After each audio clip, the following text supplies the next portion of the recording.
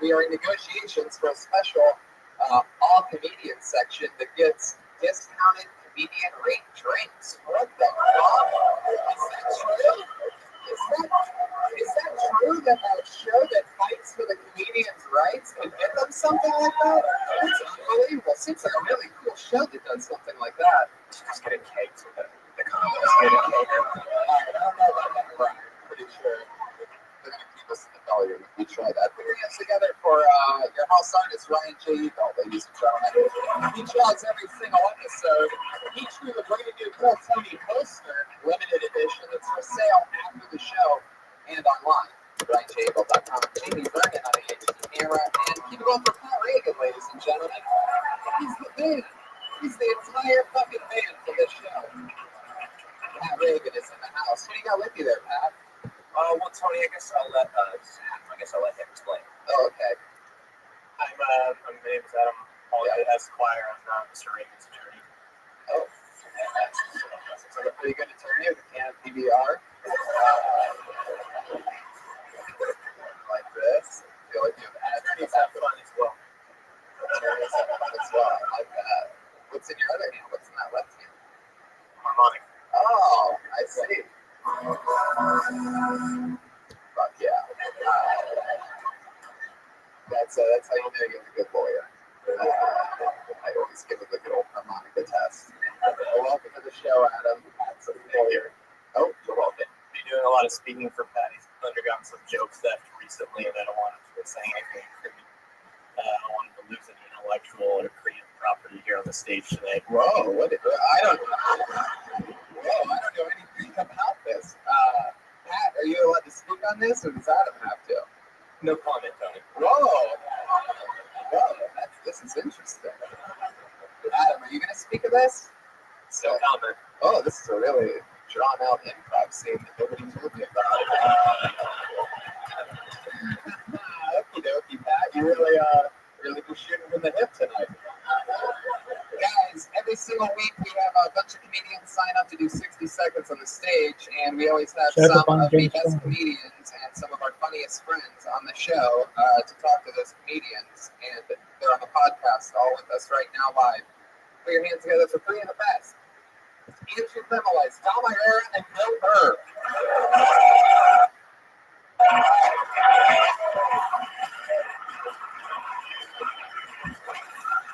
Here we go.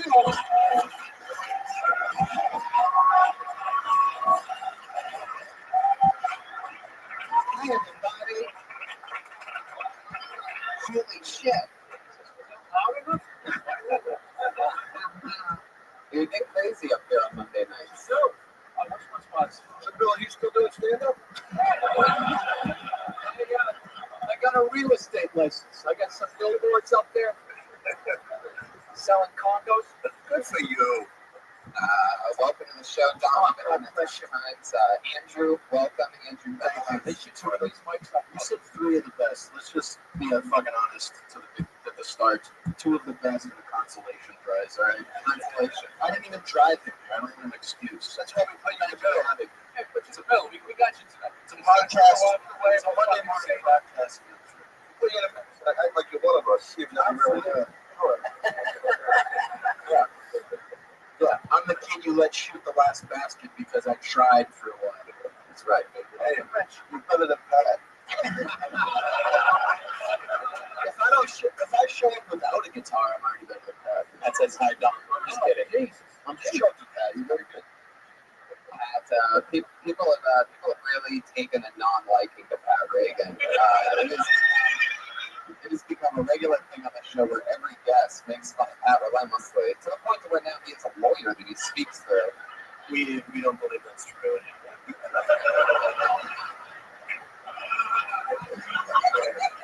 I love it. So welcome to the show, guys. This is going to be a blast. Every week, comedians sign up and then we talk to them about anything at all. Maybe we add something that they could talk about. Maybe we find out more about their lives. Anything can happen. They do 60 seconds. Comedians, you know your 60 seconds is up when you hear the sound of a kitty. There it is. That means wrap it up then, or else you're going to bring out the angry West Hollywood Bear.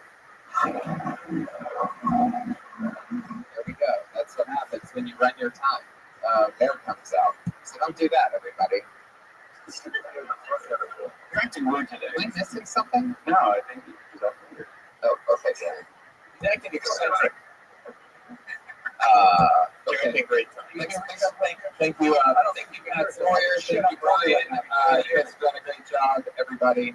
Let's start the show. Are you guys ready or what? You ready to roll? You don't hear me at all? About what? I was just shitting all over you. You can't even hear me. Now you can hear me. Yeah, now I can hear me. Okay. What did I do? Well, I just said you weren't acting weird. You're acting very like eccentric. Yeah. You just seem like those trust fund kids that, you know, that like in Eastland can just paint landscapes their whole fucking life. Speaking of easels of painting, I have to communicate with people. It's a little weird. Yeah, it's a whole thing. Tony, I was keeping this thing on its helm is quite a great job. I'd like to say one thing before the show starts out. These two women are so beautiful. Sitting in the front, I gotta say, I know one of you is obviously hotter than the other, but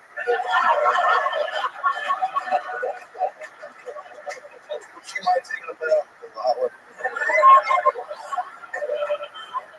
Wow, she actually did it.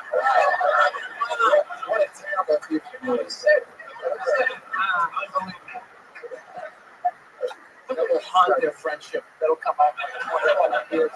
Remember the fucking gal like in 2016 when you found? How do you know he wasn't talking about me? Let's start this show. Fringe on my jacket. We're gonna watch 60 seconds of uninterrupted comedy. Are you fuckers ready for this? Alright, first comedian performing tonight goes by the name of Jesse Rothenberg.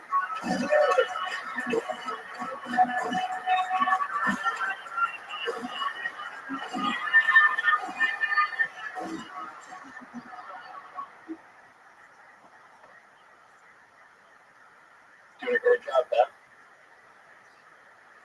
Thank you. You think you could do me a favor for this show? It's just part of the joke. You could like stand up and salute me real quick. Just do it. Okay. Oh, thanks so much. That's really nice of him. That's also why I think Donald Trump might become president. Just compliment someone, put it in the context of a joke, and an idiot will make a fool of himself. Sorry.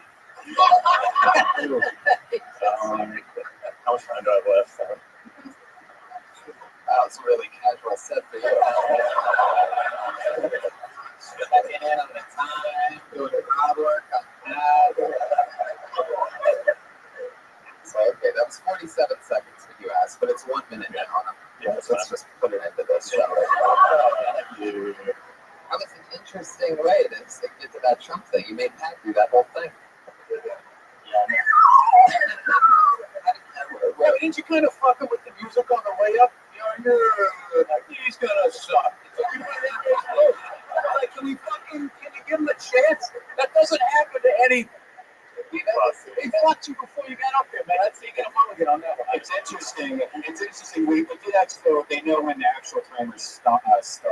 You know, so it's not like a fade. I didn't notice it at all. So. Okay. It didn't throw him on. It was going to be that bad no matter what music played him up. He could have had, I tried, man. I tried to give you another swing. You know? Well, you did 47 seconds, but with the laughs, it was 47 seconds. What's your story, Jesse? Where are you from? Philadelphia originally. Oh, that's Philly. Oh, yeah. Nice. It's the city of luck. Fuck you. How long have you been on stand-up, Jesse? Like a year. Here in LA? Yeah. What do you do for work? I'm an analyst, like a data analyst. Bullshit. Yeah. What kind of data would you analyze? What people buy at the company. So it's just like numbers and such. Now that would have waited. I wasn't there, but you went up in the bit, right? So you just No. I would have done it to the whole crowd instead of just saying, because you guys make fun of them, it might work a little bit better. You would have made them all stand up and salute you? Yeah. I would have. Yeah. You know what he's saying.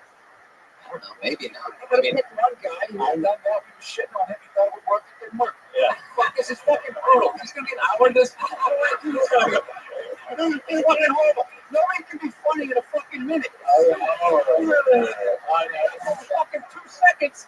It happens a lot. Jesse just took a break. You're fine. Hey, Bill. Cheers. You're getting a little cranky. Go get your money, will you? I'm not getting cracked. I'm sticking up for him. You guys are throwing him under the way you push to me. Himself under the bus. Huh? He got himself under the bus. There's one more, and then I'm out. There's another one. Me, just to be fucking mean. I'm not doing this for fucking. I'm trying to bring it up here. I love it. Jesse, you did so bad. One of our guests is about to crap. I don't know what else. There's a negative lining. Tony will find it. There it is. Right between the ray and sunshine. There's that little nugget of negativity. You fucking cunt. Smarmy fucking cunt. Jesus Christ. That's pretty much it. That's the route that I have to take. So I'm riding hard.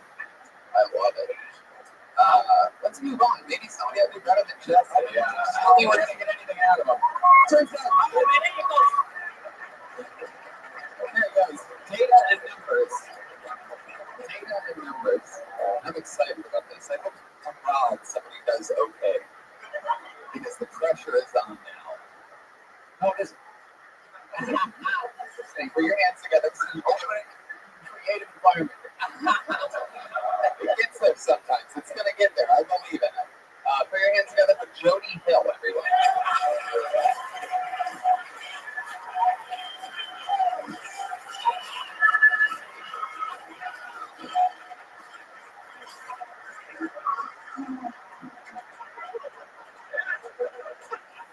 Guys, I really hate to brag, but I've got a friend with a big old dick. Like, I haven't seen it yet, but, like, he's never not talking about it. I asked him the other day if he was going to do his taxes. He's like, no, man, that's some little dick shit. I said, no, you should do your taxes. It's pretty important. I love the idea of, like, a super progressive couple having a baby. And they're, like, in the doctor's office, and the doctor's like, it's a boy. They're like, actually, that's up to him. That's not your choice to make.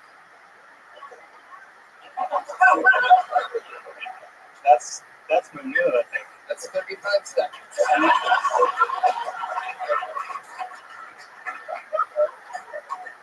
Just pretending it's a minute? Okay. That's Jody Hill, everyone. How about a salute? We'll do a salute. Salutes are funny. Jody, your Pink Floyd Dark Side of the Moon shirt goes perfect with your stone red eyes.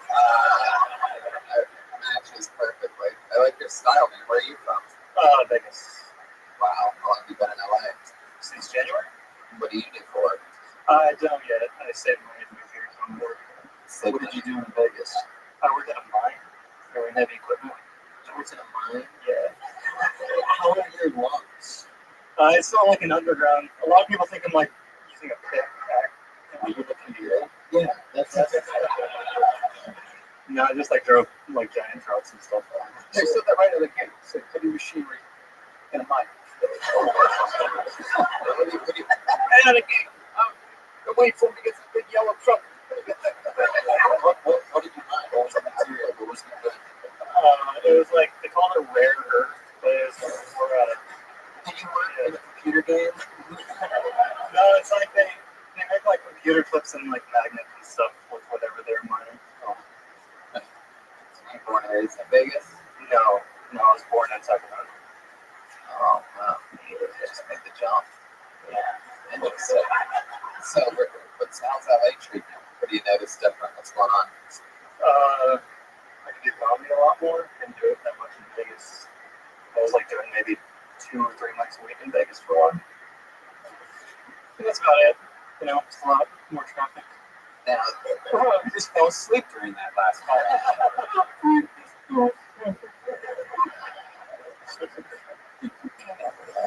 Now, do you normally do Like, do you normally go less than your time? Like, what are the types of things do you normally talk about?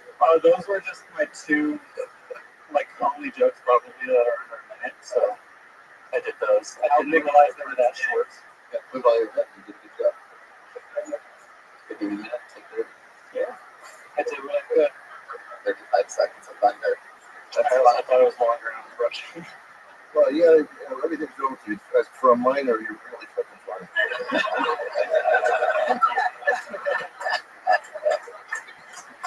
So what's your plan? Like, what are you gonna end up? What do you think you're gonna do to survive? How much mining money can you possibly have saved up out there? Did you gamble at all?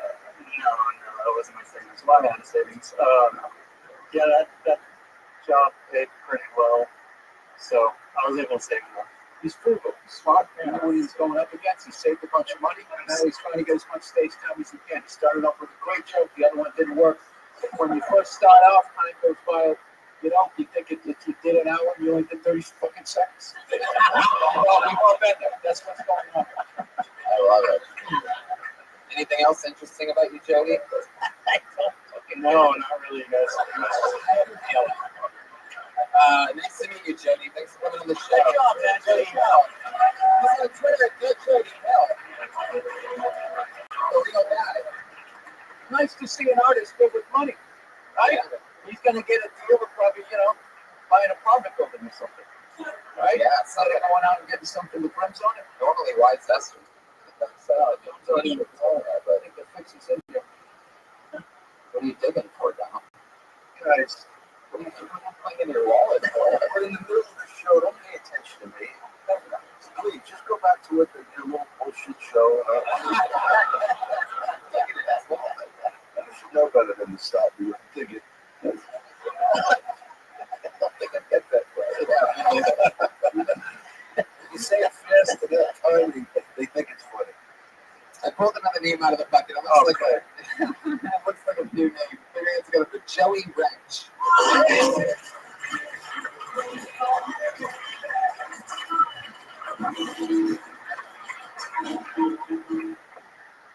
So, I'm at an interesting time in my life.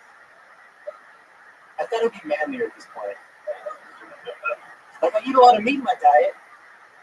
You can't tell because I'm cursed with a vegan's body, but it's in there. Never been in a fight before. Never done one of those. I feel like if someone tried to push my chest in the hopes of a physical altercation, I just panic and slap the glasses off my own face. And just hope. It's not all bad though, my situation. Like currently I live in the hood. Like here's how hood I live. They tag on the bushes. One of the old wise gangsters tried to recruit me. When he tried, I was like, does your gang have an IT department? No? Then I'm not qualified. Thanks, guys. Yeah, Joey Wrench. 45 seconds. Yeah. He's one short tonight. I didn't want to hear the bell. I like that. You guys got another date today? what the fuck? He's got to do 2 minutes across the street. Man, 2 minutes? That's a lot of time. I've done this show 10 times. I've never seen everybody's fucking short. It's hilarious. Joey, where are you from? It's your first time on the show, right? First time. Southern California. From Ontario, California. Like an hour east. What's the other do you live in? It's like right next to MacArthur Park. Like kind of near downtown on the border where all the Skid Row-ish. Can't see your Feel threatening. Somebody No, I don't. No one messes with me. It's kind of nice. I'm just gonna. If anybody has a news site like myself during this interview, You still live out there? Yeah. It's great. That's a grueling drive in traffic. It is. Yeah, it's right next to the 101 and the 10, and it's terrible. Party. So what do you do out there? How are you surviving? I work for a staffing company. It's like that temp. How old are you? 26. What have you been doing? Before that, I worked in the medical field. Yeah. Again, now that We like this. but it's like ice wrap for the next 5 years. You're my high school. Yeah. At an age, because you're smarter than the 16-year-olds going off in the shit that aren't paying attention. For you, it's real. You look young. You lace it. I have no contacts. I don't know where to get you from there. But that's the starting point. You said I look young, so that made my nights. You're also very cute. I'm also very cute. You're adorable. Isn't he adorable? I like the hesitation. You're not funny, but you're cute. So that's fun. Like, what kind of tempting do you do? Anything? Basically, I'm just like a personal shopper. I hang out in a grocery store and I buy. Yeah. It's like people complain about their day jobs. I can't because I hang out in like a Whole Foods. What do you do to stay sane living in Ontario? 'Cause I was just there on Friday. I did shows there. I drive out there. I always just talk to them about how there's nothing there. There's nothing there. All you do is like hang out the local mall and drink at a TGI Fridays. That's what you do. Period. You can do a TGI Fridays movie. You excited kid out of high school. What nationality are you? You seem sort of like Irish, German, and Filipino. wow. Yeah. That's interesting about that. Super. Like I think that's sexy. Oh, wow. I didn't know what I look at that. I didn't even see him whisper into the lawyer's ear on that one. I just feel like they have a good connection. Do you need an attorney? Sorry. When you're a personal shopper, you get to use your own cards, like your own rewards cards and shit like that. No cards. I know, that's what I said. Yeah. You get food for people, and then when they come down, you hand it to them. I know, like a driver comes and I hand it off to them. Yeah, then it's not my problem. So our iPhone just employees, they hire a temp agency to bring you in to get the stuff off the shelf. It's the American dream. I get a check, man. That's all I'm worried about. My client's interested if this Gilbert is advice from this comedian. Yeah, I would just say just slow down a little bit. Okay. Slow down a little bit, and just, the more you do your jokes, the more they come off natural, and you won't be like if you were in your head, we're trying to remember them. I remember like I was in my notebook for the first year and a half, and I would just be like having a teleprompter. I would just slow down a little bit. Okay. That's it. It's not a threat. It's just Let's maybe go back. Thank you, Bill. No worries. Anything for Joey Dom? Oh, as far as that, I'm ready. But yeah. No, there was something about his rhythm I thought was funny. I thought he had a couple of jokes. Yeah, and I totally agree with Andrew. You have a cool look. I'd say, it seems like Ontario is a miserable place to live. You're born and raised there. You've been there your whole life for 26. I don't know if you want to be 10 grocery shopping forever. Like, that sounds like the start of some, like, season of Fargo or something. It's like a creepy job to have, like a cool character in a something, but not in real life. I feel so sad about my life right now. Sometimes that's what you gotta get. Isn't that why he's doing this? This is his way out. Yeah. Oh man, this is the way of life. Yeah, keep going towards it. Hey, keep going towards the light. Stay away from Ontario. Yeah, I will do. Joey Wren.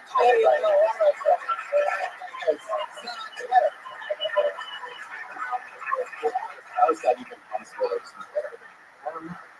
Maybe it hasn't gotten out to Ontario. California, yes. All right, I pulled another name. I bet it is Ryan Wood.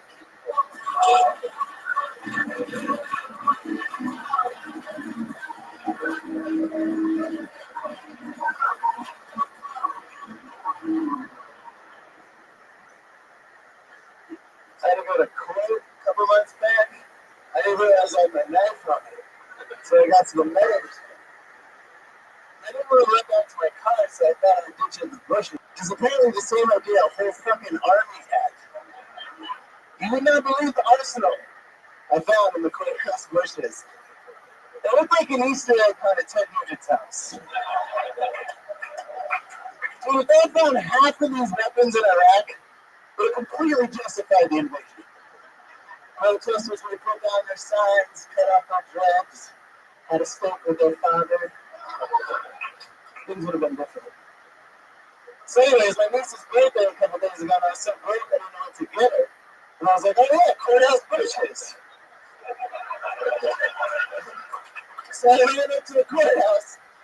I got some stuff, and I was like, happy birthday, Kendall. I got you a handgun and a grenade. But yeah, 57 seconds. Brian's birthday. Good stuff. Thank you. That's great, man. Thanks. There's a lot of fun things you can probably find this versus like throwaway phones, like there's like grocery store phones and stuff like that. Yeah, usually I go deeper into that, but Yeah, that's great. What were you on a court for? uh, Yeah, good question. sometimes when you're out of the money, you lie and say you're homeless and you're not at your food stamps, then you get fraud. They investigated you collecting change from my food stamps. I was not reporting my income to them, and I was getting, inflated benefits. And they kept down on How did you you. get caught? When I filed my taxes. So then you know that day was coming? Yep. You knew it was coming? In my mind, I was like, yes, that's 7 years. I just whatever. So you didn't claim what? The food stamps? I didn't claim my real income because I was a contractor, so they didn't see it when it was happening in real time. But I knew when I filed my taxes. 7 years you did that? I'd like to remind everyone to file their taxes. Thank you, tax lawyer. That's a very good point. Listen, I knew what was happening, but that's not real. I don't believe it. So I accumulated some debt and that's fine. It was a April 15th coming up. I mean, you knew it was going to be. You knew Yeah. it was going to happen. Like, how many cans of you stockpile until? I mean, did you at least use? So I was eating organic beef and shit. Aren't there bigger fish to fry? Like what's This guy's a fucking psycho, man. This guy is going to get his own. He's going to be a fucking lunatic. Like, there's no remorse, no fucking responsibility for your own actions. You fucking dirtbag. Fucking dirtbag. Wow. God help this guy when he gets some fucking power in the world. It's bad. So what did you get? What did the court give you? So, when it what's it called? Garnished wages. Oh, that's it. Did you get any? No, I didn't get a charge. No. Yeah. I would have given 15 to Did you life. walk in with this attitude? Yeah, whatever. Fucking, gonna be beef every night.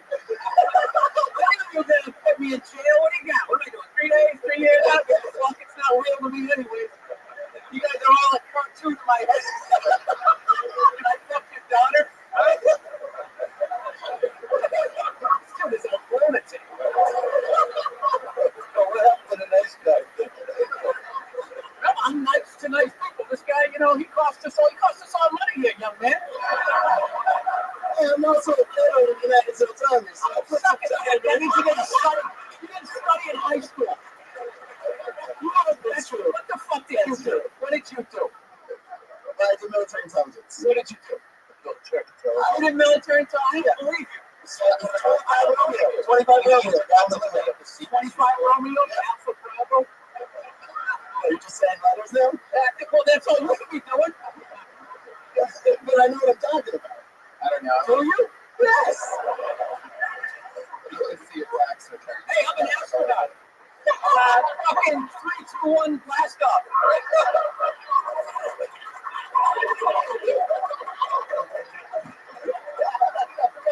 Sorry, we should be talking about traffic. Like out there. I love it, Brian. Oh, shots fired. Yeah. Shots fired. You are interesting as fuck. Tell us something else about you. I have a Facebook teacher.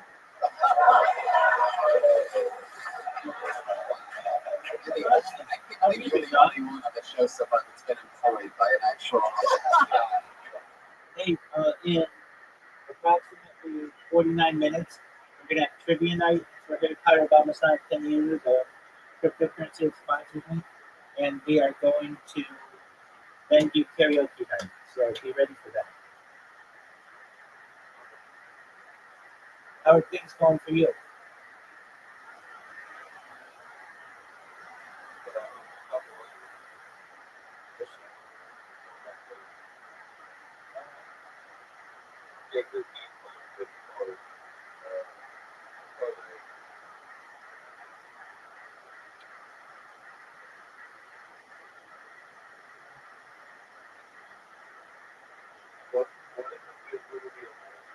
could be on any of the random questions.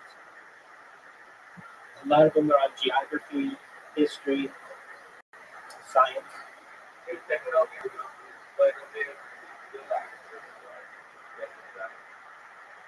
I am too. Thank you again for that. You mean the thing that changes colors?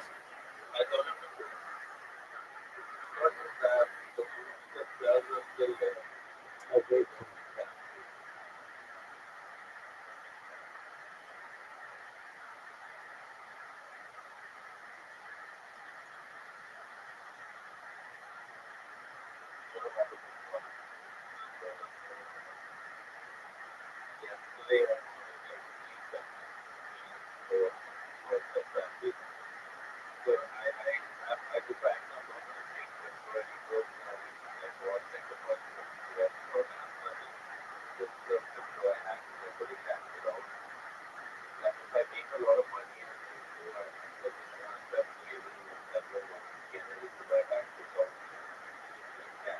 Right. Very cool.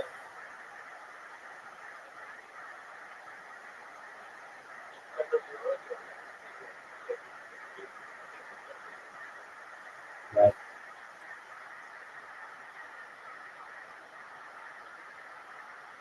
What game are you playing?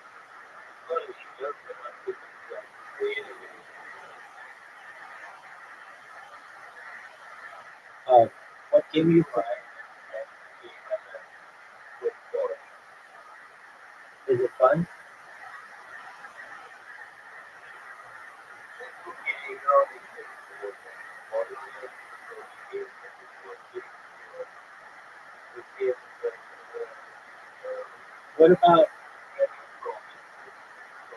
What about old school green screen?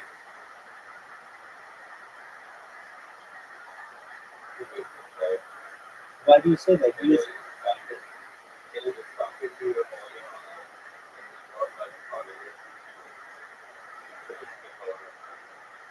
All right, well, that works.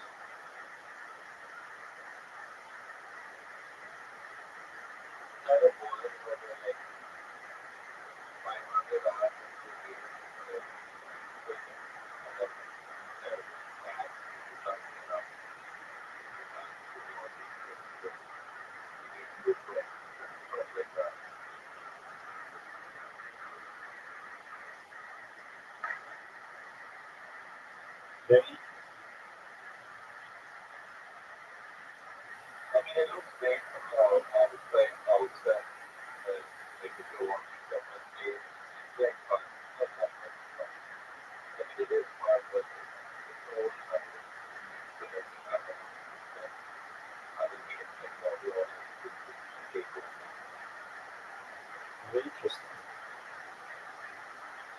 If you weren't playing those games, what would you be playing?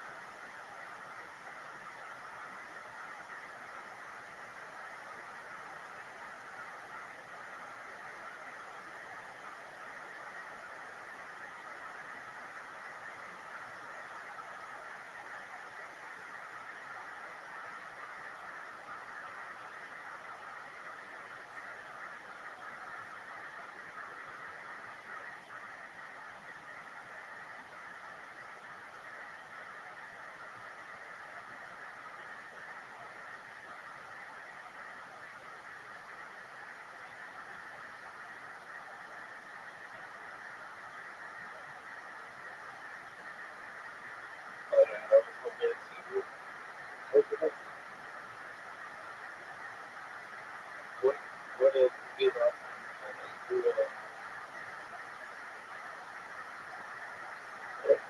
I just put it with Zoom. We've got some new people in here, and just did some karaoke earlier to practice. And now we're 42 minutes away from being with a bunch of people.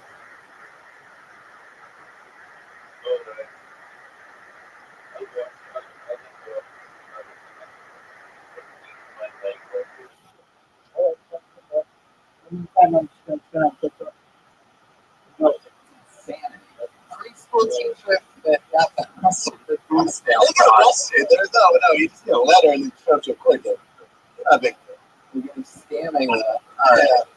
Wow. That's not your guy. Do you take a knife to the preschool What a class? job. Yeah. Do you take your knife in the bush outside the preschool? No. Oh man, that's some interesting shit. So, how long have you been a preschool teacher for? 7 years. I had a year break. Because I moved to LA and I had a kind of job here, so I had like 6 months where I actually wasn't employed. And then, honestly, to be honest, it's just I didn't report my income changing. I was in the status where I filed for it. But it's funny every time I remember like I just scammed at the beginning, but it turned into a scam. So it is a scam. I was hoping for the same thing. Well, that's fun, Brian. I mean, anything for you talk about being a preschooler? Yeah. How long have you been doing stand-up? 3 years. 3 years. Place where you're from? Berkeley. Wow. How's that? It's nice. Tough neighborhood? Yeah. I was living I'm from Atlanta. I lived in Oakland. Most of Oakland is a tough neighborhood. So you only live in black communities? Pretty much, yeah. That's why you're such a tough guy, right? Do you find any of these preschool kids cute? It took a long time. Every time I come here, I see a preschool kid, it's a pedophile like that, instantly. It's always on comics' mind. I don't know why. Why the horse came out of that? I remember when we talked about being a tackle master last time. Yeah. You definitely have the face of one. I don't know about I actually think he's like kind of a nice guy, and I like you said you probably built it up for the joke. And I don't think you look like a psycho. I feel like you look like you're from like a '90s old man, but I toured in bands for a long time. Yeah. What is man, this timeline of yours is really crazy. 7 years teaching preschool. Yeah, as a teacher. At a band. 22 years in the military. Yeah. You know you have the summers on the band. You can look me up on Spotify. Yeah, post. Check out that. Neon Bliss. So what's next? Yeah. All right, great job. That was great. All right, Brian Kobe, everybody. There he goes. Brian Kobe on Twitter.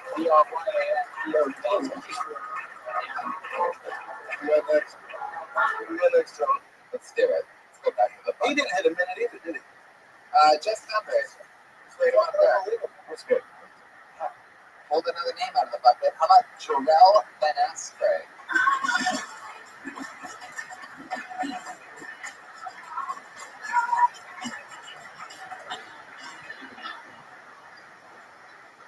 Hey, you guys thought I was gonna be black before I got up here, huh? If I had one wish, I wish I was black from the waist down. Not the size, but the color. Because you know what they say, the blacker the berry, the sweeter the juice. My ego is more of a sweet and sour right now. And I know what you're thinking. Why would you waste one wish for like tasty black testicles? If you have the word "but" to it, you can add on to the wish, man. There's loopholes. Like I wish I had tasty black testicles, but I had the power to fly. But I had the power to time travel. Fucking, I don't know. That's all I got. But yeah, 39 seconds. Jarrell Benestre. Yeah. How's it going, Jarrell? Pretty good. How long have you been on stand-up? This is like my fifth time. Fifth time ever. That's fun. How long ago did you start? A month ago. A month ago. All right. How's it been going for you? Flipping wrong downstairs. That was tonight? First time going up to the comedy store? Yeah. I thought we were upstairs. Yeah. I'm sorry, Bill.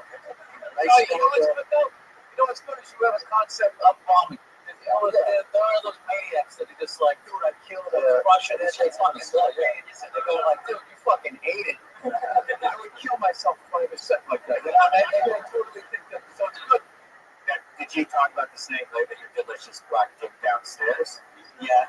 That is an interesting approach that you have. I mean, you call it black balls tasty at one point, and it's like, well, how do you like? What does that? Why that word? Why tasty? Why do you want tasty black balls? Have you ever had them in your mouth before? Are they tasty? Is that a magic? So the least of your concern of your fifth time doing stand up. And it's like, what jacket am I gonna wear? Yeah, that's pretty. What do you supposed to say? Revolting black balls? Well, I mean, I don't know. Depends on what you think black balls are. Like, I have black balls. oh, what is that, Pat Sawyer? I have black balls. Wow. Sorry. You have the timing of an actual lawyer. You know, Bobby Lee has black balls, but for real. I mean, I've seen that. You could actually see a picture on the internet. It's like his balls are black as fuck. Or watch his closing fit. That's right. Do you ride a motorcycle, Terrell? That's a thick jacket. No, I don't. Yeah, man, when you get on stage, like, I know it looks good, but you just gotta be comfortable. Like, just wear a t-shirt. Don't worry about the way you look. Everybody else is, you know. All right. Let me ask you something. I know that you're nervous, but when you're going to do all that dick stuff in that short time, what do you think's going to happen? Do you think, like, one manager is going to go to the other manager? You got to see this kid. You got to see this fucking kid. Right now, I don't know. But I mean, get up. but yeah, you should understand. What's that? No, that's what he should think. He's only going 5 times. Yeah. It's, Oh, I thought he did 6. Excuse me. how do you make money, Terrell? Is this here from LA? Oh, no, I'm from Sorry, bro. From where? the Round Valley. Where's that? It's like near Riverside. And you still live there? Yeah. What do you do for it? I work at Target. Oh, shit. Wow, what part? I stock shit. Yeah. Nobody gets more pussy than those guys. Sorry. Talking pussy. I see him all the time. Hot chicks draped around a red polo. Well, Terrell, that's fun. That's a long drive, huh? A couple hours in Riverside every time. Yeah. Hey, look, you bought twice. It's 1 hour 49 minutes. How did the other, thank you, Pat Sawyer, how did the other 4 shows go? Anything better? Anything different? What was your first time at? Big win. Was the first time your best? No, the second time was the best. I do better with black people, I think. So yeah, especially when you're telling them their balls are so tasty. Pretty sure they did that. That motherfucker funny. Really, dude, that's come on, look at that motherfucker. Like a motherfucker that's more.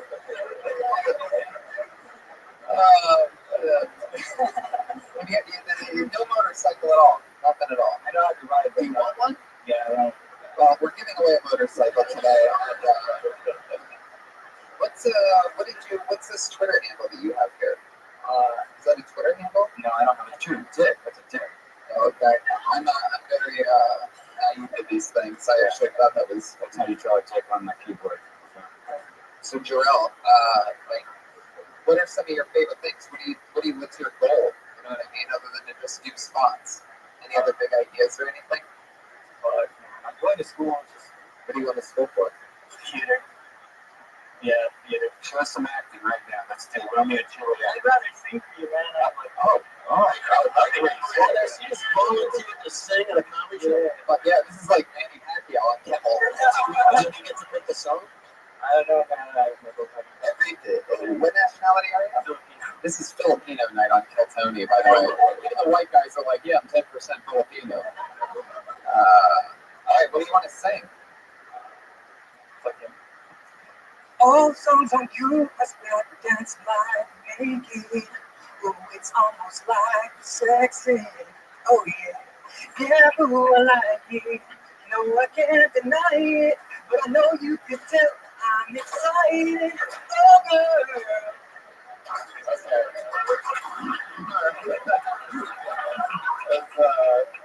I'm pretty sure That's a copyrighted song. You shouldn't play it on the podcast. You guys kept on this, right?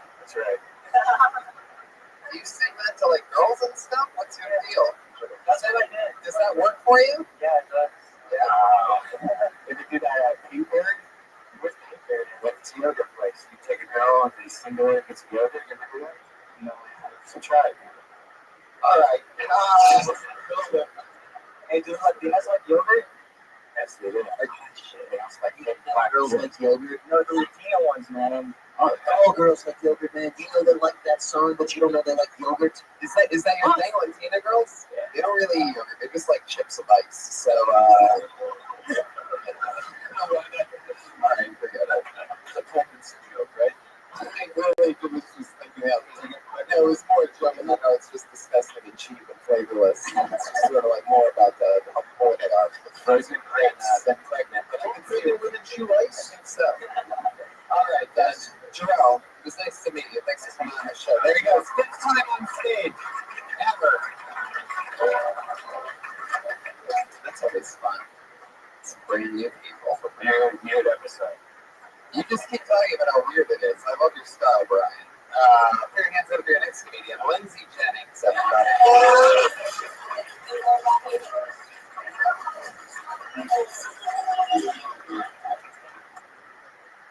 I recently learned that they're now using aborted baby fetuses for stem cell research and also for mascara. I don't really get why people are mad about it though.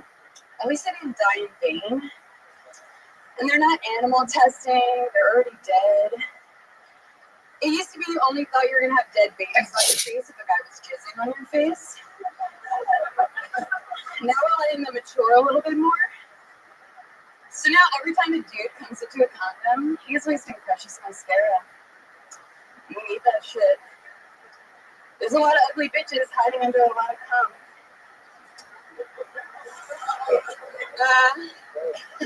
I actually had a pregnancy scare myself recently, and I was like, fuck, dude, if I'm pregnant, I'm gonna fucking kill myself. And then I was like, wait, actually, if I'm pregnant, I'm just gonna kill the baby. Luckily, I didn't have to do it either, because he didn't exist. And that's that. Thank you guys. That's it. Lindsay Jennings. Dinner time. Welcome to the cat noise. Yeah. Nailed it. How's it going, Lindsay? You Good. Yeah, I got up last week, so I wasn't expecting to get up this week. But I'm stoked. You're amazing, so thank you for being here. Thank you. Enjoying this. Hour of awkwardness.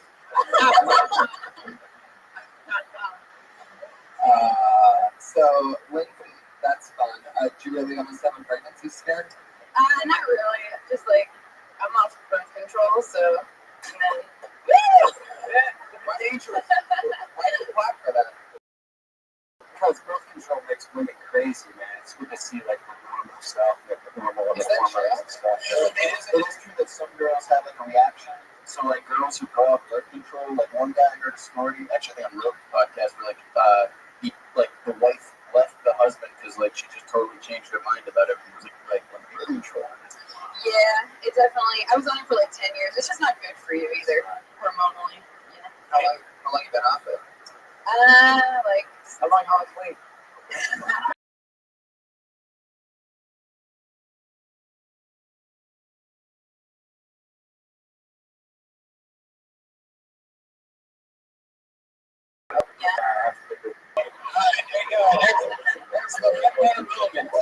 All of a sudden, you guys score your favorite.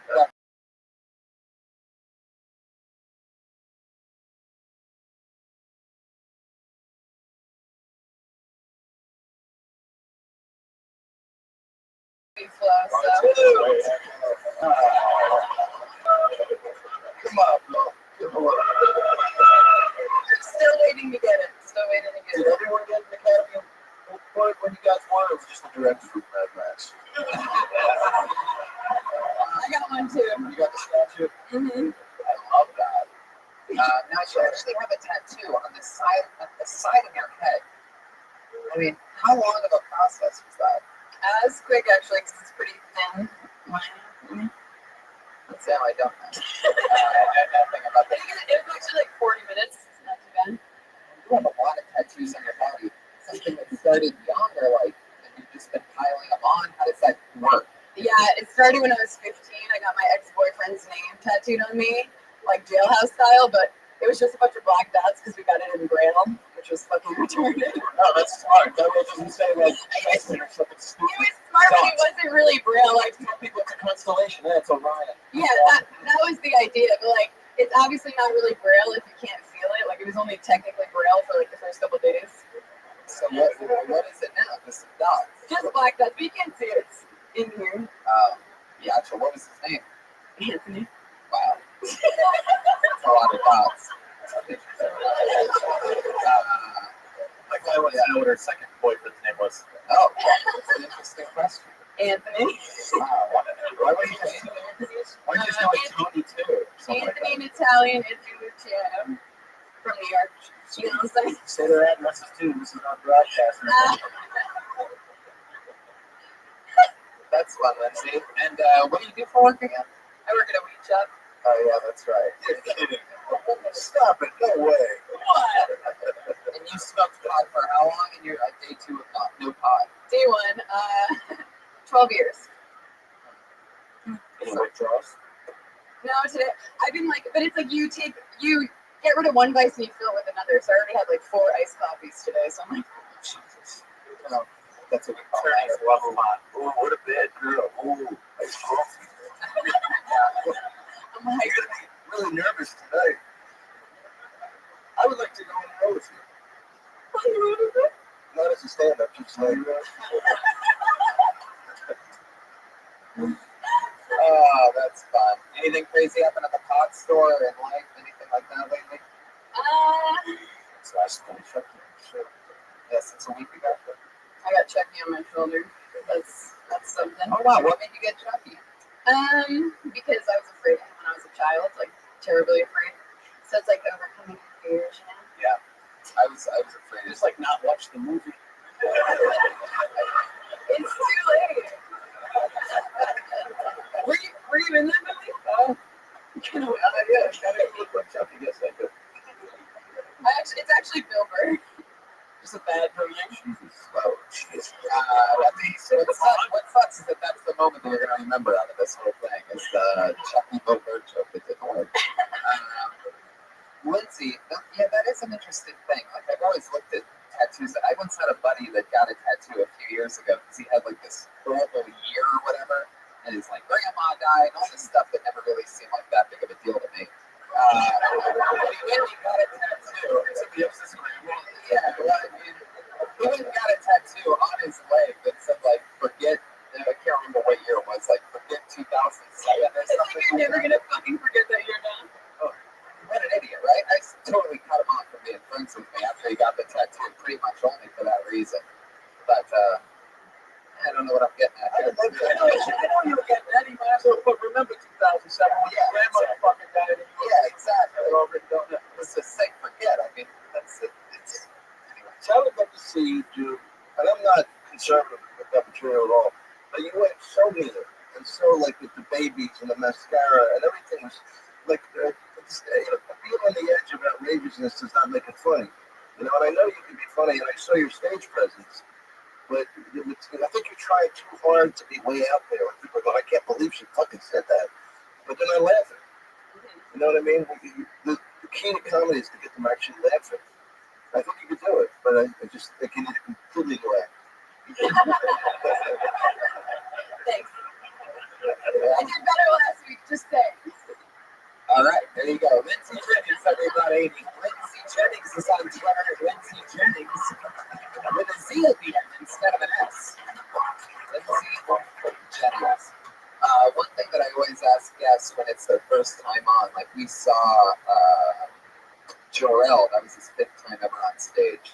Was there ever anything that you guys, I've probably asked Dom this a few times, so I'll just go to you two. Is there anything that you guys did when you first, very, very first started stand-up that like you can't believe you talked about or thought about or did looking back on it? Yeah, probably everything I was doing. I just more like, I watched the VHS tape of myself way back in the day, like 5 years ago, and I couldn't believe just how fucking, just horrific. I remember I was afraid to take the mic out of the mic stand because I thought the cord was going to come out. And I was standing there and I was doing my jokes. For some reason, I remember how Donald Trump used to go, "You're fired." For some reason, I was telling my jokes and I was just doing this. For me, it wasn't even what I was talking. If you're doing it that little amount of time, you really can't criticize 5 years ago? somebody's act. 5 years ago, Bill? 5 years ago, what? You were doing that? No. I was saying I watched the tape. Okay. That's fucking 5 years ago. You were fucking great already. Yeah, 'cause I switched to this. Oh, No, I just the big thing for me was just getting comfortable. I would go way too fast, and then when I took the mic out of the mic stand, I would just pace like crazily to the point I was like sweating, and my movement had nothing to do with what I was talking about. I can't believe I got any laughs whatsoever. So I don't remember the jokes. I would have the horror of what I was talking about. I would move the mic stand up and down so much that people weren't even paying attention to me. They're just watching me, like hypnotizing with this thing going forward and backward, like I was shifting. I was like, and finally, I just said, what am I doing? Yeah. my first set was on the Tonight Show. Everybody. I remember something that I thought was very funny looking back. I was doing stand-up, and it was the first time I ever did it in front of my family. My cousin Johnny was fucking crazy, and guys weren't laughing, and he got in a fight with them. What the fuck are you not laughing at? He's fucking good. They started fucking Johnny K. He goes, "You're fucking funny." I go, "But Johnny, they let it develop." He was like fucking mad at people. Imagine one of us just diving into the crowd. What the fuck are you not laughing at? That's good shit. And he was a young lawyer and was vomited on the jury. Oh, wow. Pat, did you tell him to say that? Hey, lawyer, why don't you shut the fuck up a little bit, all right? Take your moments. You're here on Pat's behalf. Do you need legal representation concerning your name, Kill Tony? Are you under threats? No, I'm okay. And you know what? Don't listen to Pat anymore either. I put another name out of the bucket. It's Morgan Brief.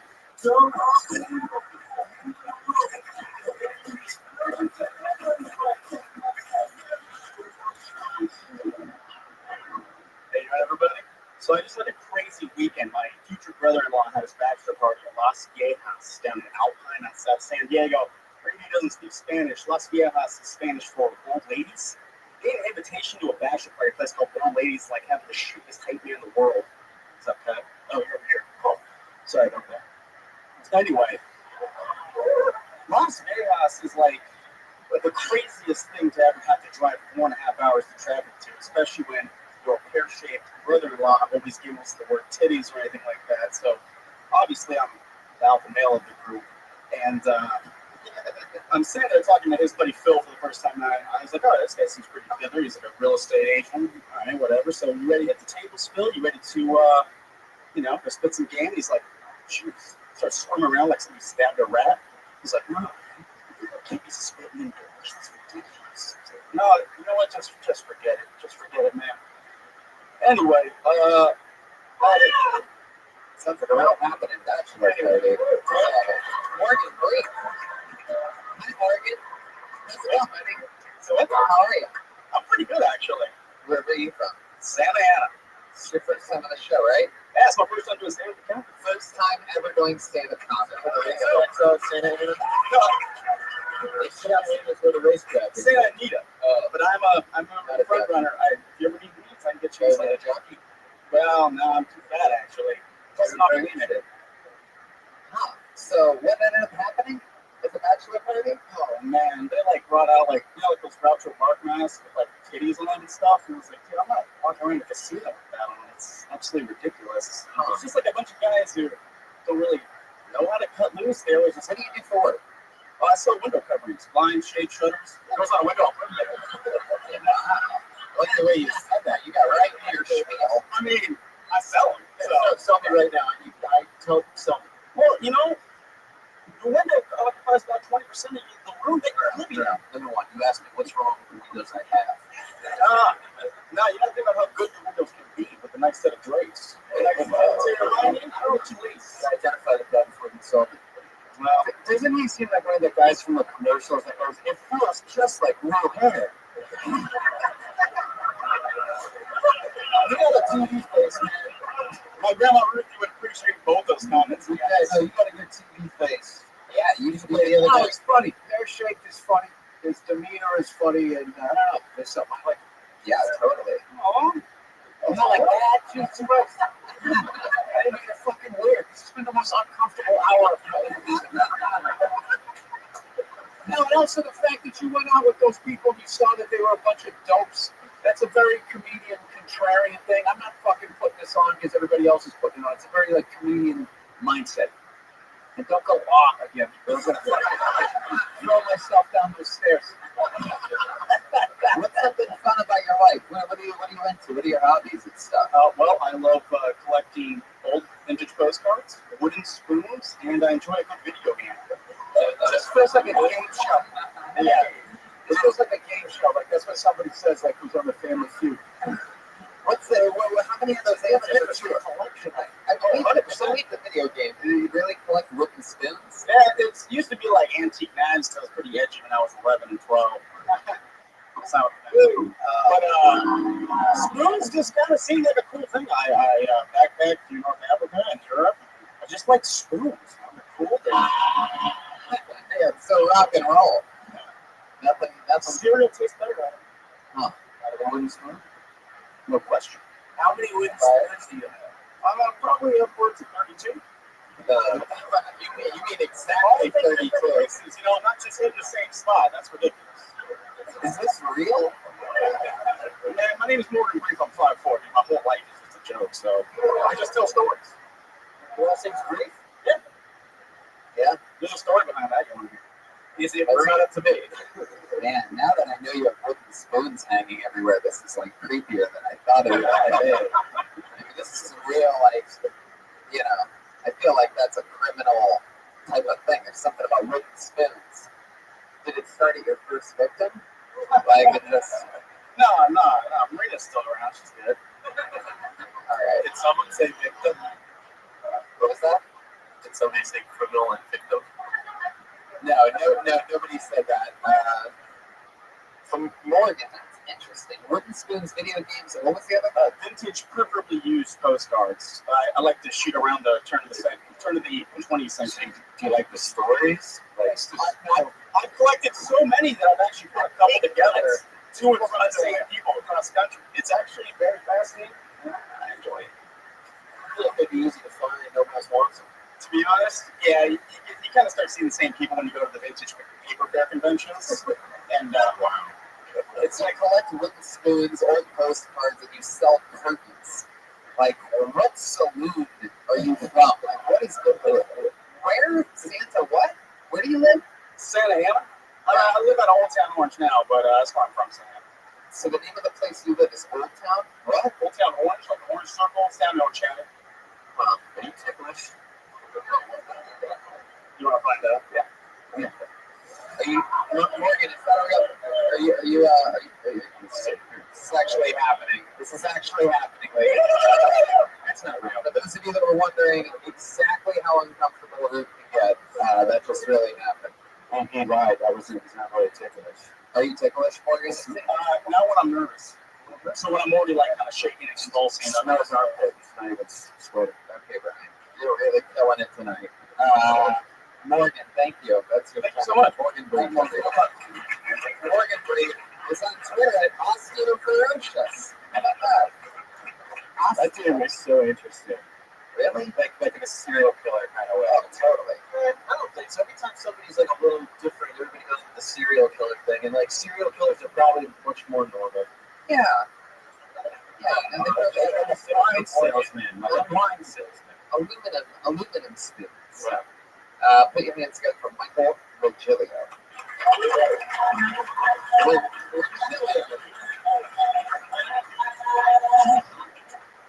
You guys, I used to date a stripper. Let me tell you something. This guy could get the paint off your walls. Let's talk about stereotypes. Shall we? Stereotypes. There's what? Sony, Panasonic, Sanyo. Stupid. You guys, I'm doing all right, though. I'm doing all right. The interesting fact about me, true fact. I've only thought about killing myself one time. One time. I was like 14 years old. I thought about it for like 30 years straight. It's all right. It's all right.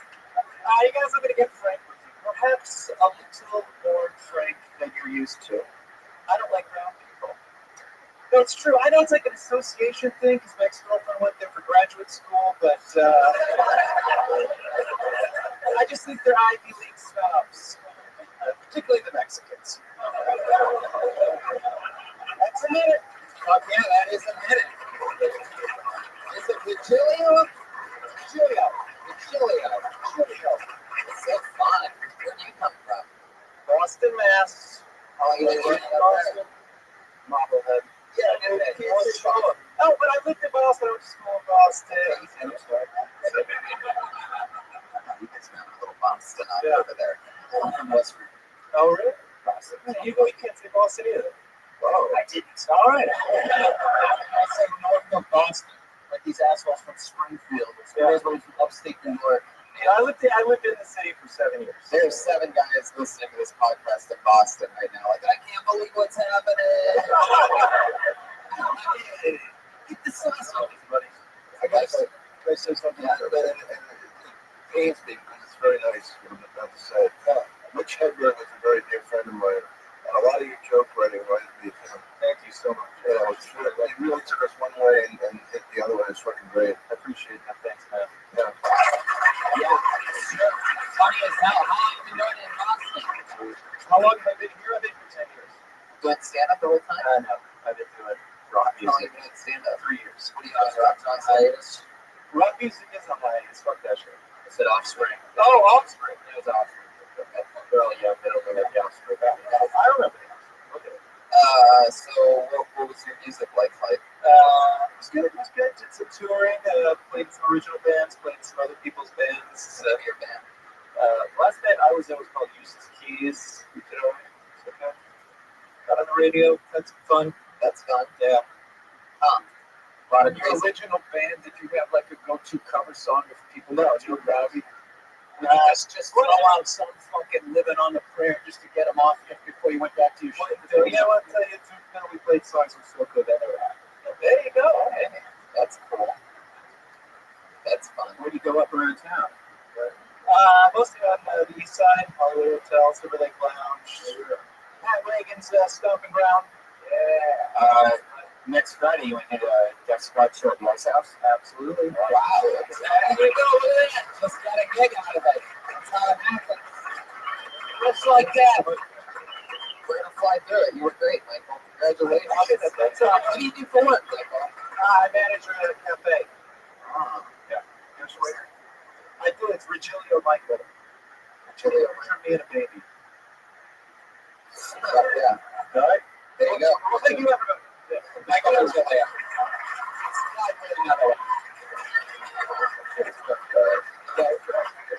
I like it, dude. Every time one of my friends comes on here, they do well. So I love that you don't own that they're your friends until they do well, though. You always make sure they do good, and you go, "Hey, that's one of my buddies." Maybe they'll come up and you can say that about the lawyer that you brought with you tonight. Like, hey, yeah. client enjoys funny comedians. Oh, there you go. Thank you. We're going to go to Stevie Temple.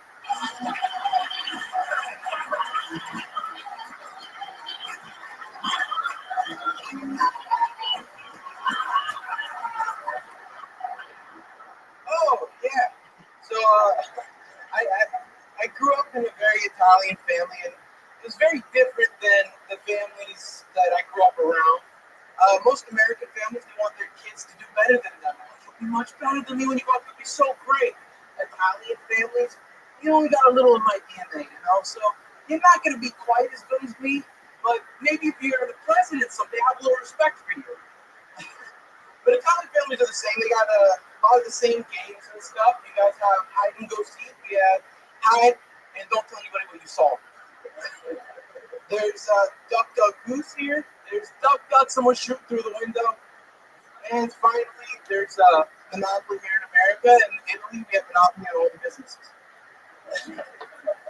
I felt like I was a person. I like to paint my penis green. No, just when it's soft, though, I painted green when it's soft, so when I get hard, I feel like Incredible Hulk. And I do my goo, and I'm back to being Bruce Banner. Fuck yes, Stevie Temple.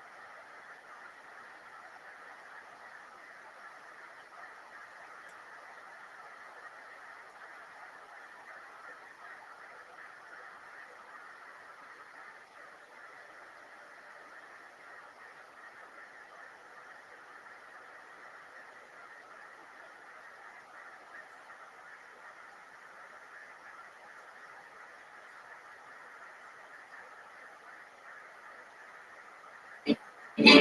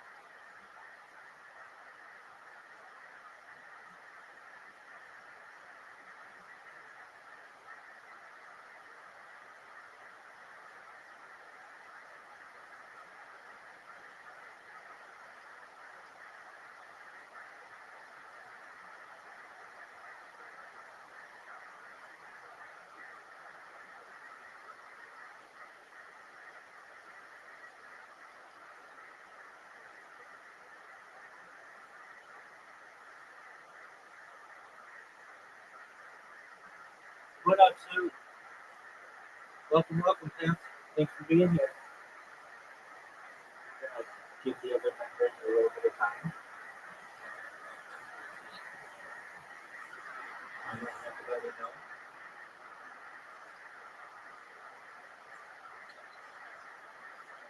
We do karaoke now. You can do karaoke if you want to sing right now. Okay.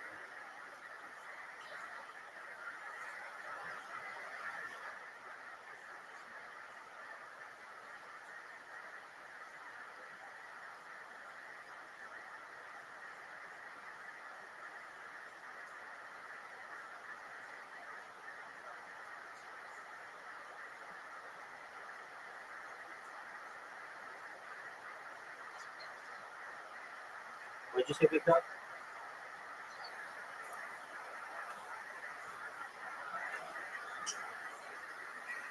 Absolutely.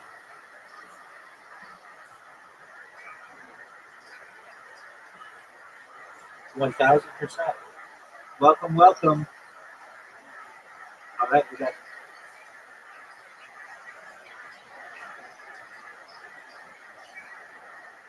plug it in, plug it in. We've got Zoo in here. We've got my friend Holly in here. Welcome, welcome. We get everybody else in here.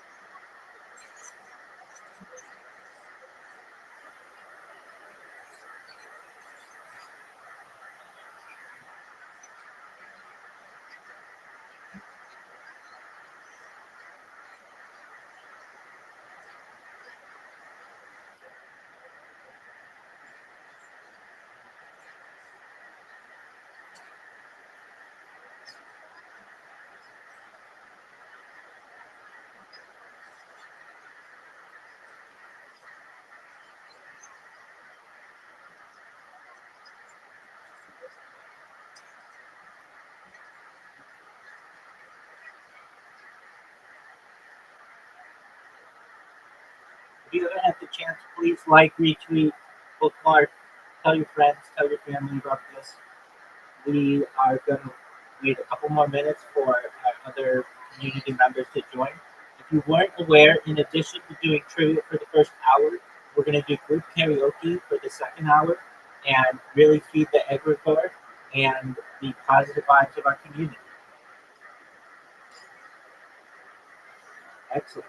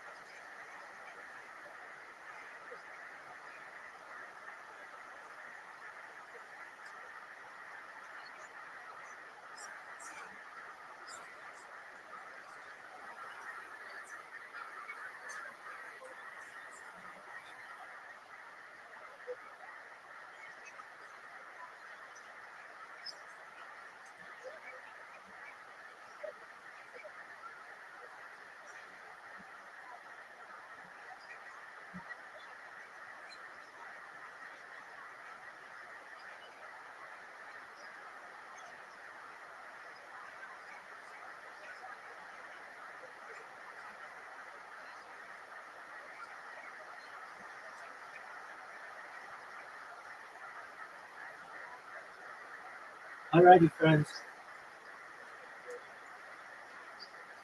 Hello, hello. Alrighty.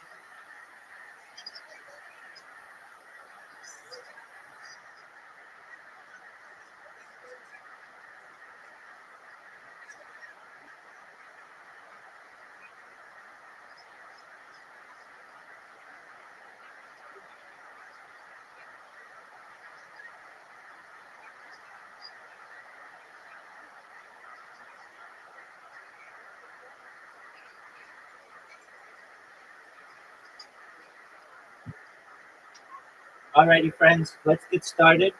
Question 1. Who turned all he touched to gold? King Midas is correct.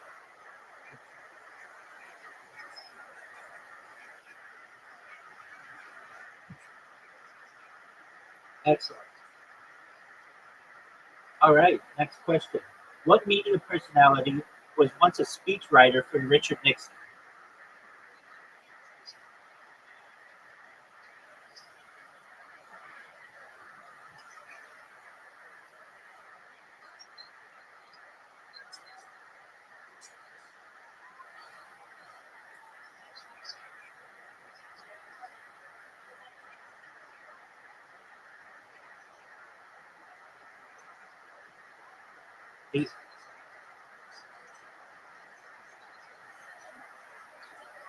It was not Jerry Springer. The media personality who was once a speechwriter for Richard Nixon was Ben Stein. Next question. That's true. Next question. What Tom Cruise movie takes place in the year 2054? Minority Report is correct. Excellent job. Next question. Which U.S. actor, widely known for his portrayal of Batman, passed away on June 9th, 2017? Who was that? No, Heath Ledger. No.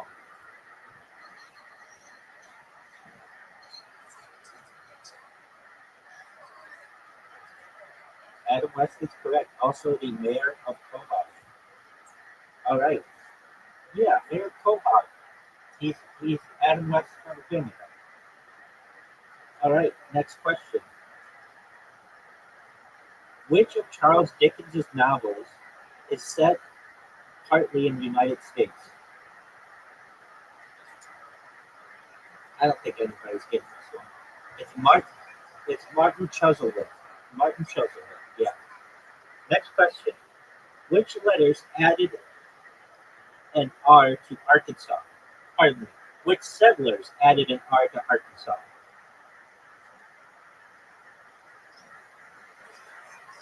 Exactly. Okay.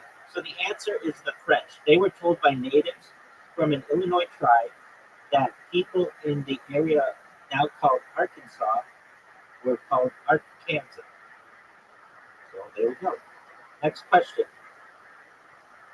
Which U.S. state is known as the land of enchantment?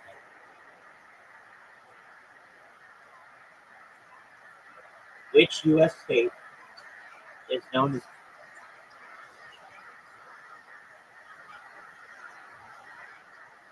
It is not South Carolina. New Mexico is correct. Excellent. Very good. All right, next question. What type of bridge is the Golden Gate Bridge? Suspension bridge is correct. Next question. Which U.S. state's highest mountain is Mount Elbert?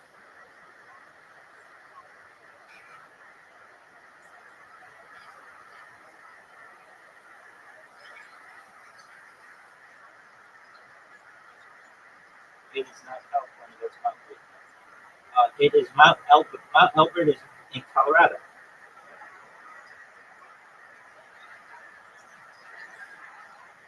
You would think, I mean, it's just not well known. I mean, at least the non-Coloradans.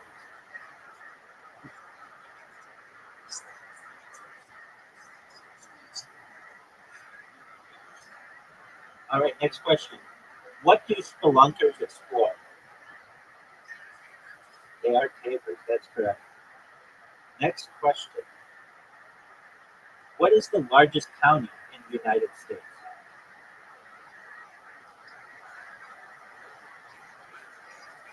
It is not Miami-Dade County. We're looking for largest in terms of square footage or square miles. It is not. It's San Bernardino County. It's larger than a couple states, but actually, it's. I mean, if you really want to get technical, Alaska has county. They don't go by the county system, but they have various different elections. All right, next question. Heineken beer originated in what country?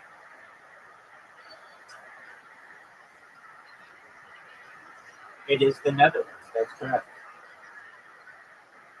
All right, next question. Very good job, you two. Next question. Who popularized the turducken by offering one to the winner of the Thanksgiving Day NFL game?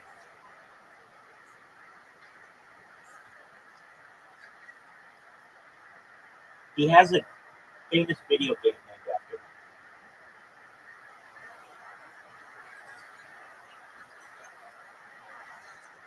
Who?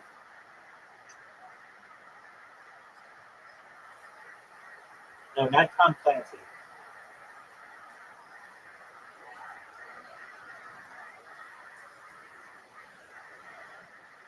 I'll help you with this one. John Madden.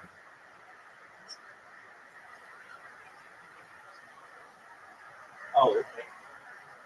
All right, next question. Who wrote the novel Little House on the Prairie?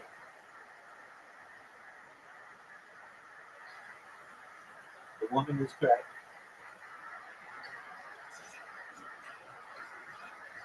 She has three names.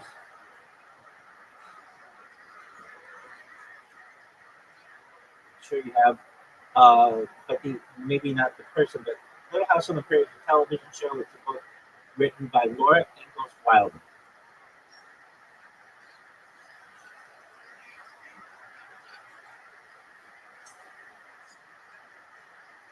All right, next question. What two U.S. state names end with the letter Y? Y. Yes. Kentucky's one of them.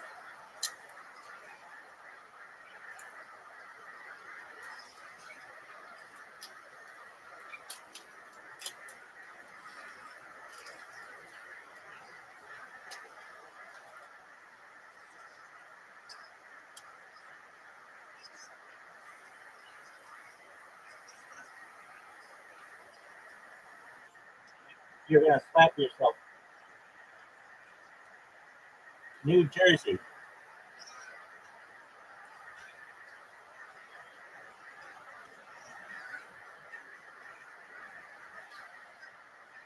Next question.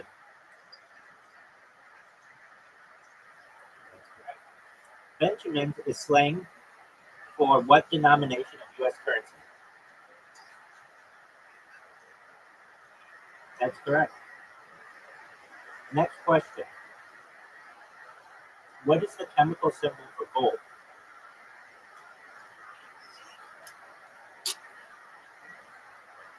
What'd you say? It's not Hg. It's the chemical symbol for gold. What did you say? Not Geo. It is AU.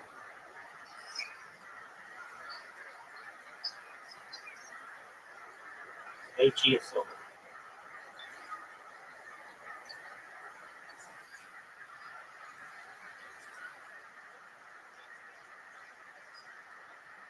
Oh, this is a good one. What fruit is believed to be the oldest cultivated in the world?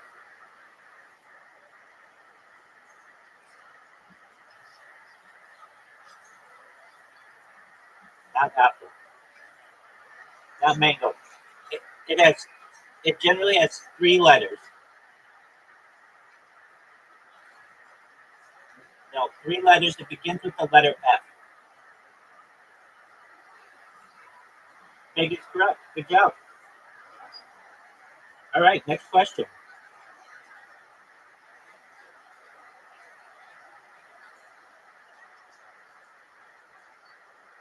All right, next question. What movie starred Mel Gibson as William Wallace?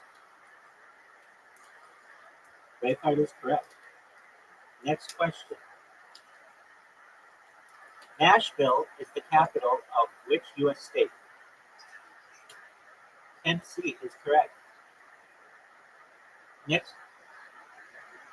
Next question. What is a hurdy-gurdy?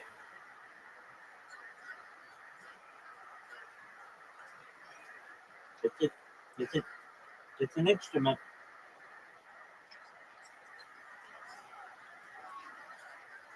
There you go. Next up. The 1980s, 1990s sitcom Empty Nest was a spin-off from what TV show?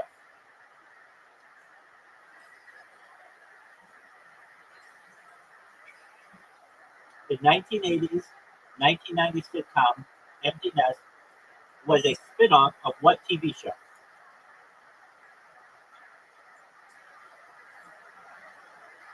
Here's a clue. Some people in the television show were Rue McClanahan, Betty White, Estelle Getty. Golden Girls is correct.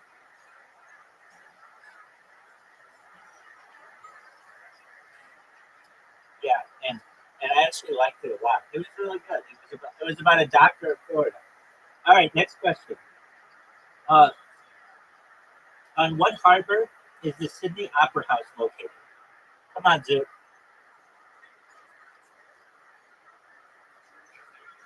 What's the name of the harbor? Sydney Harbor is correct. Next question. The 16th Constitutional Amendment, enacted in 1913, allowed the U.S. federal government to do what?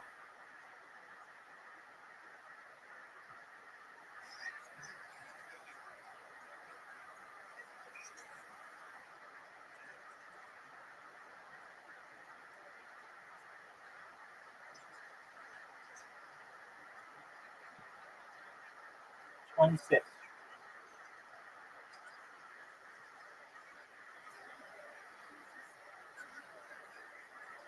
It was to tax personal wealth.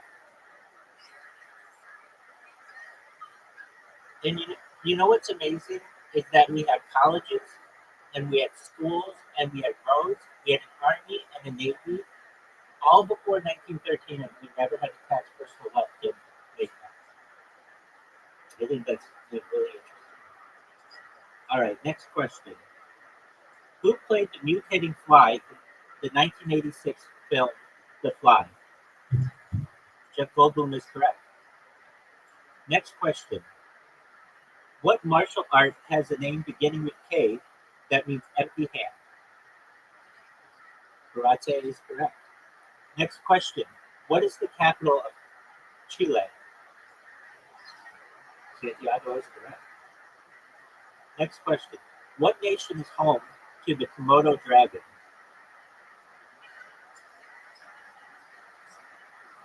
It's not Thailand.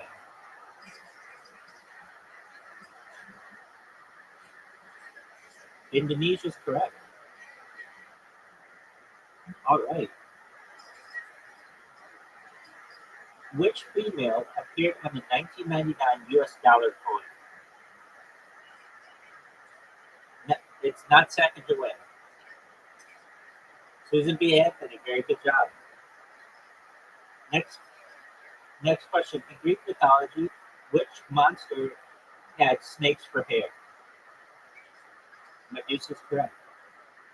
What was the name of the restaurant in the TV series Happy Days?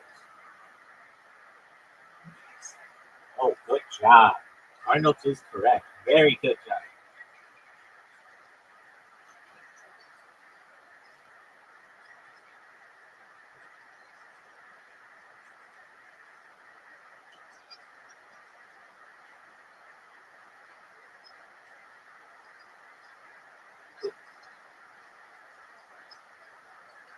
Yeah, drag that would have been nice.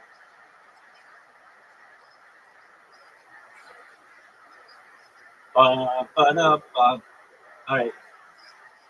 Next question.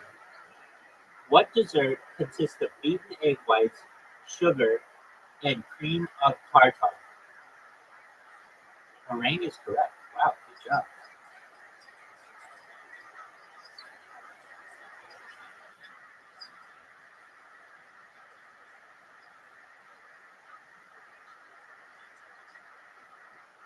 All right. Next question.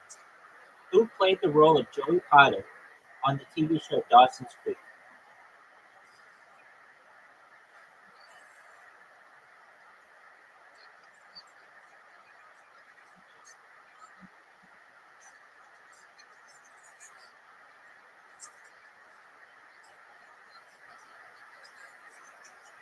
No, it's a woman.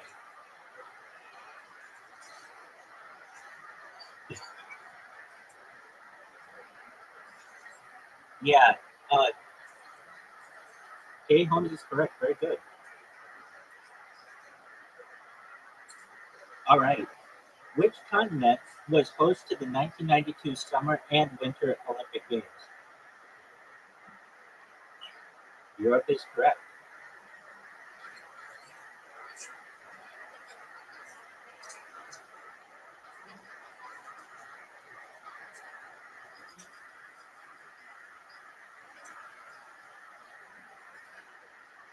All right, next question.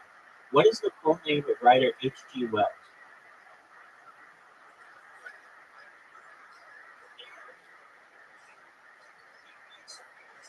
It is Herbert George Wells. No? Next question. What is the name of Holly's cat in Breakfast at Tiffany's?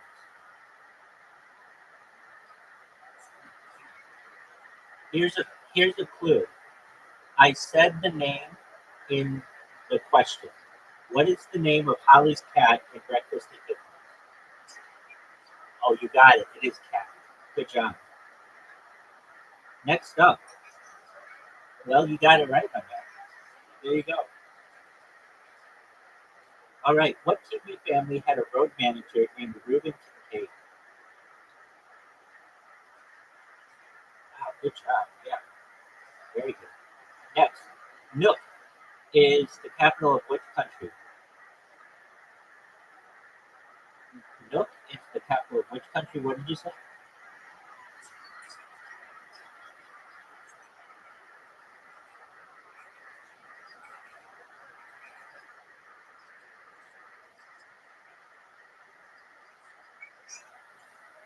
Yeah, you're very close.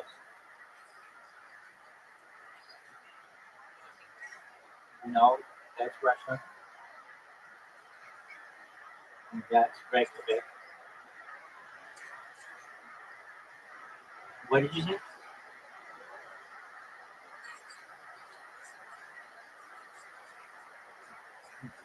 No. I thought you said Iceland. Apologies, not Iceland. Okay, it's not Iceland. It's not Russia, which would be Moscow. Greenland is correct. All right, next question. What type of satellites are always in the same spot in Earth's orbit? Geostationary is correct. Next question. What does oh no, geostationary. Uh, what does the MS hold on a second though. This raises a good question. We got to do some research on this one. We're going to chat GPT. I want to know the difference. Exactly. Yo, dog, what's the difference between geosynchronous and geostationary orbit? The difference is subtle but important. Both terms refer to orbits where a satellite stays in sync with Earth's rotation. But here's the breakdown. Geosynchronous orbit. This is any orbit where a satellite takes exactly 24 hours to complete one full orbit around Earth, meaning its period matches Earth's rotation.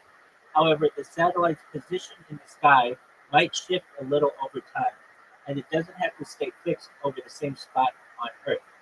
And then there's geostationary orbit. This is a special case of geosynchronous orbit. In a geostationary orbit, the satellite's orbit is circular and lies directly above the Earth's equator.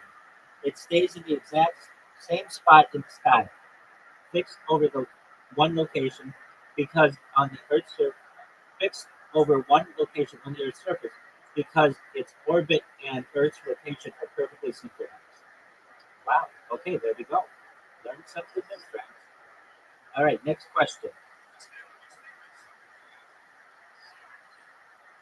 What does the MS reference in MSNBC?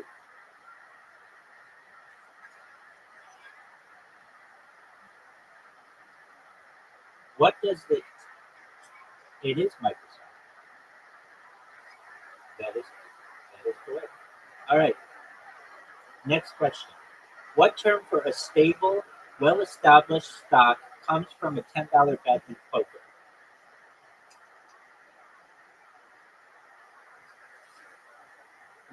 What term for a stable, well-established stock comes from a blue chip is correct. Very good. All right, next question. At what wind speed does a tropical storm become a hurricane? You got to get it within 10 miles per hour. It's not 53.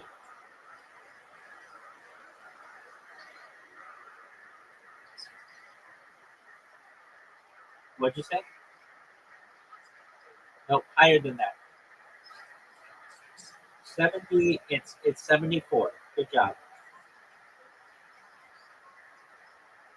Next question. What is the fourth letter of the Greek alphabet? Delta is correct. Good job. Next question. What color was Tweety Bird originally?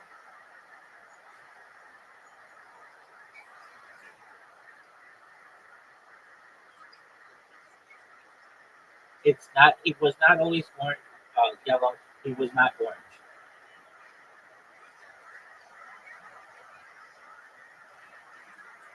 I think I just heard it. The answer is pink.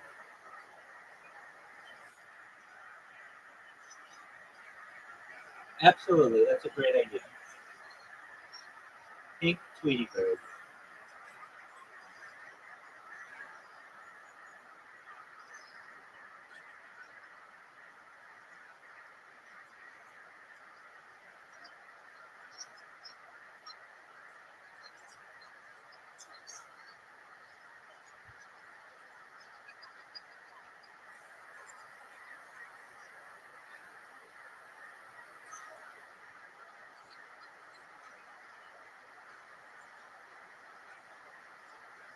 Now, I don't know if this is an original. I mean, I'm going to keep looking, but that's essentially what it would look like.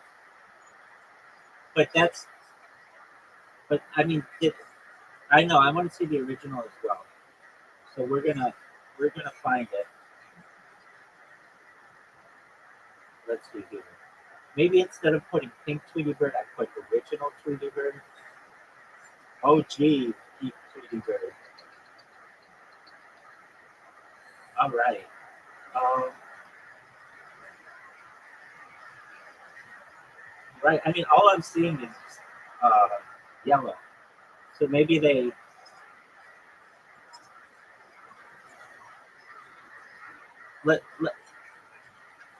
Yeah, exactly. It's like Warner Brothers scrubbed the internet of this. Let's check with ChatGPT. Yo, dog, what color was Tweety Bird originally? Uh, okay, so Tweety Bird was supposed to be a light orange color when it first appeared in A Tale of Two Kitties, but as the character evolved, he became more famously known as yellow. Now, I don't hear anything pink in that. Let's see if somebody's put up a anything to confirm this information.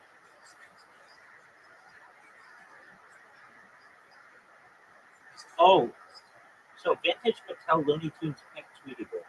Oh yeah, I mean it is pink. This is something vintage that they have.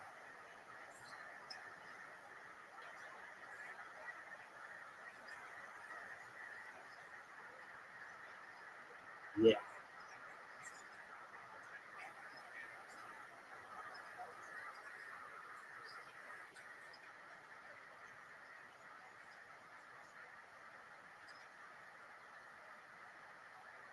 and let's see here. Oh wait, here he is. Okay, so Tweety's first official appearance, in Tale of Two Kittens, is public domain, and by that, by law, means the featherless version of Tweety is meaning you can use him for anything you want. So here is a color of that. You can tell he's not like necessarily yellow.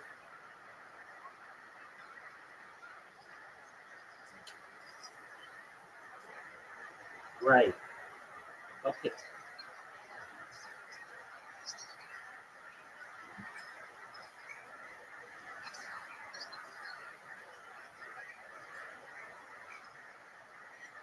Yeah, so let me explain. If you're on an Android device, you cannot see me.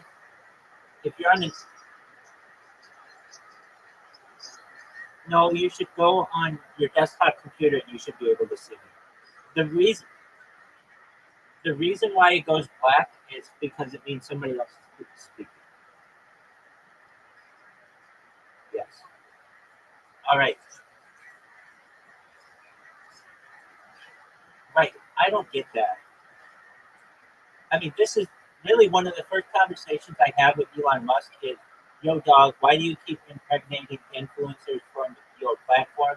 Secondly, why isn't it that the video doesn't work properly on Twitter Spaces for all people on the platform, not just iOS users or people on the desktop? I got a lot of fun. No, no worries. We're gonna bring it up to you. Absolutely. All right, next question. When did Legoland California open? Let's get it within 5 years, not 2000.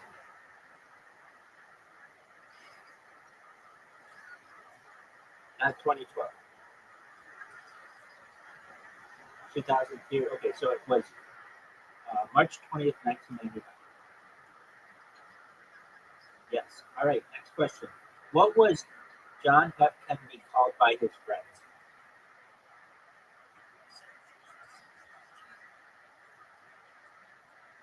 He was not called JFK, but that's one of his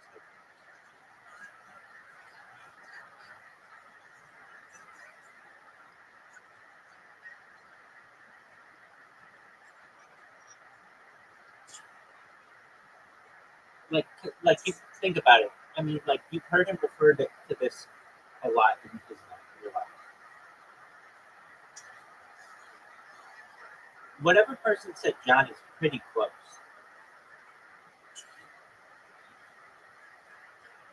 No, he was called Jack. Jack Kennedy. He was just called Jack.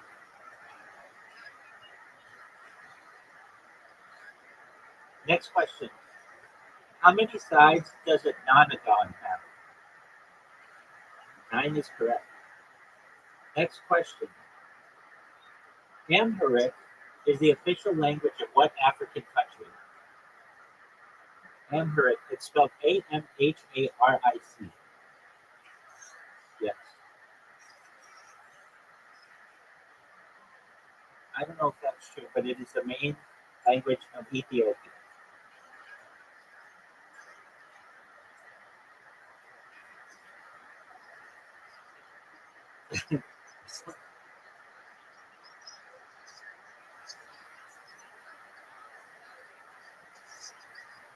It's a nonagon.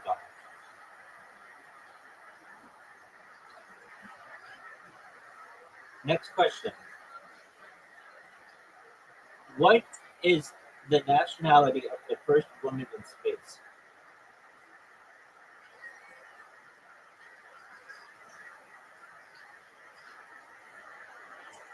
Russian or Soviet is correct. That's right. All right. What is Merlin's owl's? What is Merlin's owl name? What is Merlin's owl named in Disney's The Sword and the Stone?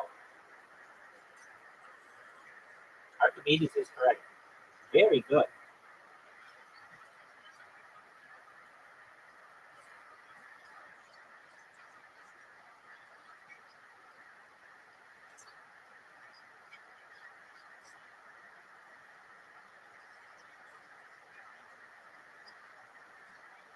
Is that correct? It's Hedwig.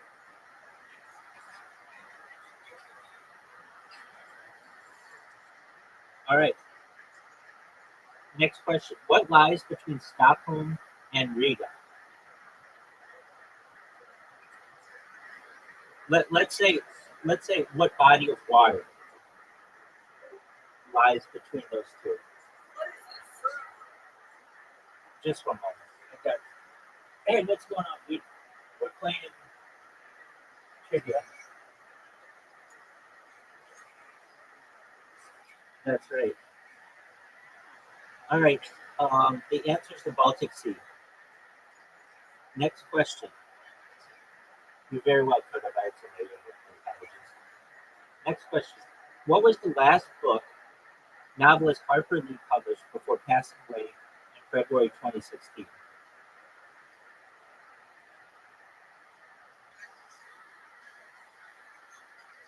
Yeah, apparently.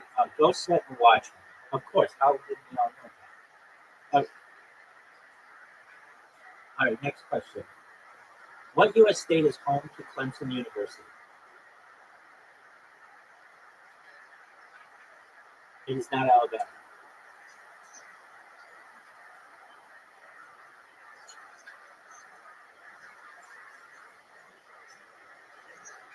It is not Georgia.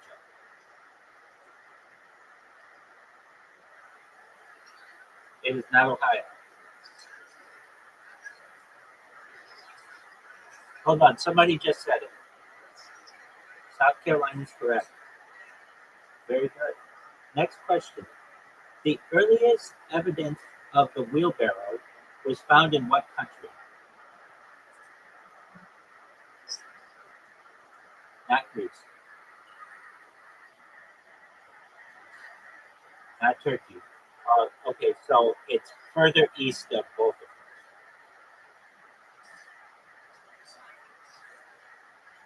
It is because the Earth is round. Generally speaking, we would refer to this as the east.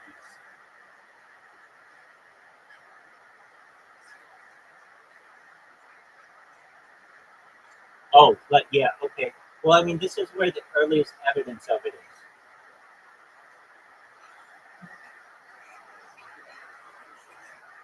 Okay, China. This is like the way. There you go. Who wrote the book To Kill a Mockingbird? That is correct. Next question. The African Queen is set during what war?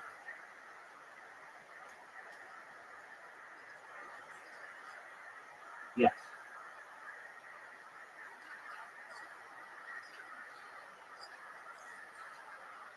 It's not an African war.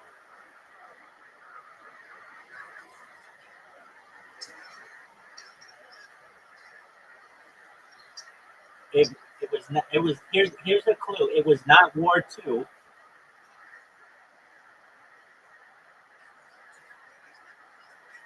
That's what we're doing. That's what I dedicate my life to. All right.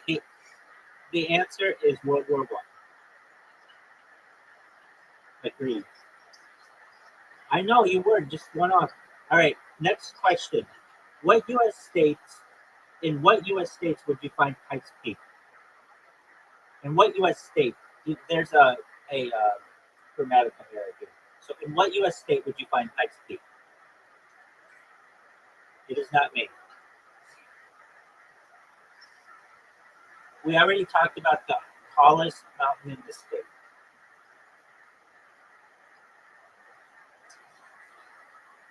Nope.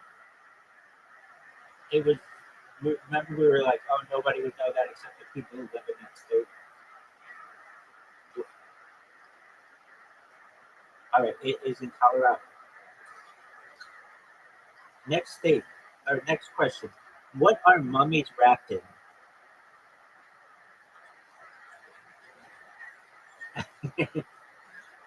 Dog, I've talked to him about getting a bidet. What are mummies wrapped in?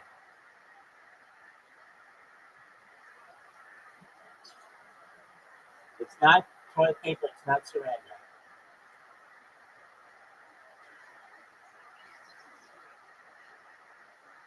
They were wrapped in linen cloth.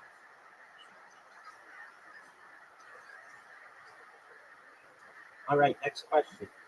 What sign of the zodiac are you if you were born on leap day?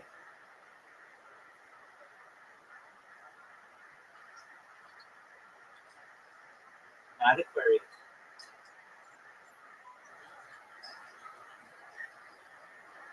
Yeah, so I think this one has to do with fish. Pisces is correct. All right, next question. What was the purpose of the Hayes codes?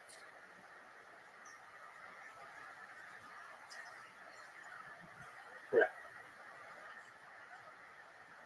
These were self-censorship of the movie industry. All right, next question. How many suits are there in a game of Mahjong?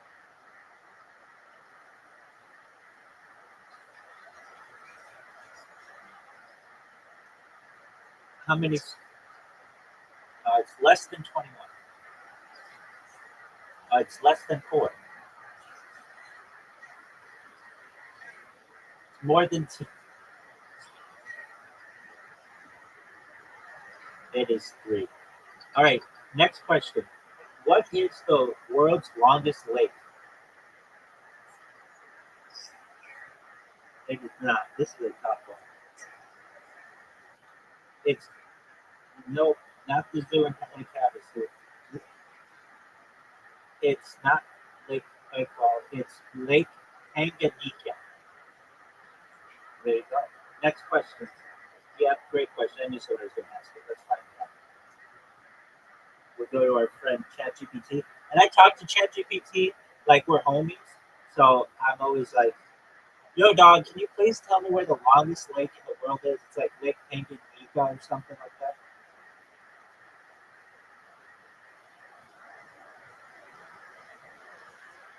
They're telling me the deepest number one, the longest. Right, it's, Lake Tanganyika. It's in East Africa. And it stretches about 673 kilometers.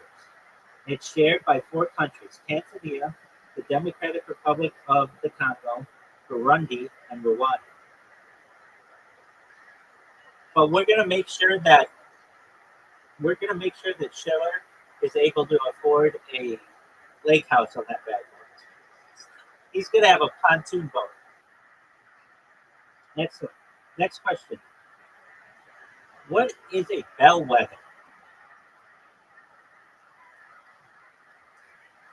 Yeah, I mean, it could mean a lot of things. The answer they want is a leader of flock of sheep.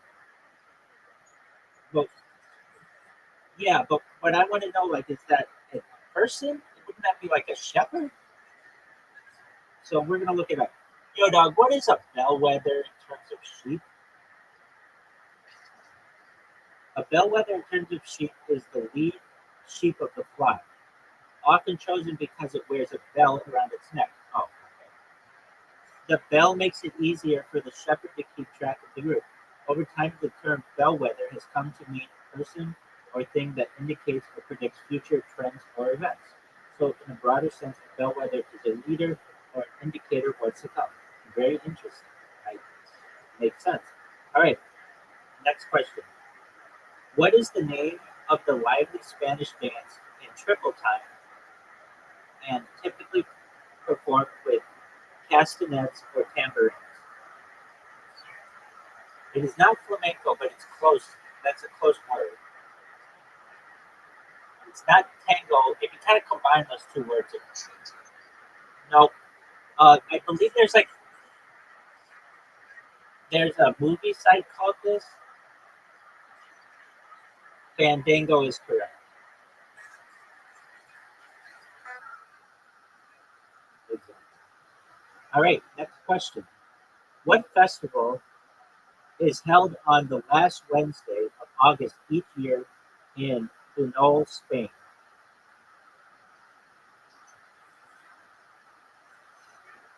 Yeah, it is the tomato one. It's La Tomatina, but if I were the host of Jeopardy, that would definitely count.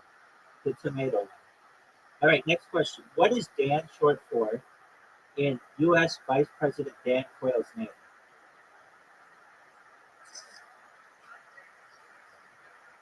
It is not Dan. It is Danforth. Danforth.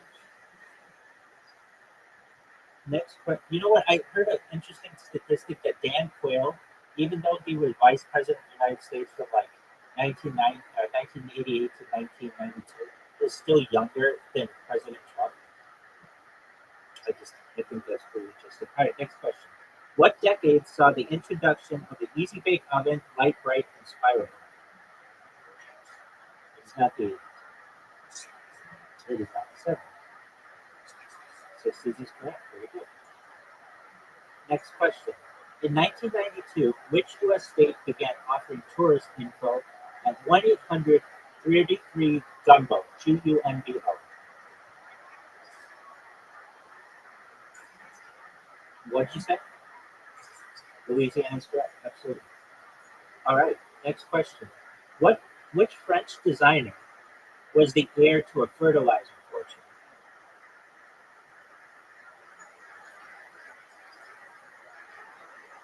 This is interesting. Which French designer was heir to a fertilizer fortune? Dior is correct. Christian Dior is correct. Good. That's it. Well, you got it. Very good. Next question. In which city does Spider-Man live and protect? New York City is correct. Next question. According to a Greek myth, what did Prometheus steal to give to humans? Fire is correct. Next question. What two oceans does the Panama Canal ultimately connect? That is correct. Next question. Which U.S. state is the only one with the Union Jack on it? It is not Maine. I think this is such an interesting thing that we have another country's flag on a U.S. state's flag. It's not Maine. Further west. Not Alaska, south. South of Alaska. Not further west of Washington. Further west.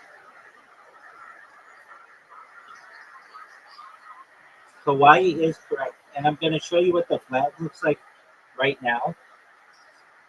Here is the flag of Hawaii.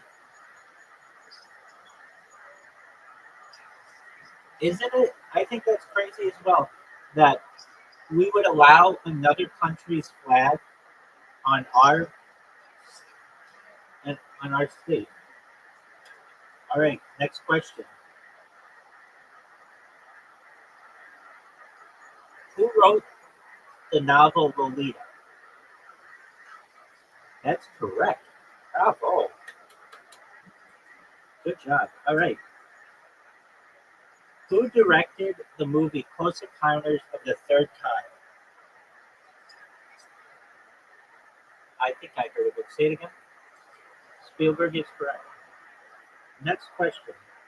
What famous animal character called Skull Island home?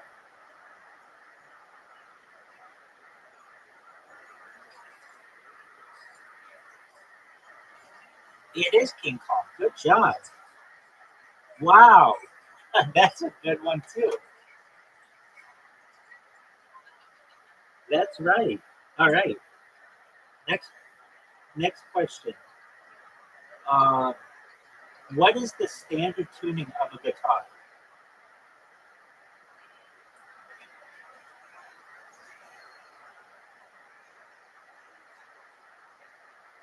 At least according to randomtriviagenerator.com, it's EADGBE. Exactly. That's right. Next question. According to the famous SNL catchphrase, SNL means Saturday Night Live, what's the only prescription for Christopher Walken's fever? It's not just cowbell. It's more cowbell. That's exactly right. We don't accept cowbell as well. Excellent. All right, next question. Who said, if you're going through hell, keep going? Not Nixon. Earlier than Nixon. Earlier than JFK, later than Washington.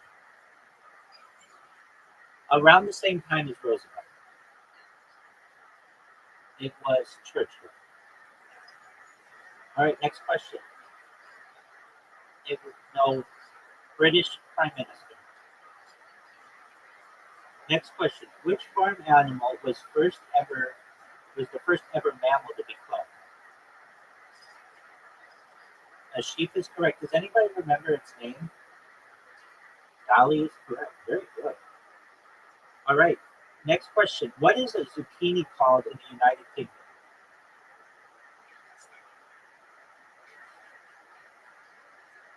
It is known as a courgette. All right. Next.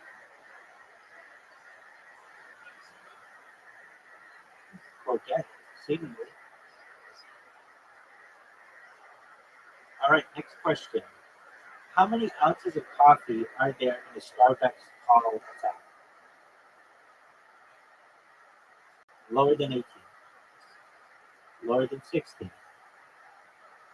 12 is correct. All right, next question. Um, the state of Washington was originally going to be called what? Not Olympia. That's its capital.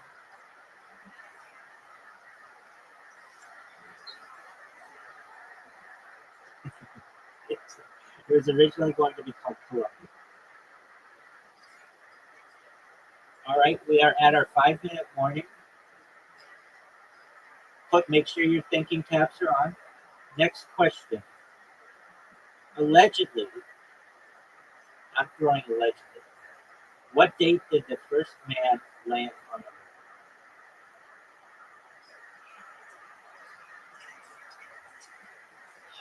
That is close. 1969 is the year.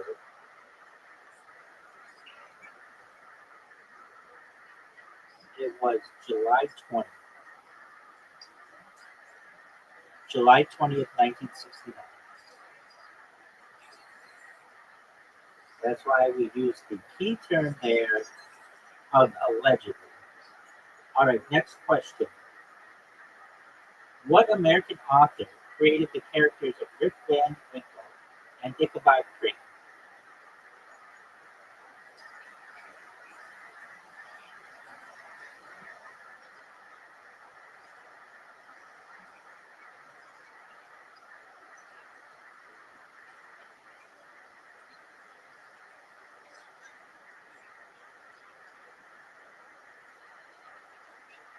That's okay. It was Washington Irving. All right, this is a good question. What is the most abundant metal in Earth's crust?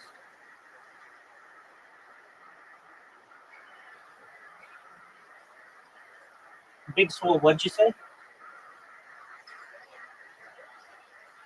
No, it's not oil. Oh, it's not iron. It is. It is not. It is not copper. It is aluminum.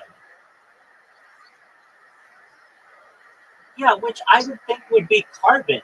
So we're gonna look this one up. We're gonna call out random trivia generator, and we're going to our friend ChatGPT, and we're gonna say, yo dog, what is the most abundant element in Earth's crust?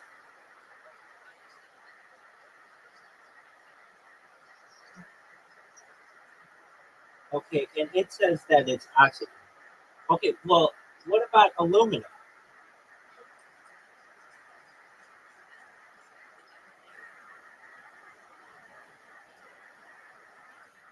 Okay, name the top 5 elements in Earth's crust.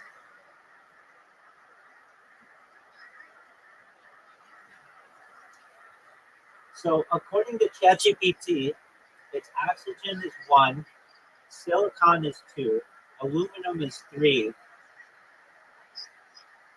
iron is 4, and calcium is 5. So I think random trivia generator needs to check its facts on that one. All right, next question. Now, what nation does Panama attach onto South America?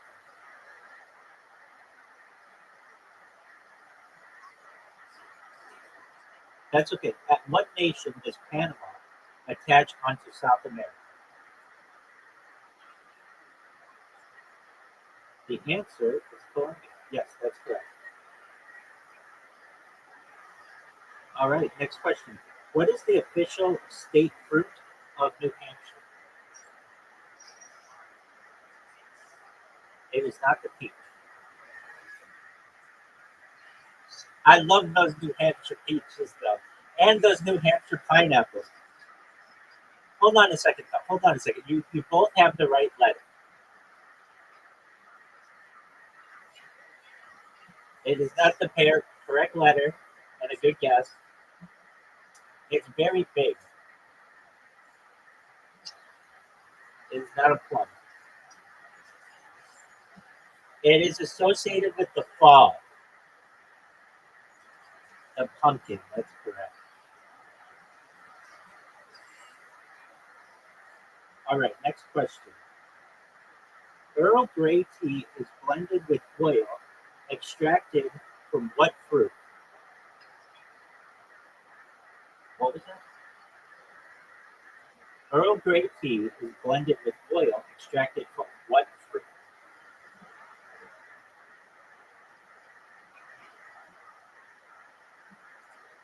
It is the color. What was that? Holly. It is not pomegranate. It is. It is the bergamot orange. The bergamot. Did you really say bergamot? Oh, that counts. That deserves me to clap. Absolutely. He said it. I'm like, oh, nobody's gonna know this bergamot. All right. Next question. On the banks of which river is the Taj Mahal?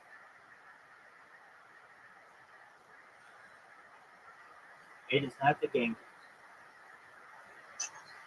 It is not the Jordan.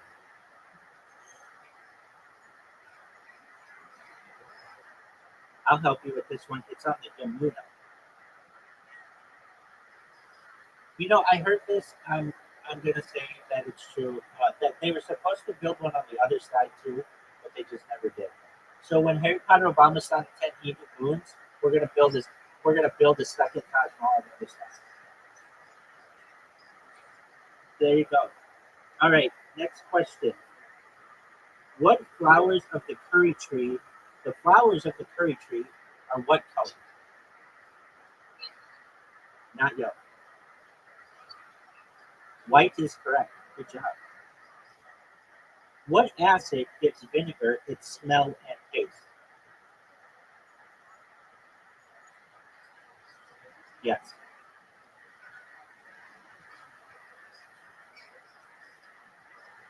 There's a type of acid that gives vinegar its smell and taste. It's not lysergic, but wouldn't that be cool? It's actually acetic acid. All right. We got 3 questions left. What was Eleanor Roosevelt's maiden name?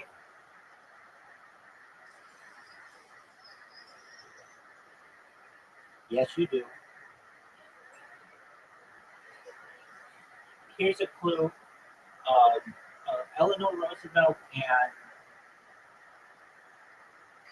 and Franklin Roosevelt were distant cousins. Not them. If they were distant cousins, and her name was Eleanor Roosevelt, and his name was Franklin Roosevelt, what's a good chance of her last name being? Roosevelt is correct. Next one. Next question. Mycophobia is the fear of what?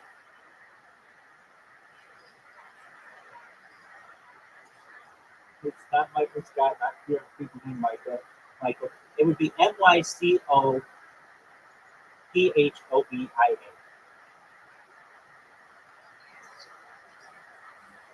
Oh, pretty close. Fungus, mushrooms, fear of mushrooms. Mycophobia is fear of mushrooms. All right. And our final question for tonight before we start karaoke. In the TV show Futurama, what was Uranus renamed to?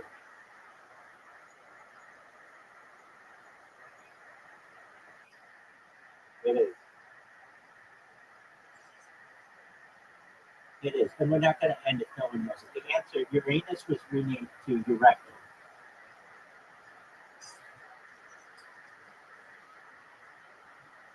All right. So let's find another one. What is a whale's leap out of the water called? A breach is correct. Excellent. All right. If you haven't had the chance, get a drink of water, go to the bathroom. I'm setting up our next part of our night, which is karaoke. The way we're going to do this is we're going to sing as a group. And if you know the words, great. You can look them up. I'm going to try to play songs that are pretty well known by everybody. And it'll just be good for the encore. So, our first song is a Beatles song, hopefully known to most people. And feel free to join as a listener and sing along if you know the words. It is Twist and Shout. And here we go. Can you guys, if you aren't aware, I am live streaming this on Twitter Spaces, and you should be able to see my screen if you are on a iOS or a desktop device. If you are on an Android device, then I suggest perhaps looking in a browser. But here we go. This is Twist and Shout.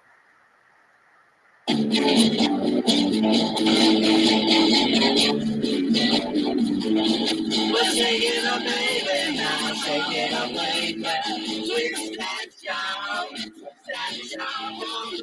Come on, baby, now come on, baby, come on, and work it on, work it on now. Well, come on, you know, you so good.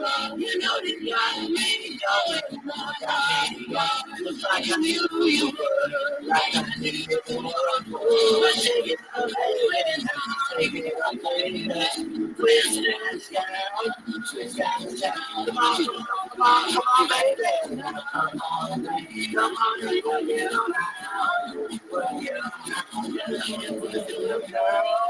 Twist it up, girl. You know you twist so fine, twist so fine. Come on, twist so beautiful, so now just wait for us and let me know that you're mine.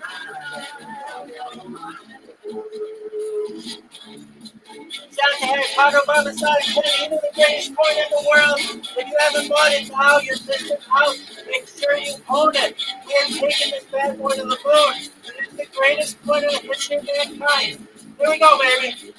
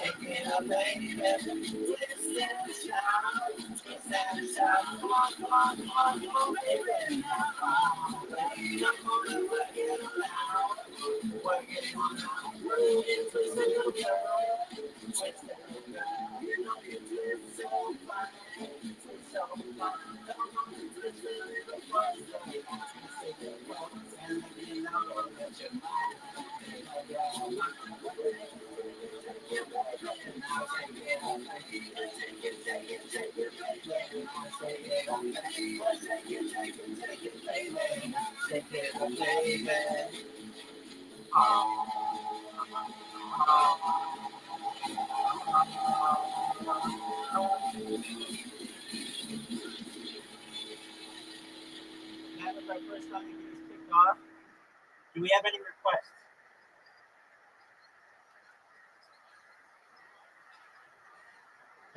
It doesn't come through at all.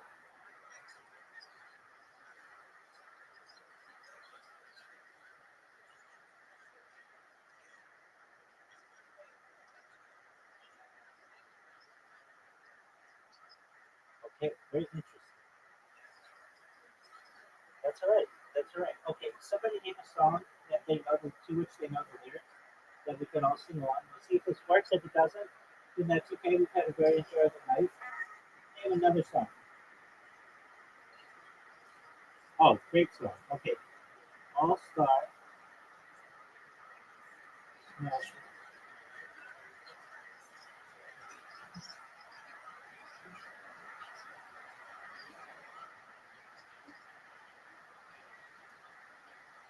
Okay, well, thank you so much for coming. We really appreciate it. Absolutely. Hey, Paramount, can you do the room?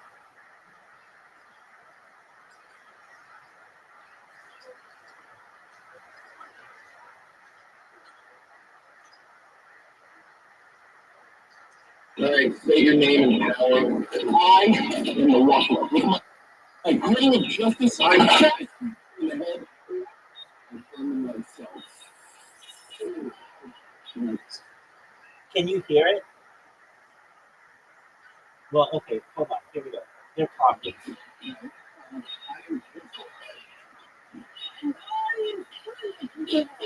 We have time considerations. Thank you.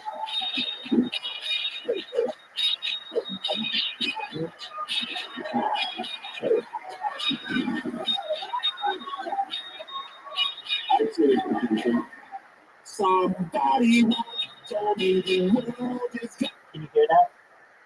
Okay. I ate the chocolate tool in the shed. She was looking kind of dumb with her finger in her thumb in the shape of it now on her forehead.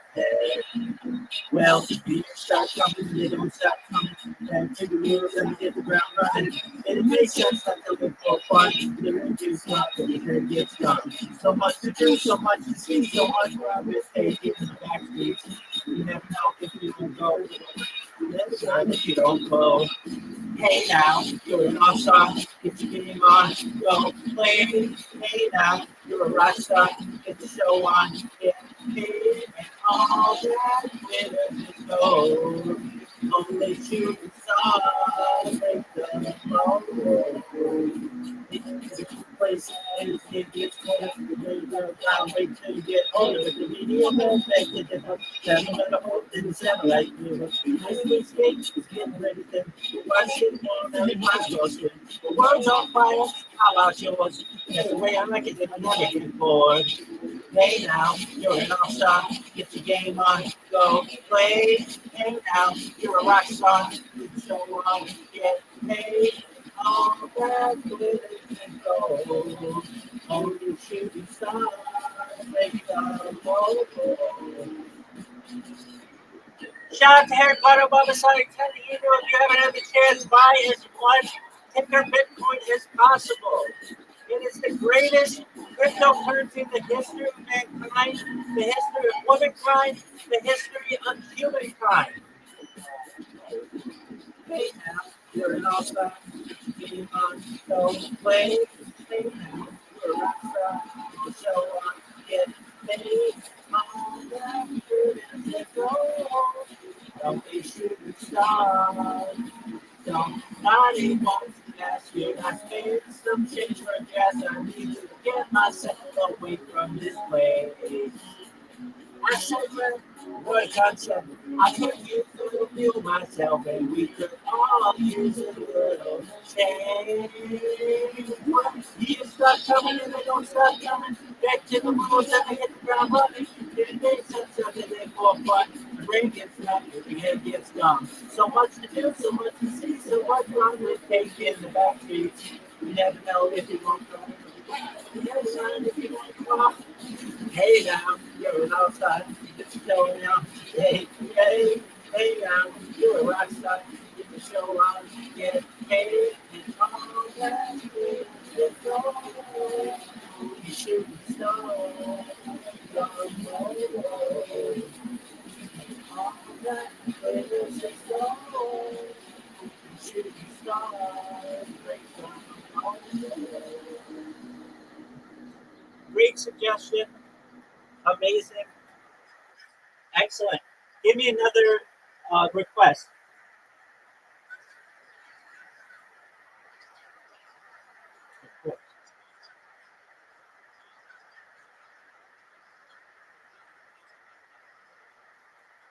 Give us another request. All right. All right. Here's Lincoln Park.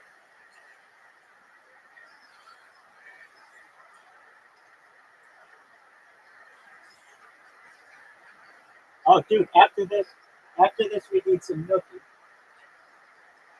All right. So, which Lincoln Park song? In the end.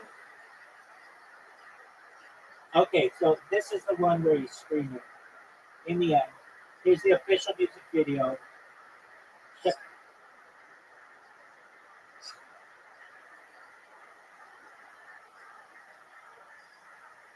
It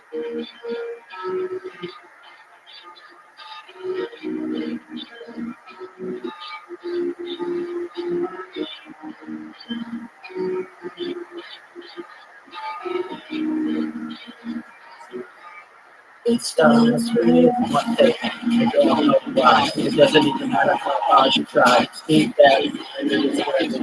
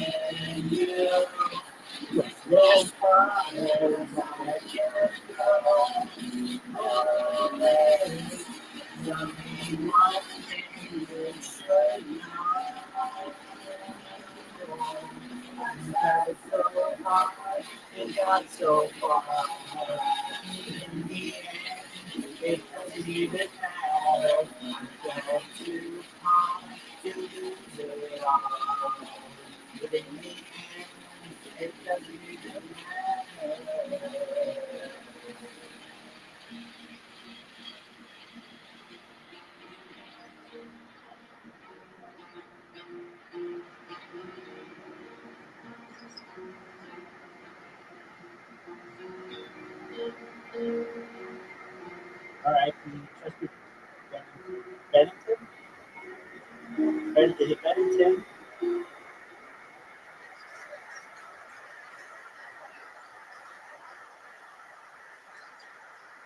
Okay, so just one moment. We'll try one more. I'll try to move it closer. Or not closer, the speaker's closer. Bear with me.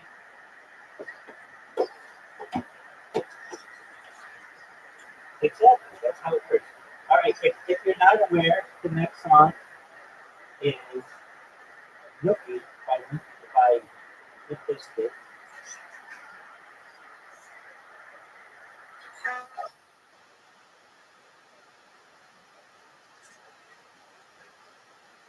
Yeah.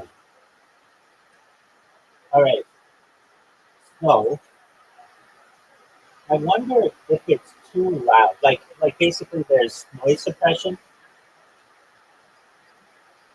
All right. So then let me turn it down from the speakers. Maybe it'll be good. All right. Let's try it. No, that would happen. Just too much power. Exactly. Okay.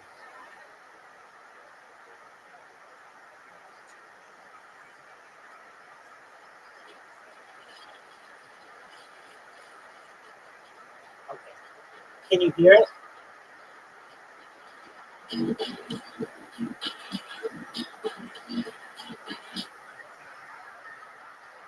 Okay, so I'm gonna start it low and tell me what you can start to hear. Okay, so you shouldn't be able to hear it very well. It's moving up. Moving up. Can you hear it? Okay, interesting. All right. So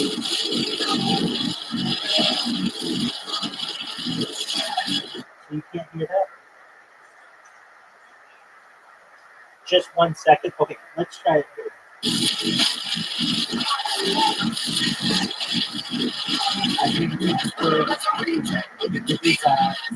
Can you hear it? Okay, so we have to turn it down. Okay. Can you hear it now?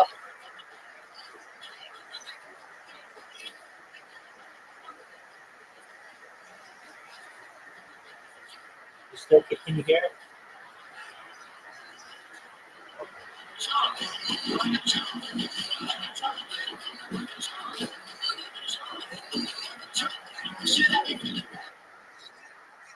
Oh, wait, hold on 1 second. Hold on a second. So can you? Okay, just a moment. We need you for that. But wait. Okay, so can you hear it now? Well, not yet, but like, tell me if you can hear it.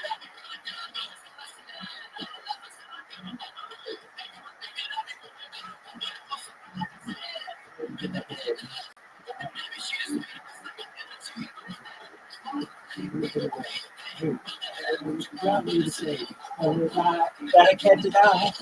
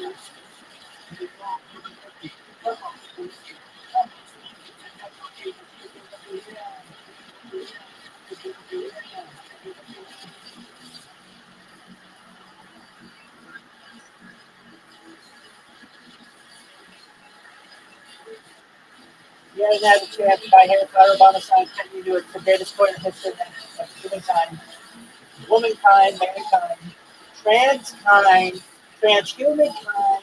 It's the best point ever. What other coins are doing it? They're just shilling garbage to you.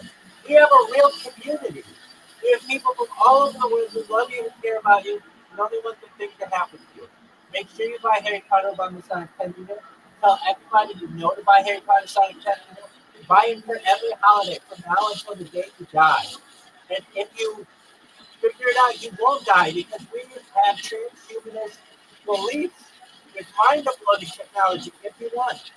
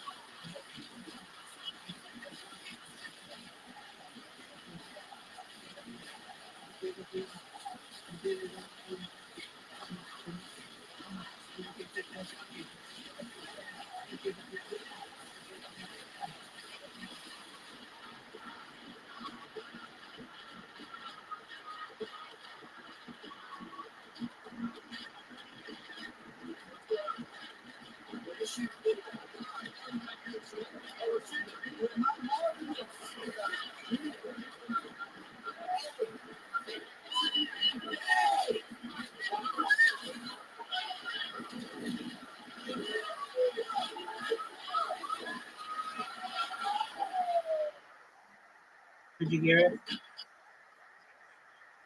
Could you hear it?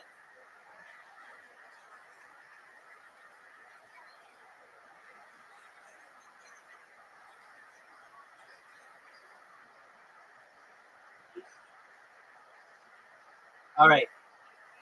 All right. Well then, we're gonna try one more song.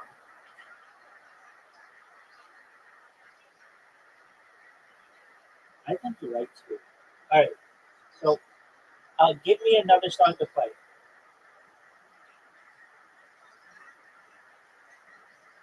No, because I'm gonna blast the balls out of this thing. Oh, absolutely.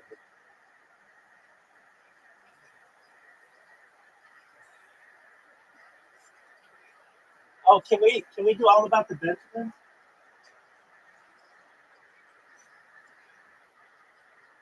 Right. That's exactly right. All right. I love this song. Let me just say a quick little aside. I I took some time when I was a young person to memorize all the lyrics of this, and I would go to parties and I would stand on couches and tables if I so chose, and I would just freestyle this, and the party would go crazy.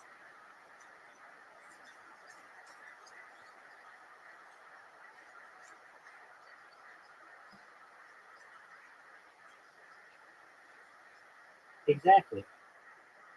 All right, here we go. Now I'm gonna blast it, and I don't know if it'll come in or not. We're gonna see.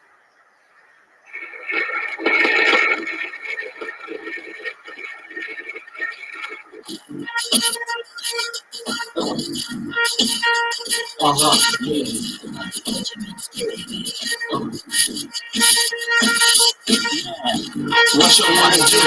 Wanna be ballers, shot callers, brawlers, who be kicking in the bands with the spoilers. On the low from the Jake and the Taurus, trying to get my hands on some grass like harvest. Yeah, living the raw deal.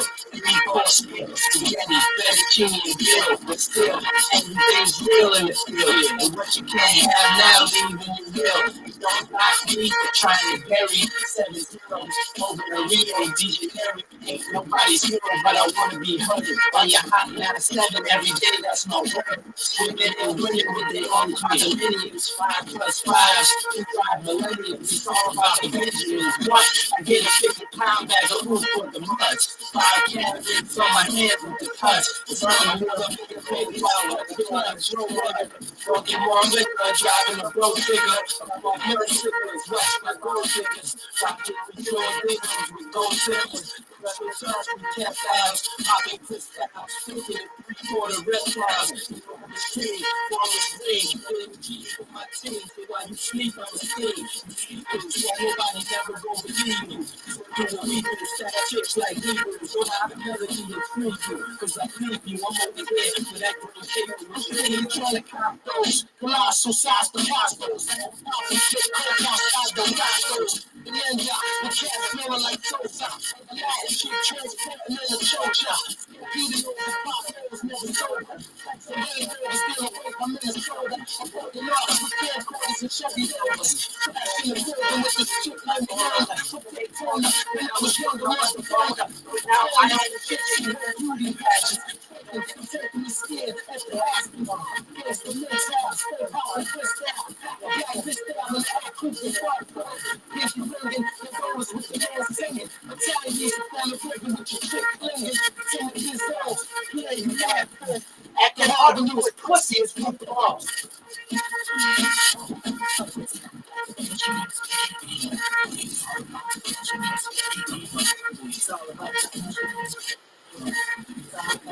Here's my girl. What you wanna do?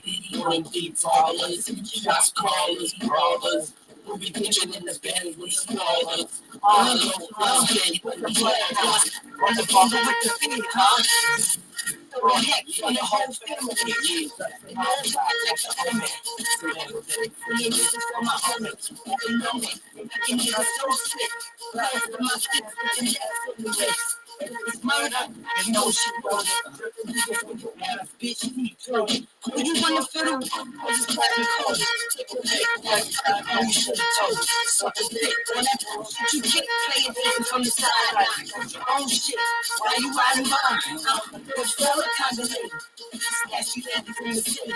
Okay, hold me down, baby. Only female in my crew, and I kick shit like a rabbi. Don't take a trip, fuck you.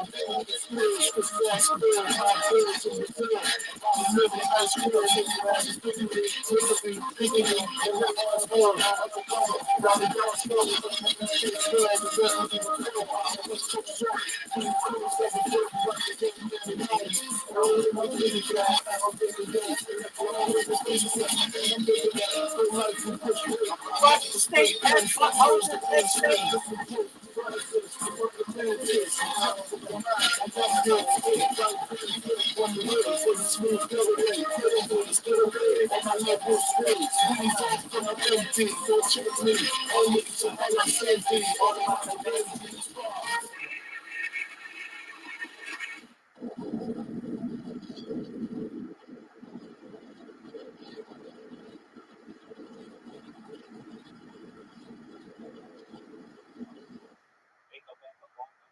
All right. Could you hear that with any better? More like, can you hear me? More like.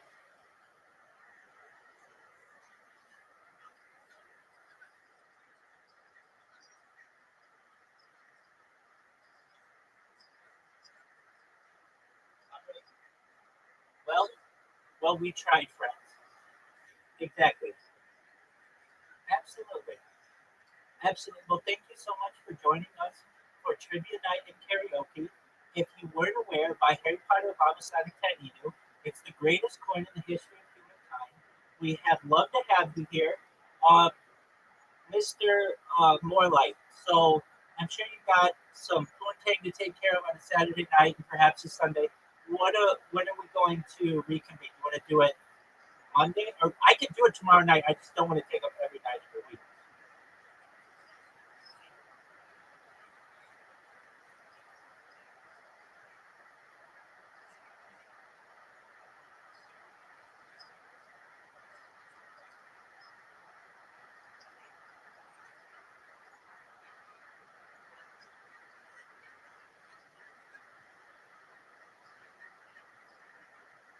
Do you want to just play it on Sunday?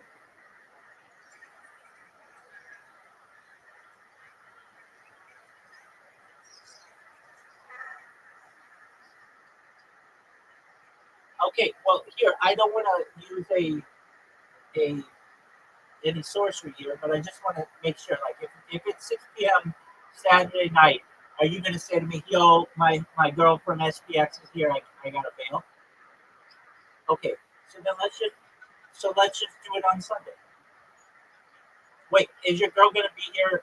Can she interrupt on Sunday or no? She's going to be on. She's going to be doing her own thing by Sunday. Okay, excellent. Okay, so same time, same station, Sunday night. How's that sound?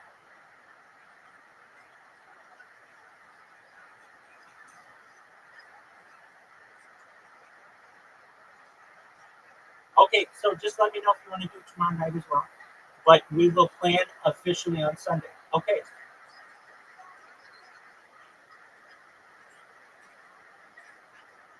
Excellent. Sounds like a plan. All right, everybody.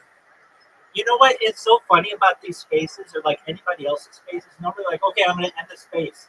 But with everybody's favorite rabbi, it's like, no, you leave. I'm staying.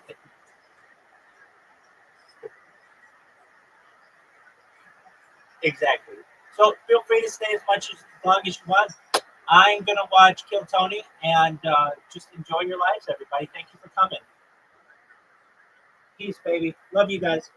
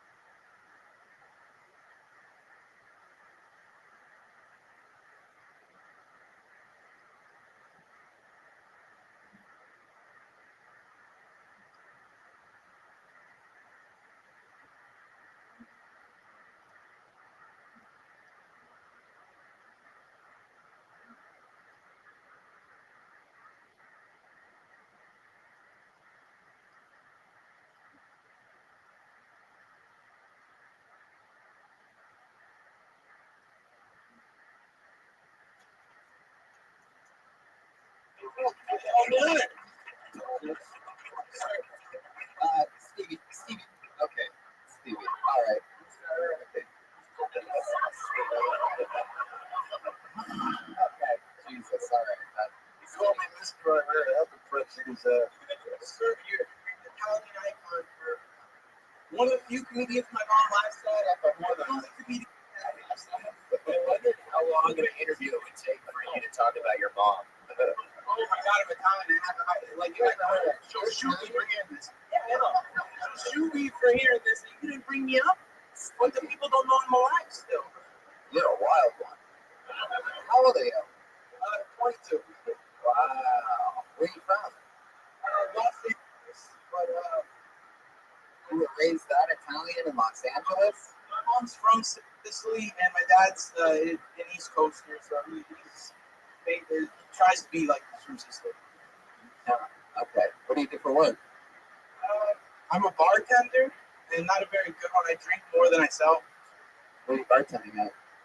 A country club that if anyone's here, this I'm probably gonna get fired from. Pretty ambiguous. That's fine. So, I mean, you're 22. Did you go to college or anything? I went to film and now I'm going to school to try to do philosophy. I don't know why. They just sounded cool. What does your dad do for work? He was a police officer back east, and he's in the military now, Department of Defense. So yeah, the secret's gone. That sounds like a little relocation thing, huh? Sounds like maybe you went from. No. I grew up here. I was born here. They moved because he got a job out here. I don't know. It's not as interesting as everybody. It certainly isn't. No, I think it's the biggest blow that we did throughout the entire show. But no, yeah, we found out some info on you. Oh yeah, at least you guys know. You seem so Italian. I'm not used to seeing anybody this from LA. It's very bizarre. And, people tell me that I really don't see it, and that's what maybe makes me laugh when people tell me, "Oh, you really Italian is a thing," because I bring it up, but I don't try. I don't know anything else. I like that. Yeah. All right, Stevie. I like it. 22. I'm so excited to be here. Well, that's the end of it. So I'm glad you had that excitement. There you go, Stevie Temple. This is the part of the show where we go through our two regulars real quick. They write and perform a brand new minute every week. They don't come out of the bucket. They do this every single week, a brand new minute. Growing up first, she's been doing this for months. You know her from this show. The one, the only, the always fun stylist, Melissa Esslinger, everybody.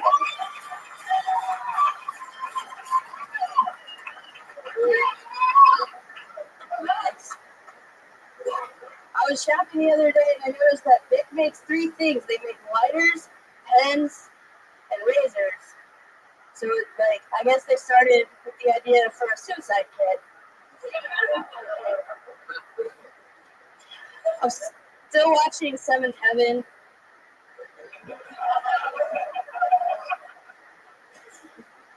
Yeah, those two go together. I don't really know how that show lasted so long. It lasted for 11 years. I don't know whose dick the producer was sucking, but that's a long time for a show to go on with a diddler as one of the main characters. I don't know why I said that.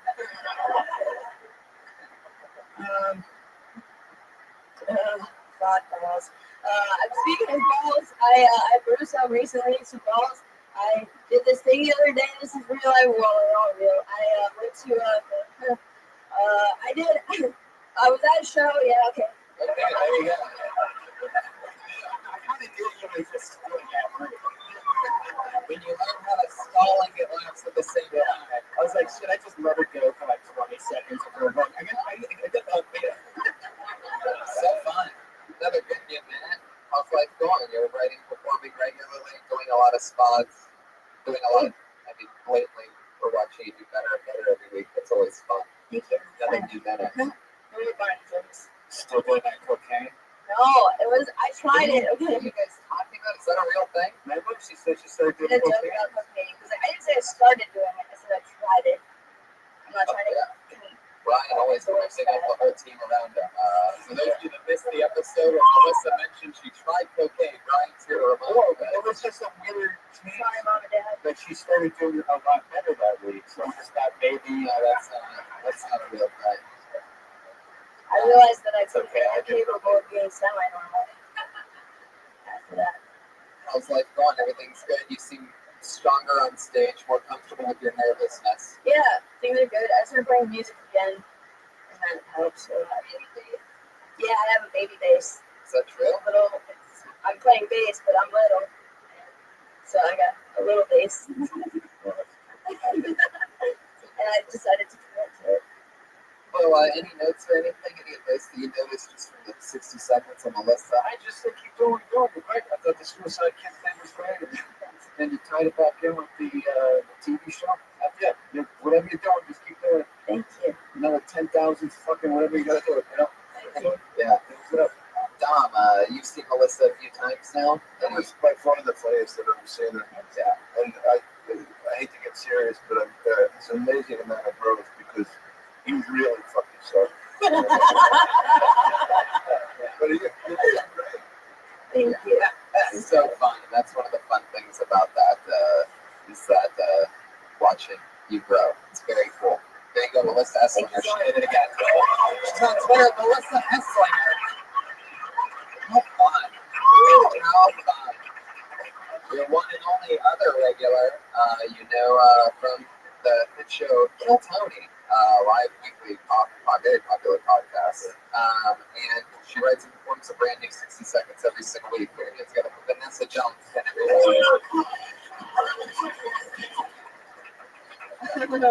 Yeah. I don't like fetishes. I think they're scary. Having a fetish is like being a spy. No one can know your secrets except for the people involved. I don't even have a fetish, but I'm afraid I'll catch one.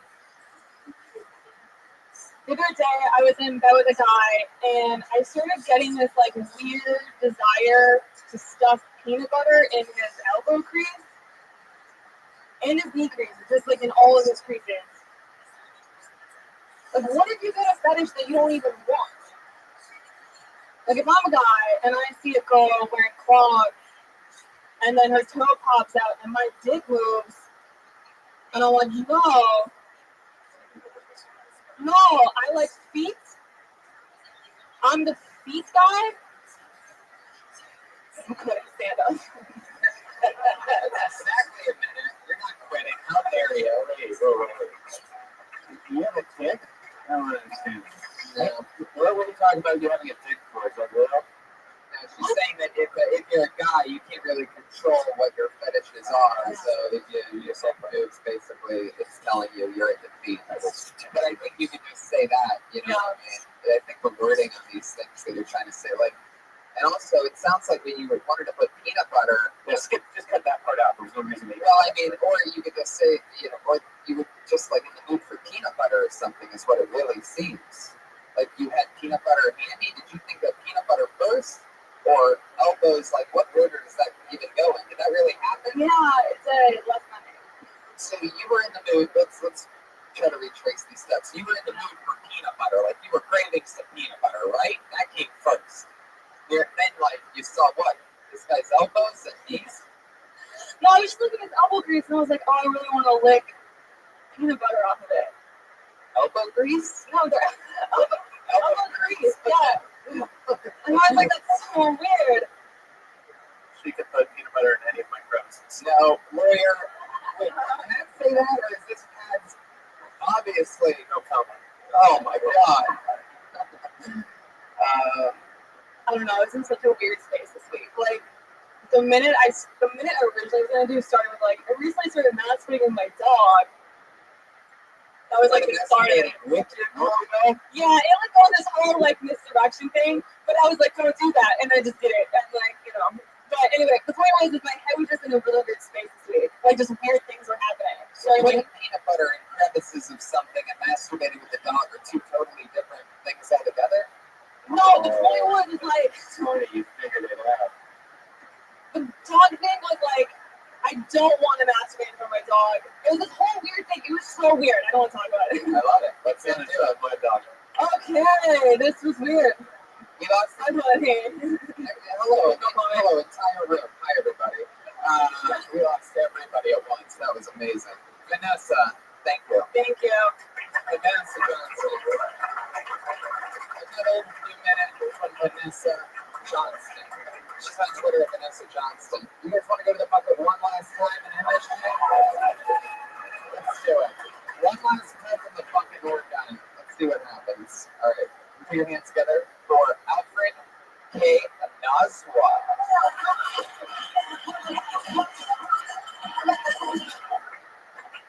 So, people love to tell me they think I sound white, like it's some kind of compliment, which to me it's not. No offense, but it's not. And it used to really piss me off until I quickly realized every time somebody says I sound white, my credit score goes up like 10 points. I'm up to 857 right now. That means if one more person calls me Carlton, I can buy a house. If it happens 2 more times, I can live in Cerritos. Usually, my name is Alfred. Okay, I don't sound white. I sound like an Alfred. It's named after my grandfather, so really I'm Alfred III, which is way too fancy of a name for me, because if you met somebody named Alfred III, you'd expect royalty. Like at the very least, like the king of Cerritos or something. At best, I'm the hipster version of that black stormtrooper. It's even better than that. That's all I got. Yeah, that's great. Alfred, nice. Nice to meet you. How long have you been doing stand-up? About 10 months. Nice. Where are you from? I'm from Northern California, but I live in Orange County right now. Yeah. Why Orange County? I just moved there. I work near there, but then I work in El Segundo right now, so yeah, it's kind of What a solid patch game going on. What do you do for work? I work full time as a tax auditor, but I also Did you flip over the other guy? I got his number on the way out. But part time I work for Forbes magazine. You work for what? Forbes magazine. Really? No, not right at all. Yeah, no, not at all. I didn't see that coming. What do you do for them? I write for WWE actually. It's we exclusively cover WWE for that branch of Forbes magazine. WWE, the wrestling organization? company. Get the fuck out. Wow. The business King Tony's best friend. Yeah, that's so cool. Yeah, How's the state of WWE's business doing right now? it's actually pretty good. It's good. Because the network's paying off, right? Yeah, the network's paying out. TV wise, they're not where they were, but like now that they have a network, it's really Well, it's true. Every Monday night Raw goes up against Tony, and they've taken a huge Huge hit. they were once the #1 most watched cable show, and sorry, Vince, but yeah, we're not doing anything. I say that it's amazing because you do sound white. You must have. No, but I'm saying you must have white in your background. You sound so intelligent. No, the white people are.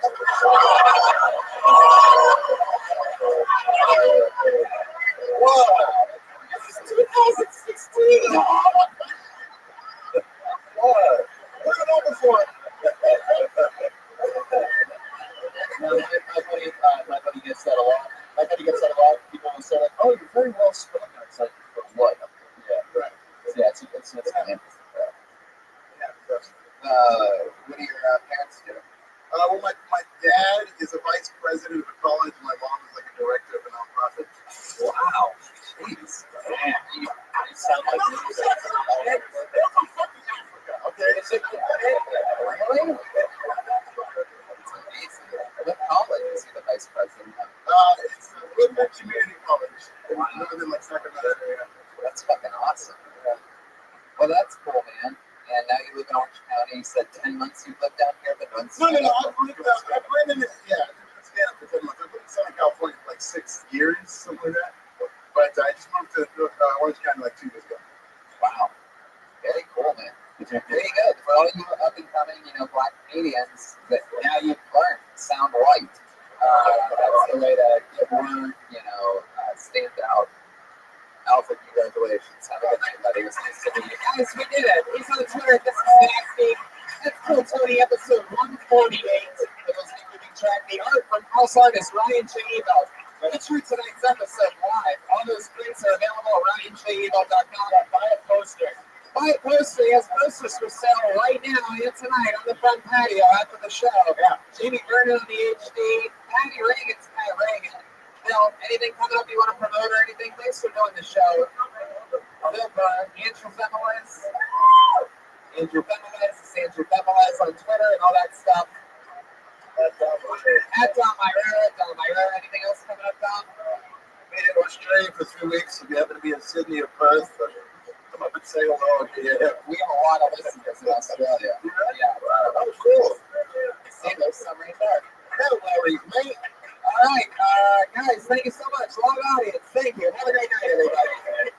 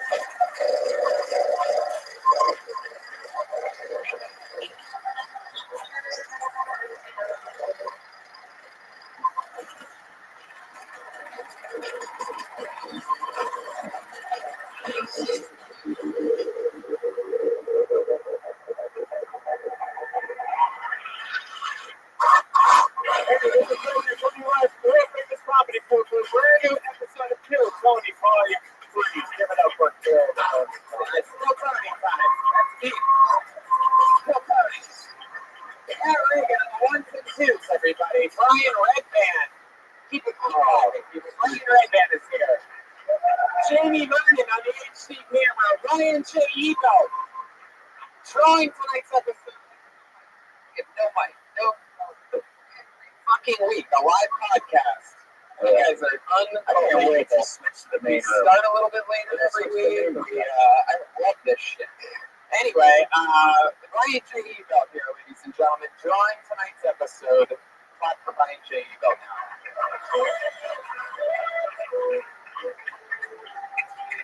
It's a good energy in this group that starts tonight's episode. Pat, you decided to go a little bit emotional tonight with the music. Yeah. It really established a thunderous. I love what's going on with everything. You looked at each other, the guitar pick in the back. We're going to have a Jeremiah Watkins, ladies and gentlemen, on the saxophone. One man of Reagan and Watkins. A lot of people lately, a lot of tweets I've been getting, a lot of people loving Jeremiah on the sax over here. Jeremiah, you're so far away from the microphone. How's life going? It's going great. I'm pretty sore from a softball game that we played on Saturday. Yeah, I played in an annual softball game that I do, and Jeremiah decided that he wanted to get in the pickle with Tony over at third base.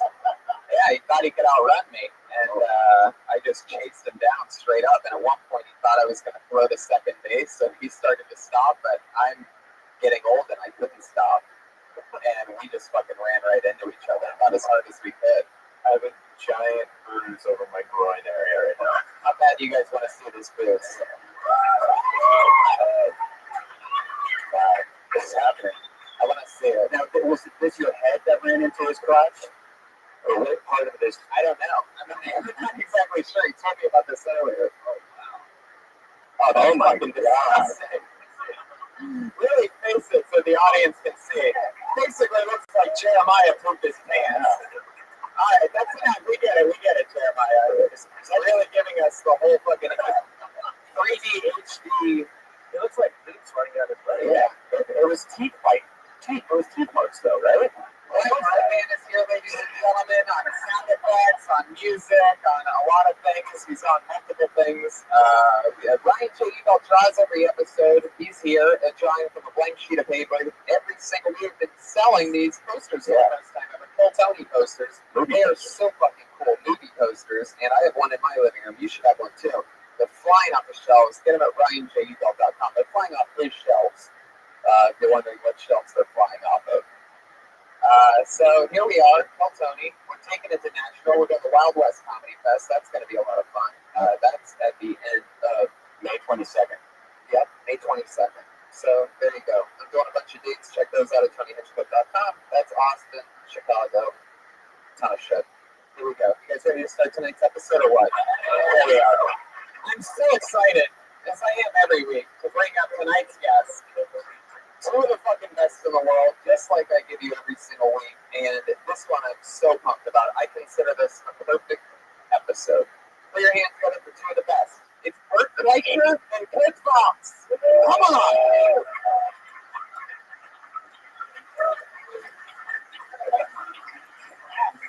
Bert Fleischer is back. Come on, you motherfuckers, make some noise!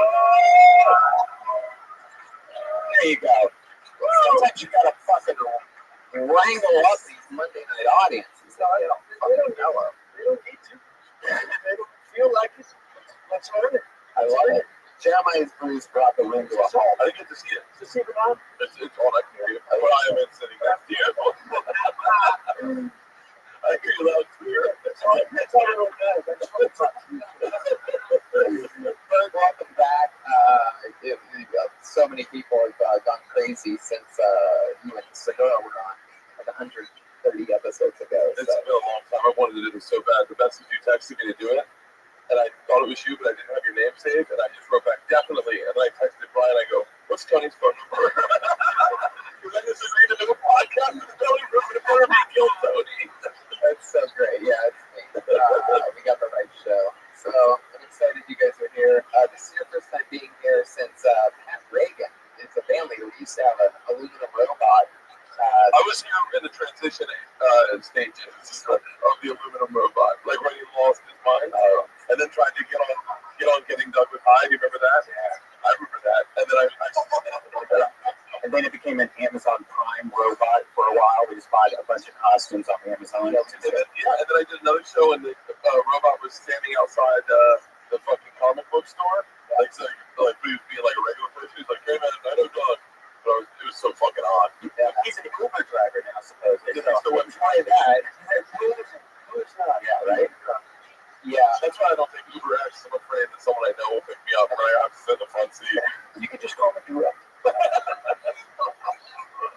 I love your style. You're bringing Fila back. Fila is bringing me back. I'm just fine. Now, is he going to be drawing the whole time? I just want to know who to focus on.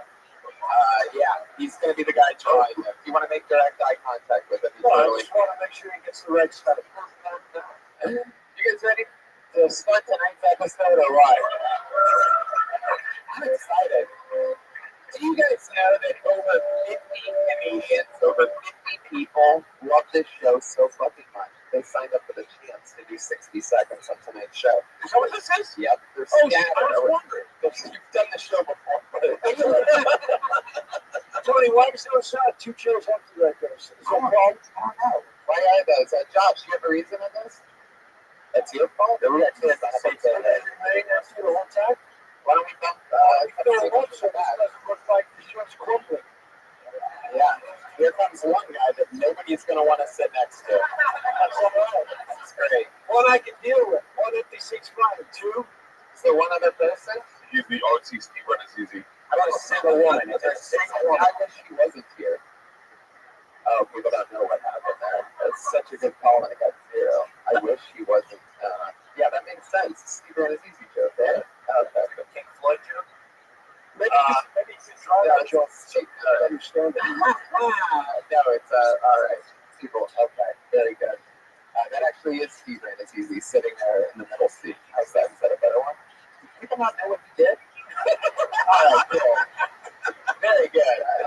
So much happens since then. Sometimes I do inside jokes to myself, which I only So there's inside jokes on this side. I love it. I'm gonna try. I'm gonna try it. I'm trying to keep the jacket zipped up, keep it contained. You still talking about that? What's going on? I'm trying my best. I really am. Get that one off. I'm surprised you had no idea that Still on it? Fucking move on. I'm still trying, but this is good. Tony, what happens when you pull out something out of the I know. Really, I'm still trying to get there, guys. I promise. I promise you, we all know where I'm going here. I pull names out of a bucket, and comedians do 60 seconds. You know your 60 seconds is up when you hear the sound of a kitty. Now, if you pull Steve Ray easy out of there, you're going to be okay. All right, let's not continue this one shot that's been failing the whole time.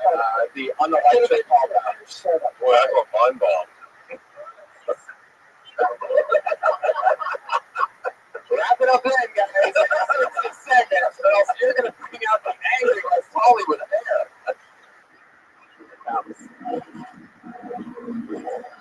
Really good. A professional show we're bringing to you here tonight. That is like he's in a car. Yeah. It did. The windows rolled up. So, you ready to do this shit? Are you guys like, oh my god, what is this fucking guy doing? What are you looking for, sir?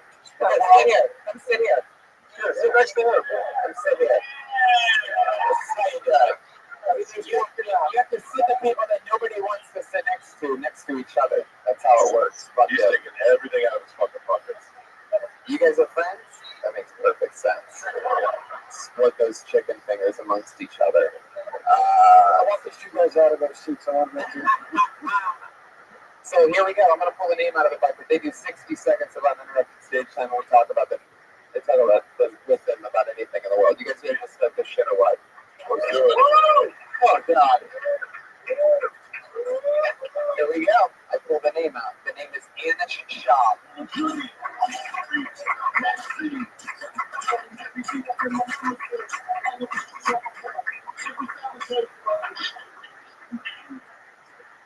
I quote at Harvard recently.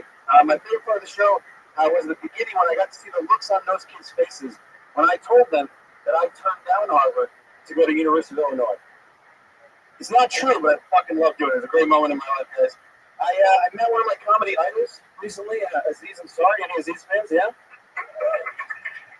I was really nervous to meet him. I wanted to play it cool, so when he walked up, he was very chill. I was like, "Hey, man, big fan.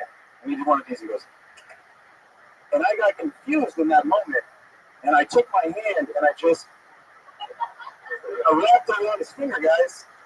I shook his finger for like 45 seconds. Like, I don't know if you know how long 45 seconds is, but this has only been like 7 seconds. At one point, he tried to pull his finger up. I squeezed harder. I don't know why I did that, guys. I don't know. Thank you very much. My name's Anish Shah. Wow, yeah. Anish Shah. Now he takes the mic out of the mic stand. I had no idea that we had that much crossover fan base with Aziz Ansari, by the way. A lot of shocked. Yeah, that was pretty impressive. Are you guys lying? Or are you actually Aziz Ansari fans? You really are? This guy went crazy. He's still raising his hand. Double thumbs up. You were all fans of Steve Ray. It's easy. Oh, they are opposite people, pretty much. Very good. Oh, yeah. shit. There it is. Anish. That's the first time I've seen you before. What nationality are you? I'm Indian. That's cool. How long have you been on stand-up? About 7 years. Is that true? The story with disease? Yeah, it's like 4 years ago in New York. I lose it. I wouldn't tell anyone you met Aziz Ansari. No? I don't find it purposeful. No? No, the joke's about you grabbing a guy's finger. The fact that Aziz kind of is like a little bit of a fucking red herring. Where I'm like, well, what? Yo, you were one of the funniest guys in the country. You're pulling his finger for 40 seconds. There better be more. So just make it about you pulling that finger. Make the guy black. Yeah, I like that. I mean, it's easy to throw a tag at you like you're trying to, like you thought it was a gun. You're trying to disarm him. That guy puts a finger up to you. You grab it and you're like, hands up! The problem with it making it a seize, that's like me saying,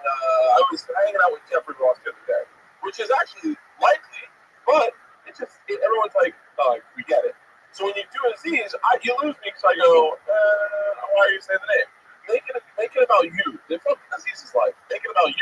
Okay. And I like because Aziz is doing no jokes about meeting you.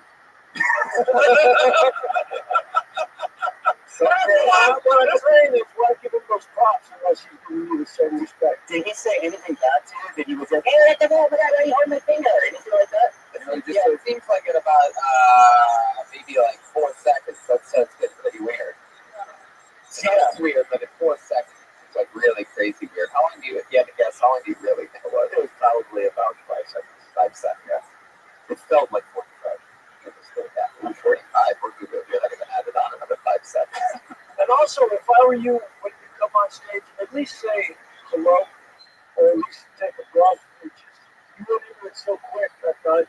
Yeah, I was just in some minutes, so I was trying to get there quickly. Yeah, but you got there so quick, you have 15 seconds for us to realize that you don't know Aziz. got it. Okay. If you need a celebrity, I'm sticking with the black thing. Black lives matter. I would definitely. I agree. It raises the stakes. It raises the stakes. I'll tell you right. That's Look at Cat Williams. oh shit. Yeah. Cat Williams give you one of these, and that's a fucking. And you wouldn't let go because you didn't know what he was going to do with it. All right. You was a coach. You thought it was real good.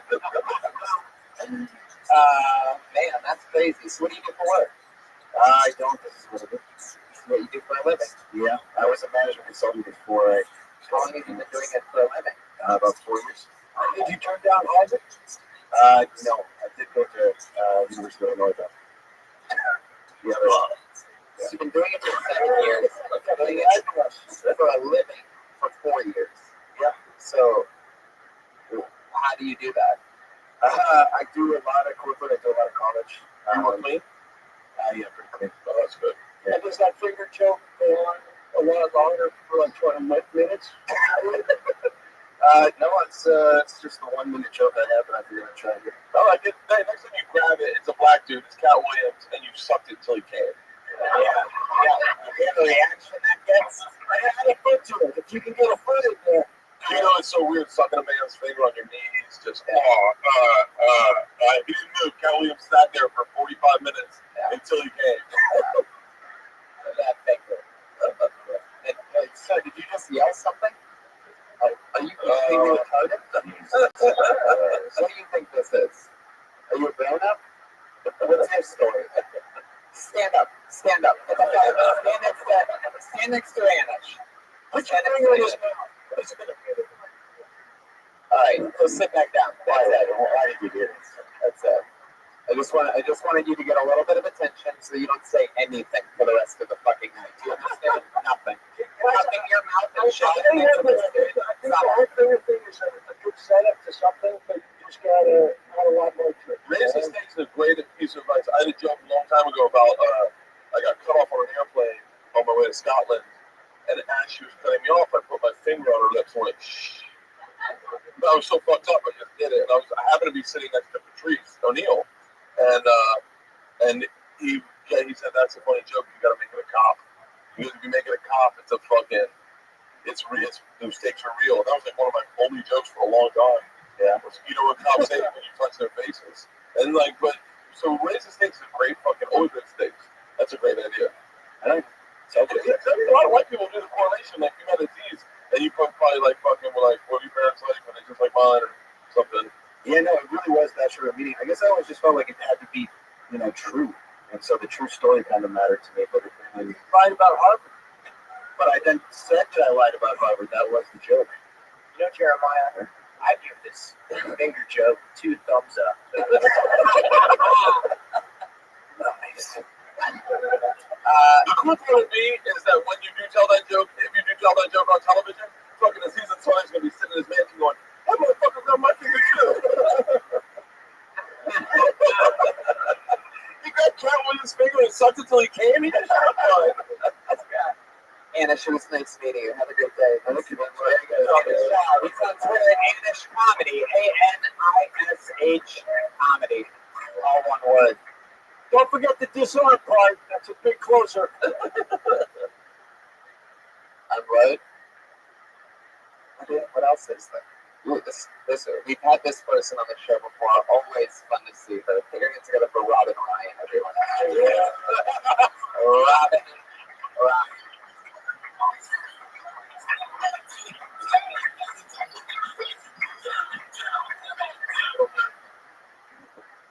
I'm so happy to be here, you guys. I just got out of jail.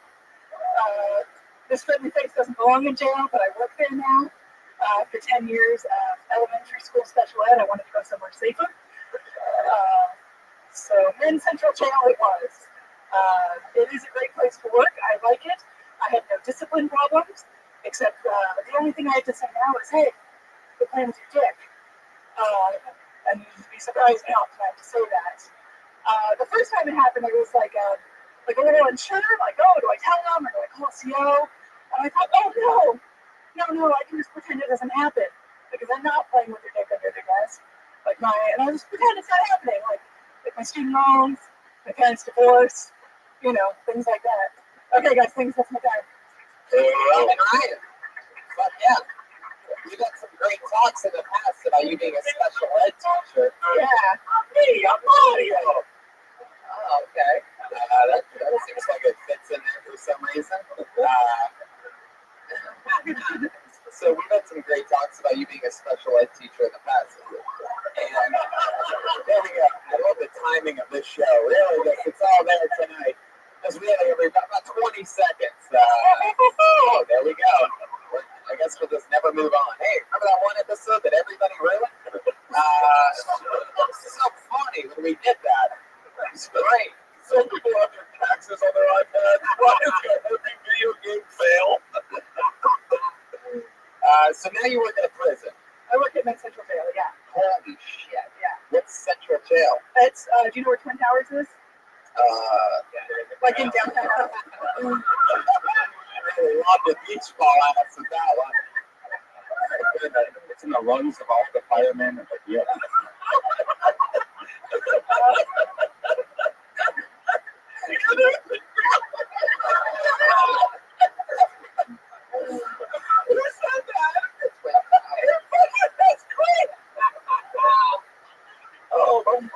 It's true. Yeah. Those No, it's in downtown LA. So that's a good second answer. Are these short-term inmates or these long-term inmates? Have you got to the point where you're making deals with guys to have sex with them, just trade cigarettes and stuff like that? No. They are mostly waiting trial. Yeah, most of them are waiting trial. Can you get in trouble for playing with your dick? You can get kicked out of my program. Yeah. No. It's a loophole. Fuck. This place sucks. How do I get out of here? Oh man, why did I get kicked out? I'm playing with my dick. Oh shit. I always want to play with other people's dicks. I miss everyone. No, so if I feel uncomfortable with you in my class, I can kick you out of my class. So wait, pretend. Okay, so kick me out real quick, okay? So like, And you stop them verbally? Yeah. No, I would go get the CO. no, do role play right now. He's actually. You fucking play with yourself. I'm trying to get out of here, man. Why? I don't want to escape, but fuck you, you're blowing your dick and she kicks you out. I can't come back. Early I would say Oh. that's what I would say. Good plan for you. Some of them like that. Some of them like being reprimanded. Would you smile like that when you said it? Oh, Like, do you get serious? I get here, yeah. oh, that might make me come. I'm not even fucking around. Like, I've tried everything. I think I've broken my governor on what turns me on, but someone telling me to stop jerking off in a classroom might be my new thing. Yeah, I'll stop. Give me 2 seconds. What subject are you teaching then? Who wants to jerk up? I teach. It's gonna be romantic. Human sexuality? What class? No, I teach English, and then after I teach English, they do credit recovery. So they're just making up high school credits. Credit recovery? Yeah, but I bet English to a Mexican guy sounds sexy as fuck. Just like, hey, taxes, or whatever the fuck it sounds like. Is that what I'm saying? Sexy. You have to sit there and watch it for a bit, right? You don't go like, hey, stop it immediately. Like you kind of go around the corner and bite your lip a little for a little bit, right? No, if I notice it, I'll tell them to stop it. Immediately? First Yeah. of all, Don't you find yourself doing this also outside of work? No.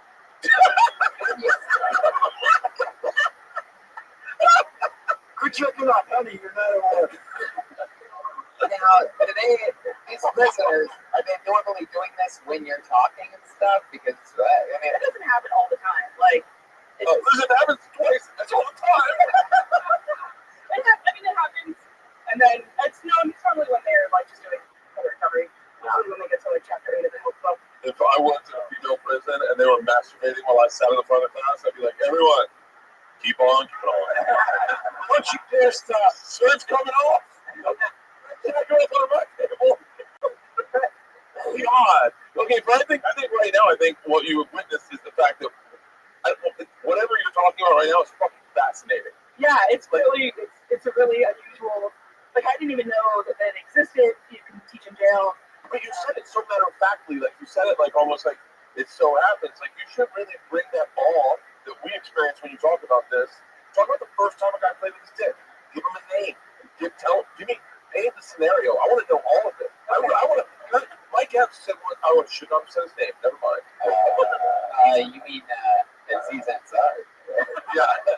He was telling a story one time when we were in New York about guys jacking off in prison, and it was called Killing That Hoe, and they do it to the women's CEOs. And when I'm like, you're saying guys do it to the women's CEOs, and they came by, and you'd be like, fuck, what are you gonna do?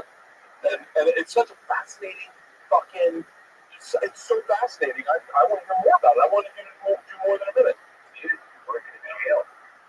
Dude, let me tell you something. So one of the officers wants me to put on like a show in the jail, so I'm kind of gonna start working on that. Oh yeah, right. I'm sorry, put on a comedy show in the jail. Yeah. So. But, I have a question. Yeah. Do you have an affinity for some of these prisoners to get along with? Yeah, they're just people. Like they're just people jerking off. They're just people. Like they're just people. I like them. They're good guys. I mean, if you ignore like the murder, like they're good guys. Have you been friends with any of them? No. Have you ever thought about them while you masturbate? No. Are there any good-looking ones? They're fine. No. You know what? They're really young. They're 18 to 25. They're way too young. Well, then let them masturbate. What the fuck? Jesus Christ, lighten up the 18 years old first direction. They're only with me for like 3 hours. Like they can handle themselves. Like it's 3 hours. Well, yeah. Not really. How long have you been there now? I've been there since September. Yeah. I would like eat bananas in front of them, just be like, Mine's in the gutter. Anything crazy like that actually like that you know about that surprises you or anything like that? You know, anybody like? Yeah, why are all these nice guys in jail? I mean, they're mostly like most of my guys are like awaiting trial for murder. Wow. And so, but they're nice in there. Like, okay, listen, there's an old saying that my hairstylist said to me one time about me having a drinking problem. He said if one person says you have a tail, fuck them, they're crazy. If two people say you have a tail, they're teaming up on you. If three people tell you have a tail, you should turn around. And if a bunch of guys are jerking off in front of you, maybe it's you. Like maybe you're doing something that's triggering them to masturbate. I mean, that's a good angle for a joke. It's like okay, yeah. the first time it happened, I'm like, that's fucking crazy. The second time it happened, I'm like, these guys are out of their fucking mind. After the 10th time, I'm like, all right, what am I doing? Yeah. At the front of this classroom, and you're like, and I had to stop eating bananas on my knees, holding the back of my own head. Wow. Just gagging out on cucumbers in front of these boys. Fucking the pencil sharpener. I mean, the pencil sharpener. Maybe It's You by Bert Kreischer. Barnes and Noble. It's definitely a good world to explore. Okay, yeah. I'm usually pretty clean, so that didn't even cross my mind. I know. And you have a job where dudes just jack off on you. Right there. I'm a clean comic, but let me tell you what I do for a living. You can clean, but it's just not on me. The class you teach, I was this Chinese class, Bukaki. Has anyone tried to throw come on you, like Clarice style or anything like that? No. Nothing creepy No, like that. nothing. But it happens with you Dodge or open your mouth? I would Oh, Jesus. All right. Stupid question. This is why she got in for class yet. He's just over the age limit. If I never do get a DUI, I'm in fucking Central holding out a wheel check off your Right? You just have to do it. bro. What kind of English are you teaching these guys? I read them books. I read them books. 50 Shades of Grey. Lady Twilight Robot. What have we read? We read Jacking off for dummies. not so good at. No, I read the whole Mockingjay Hunger Games series. I jacked off for that. I didn't know before I even knew Jennifer Lawrence. God, this was hot. We read The Wizard of Oz. You're reading all shit that we want you to What should I read to them that they will return the Bible. They need it. All right, Robin, well, congrats on the new job and another fun set. Robin Ryan, everybody, there she goes. She's on Twitter at Robin Ryan. All one word. Robin Ryan. Always fun. I want to work that job and have that material. Yeah, it's crazy, right? Can you imagine? Dude, I just eyeball motherfuckers and they jacked off, just stare them down and be like, come on, go. Is that all you got? Is that all you got? Oh, yeah? Watch what I got, motherfucker. You like that? Yeah, would you guys stop them? Would you? Hey, you jacking off? No way. Dude, I am not the right person for this world. Because I would be like, oh, guys, let's join. As soon as he does, golf out. Everyone join. I think I might be part gay, though. Who's that? You know how excited I'd call you as soon as I got out? Dude, dudes jacked off in my class today. And they were making eye contact with me. And they're still with me. Guys, we're playing sloppy biscuit. You put a biscuit in the middle of the room, last one to come over and have to eat it. That's what you did in college. Yeah, you did that in college. You blindfold everyone, and then you put up against the wall, and then a brother came in and said, put a biscuit. He goes, last guy to jack off the biscuit, I have to eat it. Go. You sit there with the fucking eternal question. Do I jack off in front of these people that are all watching, or do I risk the chance of eating the biscuit? And you're sitting there with your back against the wall, the blindfold on, all of a sudden someone comes up and goes, take your blindfold off. And Jeff Hartley and Mike Angelides are just jacking off like crazy. I said the real names, they're on my Facebook. Go check them out. They're probably in her classroom. Mike has a bed and breakfast in St. Martin's, and Jeff's a politician in Tallahassee. A bed and breakfast, just throwing your biscuits sometimes. Angelides is a little circumcised. He's got a big ass dick.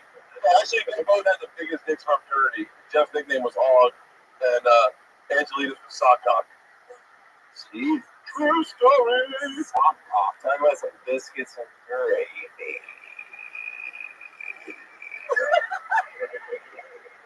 Oh, cool. Yeah, such good hair.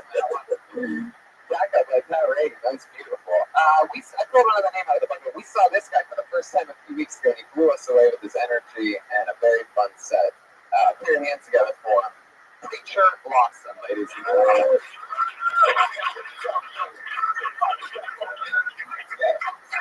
Yes. I got an iPhone Plus, 6 Plus. Super big. It's too big. Like every time I swipe down my screen, I feel like I'm playing the Price is Right. That's how big it is. Let me see what's down my Facebook feed. I got a hopscotch text people on my call. You like, oh, big, man. I got me as my screensavers, girl. She was like, oh my gosh, are you serious? You got a picture of you as your screensaver. You got fag and dated. And she white, by the way. And she said, I can see that. I'm not going to see this. My phone. I do what I want. I got the kids. I got the girlfriend. What else going to be my screensaver, huh? Some random picture of a lake. I can't swim. So I got me as my screensaver. I like it, all right? I got an iPhone 6 that's plus 128 gig. That's a $940 phone, all right? I paid, my mom paid $940.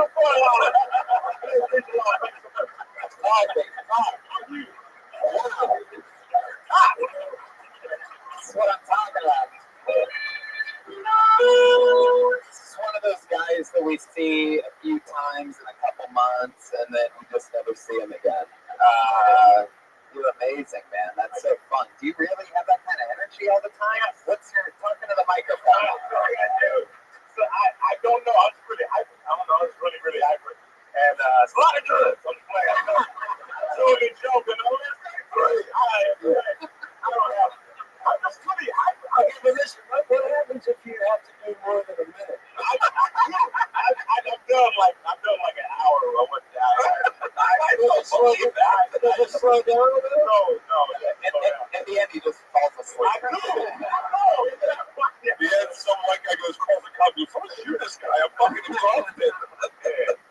I'm pretty tired after this, but I mean, I still keep it the whole time. It's fucking I gotta incredible. tell you, the material's great, but you fucking scared me. And what I'm telling you is, you would get the exact same laughs if you were just being, just chill. Just, do me a favor. Just tell one of those jokes just like you're talking to me now. That's not your joke. Yeah. Come out here like a human being. Don't hide behind the fucking hype. Just find out who you really are right now. Okay. Okay. Do it now. Okay. Why don't you just do it? Okay. Okay. Chill out. When I was younger, my dad used to play hide and go seek with me a lot. He was really good, but I never found him. Okay.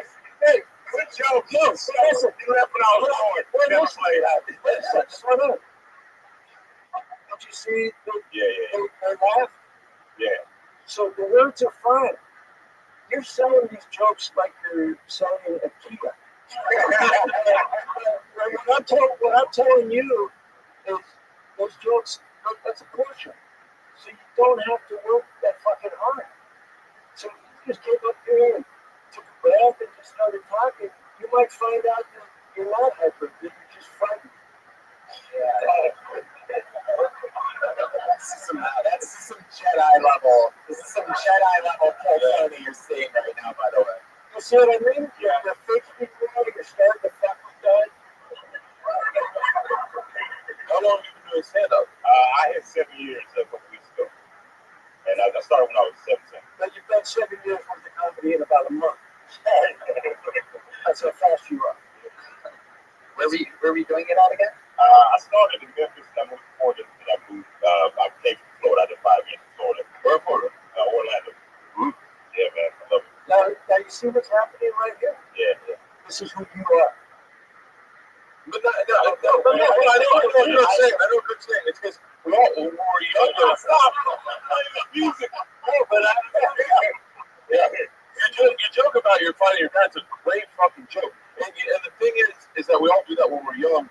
Is we overemphasize energy sometimes and exude confidence. We get the crowds with us. And you can use that. You can use that energy like the same way I've said fuck a lot on stage. If I took out half of my fucks and just used fuck, and when it's needed, I'd be a much better comic. You can use that energy when you want to use it, but don't make it your one note because you will punch yourself out. It is so true. And that when you do turn it up, when you do get into Yeah. the high phone and you do that, it's going to be, instead of people going, man, he's funny and he's got a lot of energy, it's going to be like thunder and lightning. I think you want to know that they're laughing at your material and what you're talking about instead of at you.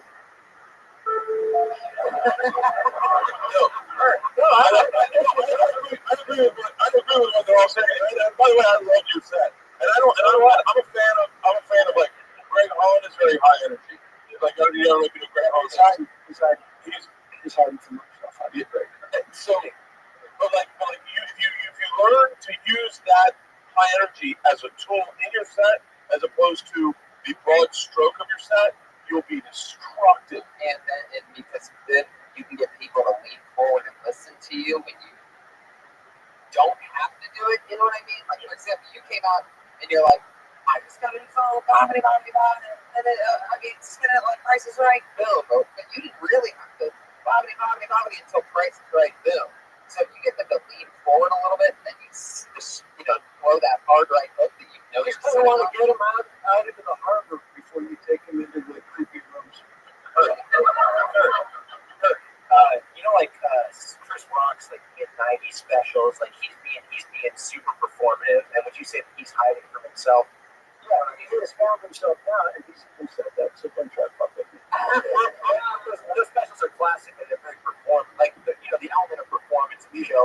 Alice Cooper, somebody who's like puts on a fucking. Yeah, but you see Chris down in the OR, he's just talking. He wants to see it do words work. Yeah. And then when he's doing it in front of 5,000 people and walking on the stage, he's going to be a little, he's going to track it up a So little. I said the size of the stage would. Definitely affects that. But I'm just saying, slow it down and work up to the punches. You came out too hyped up, and you know it's to just kind of hype a little. Hey, this is also your art form. So whatever we say is constructive in the way we see it from an outsider's perspective. And if you need that to open up with, if you get nervous when you go on stage and you need to go hard when you start, just make sure to don't put it all out there. Don't hammer the face with it the whole time. So Because you need someplace to get to. yeah, you need your acting to build to something, and you better be closing high energy. And you don't want to get to the last joke. I've seen dudes do it where they're like, and the audience is giving them nothing, and you just feel dead inside. You want to be able to protect yourself from those 3 show Saturdays. And also know that when you just said the words to the joke about your dad, the whole room laughed. And you weren't. By the way, you're one of the best performers we've ever had. Thanks, but this is about him.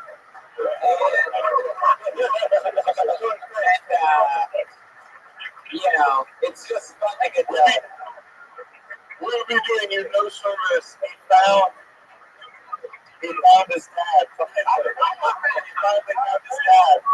I don't know what. Listen, we'd be doing no service to you if we were just jacking you off like in an English prison class. Right. We're just putting some sprinkles on it. Just pulling your fingers. We're just seeing something from a different perspective. And trust me, man, you'd be a destructive feature act on the road that every comic would say, I don't want to work with him anymore. Right. Literally, every comic would be like, get rid of him. First of all, he's fucking friendly. He's black. I just lost every white person. He's high energy and I can't fucking follow it. And he's only doing 15 because he's got a short food and he's figuring himself out. Yeah, man. You got a good fucking voice, too. So, like, when you just talk regular, it's got deep baritone. It's soothing. It's good for my economics. That's why I wanted to slow it down. Preacher's actually on this Friday's Death Squad show. Trying to see the whole set. Yeah. Wow. Amazing. So cool. Preacher, you've been doing it for 7 years. The first guy we saw, who does a lot of corporate gigs, somehow has been doing it for a living for 4 years. I think he has family money. What do you do for work, Preacher? I work at Fiddle Farm. Remember that one time? Oh my God, you do. You work at lineman this summer. They fired me. But now They already fired you? You were taking your test last week. Were you too loud? Yeah, you know, I just didn't know the menu, so they fired me. So last night, literally last week, I get a sandwich from this place every single day, pretty much. I go there like every day, and everybody there knows me and everything. And I walk in, and he's sitting there, light blue shirt, taking the test, and I even forgot that I said what's up to you there, that we hung out. But Shout out to Mendocino Farms, started not to fried chicken sandwich. I work at LA Fitness. You work at LA Fitness? I work at LA Fitness now, so I've been doing that. I'm a trainer with that energy. Yeah. I'm a fitness consultant. I know what that job is. Is bang all those white chicks. Oh, yeah, man. That's what how do you do a black ribs? How do I do a black? I do well on black ribs. Yeah, I do well on black ribs. Do you do better on white ribs? Yeah, I do. I guess yeah, it depends because I can answer that for you. Okay. Yeah, no, because I know, man, white people love what you fucking do. Okay. Like, white ribs. No, but black ribs are totally different. I'm not about How are you in championship? I mean, I can't wait. Okay. I can't wait. No, I do one every fourth Thursday. it depends because, like, you said black ribs are different. That's right. Black ribs are different. That's why I say it depends because, like, when you kill in a black room, like you murdered, like they laugh. But like if they don't like you, there's no middle ground with black people. There's no middle ground. If they don't like you, they don't like you. So that's why. They'll kill you. My first standing over there. Preacher, another unbelievable performance. Here he goes. Preacher Lawson, everybody. He's on Twitter, Preacher Lawson. Everybody's got nice, simple Twitter handles so far tonight. Preacher, I'm keeping a few of the jokes. What is your guys' timing thing tonight? I feel like you're firing up whole months when other people are talking. You give us 3 seconds to play.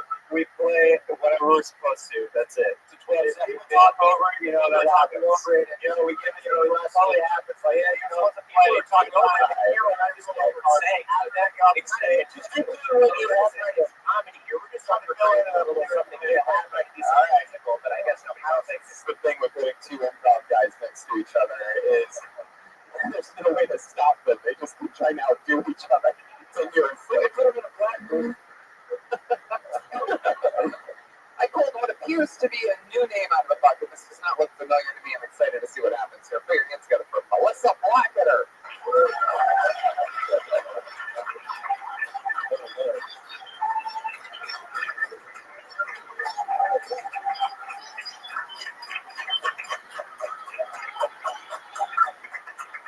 Hello.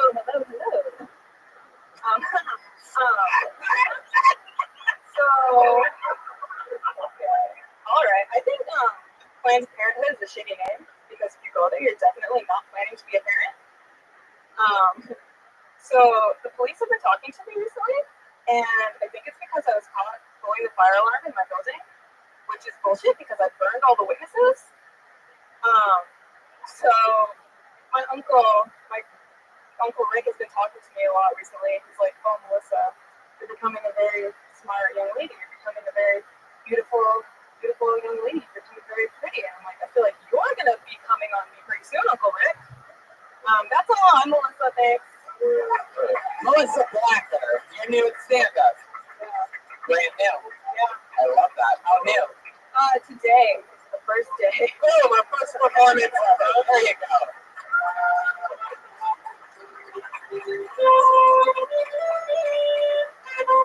We have a lot of first listeners on this show. It happens pretty much almost weekly. Melissa, so cool. How do you feel? Nervous as hell. I gotta get up to the stage. You gotta move up.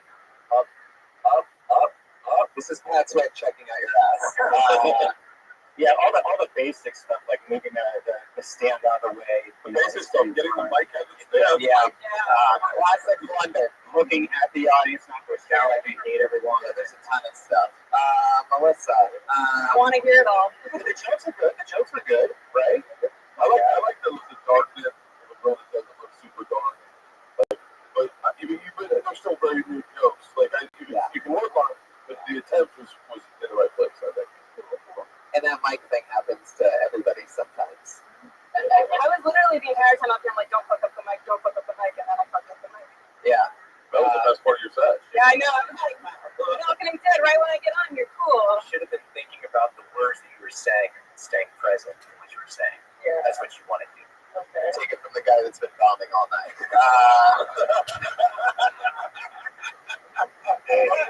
Oh, there's his buddy sitting in the defective.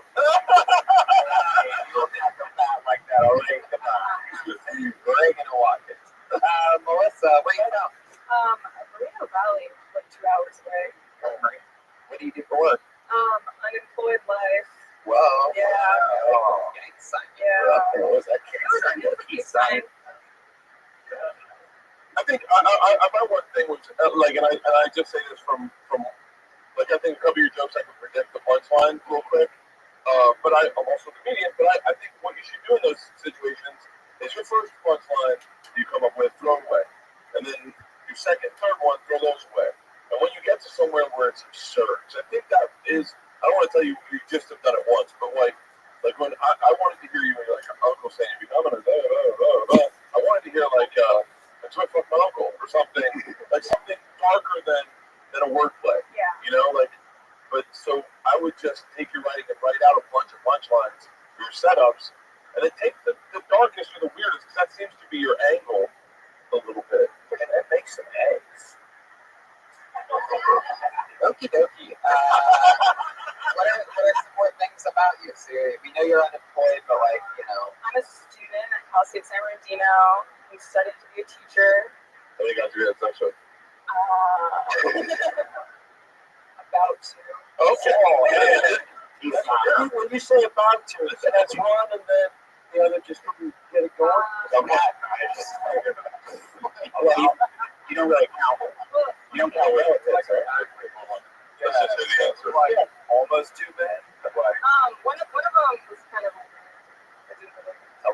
hold on, hey guys, we could be walking into a rape right now. It was like the, So what did happen? it was like That's what he said. no, but go ahead. Don't be shy. Trust me, we've heard it all here. It was like the first time he was trying anything, and so it wasn't really going anywhere. And so like something's going to happen, but I don't really try to count it because It was in your nothing's going to happen. Yeah, I get it. I know what's happening here. Oh, so it's the first time I lost my virginity. Yeah, the first time. Wow.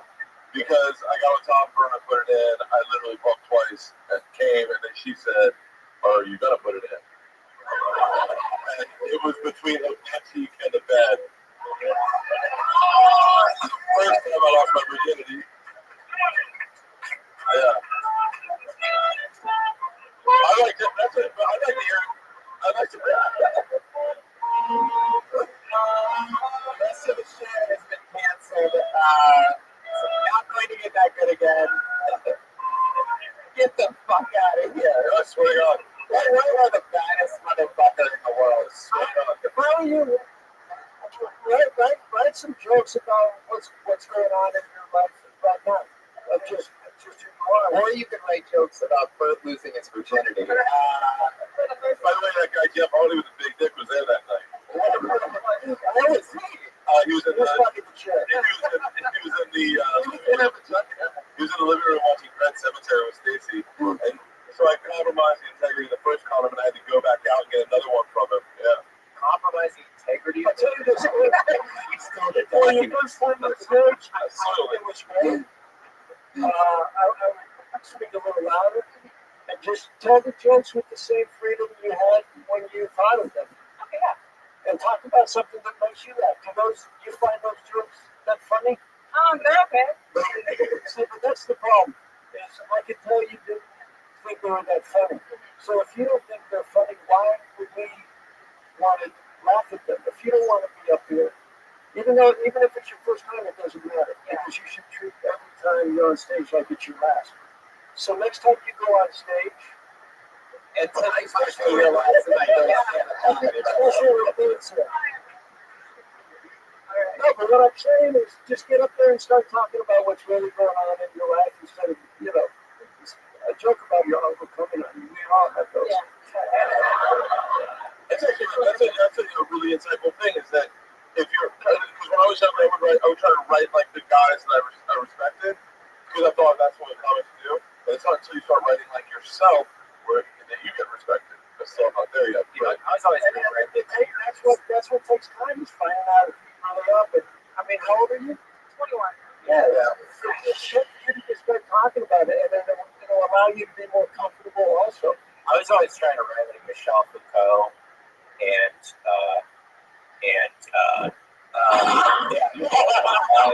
That scared the shit out of me more than it did Dracula Onassis. We're the one that had go up with you, but we're the one that planned like just any comic has got planned. They're like, oh, it's not planned. That's like you just have to throw that one away immediately.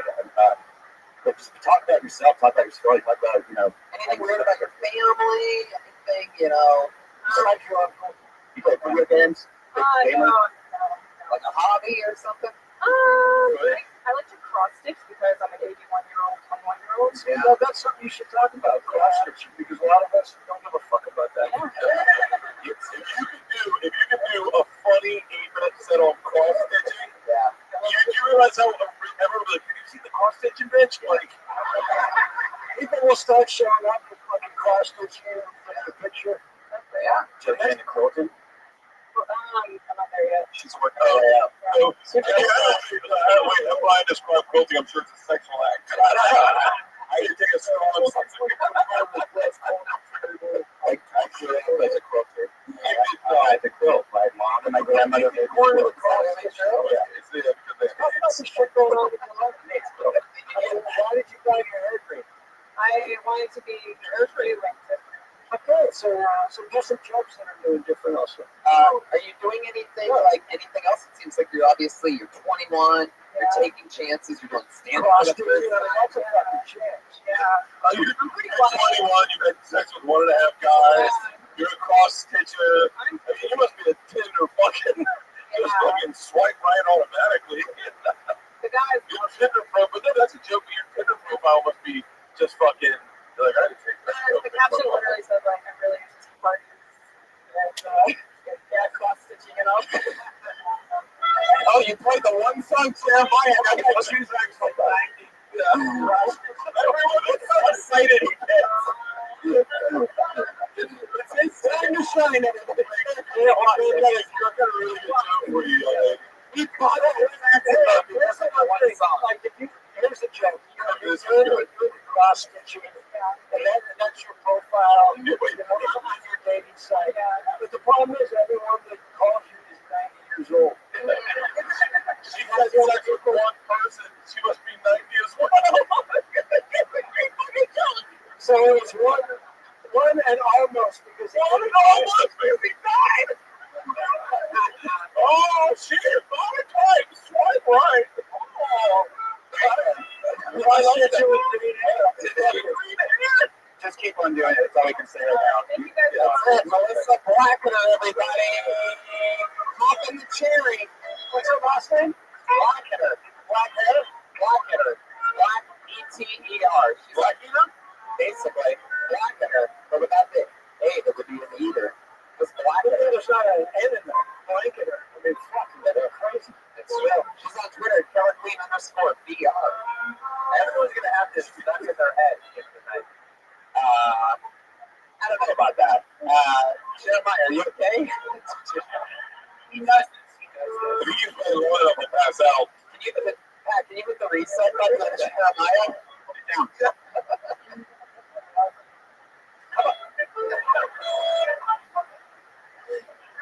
He did it again. I absolutely love you two together over there. It's just literally like the real life Beavis and Butthead in the flesh. All right, I haven't done that. They'd be great at my Christmas when my kids open my presents. Yeah, Jeremiah, play that one Christmas song you know?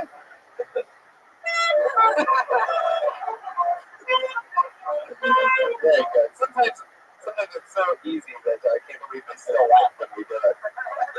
Look at the size of this gray cube floating this way. Does anybody else see this? Right there? It's like right there. It's cute, incredible. Is Kurt's advice available on audiobook? Because I feel like a better human just after listening to that for a while. Really, it's amazing. I got it. All the time. I got it for you.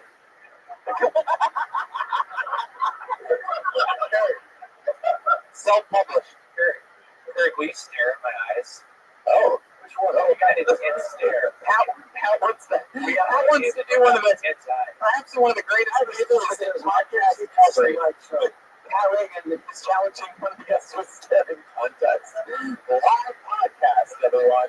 I don't want to look in there. You might take my phone. Pat, is that the face you make when you're having a staring contest? All right, okay. I've heard that what appears to be definitely a new name out of the bus, and I think I'd remember this one. Put your hands together for Tuesday Thomas, everyone. Tuesday Thomas. Oh, shit. Here we go. Hey, everybody. How's it going? Good. I'm glad you're doing well, because my life's a fucking mess that I could take your shit on, too. I couldn't. I was 20. I was like Wonder Woman. Now people just look at me and wonder if I'm a woman.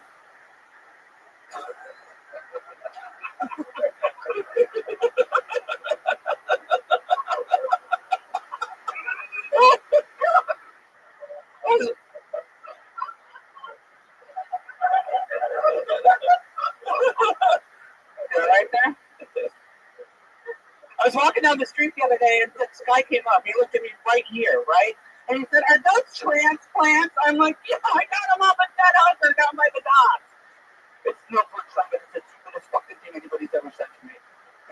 And then I started thinking celebrities say stupid shit all the time too, don't they? Remember Michael Douglas, the actor? He said he got mouth cancer from cunnilingus. Do you remember that a couple years ago? I was like, "What? Michael Douglas got mouth cancer from eating pussy." And I'm like, "What nuts? Blowjobs causing Alzheimer's?" There you go, Tuesday Thomas. Tuesday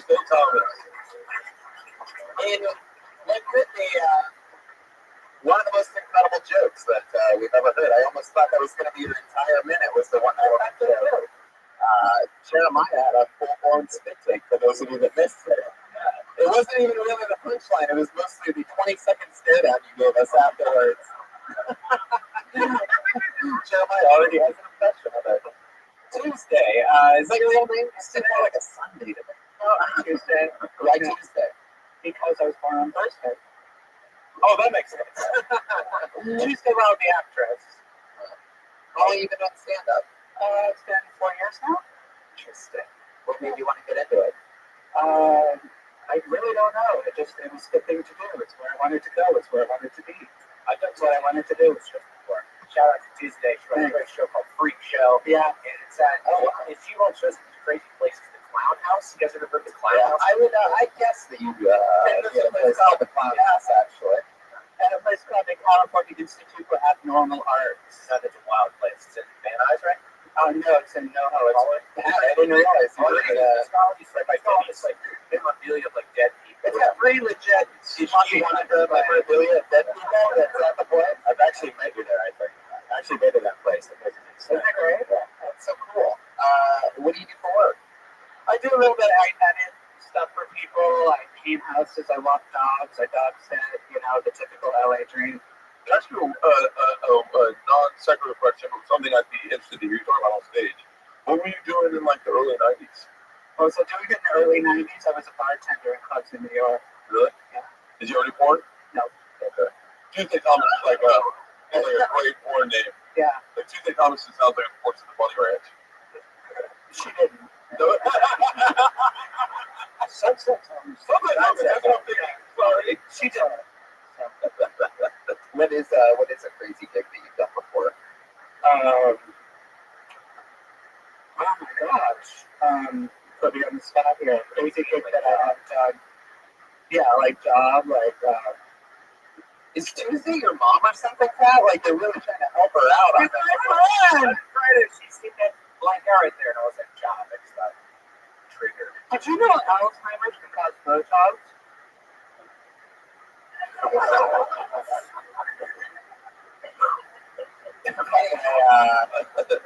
I didn't know that. And I don't see why that's funny. I don't know why other people did I miss something? It was the start.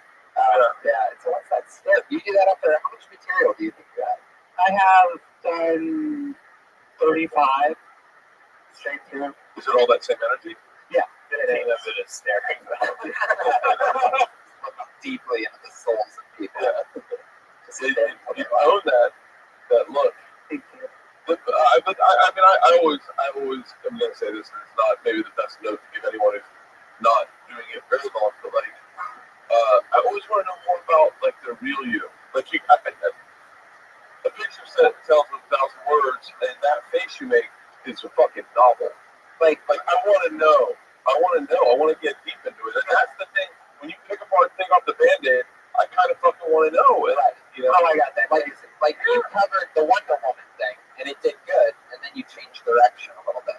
Like, so when you do that Wonder Woman joke, and they wonder if I'm a woman. You know what you look like. Yeah.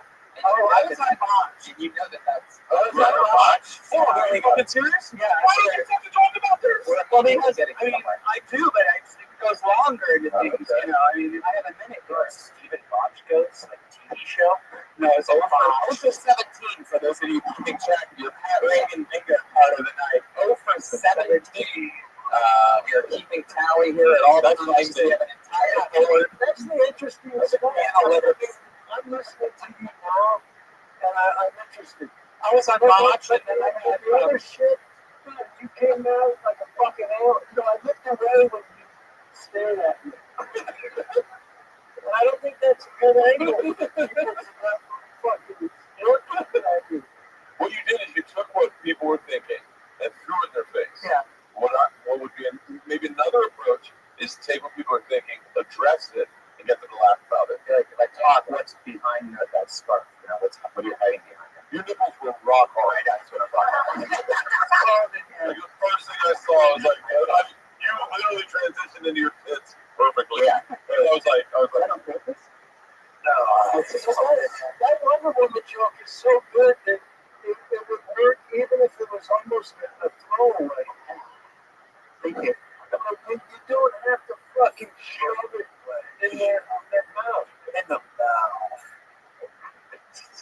Yeah, I'm always. The first time a guy ever said I don't have to shove something in his mouth.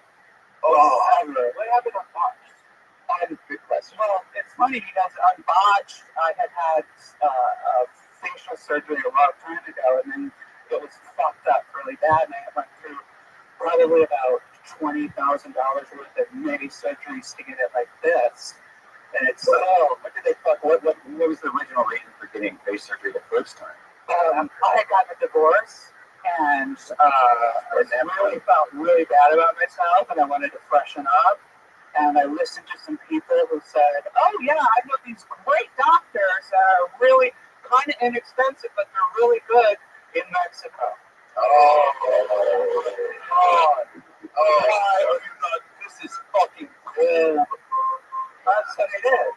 Yeah, and it was horrible. I mean, I was like swollen up, and my cheeks were like way up to here for like years, and I had to get. Why do you have us staring at you the way you were staring at us? And that's how you are. I can handle it though. No, but that's what I mean. But what I mean is, yeah, now we're like, fucking tell us more. And then after I went on Botched after all this, and the Botched didn't do any surgery because I already had, they really couldn't do anything at this point because I already had those other surgeries. But I also had triple D breast implants in with silicone, and last year they exploded and poisoned me. Whoa. And I almost died from that. You are fucking. Yeah. Yeah, so, You're like a pretty Frankenstein. thank you. Thank you. And then, I remember like a couple of nights before I went into surgery, I had been talking to this guy online, like maybe we can, meet and have coffee or dinner or something after I heal and stuff. He's like, well, can you send me a pic of him before they take him out? I really like to see him. Jesus. I know, and I was like, well, I've had 2 miscarriages in my life. Would you like to see pics of that too? Yeah, really? Your miscarriage? I love to see pics of Facebook.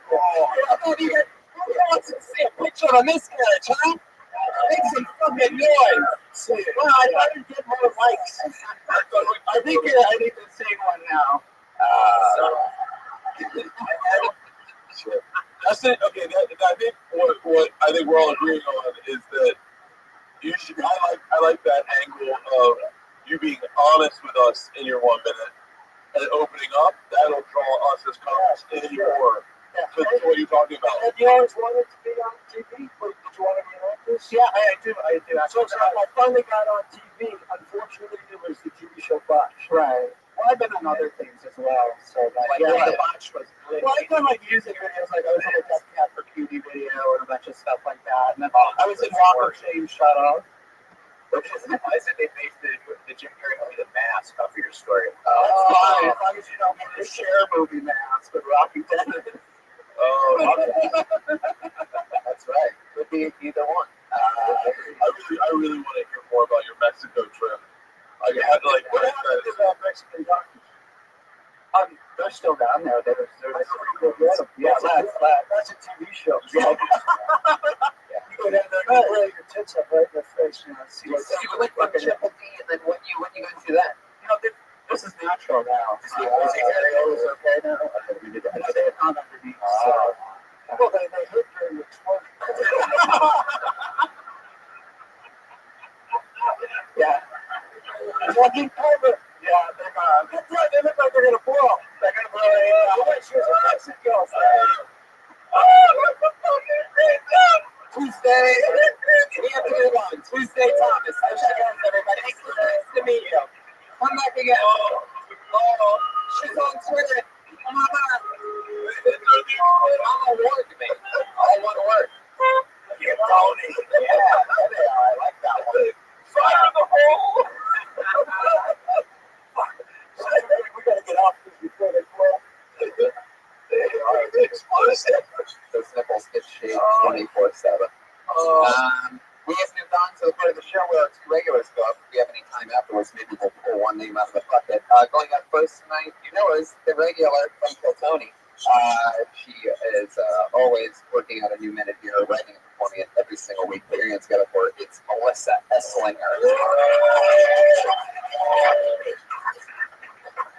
I went to a sex shop the other day. That's okay. I needed some chapstick. Anyway, when I was checking out, they asked me if I had a rewards card. But every time people ask me that, I just am like, oh, I'm not sure. Let me give you my number. So no, I didn't have one. I noticed that there aren't any shopping carts in a sex shop. You'd be buying a lot of stuff.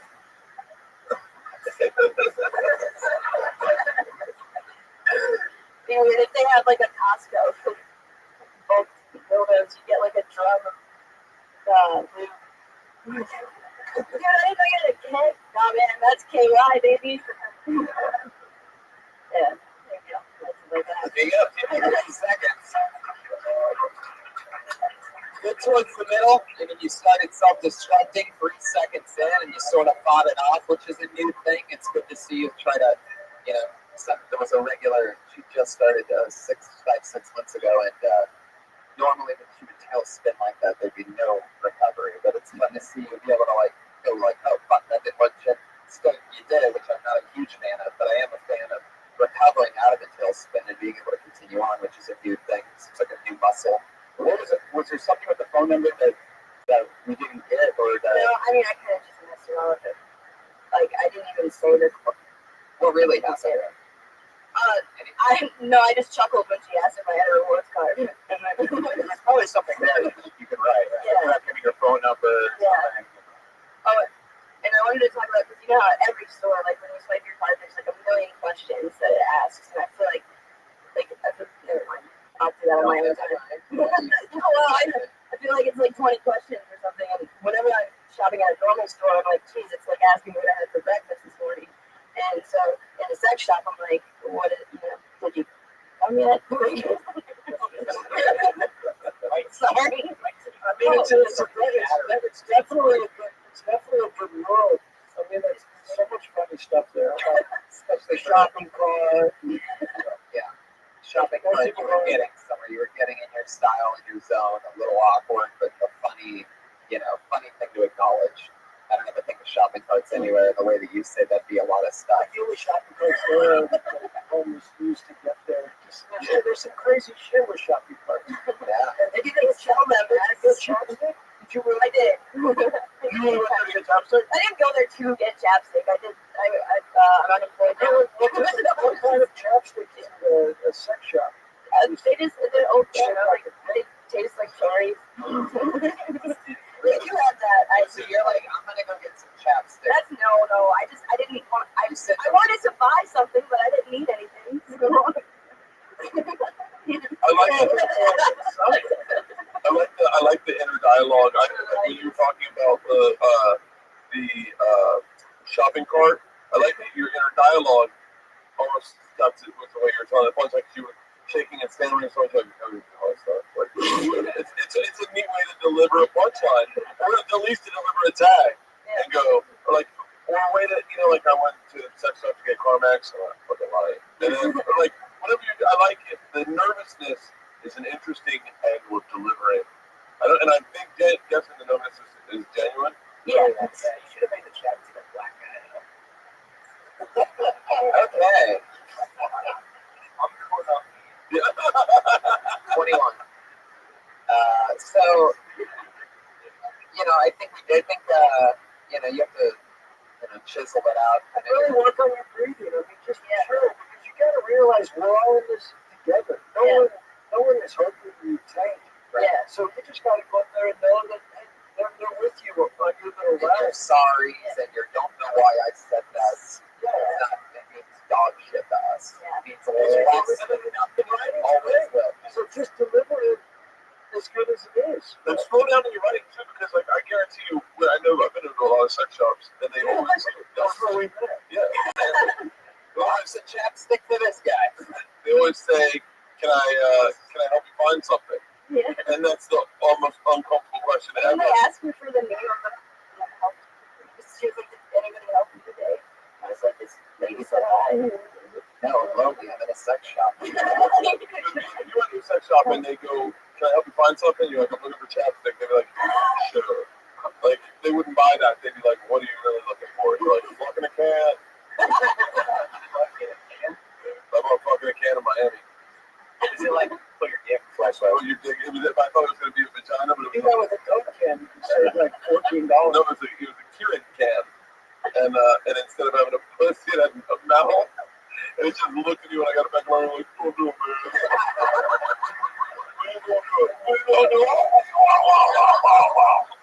Not cool. Not cool. Well, see, it's another night where it's just sort of back to the one root thing with you. You know, you're a special type of creature. So it just all gets back to, lose the apologies, lose the, I didn't need to say that about anybody. It doesn't protect you. It doesn't save you. Just keep reinforcing the fact that it's better to just say nothing than to say sorry, or I don't know why. Because the audience doesn't know that something Right. isn't funny unless you tell them. And And so it can always still be a setup. Sorry, 4 seconds in, and then they're going, oh, I didn't know what was happening, but now I know she's not doing good 4 seconds in. Yeah. That she's apologizing and panicking, and they don't need to know that. They don't care. It doesn't matter to them. But nobody's going to go, I wasn't going to laugh at something if it was funny because she didn't apologize about that first 4 seconds. So you just move on. And a rapid anti-Semitism, I think, was a little much. That's 24, 0 for 24 for those new people. 24 with. Melissa is committing to the bit, though. Again, one of the hardest jobs in the world, writing and performing a brand new minute every single week. There she goes, Melissa Esslinger. A bunch of things. And Melissa Esslinger, Esslinger. Here we are, 1 left, and there was a 1. She is the other regular on the show. Always cool, always fun. Vanessa Johnston, ladies and gentlemen. Yeah. I don't know if you looked out your window recently, but people are exploding in the name of God. Religious extremists, man, they're everywhere. They're under your bed. They see you when you're sleeping. They make absolutely no fucking sense in any religion. They're like, God is omniscient and omnipotent. There's no one more powerful than He. He can do whatever, however He wants at any time. And I'm His helper. What? Well, you see, sometimes God can't do stuff that He really wants to, so He leans on me, Sally, elementary school dropout, His trusty sidekick. God's leaning on you? God needs you. No, He fucking doesn't. I have an idea. Go back to your job at a cash register at Arby's and stick to your Bible crossword puzzles. You're making God look like a pussy. Vanessa Johnston, ladies and gentlemen. You have a great premise there.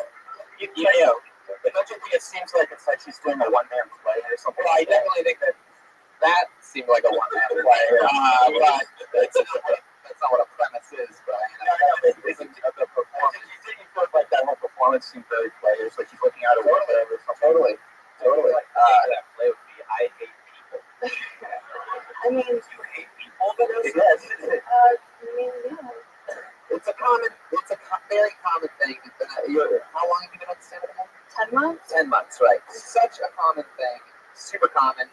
You're all guilty of it, of having long setups. And then by the time you really get to like meat and potatoes or something, we're already sort of like, you know what I mean? Everybody's attention spans are garbage. It's not your voice. That's not a normal sounding voice. You know, the whole premise that you're talking about is who the fuck are these people blowing themselves up and like they're so special that they're God's little helpers. Yeah. And that should be your first line of the joke, just like that. Well, I would jump even ahead of that. And this is just me, but like at 10 months in, I wouldn't try to tackle. Act out. No. I wouldn't try to tackle such a big subject. Yeah. I mean, I'm being serious when I say like religious fanaticism and religion, and I didn't want sure if you were talking about Christians or Muslims. I know, I thought that was confusing. It was first Muslims, and then I was like, I'm not going to do a Middle Eastern act out. Like, because I'm hearing. can you please? Jeremy is so good at that. You're so good at your act outs. How long did it take for you to get like comfortable with your voices? That's just something that I like been doing since a little kid, so I don't don't know, like they're like, because I feel like I got relatively comfortable with one-liners, and I was like, okay, this is, you know, like obviously it's hard writing new ones, but I'm like uncomfortable here. It's like now I'm starting to get an act out, and it like it's funny because like I do well in crowds I'm comfortable around, but then crowds I'm not as comfortable like Not here. for everybody. I would skip it. I would skip it. That's just being your voice talking about whatever you want to talk about. But I was just picturing you like teaching a class down the county prison. Imagine how many people would be jerking off in that class. Yeah, but see, like an act out, if you don't do an act out, it can be misleading. Like if I was like, so last night I'm having sex, I want top, and then the person's like, hey man, put it in my ass. You're like, well, hold on, was that a dude or was that a chick? So you need to do the act. The act out is imperative when you're doing that, only because, you know, you can also say, I'm not going to do the racist Middle Eastern accent or whatever. And also, you can also just get to it quicker because it's, I mean, all the other shit was confusing, but in also premise, I understood everyone wants to blow themselves up. yeah, but you got to get, if you're going to take on something that's not about you, you have to hit the premise from the very beginning. And again, the overall thing that we find with the show, every comedian, every episode, is they want to know more about you and your outlook on terrorism and all that. Like, I've been doing this every night for 9 years continuously, sometimes 3 spots a night. Right now, I'm taking on movie theater shootings. And I have the definitive movie theater shooting day because I'm a badass motherfucker. But my point with that is I couldn't do that at 3, 4, 5, 6, 7 years. It's now, you know what I mean? I'm to the point where I know that I can own that for 10 minutes. Anyway, okay. Thanks, Adam. Vanessa Johnson, there she goes. Ryan Chaito with tonight's drawing. Look at that. That happened while you were sitting here. Unfucking believable. RyanChaito.com. There's a print of every single show that Ryan Chaito's ever been to available there. You can buy that print. Pat Reagan's Patty Reagan, Jeremiah Watkins, Jeremiah Stand-Up. You guys have gigs coming up? Kirk Fleischer and Kirk Fox. One more time for them, ladies and gentlemen. What do you think, guys? What's happening? Anything else? The Machine? Nope. Tornado? When's this air? Right now. Portland, I'm there tomorrow night and Thursday night. Awesome. Yep.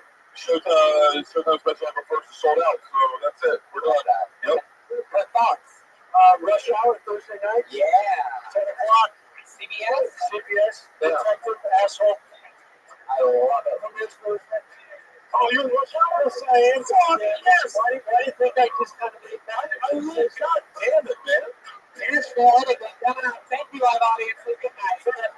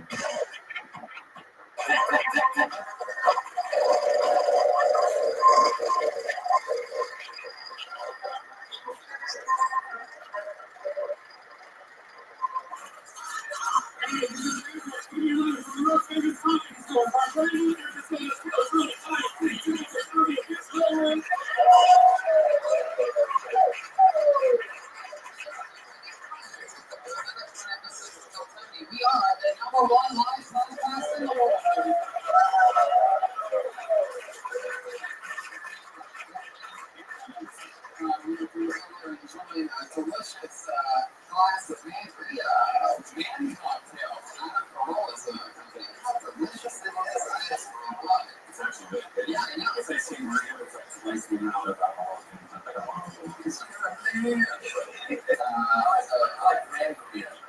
like grandma mandarina. It's fruit juice.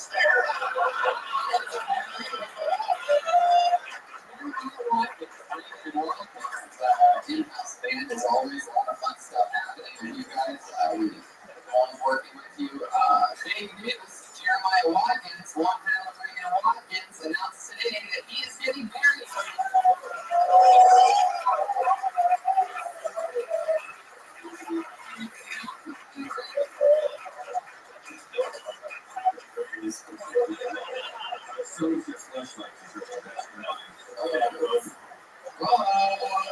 You flashlight with the other. Your favorite saxophone? You see saxophone? You know what I'm saying? Yeah. Oh, I'm already banned. But that's already engaged. You can't run back.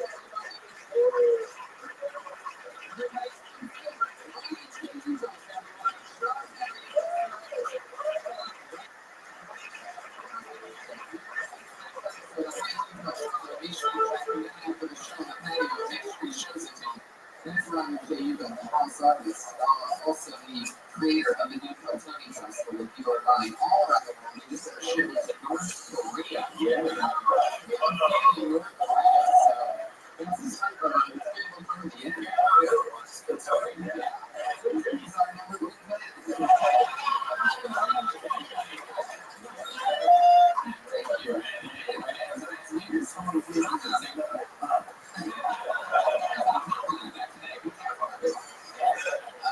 So congratulations on getting married, Jeremiah. That's very exciting.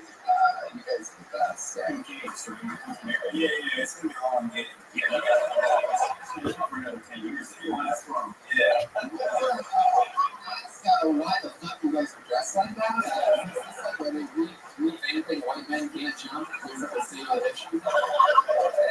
Just trying to be more casual time. They always dress well. We never see squeeze your water bottle.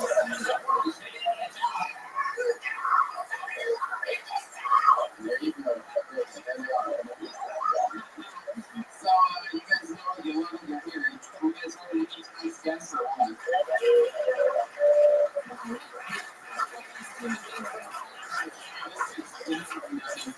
The best of this show, two of my favorite comedians, two of my favorite human beings. Put your hands together for the great Morgan Murphy and Sam Trevor.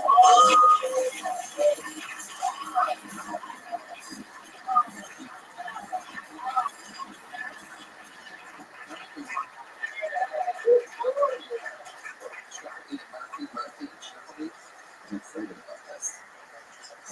Great law firm.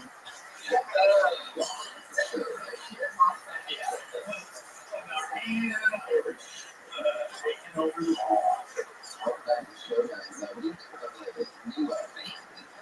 So you got rid of the fucking robot guy? Yeah, that looks like you're in That's just another fucking dude out on Hollywood Boulevard trying to make a dollar. You hear that shit?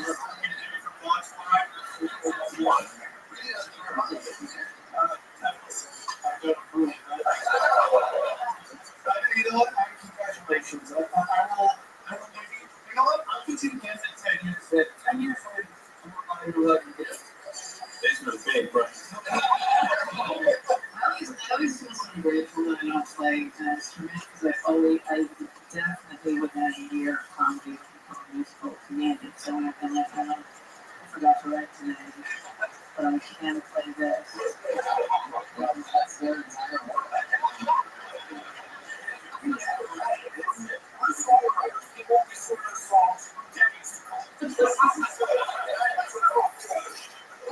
Artists and comedians. Yes, you are. Over the years, like, you would stop fucking guys play snacks. Eventually, it was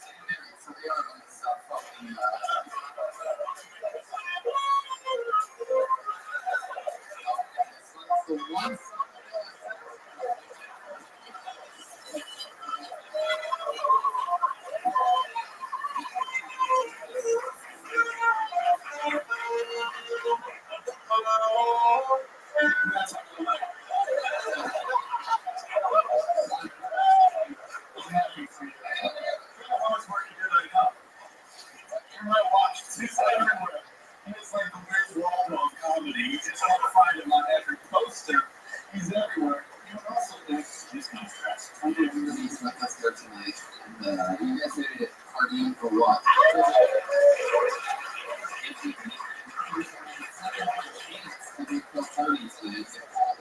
Do 60 seconds on stage and talk to our guests about everything that we saw. Comedians, you get 60 seconds. You know your time's up and you get the sound of the kitty. Okay. Let's wrap it up then. I'll show you the angry was Hollywood there.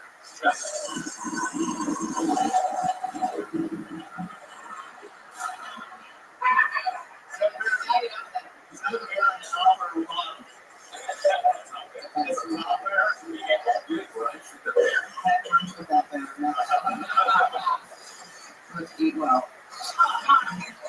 You guys did get this party started or what?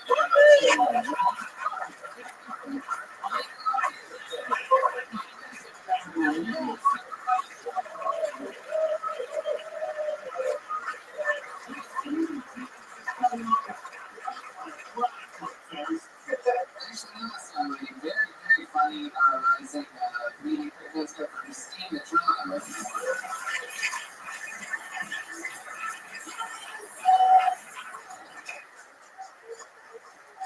Hey everyone, this is really sex for me. I just started dating a DJ. She's excited because I've never been cheated on before. I live like an honest, I'm like an Oris Adonis. We got our second date, he gave me flowers, and he was like, listen, a couple of money I just want to appreciate that I care. Oh my god. You don't have to spend money on me to show me that you care. If you want to show me that you care, like, just let me go through your phone. You know, my heart is close to tears. My grandma introduced the cards. We're watching season 1, have some cards, and he's on one team, or Kevin Spacey goes on a game over. My grandma tried me, she was like, what is he doing to her? And he's like, oh my god, no one has ever gone down on my grandma. I'm like, oh, she's had 10 kids. Stop, please, my grandma.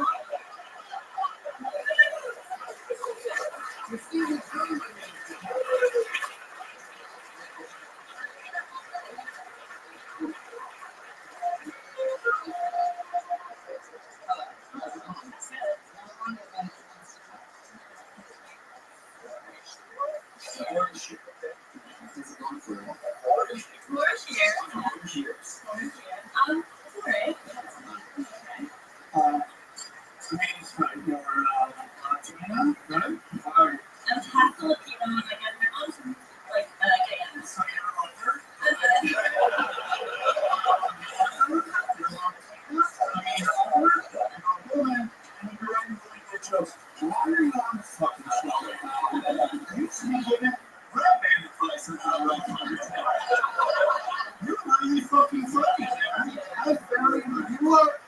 I mean, just for me, you're one of the best I've seen you do. Everyone's coming up well, but one of my favorite parts of our performance was actually sometimes when your guests forget to move the microphone away from the mouth. I think that you gave a really good say pretty much when you sing you laugh like a fountain.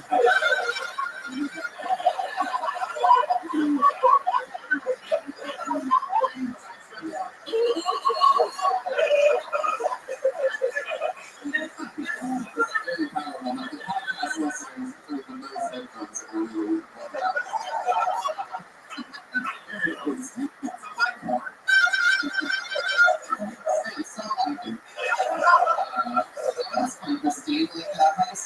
what's that like? For 4 years in, everybody knows that you're, very funny comedian. How am I surviving? Like my job? Yeah. I have like a shitty day job. I'm just like an office worker.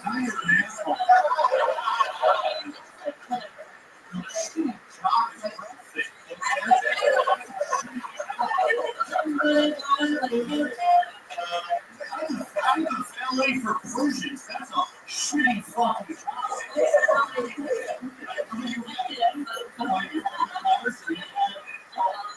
Oh, okay. Oh my God, that's sorry.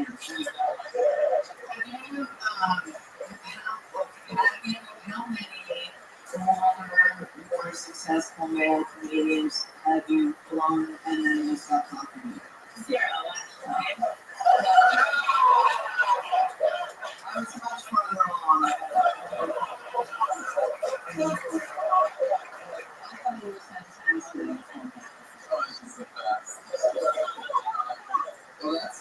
your heroes.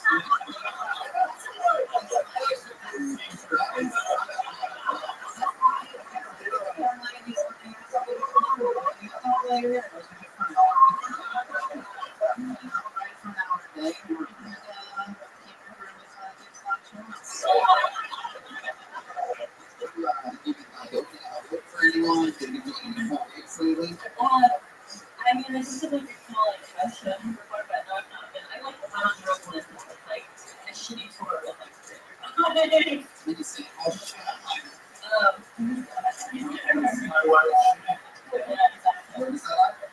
That coming on the coast. Again. Oh. Yeah, he doesn't get it. What nationality did they cut it? They were dude. I was with a girl on it, and they were like all Asian. And it was like this guy, he was like, yeah, we're coming to Asian tour. And he's like, oh, all right. Filipino? Yeah. Me and working on karaoke here. Not yet. Name, like was it like comedy and dance and like soul dance or something.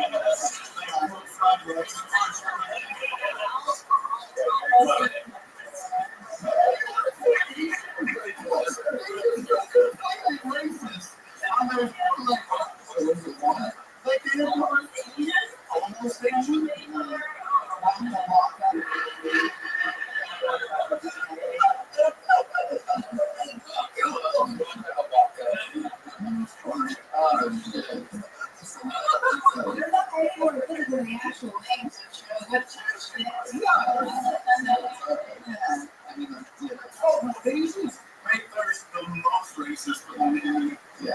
Like slanted eye comedy, like that's one thing that the improv at one time.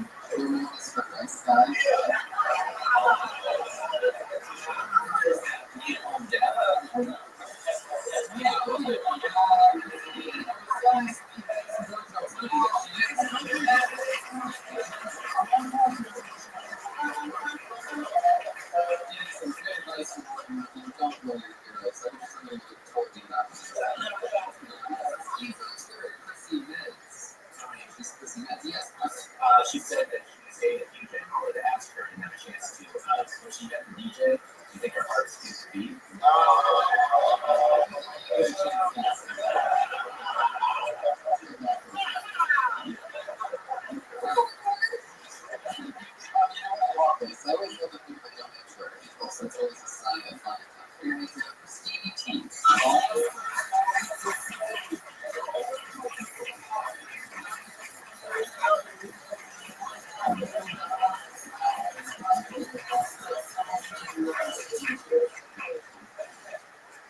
So, I'm going to start out saying I love the military.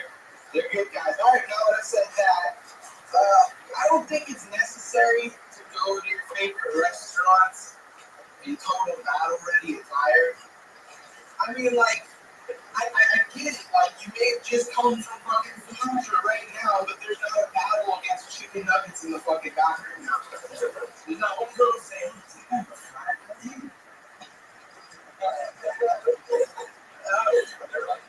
I mean, I understand some girls really like a guy in uniform, but I mean, that wouldn't work for every fucking profession. Like, my friend's a pizza guy, but I wouldn't see him going after work in his pizza. Like, shit, that's his real way. Then you want me to stuff your crust? I don't know. I just feel like it's stuff on this.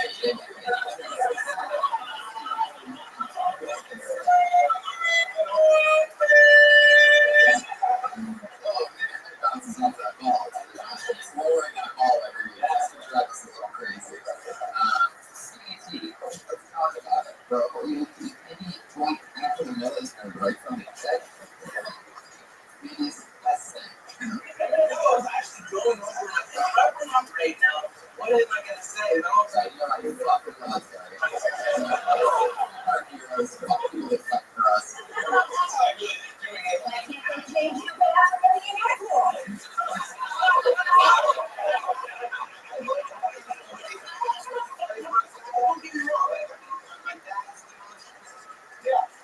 You're swapping the song.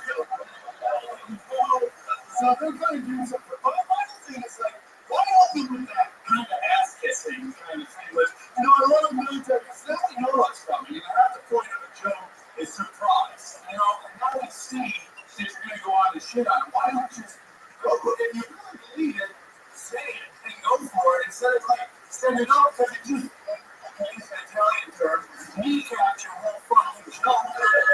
And you just need to know any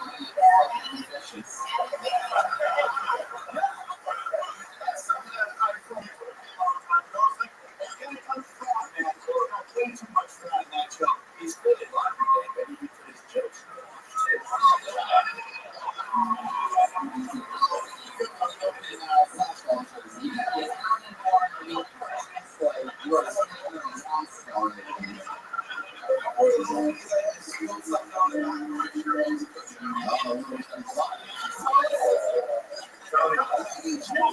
Let's see what you will look up without the shirt.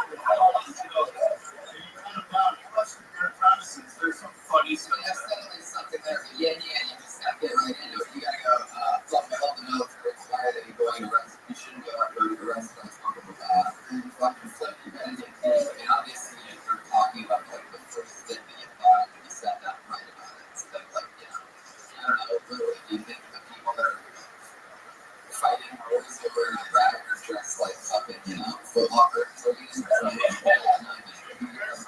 Dig into it, put it around, and fucking figure out if it's funny. Because you got great stage presence already for 22, which is half the battle right there. I just gotta cut down. It's like you gotta make your jokes laser trying to what they're trying to say.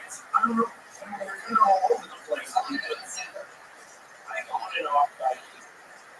What are you doing? I was doing bartending and I was doing that actually just putting it back. I was just getting enough orders with that military joke. Like, I was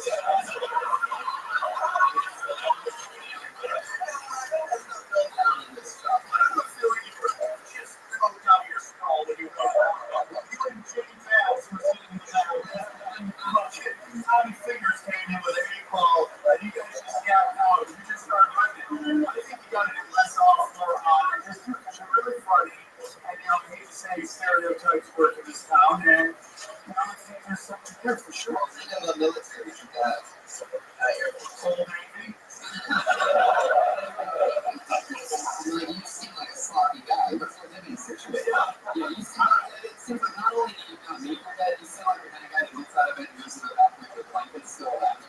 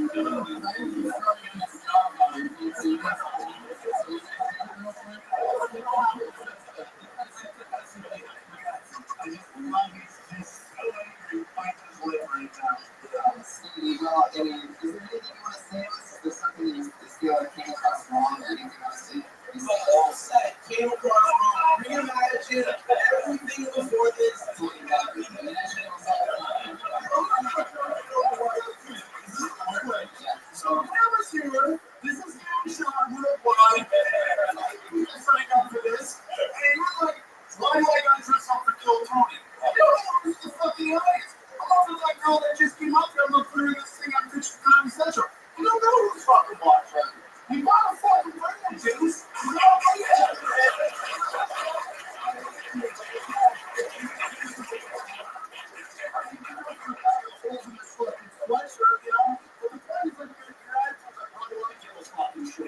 can't have that, dude. You're fucking full of sharks, dog. You are everybody here is a fucking shark. It's not like fucking going over there. You be doing coke in the valley at fucking like Olive Garden, okay?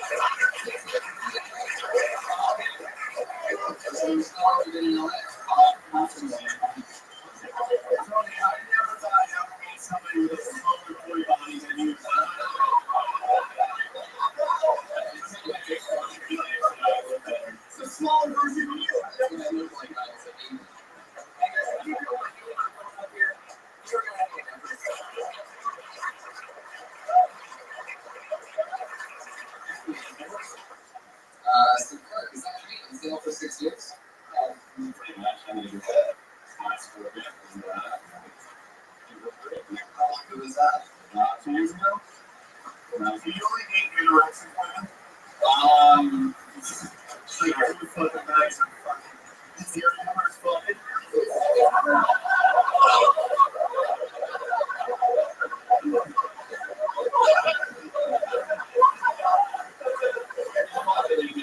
It's really Sort of the thing. Yeah, I can see how maybe a lot of those that we think we're going to see a little ones here. experience. I know, yes, I mean, well, if you saw me with my shirt off, Sam, I promise you could fucking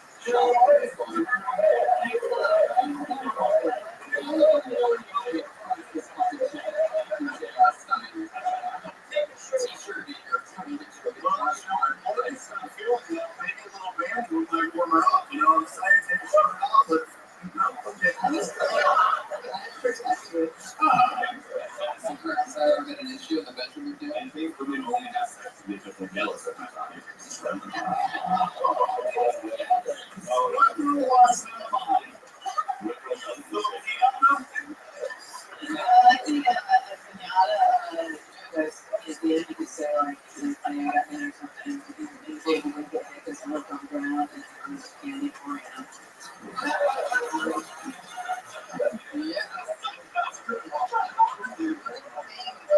Anything you can get from the pinata stick, candy from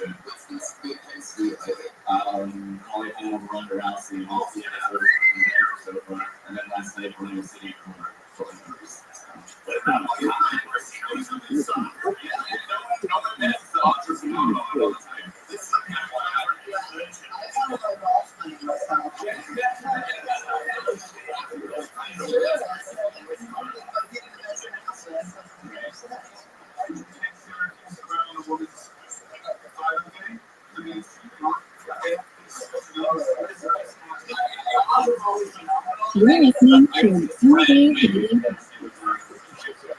thought your joke was funny. I found it in all the couple lines in there that need to be turned out. That ruined the rest of the joke. One's a funny premise,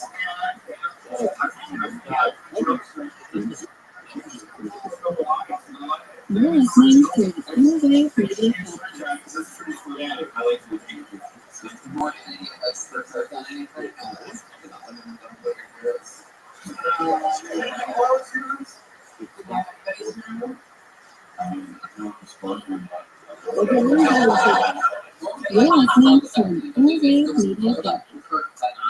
What would be a fun fact?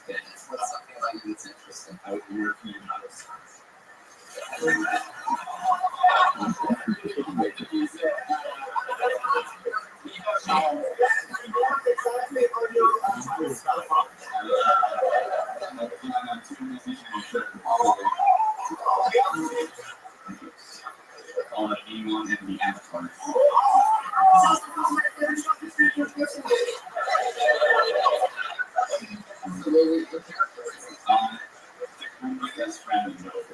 We're in like 25.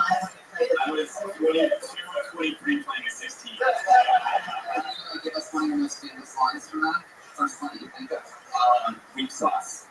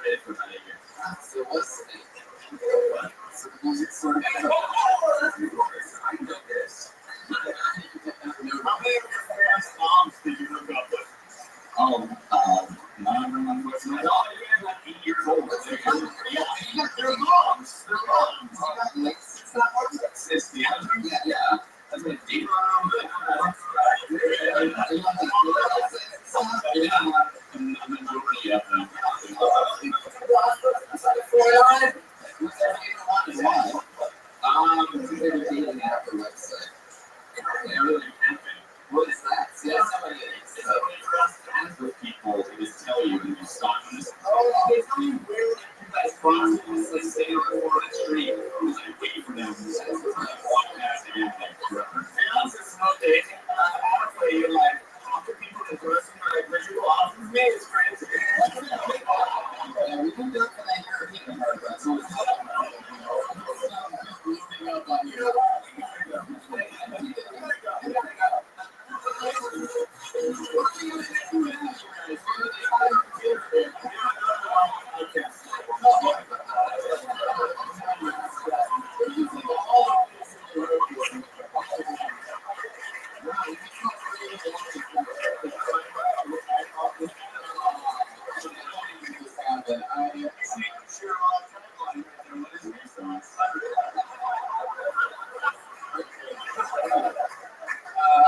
Anything else, Arthur? Life advice, anything? Did you do Halloween push-ups? What's the thing? I remember specifically, and we're joking about it, but it is true. I was a vegan for 5 years and I lost all this fucking weight, and then I got busy with work and I started being a lazy vegan. So my body just started eating any muscle that I didn't have. And then like 4 or 5 months ago I stopped and started eating like a vegan and fucking working out and shit. So I just wonder, like, what's your... My regimen is that I usually wake up and I usually get high and go back to sleep, and then wake up and then go back. Oh, so you look like a cancer patient.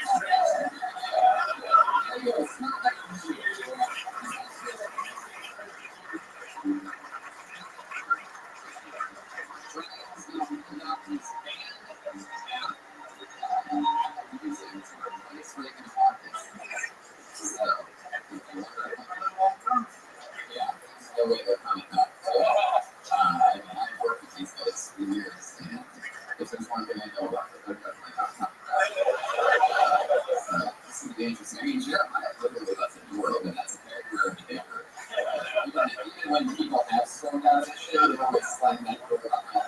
So, you just still something to keep an eye on later. You're not part of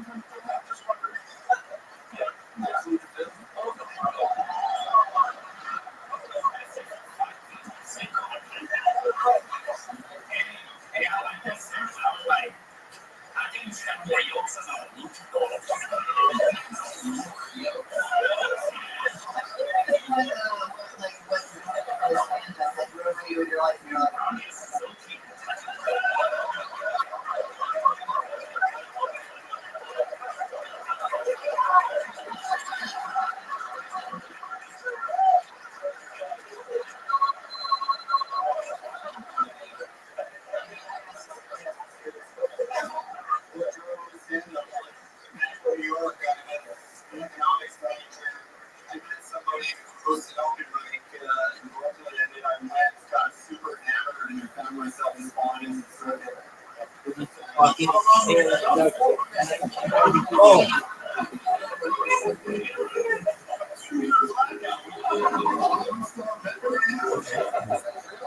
have you drank it? Not really anymore since I played.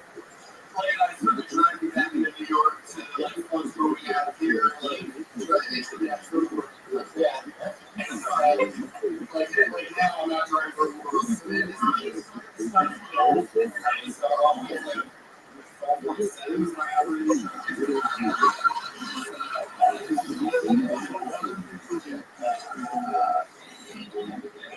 Something else. We're trying to think about that. Like if it's going so bad, something else. Let's figure out what we're wrong here. I can tell you one thing. It's going to be this.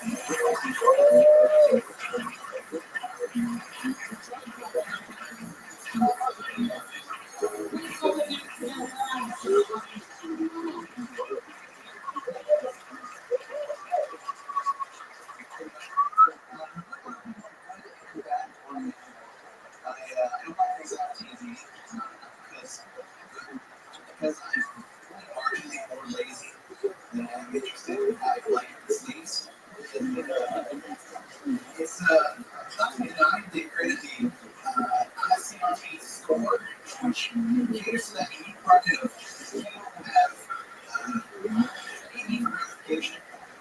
That happens for everybody, just I like to my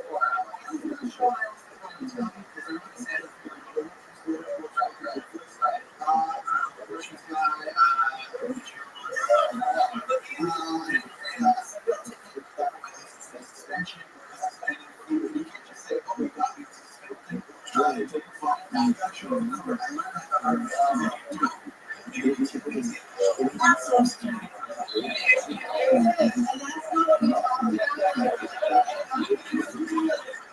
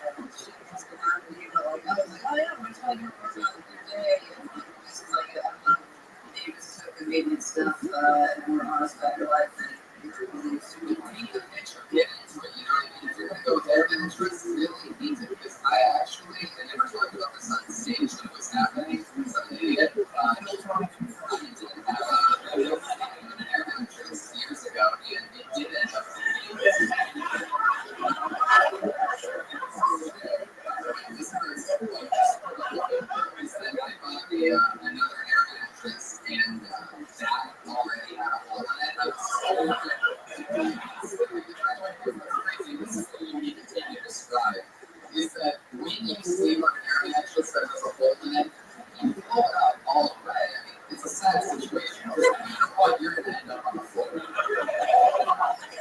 This is how long are you going to be able to fall asleep before you get the hole? What ends up happening? You know, because I'm not able to do it. Like this.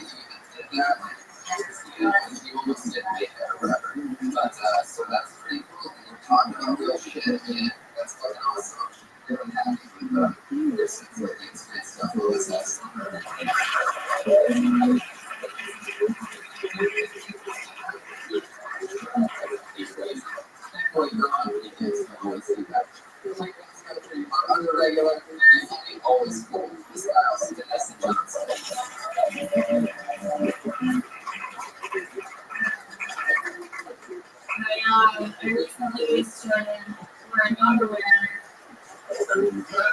so that I don't have to wash my hands as much. And so that I can sell them.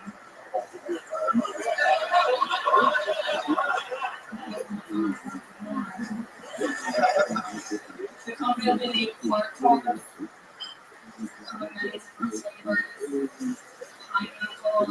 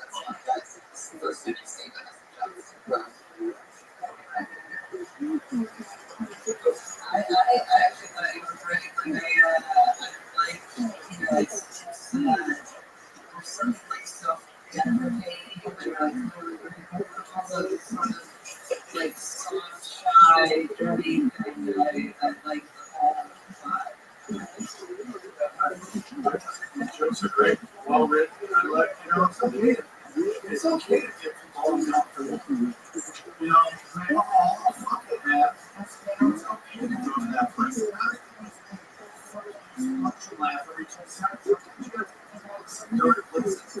Everybody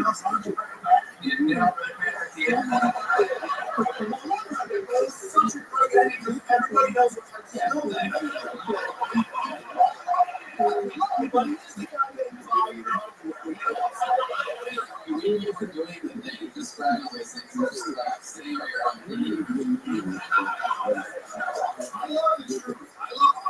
on stage. I feel like a great place in comedy.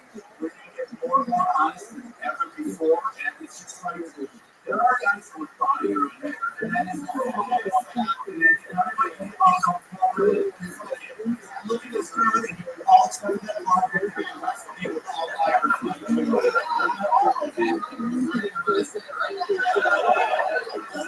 It's arrogant to say, no, you can buy my underwear. Like this one, so much reason to get angry with that, and then you're gonna have to think about how to diffuse that. And that's just the truth, man. It's just the truth. I mean, they're not just saying make shit out of yourself. It's a reality of the situation. But I love one of those fucking uncomfortable places. You know, there's definitely not a lot of people that can just get away with that. Always normally the type of people that say something this has to be like, sort of nerdy, sort of, bloody, goofy things. That's more like, a lot of anonymous looking people. You're at it for your music videos.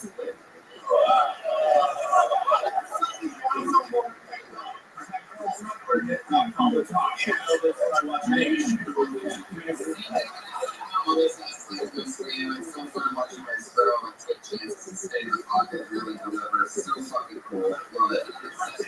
I was going to say, one thing I think, especially when jokes are really dirty, sit with them a lot, like really like look at them and like, how can we make this the smartest joke possible so that nobody can say, oh, there's just a dirty joke. Right.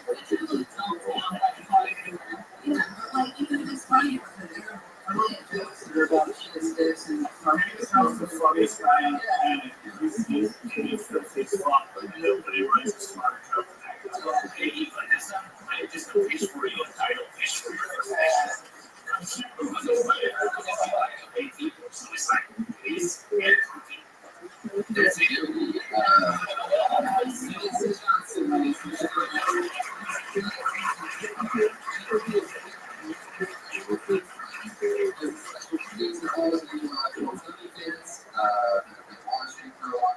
There's this guy who runs very good about the pocket. He has so much going on that he was too busy for his spot. And we're having fun right now. We've seen him over 10 times on his show now. And the crazy things. It's the great thing. Challenge.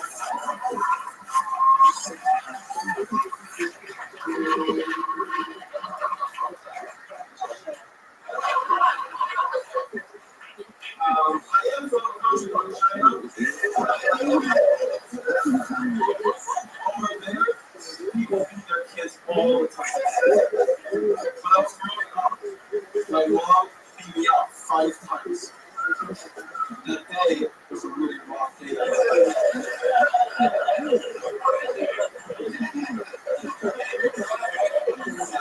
My Chinese grandma died last year. Before she died, all she wanted to see was me getting married with another Chinese chick. She doesn't want more Chinese people. I said it to my grandma. I said, Grandma, I love you with all my heart. Anything to make you happy. But I don't like Chinese chicks. You're being one of them.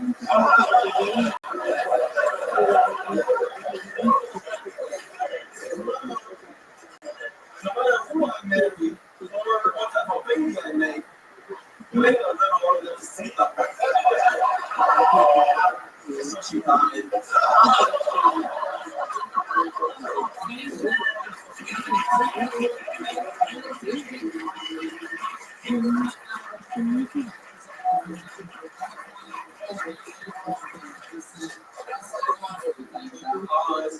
Everything's good here. Everybody's talking about you. Even though it's like, everybody's saying you're one of the best New York guys in the city. But 2007, by the way. So, yeah.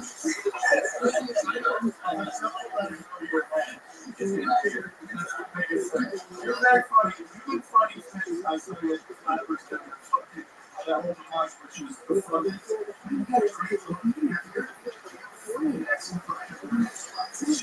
Now it's just time and keep riding.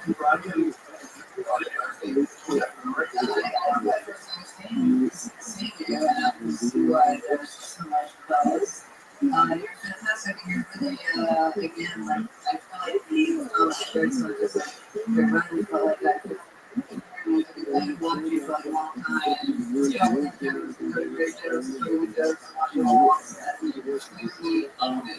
stage presence tells an entire story. You're the only person all night to stand at the front of the stage, might stand up and go down and go under. And it goes a long way. That's a real thing. It does happen. It disguises and goes both ways. That's why we want to hear more things are owning and you have confidence, which is so fucking important in this.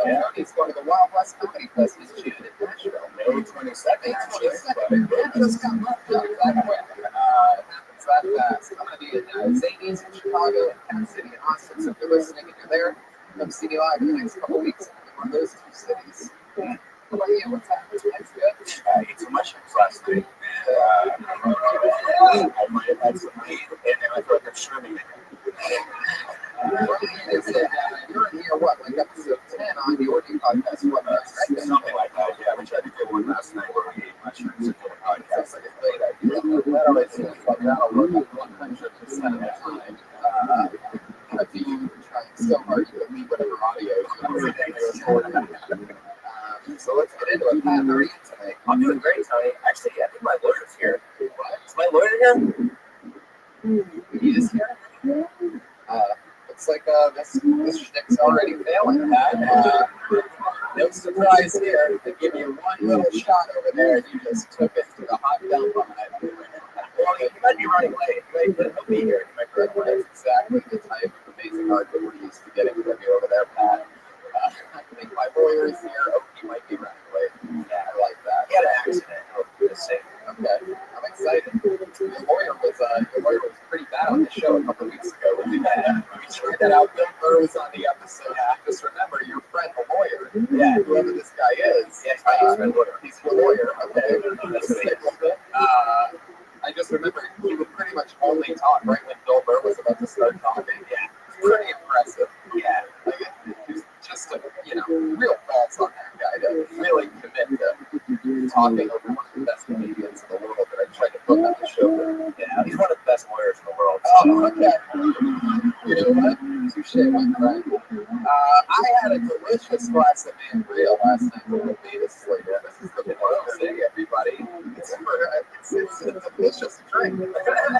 It's half red wine and half white wine, and when you just want to man up and have a drink.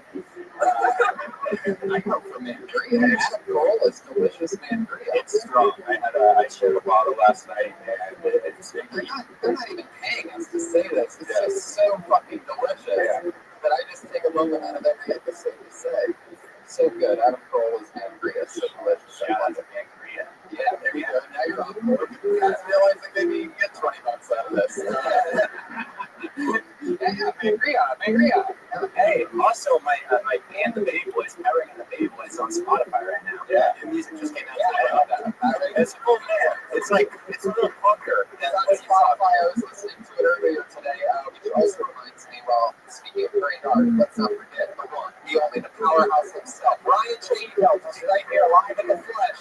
Drawing tonight's episode, he drew Beat Kill Tony poster, which hangs framed in the middle of my living room. I absolutely love it. Everybody that comes over talks about how fucking cool this poster is. It's perhaps the coolest piece of merch I've ever seen, ever. I think he brings some too, so if you want one, he has them on the front porch after the show. So check it out. Posters galore, ladies and gentlemen, and you can buy one. Is that your lawyer, Pat? Wait for my lawyer, ladies and gentlemen. I will help you out. Oh, wait a second. Oh, he's blind. Is that a yardstick? Oh, yes. Thanks, a yardstick, but I just think it's stick. I watched him sit on the stage without actually touching the yardstick to it. Oh, you looked right at me. Are you blind? Yeah. I can see through the sunglasses whether you're looking directly at my eyeballs. I can still form images in my mind. I'm amazed that even with these other sets around you, I think that would throw you off a little bit. Into the side of it. You still have the amazing timing that I remember from a couple of weeks ago. I can't see the side of it. Very good. All right, well, welcome back, lawyer guy. What are you doing here tonight? I just, anybody want to know how to beat a DUI? How? Officer, I do not consent to a breathalyzer.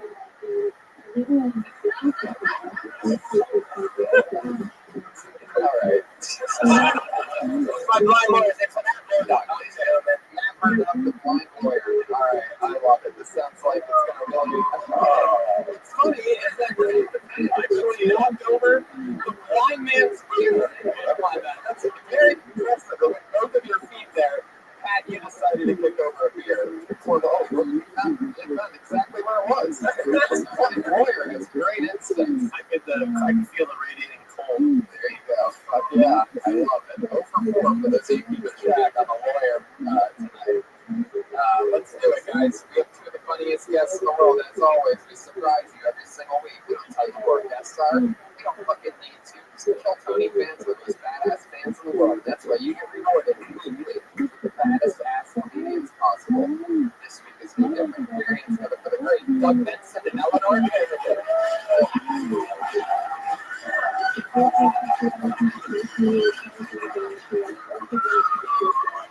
Holy shit! Look who it is, everybody.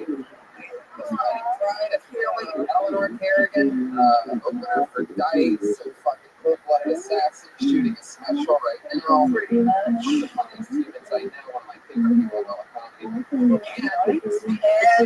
Let's get the cool shit out here. This is Benson. Oh, hey, everybody.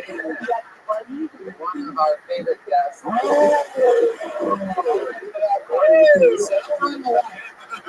You get it. That's what happened. The guests can go on with the time.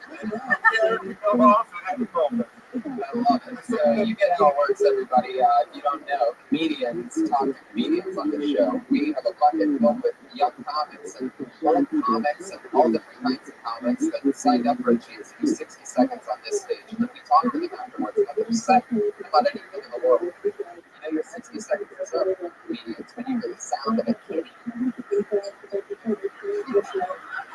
Is that really what we're doing? Nobody hears that word? I don't think Ryan really understands that it's important to have one sound for this one part.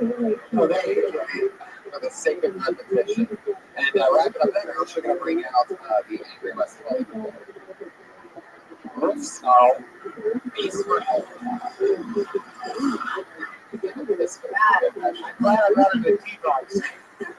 That was intense. Yeah, what? T-box. It's okay. I don't know what that is. No, that's where you sit in a chair that moves during the movie. Yeah. Like during. Wait a minute, on the left in the T-box chair, and I felt like I got raped by the bear. Oh, shit. Shaking you around, I don't think you actually got raped by a bear in that. No, you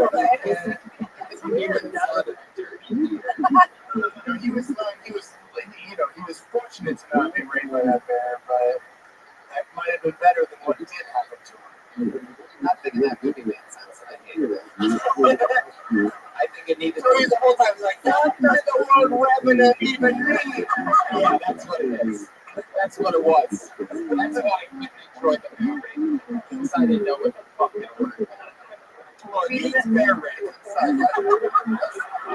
So awesome. French word for bear rape. Hey, Pat Sawyer, you seen any good movies lately? That seems cool. I'm just trying to figure out if there's a cat and a bear in here. Okay, 1 for 5, 1 for 5. Welcome to the game. I'm rooting for you. Tap it out. It's not even a real gun push this game. It's just a long yardstick. He's blind, so he doesn't even know. Well, he does know that he's yelling away from things. I don't know why the other legs are yelling while we're acting. Come on, man. We'll get it together. I have a disability, so that was my mom's weapon of choice to spank me growing up. Was a yardstick. Wow. Not a ruler, a yardstick. She's like, I need to breathe away from this ass. I am a long distance spanker. I used to be even a telephone pole.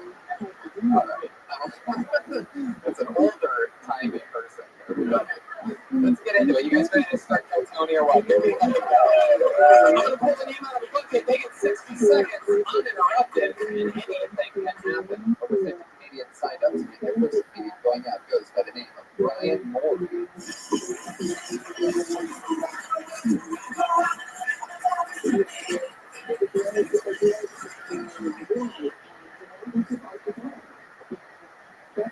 Hey guys, thank you for having me.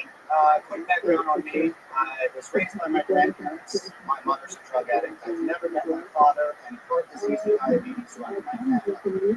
I'm what you call statistically black, though the financial aid office of Rutgers apparently disagrees. My first memory of my mother was her taking me and my sister to a store to see a Ninja Turtle. Big fucking day for me, needless to say. Signing autographs and taking pictures. And my mom's friend had my 6-year-old sister steal a woman's purse that was on the floor. She was very scared. She was crying. I remember being so pissed off because we drove all that shit in that lady's purse.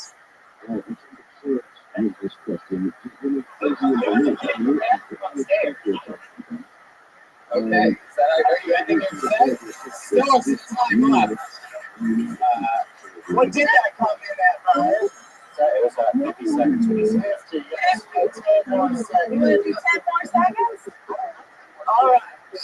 All right, let it go. What do you have? Is this your first time doing stand-up?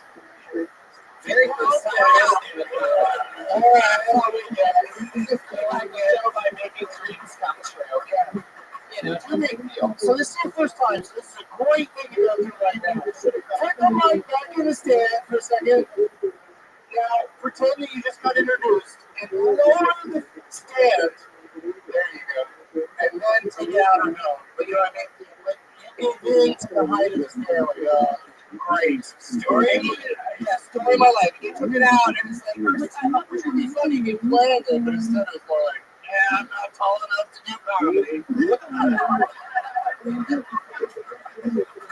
Which is not true. You can do it at any size. Kevin Hart moves it on the daily. And I knew that it was your first time. It's also sort of crazy when he's like, well, that felt like a minute to me. You know? I don't know, yeah, you feel like a minute doing this for a while. 50 seconds to be exact. But That's what I said when I lost my virginity. Hey, it felt like a lot longer. Did you plan this like your material? Did you write it out in story form, kind of like a paragraph? You just remember because it felt like that. That's actually part of like that's actually like part of like a 4-pager. I didn't know about this until like 3 weeks ago. I didn't come in here and sign up. I did not know about comedy until 3 weeks ago. I gotta say, I'm ready with like putting it together quickly. Now you just need to get some jokes in. let's talk about your real life for a second, Rabbi, because technically, yeah, that was the first set. It felt like it. Great. Like it. We're not going to break 50-second TED Talk. Yeah. So, Brian, tell us about your real life. All you do, where you from? I'm originally from New Jersey. Right? I can hear that. I can hear that creepy accent. Thank you. What do you do for work? I sell insurance. I bet you do. I do. Let's see. Oh, party! For all you people that need insurance, what kind of insurance do you do? I'm not very good at selling insurance, actually. Well, everybody has insurance now, so my job's not going great. So I was like, because Obama. Everybody's got health care now. Right. How long have you been in LA? I moved here in October. What did you do about it? I was selling insurance. I lived in Virginia at the time, and I had a chance to transfer out here. And Virginia's kind of shitty this time of year, and it's always nice here. So I'm married. Yeah, I'm married, and I have a kid. Oh, Yeah. that's where the anger's coming from. Very angry. Yeah. You're pissed off. There's somebody who hit somebody. That first sentence, you were pissed. I'm good. Alright. Tell it to your comedy. I forget what you were talking about during your set, but I left Virginia and I'm still selling insurance and I have a wife and a kid. Those all seem like really good subjects. I know, and I have tons of shit on that, but like again, I just learned about. You gotta pick a thing and what is your wife up to? She's working at a temp agency right now. I mean, it's not here. Do you know her? No, it's a temp agency. I don't know. How come you're not wearing a ring? I lost my ring. Why don't I again? Just stop saying. So much. That's right.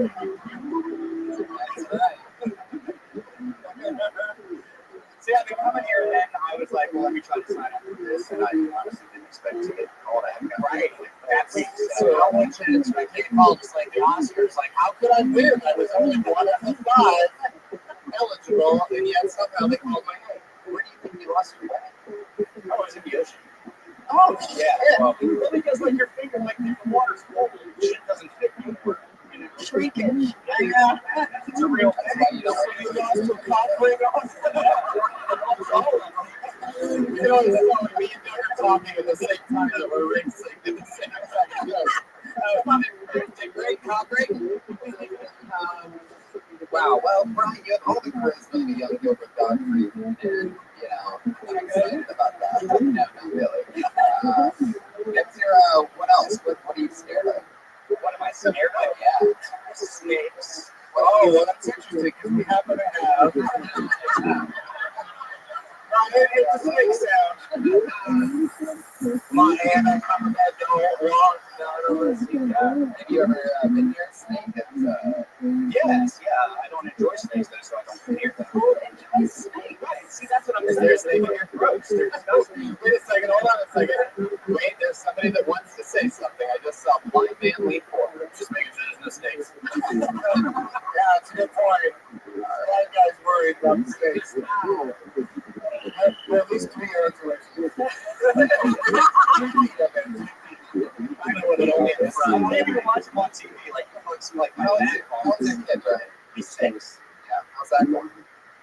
It's going. He's alive. So, Wow. Okay, man, you are ready for the Couch on the Carson show. I'll tell you, that's such a bundle of good answers. well, he's good. He's alive. He's good. He's good. There's going to be a lot to work with there. That's why we're all the way in the valley. Like, we live all the way in West Hills because we did the whole room online. And everything looks like gangland on a map. And we needed a good school. It's a little bit racist, and I don't think anybody Not a little bit. Aunt Jemima's fucking hard up there. I said, I love that a map of Los Angeles, parts of it look racist. Like, how can a map look racist? I mean, how can it look, scary on the map? Like, you get Google images? No, if you look on this place to red, if you look on this place, it's like a red to red. Where did you red graze in the hood? Wait, I can't believe I just said that. Yeah. Look at the all black back then. All right, Brian. Well, it's nice to meet you, man. Thank you. Your first time on stage. Eleanor, anything for Brian? Eleanor, you are a specialist in recognition talent in the store. A lot of people might not know that. That's a part of her inside thing. You've seen everybody here at the store start for the last 2 days. That's true. But you get what Red Man said earlier about you memorizing the monologue. That's how it felt. It felt like you angrily wrote out this stuff. Like you're pissed and you had to be raised by your grandma. I get it. I was raised by my grandma too. But there's fun in that. And it's not just black jokes either. There's other shit in there too. I mean, I'm very black. I understand. Right. But just, there's other stuff in there. It felt angry. It felt like you were fucking pissed. And I did feel, shit, this guy's kind of racist. I don't know, but it just, because even if you're not, it comes out angry. Yeah. Now that it's legal, I guess. Oh, fuck, get your shit together. When it's illegal. Super into cigarettes when he was there. Stop following the law. Do shit illegal. Oh, that's what you guys. I don't know the code card. She just told me to code. But I'd say though that like at least, even though it wasn't memorized monologue, at least it was like public speaking skills not a problem. Like for your first set, you were poised. Yeah. That's what I'd say. I'm nervous. I'm still sweating like a fucking. Well, you're hiding it very well with your cardigan. Yeah, the outfit's perfect. So now go back and work on the jokes. There you go. It's Brian Moore, everybody.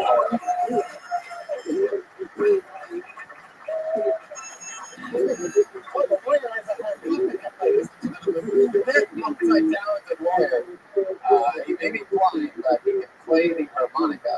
The plot line is Isn't that a blind person just learning? Yeah. Play the harmonica? I guess so. Yeah. Well, I mean, he just throw up. it's some of our classy audience here. I felt so many one of the few free shows in the comedy store. It's going to be your next comedian, Kevin Lee, everybody.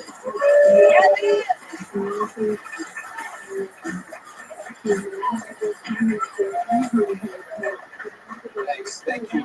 Sorry. I'm having a great day.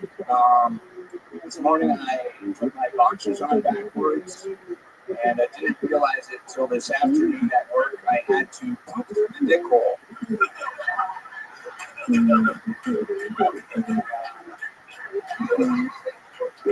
I set my friend up on a blind date. He got back from the date. He was kind of upset with like, Kevin, you told me that she looked like Selma Hayek. I was like, I didn't tell you that she looked like Selma Hayek. I said that she smelled like an old Hayek. And he's like, Kevin, you told me that she looked like Anna Kournikova. I was like, I didn't tell you that she looked like Anna Kournikova. I said that she looked like an Enos Cornucopia. Kevin, you told me that she looked like Catherine Zeta-Jones. I was like, I didn't tell you that she looked like Catherine Zeta-Jones. I said that she looked like the Scatman Crothers clone.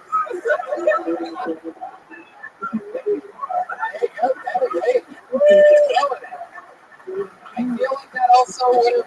I feel like that set also would have crushed in front of a room of kindergartners as well. Possibly, yeah. They would have got the references. I don't think you need the references. It's just like, oh, I get it. That does sound like that. Yeah, it's cool. How many of those do you have? I feel like the way you were rattling them off, I feel like I could listen to an entire hour of them. No, I didn't say that. For a second, I thought you were going to say, I have like a million. Are you an Adam Sandler fan? I am, yes. Do you know his little bit where he said he's shy about asking his girlfriend what to do in bed? He said, lick my balls. And she's like, what? And he's like, I like them raw. Oh, no, yeah. I haven't heard that one, but yeah, similar. But, even though it's the same structure, I don't think it's a ripoff. I enjoyed it. I'd say my biggest critique of your set was opening with, I had to come from the back of the room, because we all have to do that when it's our turn to go on. We don't just magically appear. We have to come from the back of the room. So you still make excuses at the beginning. You go right into no, absolutely. Yeah. I love that. Kevin, how long have you been doing stand-up? Almost 10 years. Wow. Yeah. Wow. Indianapolis is where I got started. I did New York for a while, Chicago. Yeah. How long have you been in LA? About 4 years? Yeah. Kevin's, go on. Kevin's one of my best friends. Hey, tell another one. This guy's just coming out of the river. He goes really quick. Do you think that was going to help him? I know, it's not gonna help. We've been hanging out. Where'd you go? It's always great. Next week you see him as Pat's death accountant.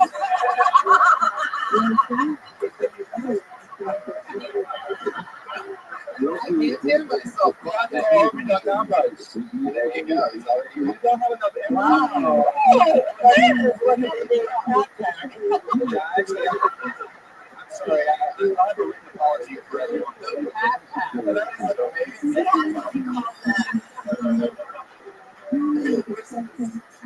Oh, Kevin, can I say something off this set? Oh, is this one of your friends as well, playing lawyer? I actually did date a woman that smelled like a chicken. All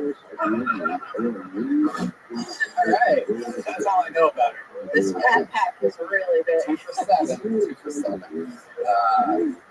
You always had the mustache. I feel like I've seen you do this. What's the reason? Yeah, what do you draw that on in the morning or at night? Right. Well, no. Yeah, I use a fresh jerk to draw this on every morning. Oh, I have a fresh jerk. I love your poop out of the dick hole joke. Oh, yeah. You can't pull your underwear down. Yeah. You gotta fucking wire out of the dick hole. Why would you push him down? You don't work. Exactly.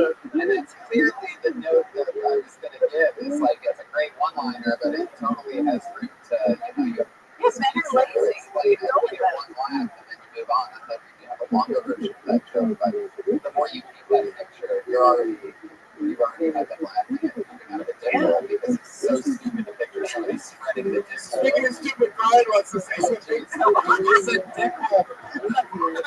Enough times for you look like you were ready to go. No, I'm just tripping, man.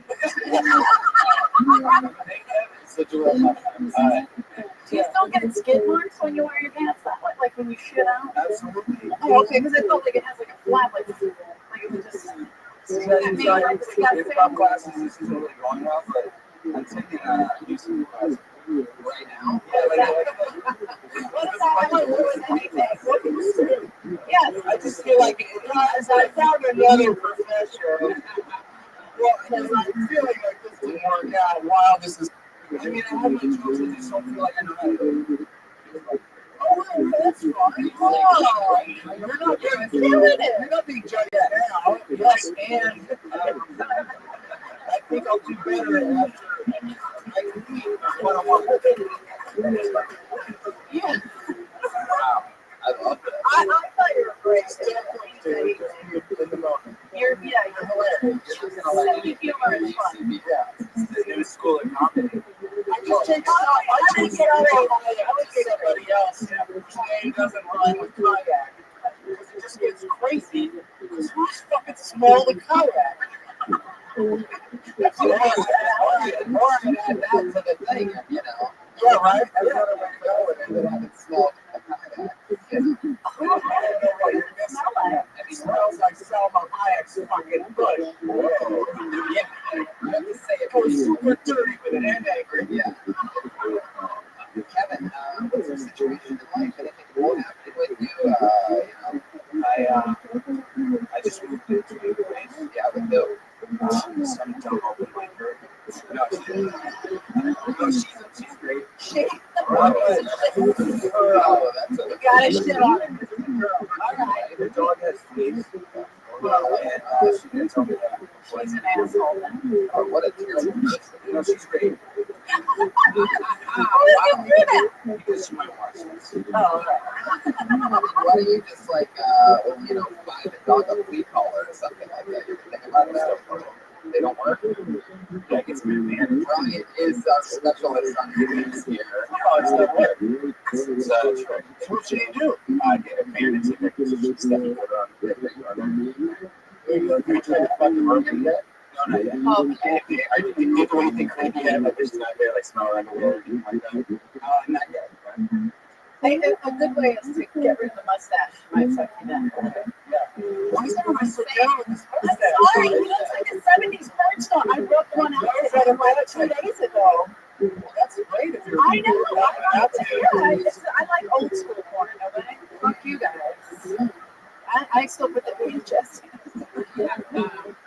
I mean, he looked just like the guy. I think his name is Randy West. I don't know.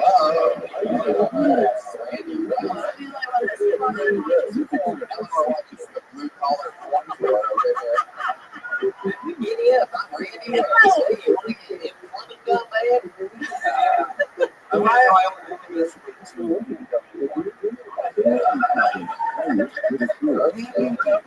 That's is this the guy that you're talking about?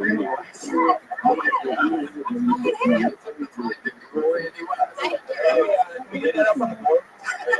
Oh wow, that's something that UCB right there. Right, yes. Thank you. In a different way. All right. This is too much for the Randy West thing. Oh, you're gonna get me all wet. Turn it off. Come on, man. All right. Yeah, get her wet. What am I, a slip and slide or what? How long have you lived with this dude? These people sit in some lawsuits. It's gonna say Gallagher, I gotta give you some ponchos. Oh, God. I'm sorry. Oh, shit. He's gonna come all over. Sad dramatic. That was very good if you remember. Yeah, check out my website, BrianJEdog.com. There you No, it's called IamNotACop.com. Anyway, there he goes, everybody. I get it. Good job, man. It's on Twitter, Brian Moore. It's on Twitter, Brian Moore, M-O-U-R-E-Y. Ryan J. Eagle, by the way. Ryan J. Eagle. When he posts this, my friend is trying to next episode. Right. How many names do you think are Yeah, like, yes. Probably around 50. Nice. Can't write text like every day. This looks like an interesting. What reasons that creating? Hard to tell, right? It's an interesting name. We're in together for Fatso Raven. So, Raven. That's definitely his given name.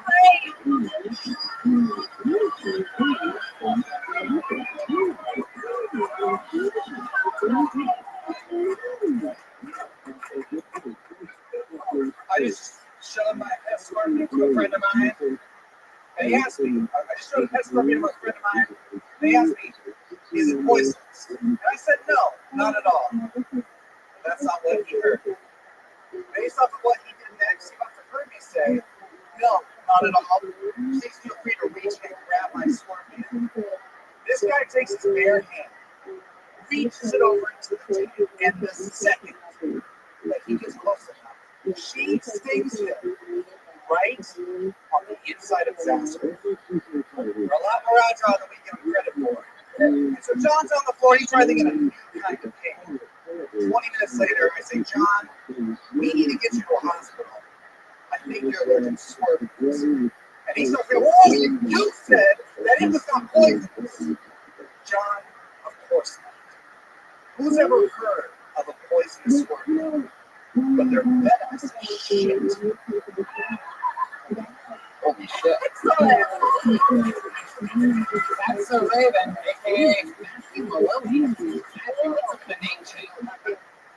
Just try something new. Are you the bear? Are you the bear that beat up Leo? So cute. I mean, is there anybody you can think of in comedy that has like a I just did it. Like, you can't be a professional comic with a name like that. I just did it for the show, though. Just one episode for this one. I wanted to try it. All right. Why don't you like Do you want to try have any trouble keeping your head from hitting that thing during your set? He's a big boy. Did you want to try? I think you need to get this. Did you want to try doing like a campfire tale than a stand-up comedy routine? It just it was very storytelling. There was a lot of setup there. And, what you did was you told the story about a guy getting bit by a scorpion. Scorpions don't bite people, Tommy. They sting. Oh my god, this is getting creepier and creepier by the second. I can already see the cheek on the red being locked up with fucking scorpions tonight. I was completely confused when you said it bit him in the asshole. It just kind of took the whole story. Like, all right, so this is it. You lost me at that point. So immediately it sounded so absurd that I was like, all right. And that's normally the kind of thing Brian would love. I love asshole stuff. There had to be another scorpion in the room to get to the asshole. This whole scorpion thing, I don't know what you're doing with it. I don't know, but it's crazy. But I want to talk to you about real life stuff. Is that okay? What's right? Can I call you Matthew? Yeah, why not? Exactly. So, what's happening in real life? Playing a lot of chess. You bring a chessboard. Are you the one who brings the chessboard here? Don't do that. You're not smart enough for chess. Get the fuck out of here. How's it going? You get beat a lot too, but you're okay. We're checkers. I'll tell you that. A lot of people Did Brian Simpson tell you that? Brian Simpson. Well, I don't know if you know this, but you're live on the show right now. I don't care if Brian hears. Okay. Hey, there you go. Matthew, you want to go what's going on there? You know, what's on? Yeah, you need help? I like Matthew. You've been on the show multiple times. Normally, you're doing this like, a real destroyer. We did this thing tonight for the. You know, that's like 55. I actually looked at the clock. The setup is 55 seconds long. Like, if you hit that jump, yeah. I've had that before. I don't want to be such a You do it at a scorpion convention.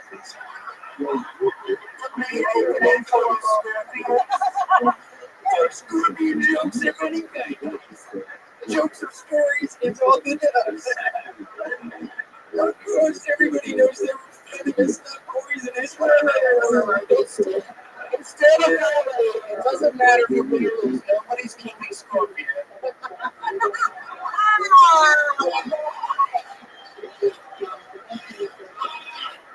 Yeah. That's what we're doing. Just chugging a bottle of water. That's how you party up.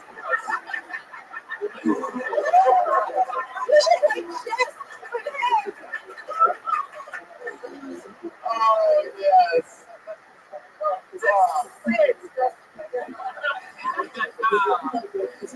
Oh, shit. Look at the kind of fun stuff that this audience is waiting for here tonight. I'm like another panel. Bane from Yeah.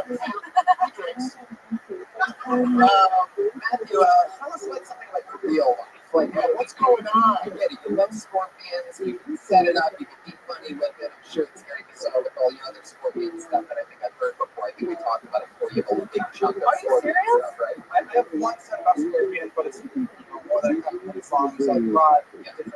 Yeah. He's trying to ride us like a hurricane. You're definitely the scorpion comedian, let's face it. It's an untapped market. Everyone's doing like jokes. that. Yeah. Everyone's doing jokes about black neighbors. It's just no one's doing the scorpion shit. You and The Rock.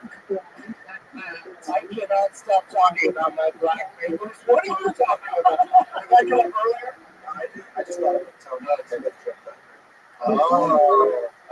Your black neighbor. I have a black neighbor. Is he featured in One Shot on Netflix? Okay. Matthew, let's talk about your real life. What is it? What's happening? What's happening? There's a guy that takes a chessboard out with him at night, get pussy, ever. Not from doing that. No. But you know what's fun? What are you doing? That's it. You know what's fun in the chess world is I have recently, for the first time, broken a 1700 ELO on chess.com. I have no idea what you just said. Wow. If you don't know what that means, I don't. if you don't know what that means, it's interesting in the chess world and oxymoron. Or in the chess world, I've been thinking about what you just said. Yeah. I'm taking time to see if they like it or not. Oh, okay. Why do you dress like you were born and raised inside of a Best Buy? What is this? What is this look? Every time you're on the show, I'm like, where the fuck is his name tag? Which reminds me, I have something I'd like to return. Excuse me, what do Best Buy employees wear? They're all, hey, just so you know, my guy, they're all dressed in clown suits. Thank you. Head to toe. Yeah, it's so much fun to shop there. I'm sorry you're missing out. So, like, that's okay. There you go. So, give us an example. Like, last time you got late, like, how does that go down? Jesus, are you calling too? Slowing down and doing, man. Are you taking a UCD class? Can I help you right now? Come on. Don't take it. Okay. The last time was the first time a lady and I used the butt plug for the first time. Oh! Yeah! Like going into your asshole. Why do you think scorpions are more interesting? Get it? Interesting. But, What is happening here? Obviously, the scorpion sting is the metaphor for the butt plug. Come on, pay attention. wow. Oh, man, you really know how to bring the energy to a screeching halt. But he does know that I don't pay attention. So that's fun. Fun plugs. So what happened then? I don't know if there's a. Was Randy West there? I'm going to fuck you. How does that sound good? That's Right? Isn't it like wake up, like romantically? That's weird. Anyway, this is about you. I think it begins when I feel that I want to have sex with a lady. And so I figure what's the first step to getting that to work? I go to a sex shop where it sounds lower. You speak with a lower tone. Lower your voice. Yeah, could you walk us through a sex shop? Where it turns out I know someone who works there, which was weird. And I said, well, I'm in the market for You get back to your original place. I'm in the market for a butt plug. You get back to real voice then? Alright. That's not helpful. He was in a good mood. Really sliced it and diced it with that. Keep going. This fucking story. Yeah, I'm almost wet. So your friend's working at the sex shop, and you say, what? I'm looking for a butt plug and anal lube combo. Okay. But my price range is like $20. I just dropped out you Because I'm vegan. Much respect for your lady's asshole, Scott. I only have $20. What do you have? Okay, shoehorn and some hand lotion. Thank you. This will be perfect. I mean, I still have $5. All right, cool. toys. Or you can also just grab a shoeboard and it'd be shoe board. So you didn't get the thing with the buckle with the tail, like a horse tail or anything like that. No, it didn't even have a full circular end. It just like kind of tapered it. Yeah. Good tire. It vibrated because she was my friend who worked there, and she insisted I get one that vibrated. That's a good friend. Very, like, I didn't think that was the right way to go, but she knew her stuff. She insisted on getting a vibrating one, and I agree. How'd that work out? Was everybody happy at the end? Yes. I mean, it's free credit, so it wasn't a mess. I mean, How do you do that, Brian? I actually water dish, stick it on it, before you do it. Brian, you describing this stuff, you literally want to projectile. I'm so scared of it. I just picture like I just see like a red dot over his head. I feel like I'm scared of you. Are you that you have to want to do. You have to use a butt plug. I don't know. You don't like the Of course I have, but the way you're saying it. Oh, of course I am. I'm a lady. My ego beats in right now. I think it's, anything else you guys want to plug on this show? What did you say? You hear what you just said? Yeah, what did he say? Whatever it was, you should dismiss him immediately. Well, I mean, I was about to, but what did you say, man? So, butt plugs that vibrate. That's not what you said. That's not what you said. What did you say to your friends? Come on. I was just letting you know that I'm taking them all the time. Really? You think you were talking about? What? You think you were ripping about you specifically? No, not except when I'm still on the stage. But I like that. What do you mean? Who the fuck gives a shit? That's not what the show is. Right now it's about you. I know. I'm on your side. Keep me on stage. Do only 4 comedians tonight. As soon as I get on to it, alright, Matthew, that's a good day. He is right, though, that there's some people tonight that will not get on and will never make it on the show because they're stand-up comedy is like, you only have one chance in your entire life, and it's kill Tony or nothing. Thanks to him. There's a lot of swagger on that one. It's got really cozy. Playing up to the comedians while live on the show.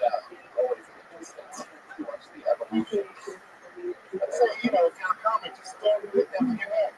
Yeah. Attack the stage. We're going to go for Dan Ramirez, everybody.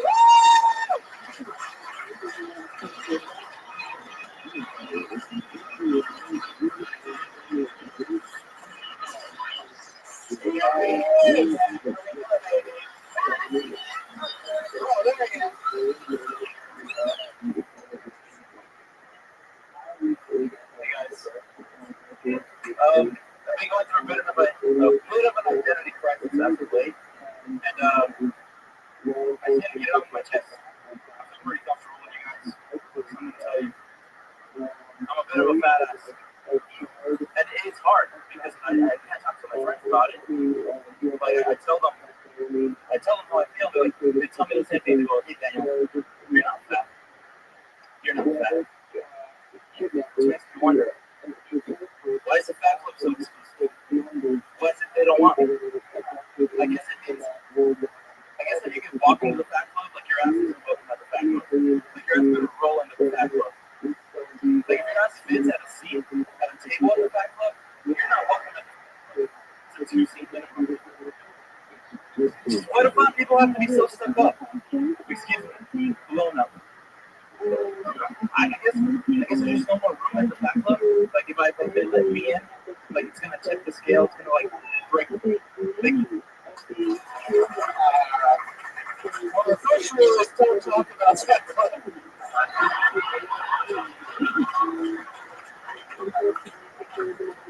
Dan, what is happening here? Let's talk about it. Let's break it down. Super consensual, just didn't fly. Let's let Dan respond, Doug. I want to see what his answer is. I'm too heavy to fly, Doug. Stick with me, Dan. I'm trying with me. Don't let Doug distract you. Yeah. Look right at me, Dan. Look at my eyes. How long have you been doing stand-up? Almost 2 years. Really? Yes. Fuck. Let's take this one stuff, but it's Fat Club. Is that a thing that you've done on stage before? Yes. How does that normally I go? normally work. I'm just shocked. I think my pace was off. It normally does fine. You're not fat. You're like LA fat. It's always Exactly. That's a bit. It's like one acceptance. Like I'm not fat yet, but I'm in transition. Like that is my preferred body type. I don't see weight. I only see color. Said comments are getting less. It's part of the bit. So you can walk for like 3 or 4 minutes. You saw the build up without the jokes. I don't know when people come on the show and give us their 1 minute setup. By the way, for comedians to do that, It's my bad. I love it. It's my bad. I'm not good with setups, and I guess I should have picked this up by now. Not good with punchlines. I'm not even a failure of life. We all are. The lifestyle represents the comedian who's not good at setups. Dan, I want to keep this going here. I want to really get serious with you. All right. What fat club are you talking about? Yeah. The very big part of this working depends on you being honest and real. So I've never heard of a fat club. Is that a real thing? Did you really try to join it? Okay, somebody. Something. Based on the cheese. Basically, I'm getting fatter. But all my friends who are like bigger than I am are like, dude, you're not fat. And I'm like, I had to buy new pants. So you had to buy new pants. So I feel fat. But I was not accepted in that community yet. Is that true? So the fat club is What do they do that they don't let you do? they don't let me call myself fat.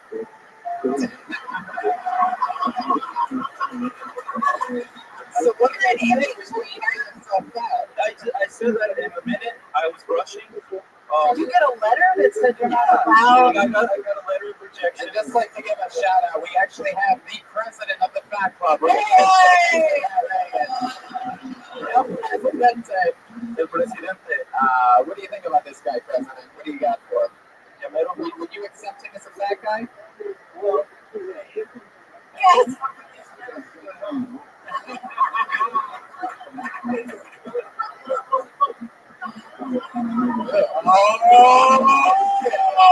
Your jokes are skinny.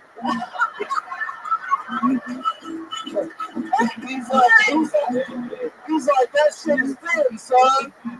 It is exciting. He only had a minute, so he had to trim the fat. I didn't cut the fat exactly. If we're gonna be stupid up here. It's great time. El Presidente, thank you for this. Gracias.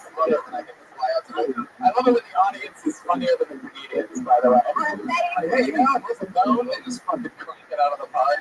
Everybody else, like, I have to do this for a minute. This guy's just having fun. Anyway. He did it off mic, though, right? Oh, no, that picked it up. Oh, okay. Yeah, so he's loud enough. He's loud through the pipe, mic. Because he brings, obviously, morons with them, so the show sometimes. Have you thought about helping spit out by like getting barbecue pits like Taylor Swift? That has not Why do you keep looking at yourself in the mirror? I've noticed that you more than anybody I've ever seen. He's watching everybody behind I'm just trying to see who's like. How fat are you? Do you have a real issue here? I do. I have body issue. Do you have body issues? What's underneath the hoodie? What's underneath the hoodie? Would you take your shirt off? 24 years old. Bigger. I didn't say lift up your shirt. I said You're hiding it very well. That's why we're doing a great job hiding it. Dan, what do you think the problem is? What are you eating so much of? Other than shit on stage, what are you eating so much of?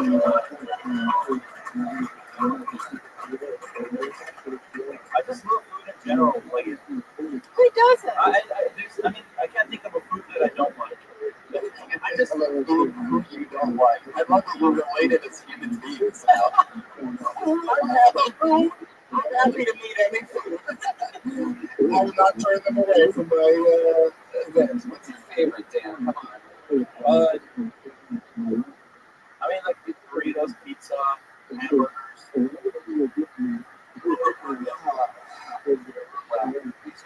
Real foodie. Very American. What about scorpions? I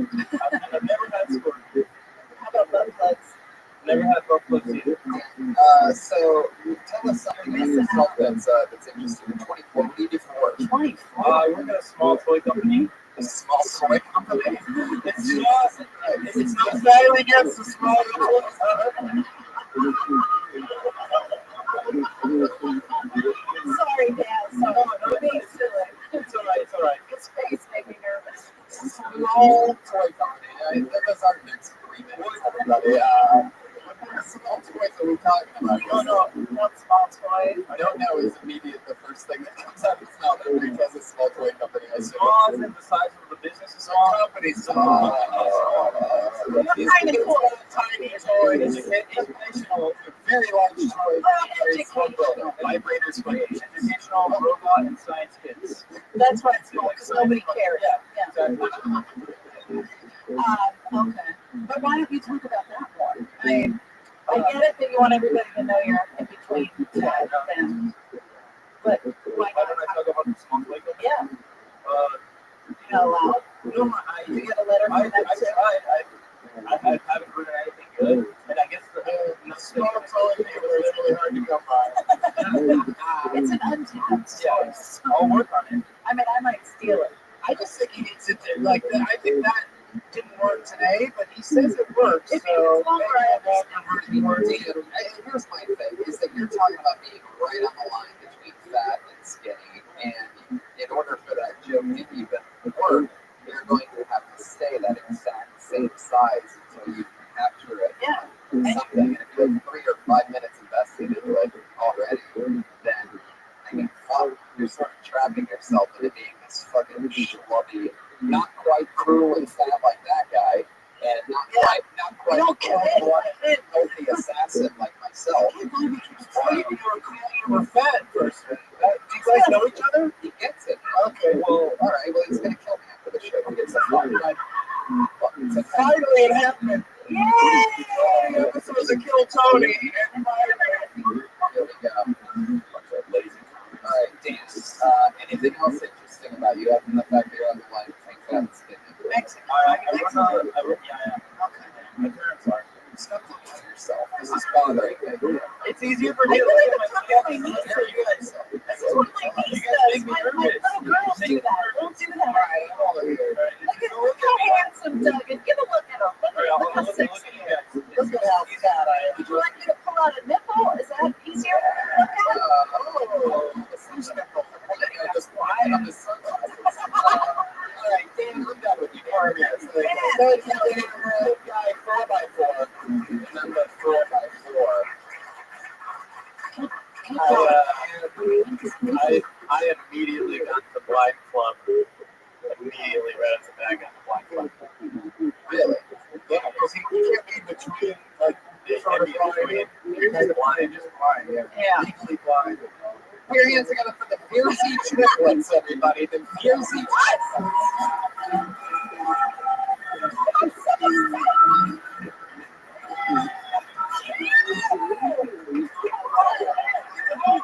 Oh, wow. Thank you.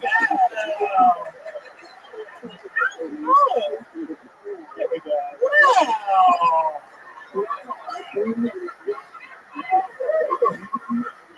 Fun fact about us, guys, we were once famous child stars. So what our dad called us his three little pensions. And a lot of people now are saying, like, the Fiercey triplets were washed out, or they peaked early, like, and that's just not true, okay? We're doing a stand-up show on a Monday night in the attic of the comedy store. Look what's in it right now. Killing it. Back in the day, we did a whole bunch of commercials. Our favorite one was when we were 10 years old. We got to do a Subway commercial with Jared.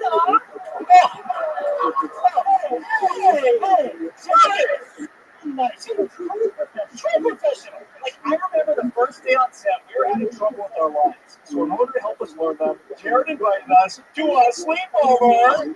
Oh my gosh, guys, it was so much fun. We got to go skinny dipping in his pool, play Twister in our underwear, and the best part is we were on. You guys remember? Yeah, we were on dance for a while.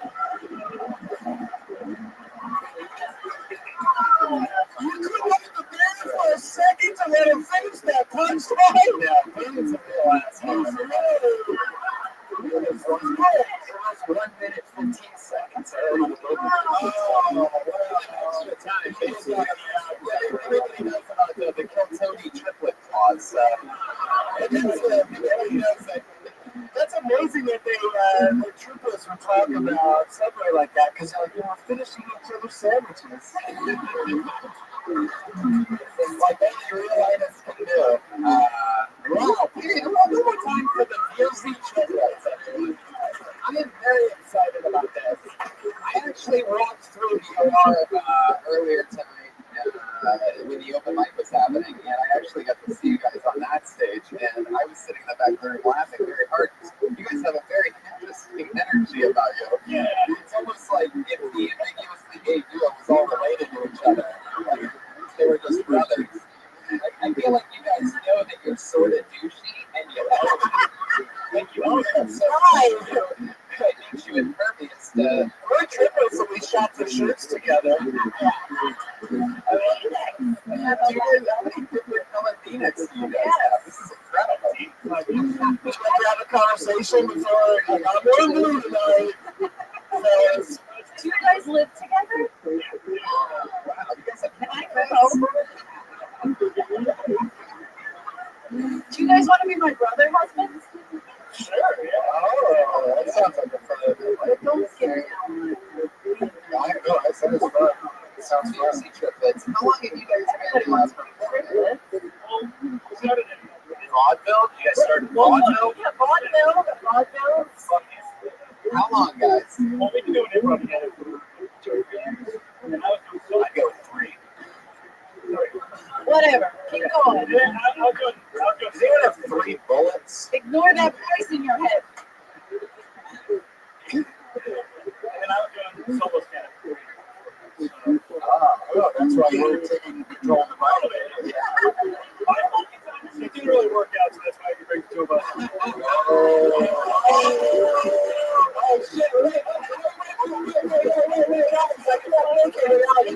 I wouldn't want in the middle to say something like that.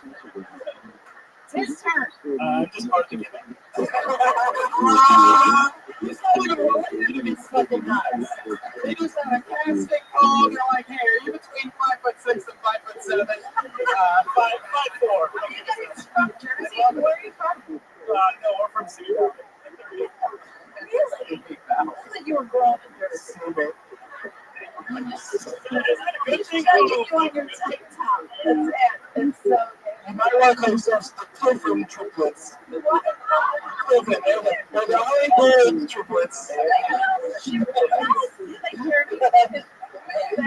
guys are so. It's funny. You guys are real triplets. Really? Well, why with the one in the middle? Why are you so much buffer than the other? Yeah, they don't work out as hard. Need a story here. Oh, I was going to guess more prison time.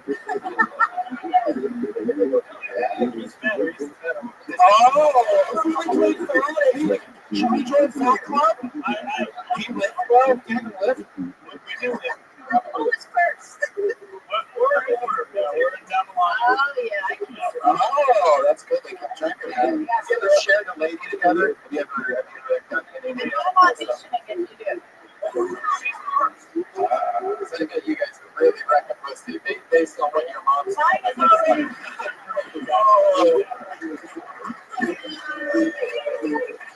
Can I introduce you to my friend 3 years Eleanor?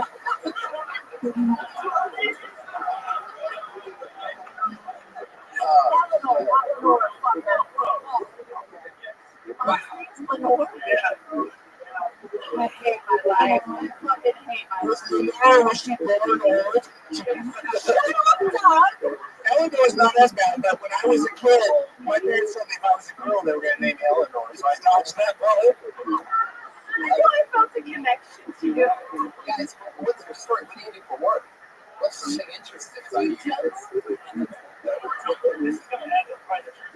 One of you jerks off, does another one feel it? Like, hey, dude, what's going on over there? You're still looking on the walls and shit. Gotcha. Hold on, let's move it Fucking solo, right? What kind of approval? 3 bedrooms, or what's the story? I'm interested in this layout. Are there bunk beds? I'll share the apartment. It's just 3 bunk beds. Are you serious? And then this is waiting to be on, and that seems like it'd be dizzying for the top guy. Yeah, so you guys were child stars, mostly commercials, or was there TV shows? You're on the season finale of VR, and then just for 10 Series finale of VR. Oh, season. Which season? Oh, okay. And it went 10 years. I love that you pretend like you can't remember the number of the season. Really? I love it when you guys crack each other up. This is why I have to do it. At least if you have three people on stage, at least you can laugh at each other if the audience isn't laughing.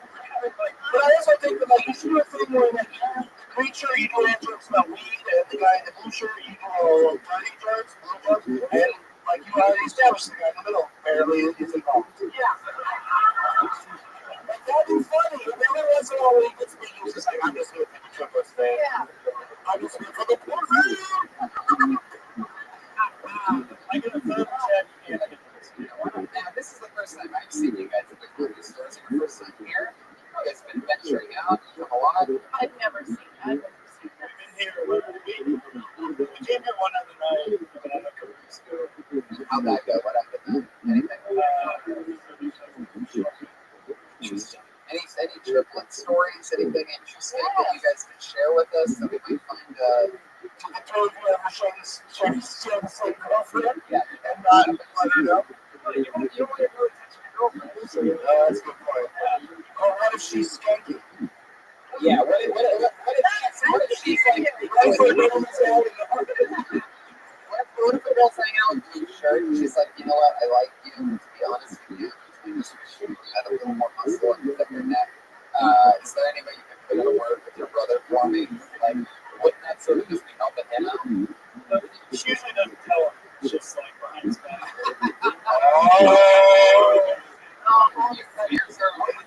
What ethnicity are you guys? White. Interesting. Say it right. Thank you for asking that.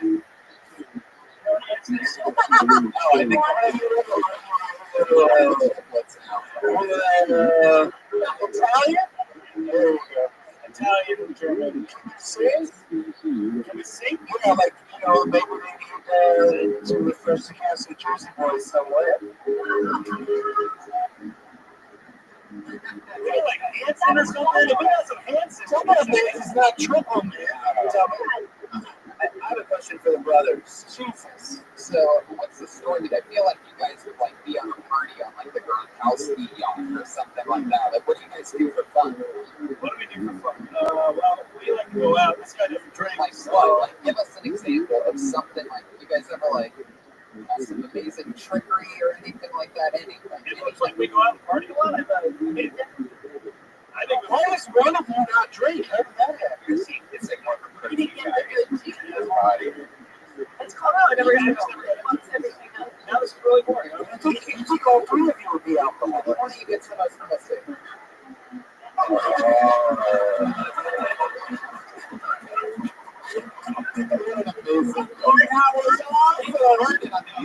was so awesome. Of course, the guy was completely disconnected against most people.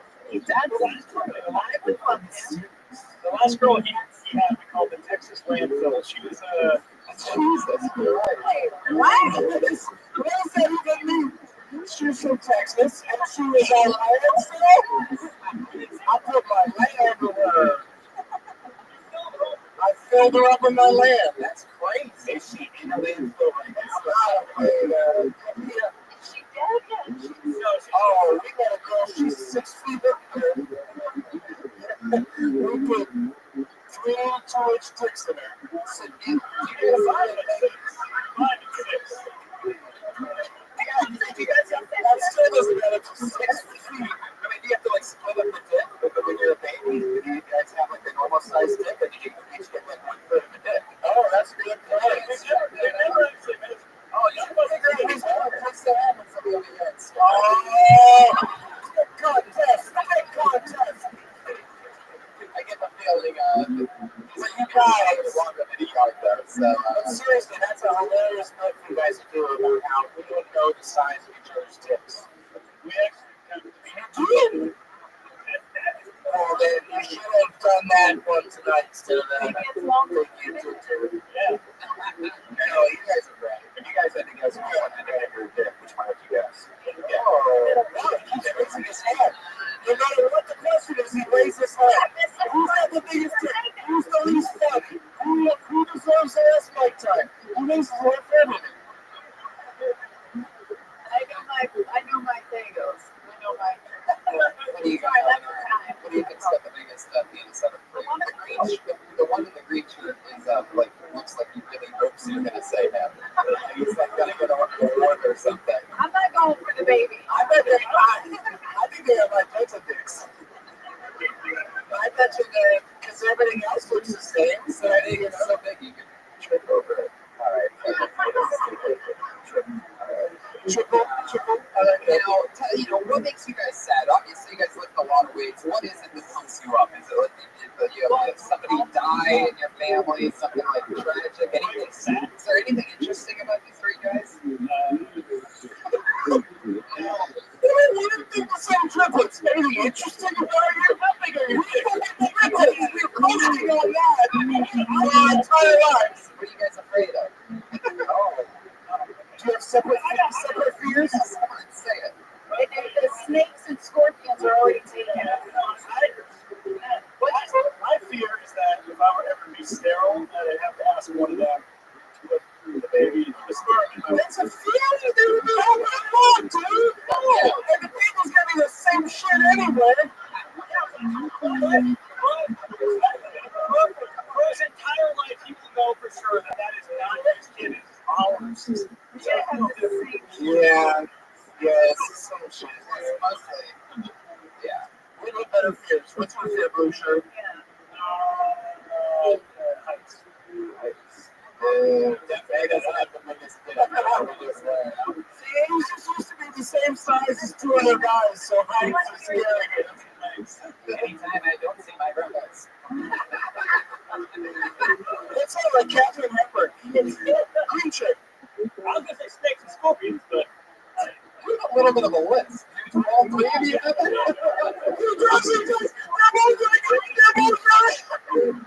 he has a little whistle too when he talks. Oh my god.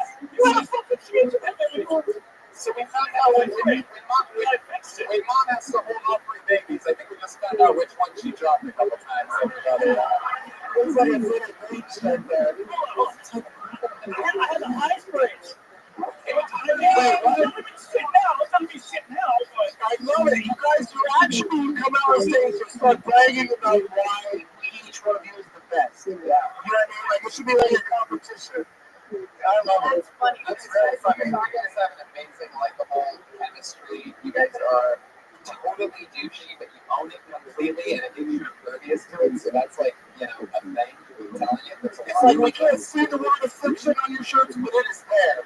And as long as you know that we know that, and it seems like you guys do, because I mean, you dress like it, you're showing off the guns, you're playing into it a bit, you know what I mean? So I think that's awesome, and I'm excited to see more of you guys. That should be the first thing you do when you run on stage, is just all just start striking poses. Yeah. And it's like almost like they're about to see a strip show, and then you tell them fucking dick jokes. You're definitely our first ever set of triplets. I've never seen triplets in comedy ever. We've never had three people bomb at the same time on this stage, so it's incredible. And they go to the Music Twins, everybody. Here they go. Fuck yeah. All coming in for handshakes. All right, sure, Music Twins. Guys with their handshakes, I love it. The guy in the red shirt had softer hands. After the show, my dick was funny. I guess someone else. Royer, obviously has something. Go ahead, Royer. I just wanted to, my dick is pointing to your stick. All righty. Jesus Christ. Okay, this is you want to talk to him once a month, making sure it's really good. It's going in like a little shit on the good word, and then find out Oh, okay. Total train wreck. I love it. I love it. Unedited. That's how I give Brian edit points when he listens back to the show. I say unedited, everybody.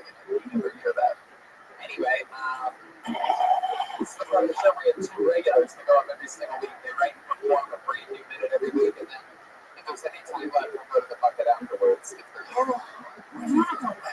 yeah, we do it now. Yeah, it's fun. All right, so going up first this week, you know her as a Coach Tony regular, you know her, you love her, the always nervous, fun stylings of Melissa Esslinger, everybody.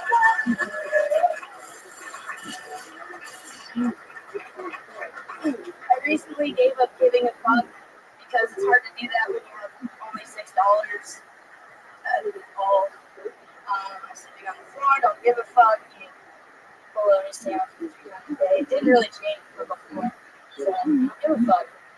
Anyway, I recently discovered also that, not that recently, but living in LA, like everything just feels like high stakes. Like one day you're fine, and the next you're mixing water in your juice. This is going. Anyway,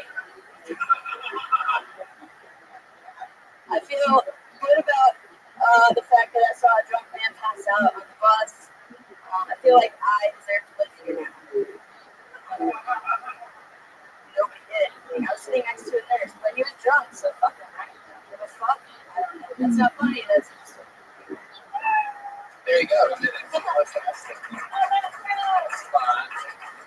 I should have gave up at the end. There's a couple parts where you're just saying things where you don't even jokes while you're speaking before you're eating the sandwiches. You're not going to change much there. You're just saying that you did that before what?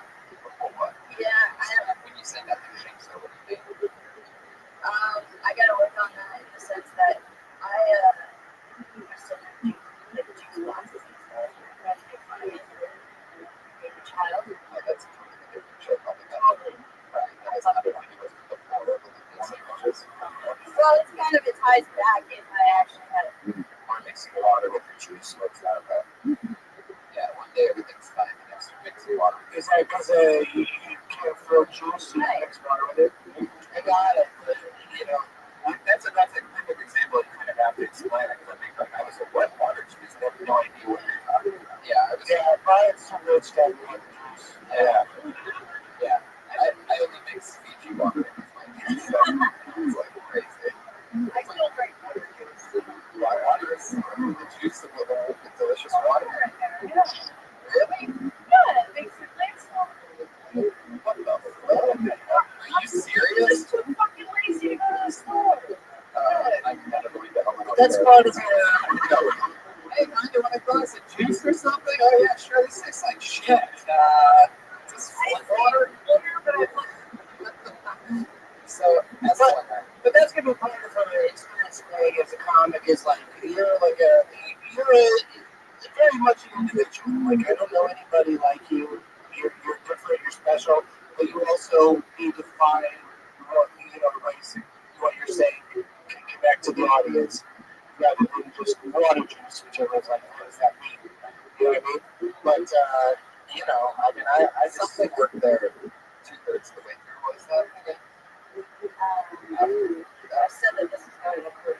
Yeah, that. It's just a funny how proper that is. This is going to be He needs ever an update on this show, and that sounds good. Oh no, it's a super live show. I meant it was going accordingly with all the things that did in my life. well, tell us about that. What's going on in your life? Somebody got it. You're entertaining yourself. Other than drinking a shit ton of water juice, what else is going on right now? In a matter of 3 days, I lost my car, my job, and everything.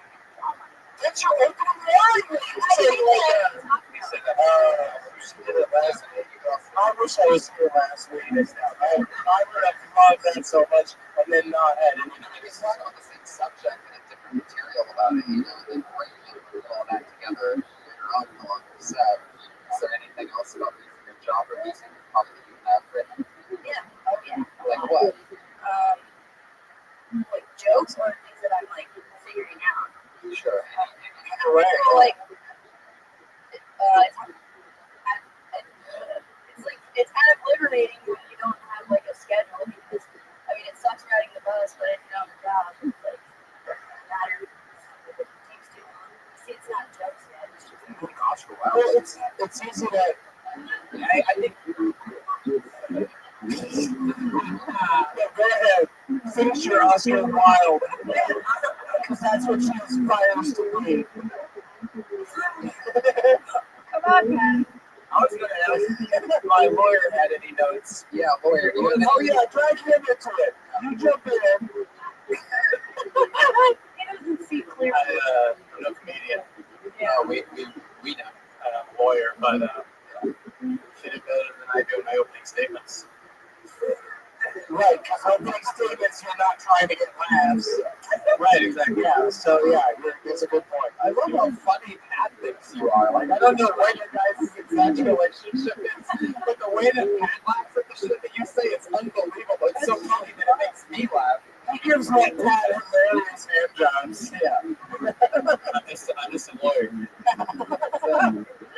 So, Esslinger, you lost your car. You know, it's part of the game. What else is happening? It's all struggle. You're sleeping on the floor. You really eat multiple bologna sandwiches a day? I did for the days that I only had $6. Yeah. Yeah. I don't know if the struggle is necessarily the answer in terms of like what you should be doing on stage. Because like, you know, then every comic is just starting out and just be whining about how bad their lives are. So like, but there's no reason to even tell you. Like you know that like you need to generate jokes each week. You're doing a great job. You're here every week, and like doing it on a weekly basis is easy. It's not always going to work. So You've been very hands-on and really good. Yeah. Keep up the good work and just, you know, remember it's all about jokes and don't acknowledge the sets. You know, this is going. Save that for open mics where you need to just win over comedians because we know how it's going. You know, just focus on the jokes and everything else fall into place. Because you have longer sets, you're going to be able to do things you riff around. You're comfortably uncomfortable. Yeah, you are very comfortable in your uncomfortable. It's like your thing. Yeah. She's like, it's been a huge change. I was here the first time she did this show, and she was shaking like that was her act. It was like she was shaking her picture. But now we know that if you shake it, it's just gonna make the colors run. And it's stupid. Don't do that. And so another music keep it up. This is that Esslinger, everybody. You got we have one other regular. She writes and performs a brand new minute every single week. You know her. You love her. Put your hands together for Vanessa Johnson, ladies. Thank you. Yesterday, someone asked me, Vanessa, do you think you're better than me? And I was like, no, dude, that is so beneath me. Sometimes you get lots of that. Stand-up is weird, man. Like, this dynamic is so strange. Because you guys are like the hot girl. And then I'm up here going, is this funny? Is this funny? Do you like this? Do you want to see me again? I'll do anything. I'm just up here with the music in my hands. It sucks with me. I'm pretty sure every comic that's ever committed suicide was after performing in front of an audience that didn't laugh enough. No pressure. There you go, Vanessa Johnson, 57 seconds. I love that. yeah, it was a suicide thing because like a guy jumped off of the building right next door, a comedian. I mean, it's too early for reference feed. I drag that into it, but still, like, it's an interesting point. I love that set. I love that you're owning, being good looking and the fact that you're making jokes about it. Really, even, calling yourself hot in front of an audience and still being able to win them over is like, that's incredible, especially at the stages that you're at now.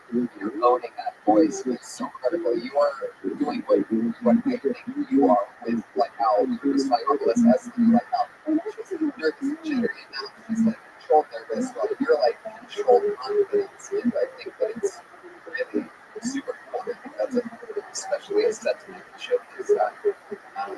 I love her character. Oh, thank you. This is my first time. Thank you, man. This is my first time seeing you, and that was fucking awesome. Honest to God. Yeah, I liked it. A lot of times girls want to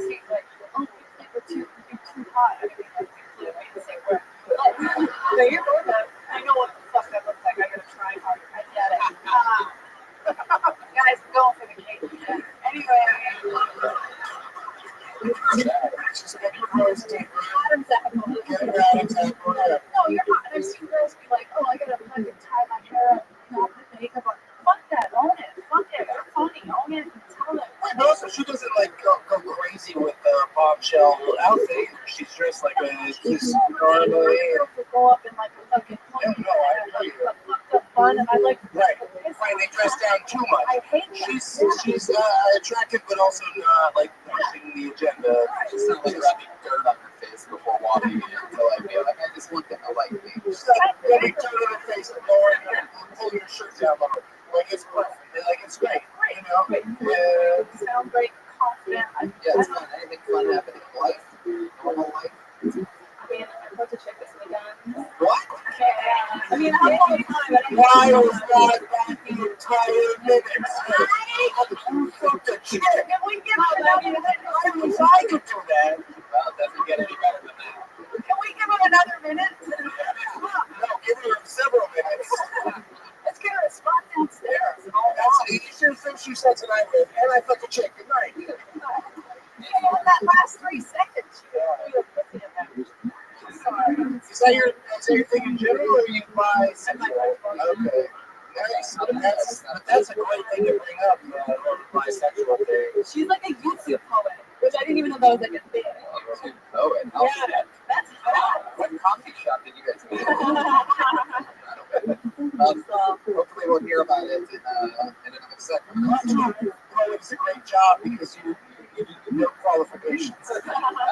You just post unnatural human poetry at your YouTube. Oh, imagine the fucking hate comments on any YouTube poetry. It's like, that's not that well written. Yeah, it's not true. Vanessa Johnson, you did it again. Here she goes. Thank you. Catch her and Melissa Esslinger at the Pennsylvania poster available on RyanShakeBell.com. And goddamn, if you didn't draw tonight's episode again, we're a reference. You told me the auto also with the red. That's not great. And Indiana Jones also hates it. That looks exactly like Eleanor Kerrigan and David. It's really good, dude. Really good. You can check it out on the front patio. He's also singing the official Coltoni poster. You can take it home with you tonight. Find us on the front patio after the show. We're also going to be doing spots in the original room later on stand-up comedy. Catch me in Chicago, Zanies, Cap City, Austin, so many other great things. Jamie Vernon on the HD camera, Josh Martin, Matt Reagan, what's happening? Matt Murdock on the fucking Twitter. Matt Reagan on Twitter. I kill myself, Colorado Street Bridge this week. Doug Benson. TakeThoseMovies.com. Eleanor Kerrigan. I'll be in Vegas April 21st, 22nd, 23rd, and the Black Panther. Catch her in Vegas, Black Panther, April 22nd, 23rd, and 24th. Ronnie Ridley and I are going to be at the Wild West Comedy Festival in Nashville, Tennessee. So, we'll be drinking Mangria. heck yeah, we will. With delicious, delicious flavors. Thank you so much, live audience. Have a great night, everybody. Good night.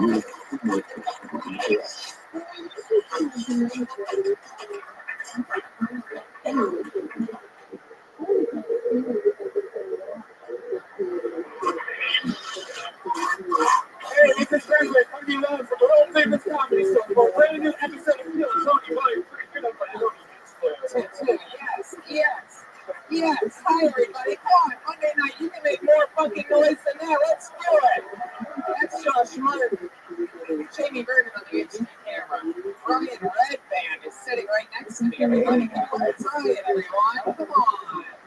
And the music stylings of Pat Reagan. House artist Ryan J. Evo has already started drawing tonight's episode. He starts off with a blank sheet of paper and he draws every episode. And that's happening. Has every print of every single show. Get this at RyanJEvo.com plus the official Phil Tony poster. Hi, Ryan. This morning. Hi, everybody. How are you? It's a real live show. Anytime we got a 420 show here. Guess what? It's a 420 show here. One of our guests is on the show. So tickets are this Wednesday. So tickets are on sale. I love that. We're moving this show to the main room of the Comedy Store in June of this year, ladies and gentlemen. June. The show that you're at right now is going down, and we've been here for 3 years in June. 151 weeks. 151 every years, 151 weeks. Yes, it is. There's no way because there's 52 weeks a year. That's an even number. How could 3 even numbers multiply together? So we've done 151 by the time June comes around. That's it. I said June is 3 years. And plus, this is an episode right here, believe it or not. I know you're not acting like it, but we're live right now. That's the one and only Pat Reagan, ladies and gentlemen. Brand new album on Spotify, which I love. How else can we find it? Everywhere. Pat Reagan, Big Boys, it's on Bandcamp, iTunes, everything. I love that. We have a lot of promos here that we're plowing through. A couple more for you. I'm in Cap City in Austin, Texas next week. Kansas City, I'm coming back in June. And I'm doing the Wilbur Theater in Austin, Massachusetts, October 8th. That's a really big deal. That's a really big deal. No big deal, though. So let's do it, shall we? Let's bring up tonight's guest. Anything else? Oh, yes. Oh, how could I forget? One of my favorite drinks of all time. I mean, I have been getting wasted on Adam Perola's Mangria wine cocktail. This is the original orange. That's my favorite one. It's pretty much sangria, but it's like twice the amount of alcohol that it should be. Yeah, it just fucks you up. You share a bottle with a girl, you don't need any of that Cosby medication or anything like that. That does the job right there. There you go, Mangria. Thank you. That's the way to do it. For those of you that are into ring,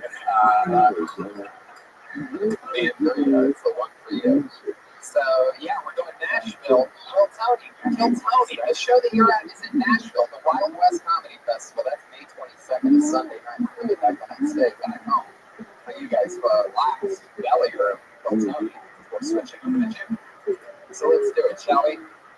You're at the #1 live podcast in the world, ladies and gentlemen. Will you make some noise for the people watching on Ustream? People watching on Ustream, now you know that audience is real. Every single week, I have 2 of the funniest comedians in the world on this show. They sit in and we talk to people throughout the show. This week's no different. 2 of the best. Killer New Yorkers. Killer human beings. 2 of my favorite comedians. Put your hands together for the great Mike Lawrence and Louis J. Gomez.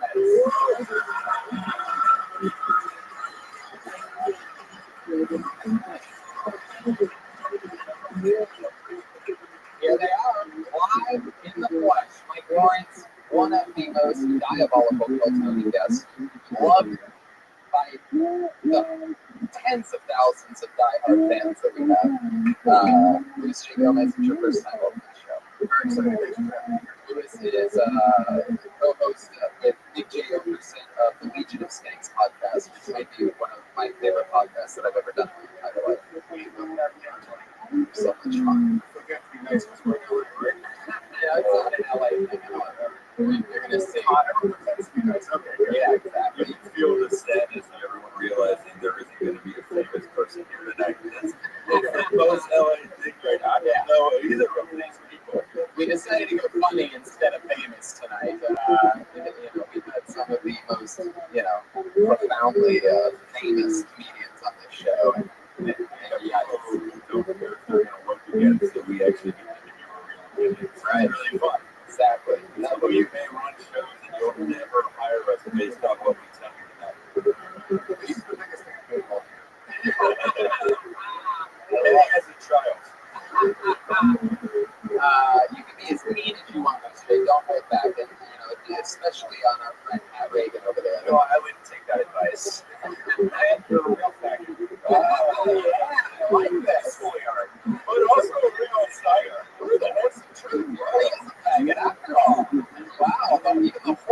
agrees. People that got called faggots turned out to be like no gays and stuff. So. Oh, okay, yeah. Faggot is just a meaner way to say it's all common. Oh, of course, I can't agree. And obviously the Hour of Truth as well, for some reason. Actually, we had this Jeremiah, I'm co-host. Yeah.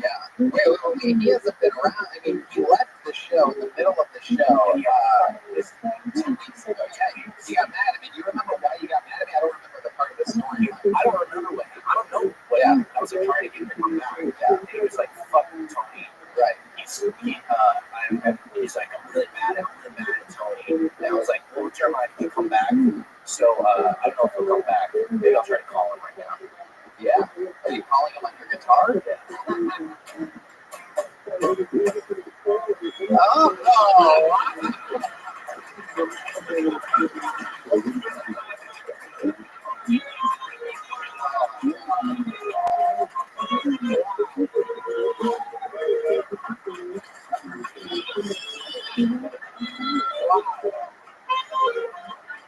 there you go.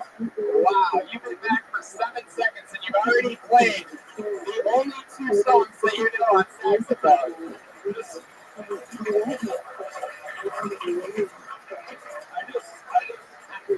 I want every comic to know that you are coming up here tonight to hopefully get this second biggest reaction of the show. Yeah. You better bring a bigger saxophone, bitches. You were good when you weren't saxophone good, were you? Jeremiah, welcome back. That was fucking awesome entrance. Thank you, Tony. We squashed our beef. It's great to be back. Right, yes. I love this. I didn't know we had this show just crossed with the WWE where we had secret rivalries that My God, it's Jeremiah. always got the sense of ownership. So here we go, guys. You know what happens. Comedians come on, they sign up. Over 40 comedians signed up tonight for the chance to come on stage and do 60 seconds of stage time and then talk to us afterwards. Comedians, you know your 60 seconds is up and you get the sound of a kitty. Oh, it's adorable. Wrap it up there, or else you're going to bring out the angry. What's Hollywood there?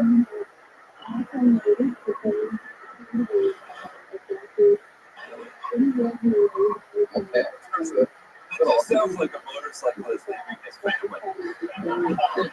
The old jungle bird of loneliness there at the end. So let's jump right into it. Are you guys ready to start Kill Tony episode 100? Something. I'll do it. Don't call me a fucking faggot. Oh, well, looks like you're not doing it because we already did it. Again. Call me a faggot again. Whoa. All right. Jeez. Bruce be such a faggot. God hates me talking about this.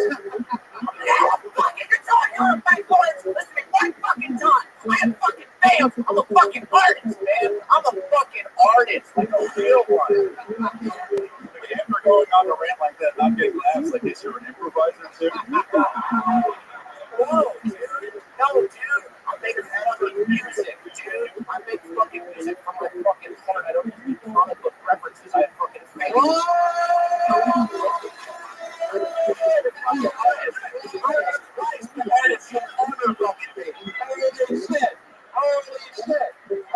shit, you will never come close to my art. That's true. I'm like pushing away. It's true. Sorry, I believe it. He didn't realize that I believe what I'm saying, and that it's also true. Oh my God. Wow, man, I wish I had done that to Ralphie, man. Like, oh, listen, I am not a saxophone comic.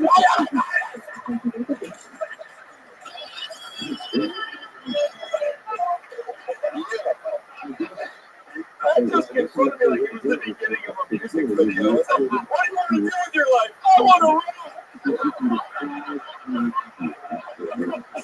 Wow. Do we even need to start tonight's show? And then we just do this the whole time? Yeah, just rock and make girls squirt. What the fuck? Yeah. Okay. And I just got Stephen Lynch. Yeah, but he's not an artist. He's an actor. Okie dokie. All right, come on. Your feelings for uncensored cap? I know is the answer. I can already say. What are you talking now, Tony. You know what? I'm fucking out of here. No, don't do it, man. No, don't do it. Wait, what's he doing? He's coming down closer. Oh, wait. Maybe Jeremiah, if you play one half of the song, you'll come back.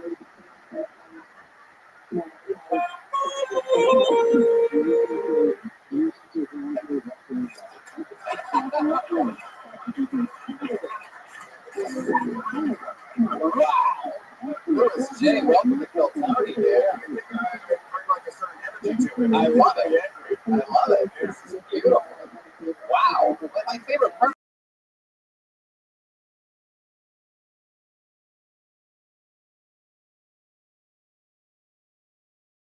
It was really the one that he snapped at.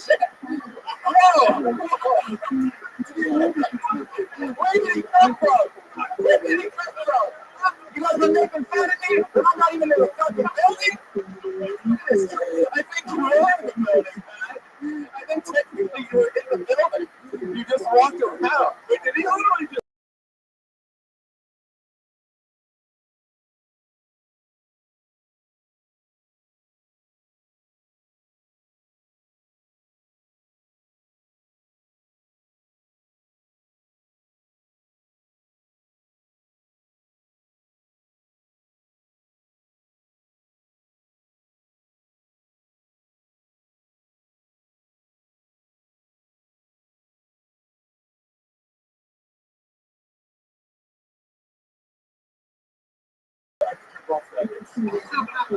Yes.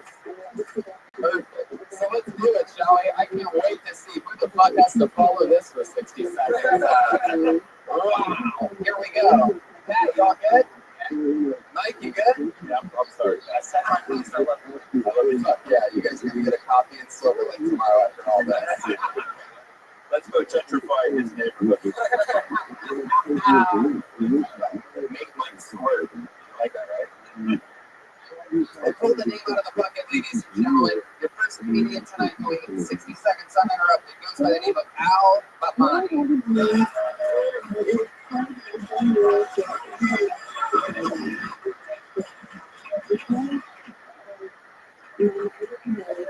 Oh, you know, I look like Millhouse Jeff Goldblum just had a kid. I was over at Ralph's in the box of context expiration in 2025. I'm going back because I kind of look up that kind of pressure. I like to listen to music before I go out because music doesn't just affect people, also affects animals. Scientists did a study, found out that when cows are oriented, they make more milk. The same study also said when cows are very white, they make more cows. Oh, yeah. Never going to quit. That chick.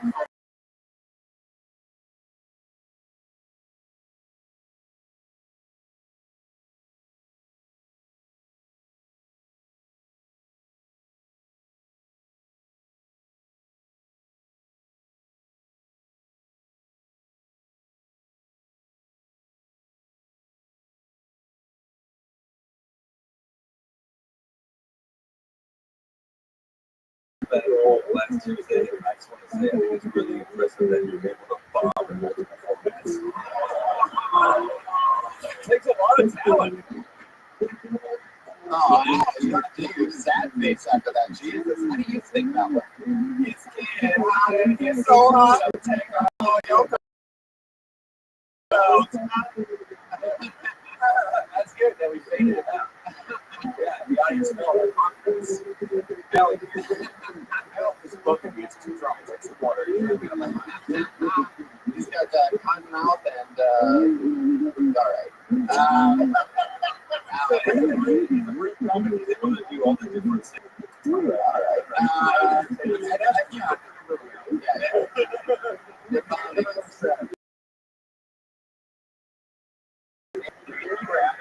Watch. And it was all I kept on thinking that you're out of breath. I just didn't know what you were talking about. So let's get into it. Let's slow it down. Obviously, you're not taking this bashing very well. So let's talk about it out. How's life going? How are you, buddy? Is everything okay? I like your approach. Like, you know, I know we've been shooting you bullet, so let's just slowly stick a sword inside. I just want to see if he can say anything at this point. It seems stuck. Al, are you okay? I had an asthma attack, so I'm just getting over this. So you had an asthma attack. When? Earlier today. But then you sprinted on stage. Now, one thing to help you out right now, posture. You're gripping the mic. You're in a place of fear. So when you said you were uncomfortable right at the beginning, because you were like leaning in and you brought the mic in, it just felt like uncomfortable. So like try like take the mic out of his hand. Yeah, take the mic out of his hand. Put a harmonica around your neck.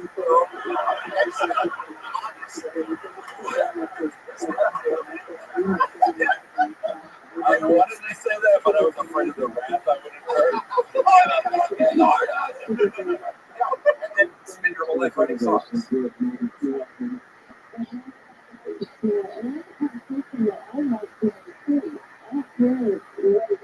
All right. Al, let's talk about it. What's going on here? How long have you been doing stand-up? All right, Al, not a funny answer. How long have you been doing stand-up? 14 years. Holy shit. Oh my God.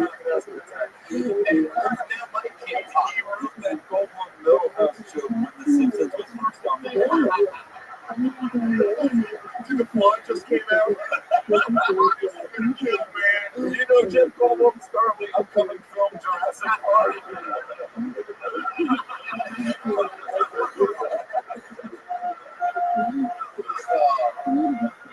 Al, 14 years. The best that you've ever had. Where did that happen at? Beaumont, Texas. Beaumont, Texas. What was that? He bought that shirt. What was that night like, Al? What was that at? Illinois, Beaumont, Texas. Elemental? Yeah, let me tell you. Huh. Those Texans. They closed down that night, right?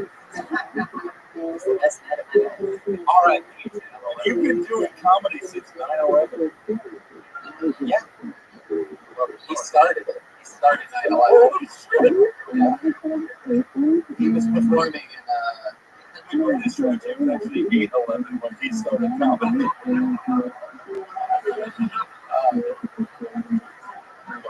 never forget, never forget.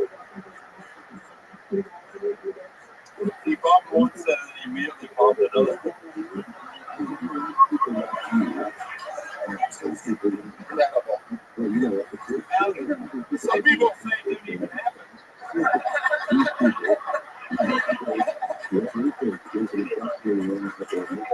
L-Set was an inside job. Looking like jokes can't melt that face. So, Al, how much material do you think you have altogether? You had to guess, 14 years. You had to do the special jokes that you put out there. How long do you think that special would be? How long?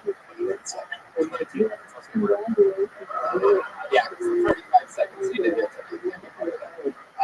So, talk about conduct act. Is that true? You're not getting paid a lot? Can we stop making this sadder? Yeah. Please, Tony, I can't handle it anymore. It's getting too sad up here. I'll get around it up and say he's been doing comedy for 15 years. Al, last time you got paid, what was that like? What happened? What was that?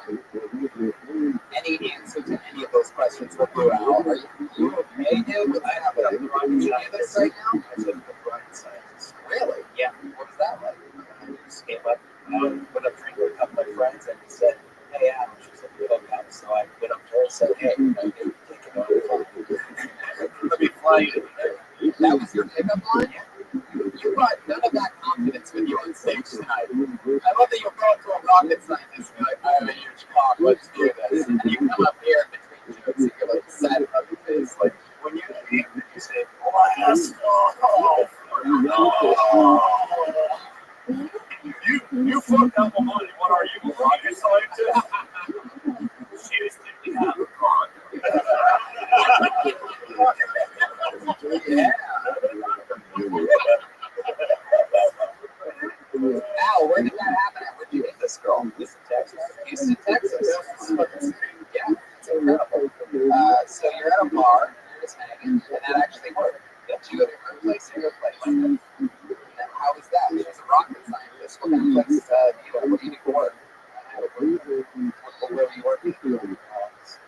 That's pretty good.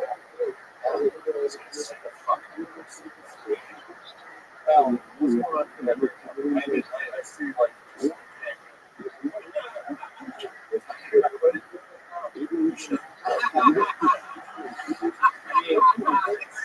If I can stand my forwards to smell that I can stand. Oh, Jesus. People are taking shots at that. Wow, Mike, people are turning on you. This is a very Roman Reigns situation. We're like Dyke Lawrence, am I right? Oh, boy. The only one of us has to wake up being him tomorrow, so I'm okay. Now, what's something cool about you?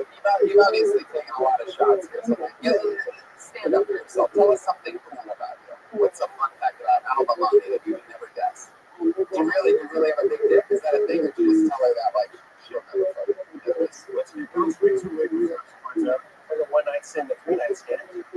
Oh, wait, say that again. 1-night stand, a 3-night stand. Wow. Show us that dick. Show us that dick. Show us that dick. Show us that dick.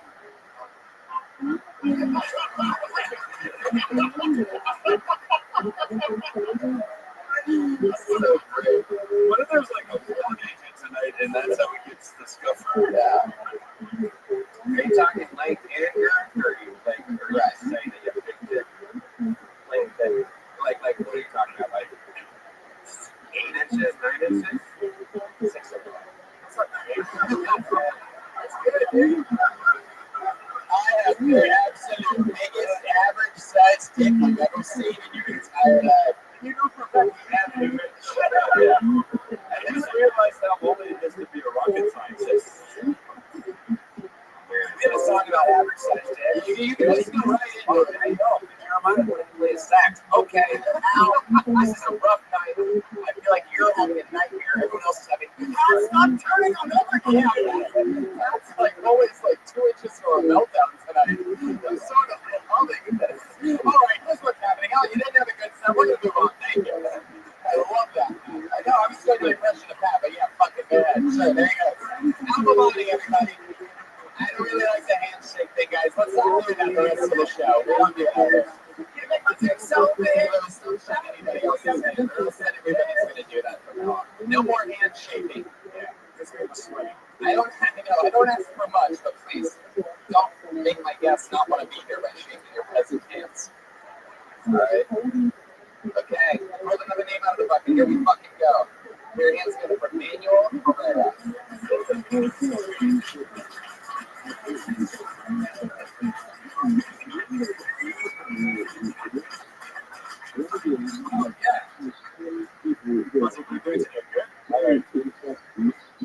Oh, they used to call me Harry Potter in middle school. That's fucked up. Because I wasn't a math wizard. I fucking hate math. They used to call me that because I'm fucking Harry. That's fucked up. I was on Timber the other day, so I could write, you know? And I got this cute chick. She was digging my hair. But then, like, we were gonna fuck. I took off my shirt. Hairy ass chest. You know, I'm like, come on, what's up? And she goes, you know, I'm all about the beard, but I don't know about that hairy chest. I was like, come on, Shawn Michaels would have been like, come on, beard, you know? And yeah, it was fucking hairy life.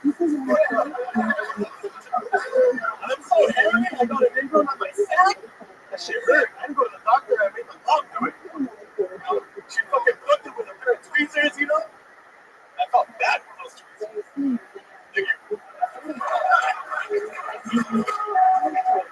54 seconds. Manuel Herrera. Well, I'm a plus line. You have the experience of one specific person who's been doing it 14 years. Nah, man, this is my 8th time.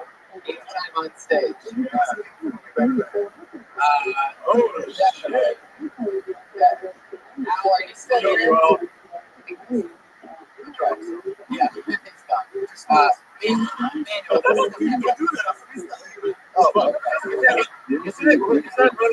Is that really good? Or you overdoing it? I was serious. I mean, you really talk like that. I'm pretty studying. You stop by, you study after a while, you come through a bunch of things. You're actually talking about overdoing all the internet. Brian hates you already. yeah, I don't know if you noticed, but he's really excited to attack. I just don't like that over. Hey, so I went outside.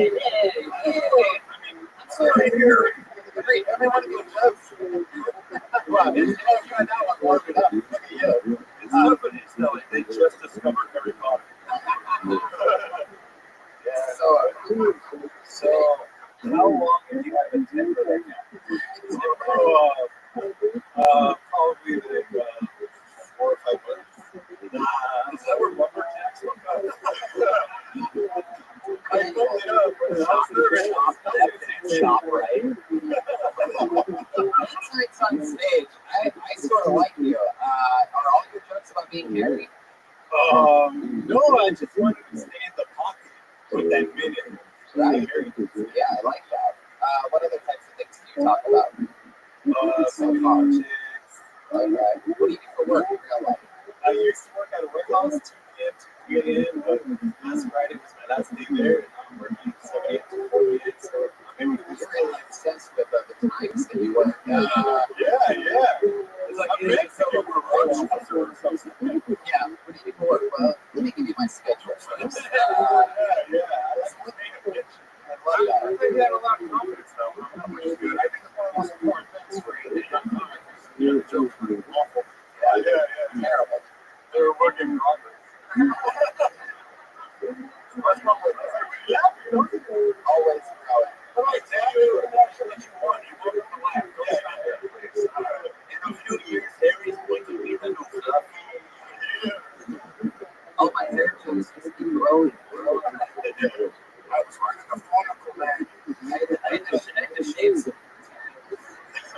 You look at my Netflix queue, it has Harry Potter, Harry and the Hendersons, Harry and the Spy, Harry and Puppet, when we met Sally. Yeah, man, shit like that. And your last name is Herrera. Like, there's almost literally Harry, your fucking name. Yeah, Herrera. You guys can follow me on Snapchat. All right. Yeah, I'm sure you're the only Manuel Herrera on Snapchat, by the way. Anyway, I don't take a Harry for you. If you thought this 54 seconds was too long, you can see me on Vine. I mean, the extra stream where I don't be doing these same jobs. My favorite joke I've ever fucking heard of this show. You're a fucking New Yorker. That's big points, Mike, for using a Vine reference. Holy shit. Wow. What the fuck did I want to ask you? So what is the job you're going to say? Just a warehouse job, driving a forklift around. Wow. So that's not broken at all. That's just like you really do talk like that. You're talking to your mom and your mom. Are you doing that? That's actually what I wanted to ask you. Yeah, by the way, he sounds like that. Okay. And you're up here. Did everything happen? Is this light? Oh, yeah. Did you really have your mom do it? Wow. Holy shit. Wait a minute. What kind of weird fucking. Alright, so tell us slowly how this happened. Well, I was on my forklift. Not that slowly, speed it up. I'm trying to think if they both, I would have been a dog, but it's awkward getting a dog during there, you know? So I had my mom do it.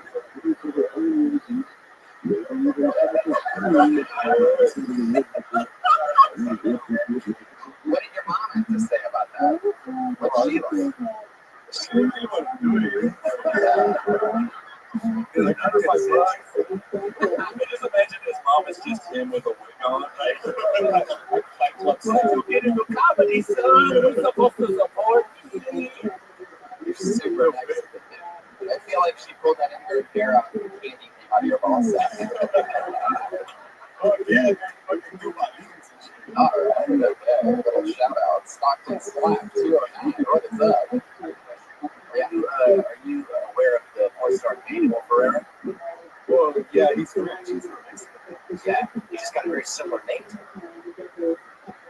Yeah, Oh, he's like, took the mic out of the mic stand for that one. I have an actual response for this. That I cannot keep the mic in the mic stand. Yeah, I might not have a big dick like him, but I got charisma. Yeah, well, That's a 4-star name. charisma,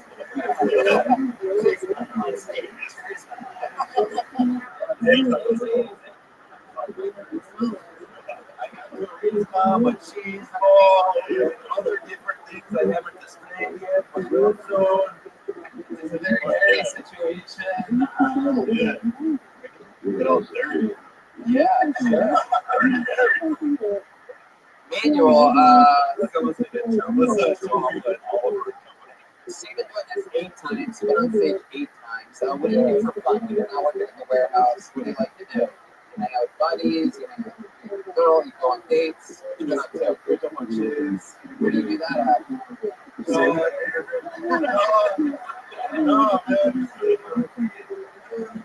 No, like, you know, like at the Beverly Center. Oh my God! What are you, a sophomore in high school? No, like go to the shopping mall, pick up on the teens. The W, you know, on Hollywood. Oh, what? You go what? The W in Hollywood. The W? What's your favorite kind of porn? What's your favorite kind of porn? What's your go-to category of porn? Oh, the square, the POV. Oh, wow. No hesitation whatsoever. Yeah. Normally, you're going to take a beat on that. You're going to beat on the internet, streaming live for a second. Not you. POV brought you us. I like the POV because it's like you're the dick, man. Yeah, you know? Yeah, exactly. Like, hey, that's so cool. So I think we almost, you know, fuck that shit. You know, it's all about like, they do fuck that shit. That's the whole thing about a gaming level. no, that's dirty. You know? They're not called fools, they're called homosexuals. Right, man? Women. It's back on. Hey, that's all cool, but I'll be sure Michael's. Are you talking about Shawn Michaels the wrestler or the porn star? No, the rest. And you said, what about him? Did he like your hair? I don't know. That's the callback to the joke. That's the whole great kid. It's my idol. So, okay, last time you hooked up with the chick at the mall, how does that go down? You were just be honest. Don't try to be fun. Are you more of a Ticketmaster guy or financial? No, it's not the question I asked you, Manuel. Just don't try to be funny at something someone told him right before he came on the edge. All right, so what up to girls? I should feature you at the juice. We're gonna get what? Where can I get the juice? You see the guy? Okay. No. Not the juice that control the media, but you know, like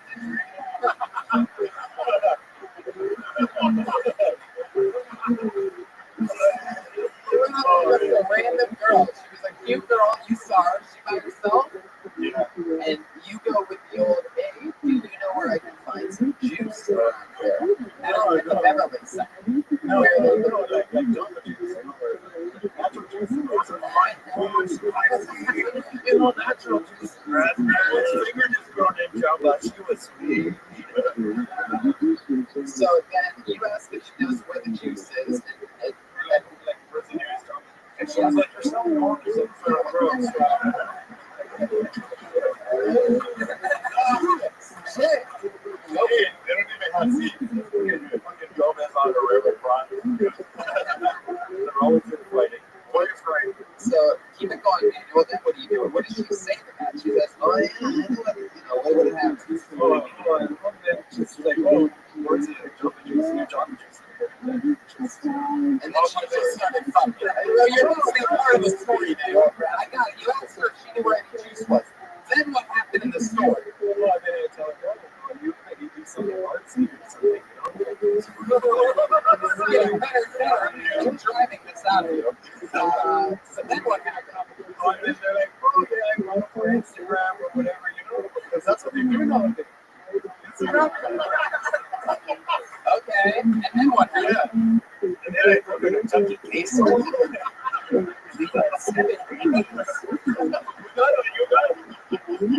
gotta do the social media. You can follow me at Twiggy Gonzalez. So then what happened? And then I just make small talk on the Rich and Jamba Juice. You took her to Jamba Juice, and then let's get to that part where you end up hooking up. How does that go down? Well, I just exchange numbers, and then I'll text her, or she'll text me, and then date at night. That same day, you know. Would you go on I take the night the same day? All right. Would you take her at night? Jamba Juice. No, it's fine. And the story she's quoting for me. Is that true? No, not really. No, you can feel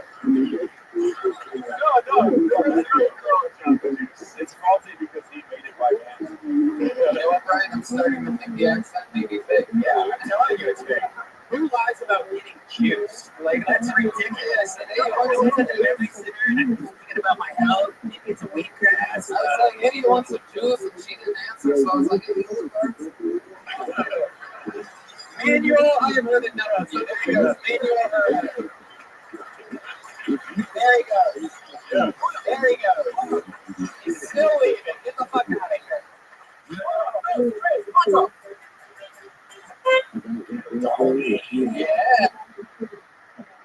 I like that. That's a badass. You know, I say the greatest trick the devil ever pulled was pretending to be an ethnic stereotype. Like I step on Rabbi. I was in 9/11. I pulled another name out of the bucket. Here we go. Some hardcore is going to follow there. Put your hands together for me. Here we go. Matt Lagon.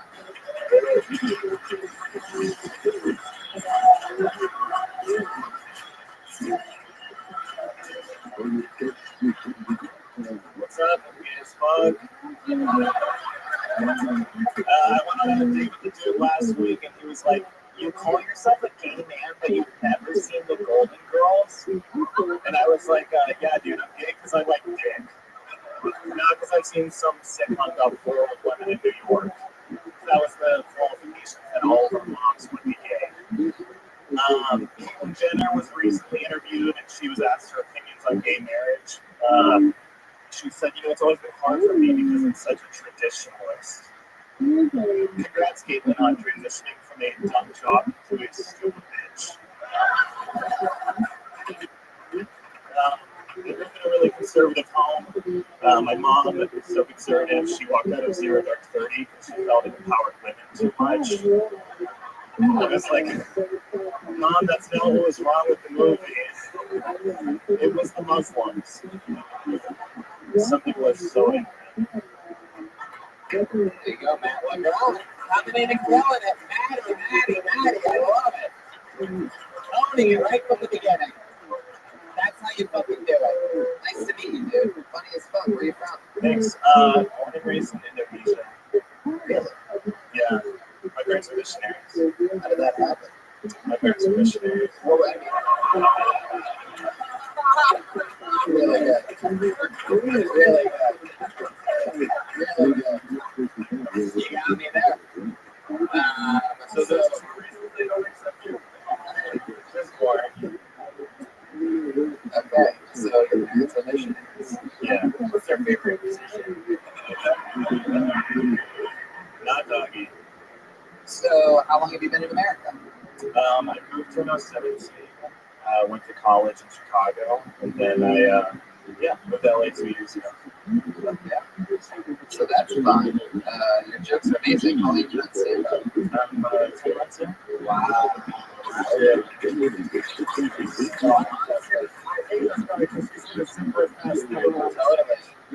You're opening to just in the beginning. He's from the audience. I mean, just destroyed. But imagine 14 years ago, you know, it's just such an open lesson for everybody that he is gay as fuck, and he came up and he said he's gay as fuck. Like if Al said, "I'm not a Brad Pitt confused," we all would have done that. It's like people don't realize. I mean, seriously, like be fucking honest with yourself. And it's a secret code to being funny. It's no fucking real trickery. You can't overthink it. Seriously. Yeah, thank you. And that's what's crazy. It's the least honest person that you'll ever ever. The Golden Girls that set in Florida and not New York, yet I still was able to love and accept their jokes. Yeah, I always question that every time I tell it. I should have looked it up. Florida, and it is fucking like absolute. It's actually one of the best funniest comedy shows of all time. I just watched Sex and the City. You should definitely, if you really never watched one, I've never seen it. can I tell you something? I bet you like that. You should totally fucking watch it. It's actually funny as fuck. Like, unbelievable. One of more jokes per minute than any other show fucking ever. It's crazy. And their characters are all so defined. Yeah, there's a poor, sweet old lady that says crazy shit. The boss, the Arthur, and Betty White. Betty White's like the fourth on my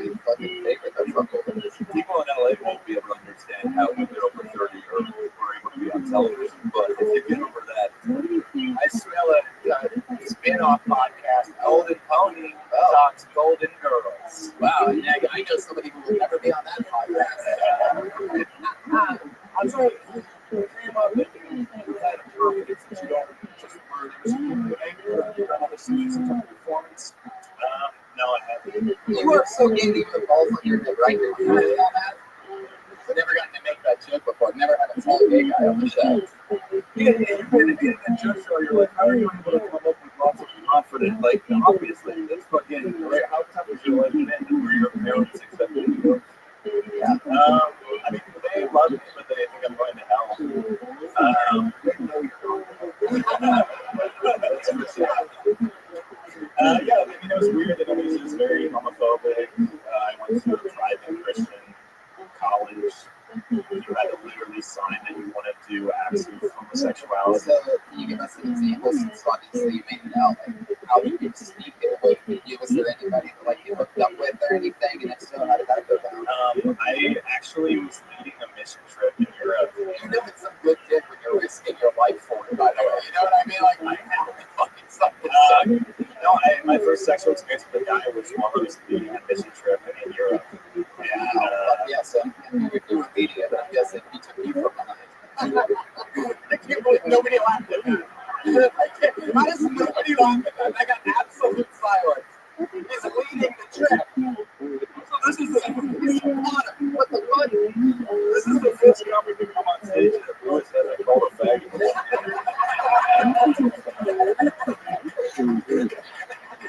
Oh my god! Oh my god! I can't believe it's still making episode of it.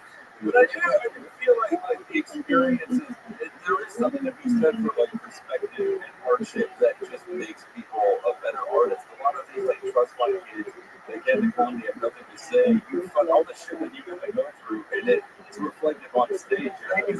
You're one of the assholes. I want to get back to this thing though. So you're leading the mission. How did are there any more details that you're willing to share about it, or anything else? Yeah, I'm super like open on stage. I talk about like shitting in a man's mouth and other things.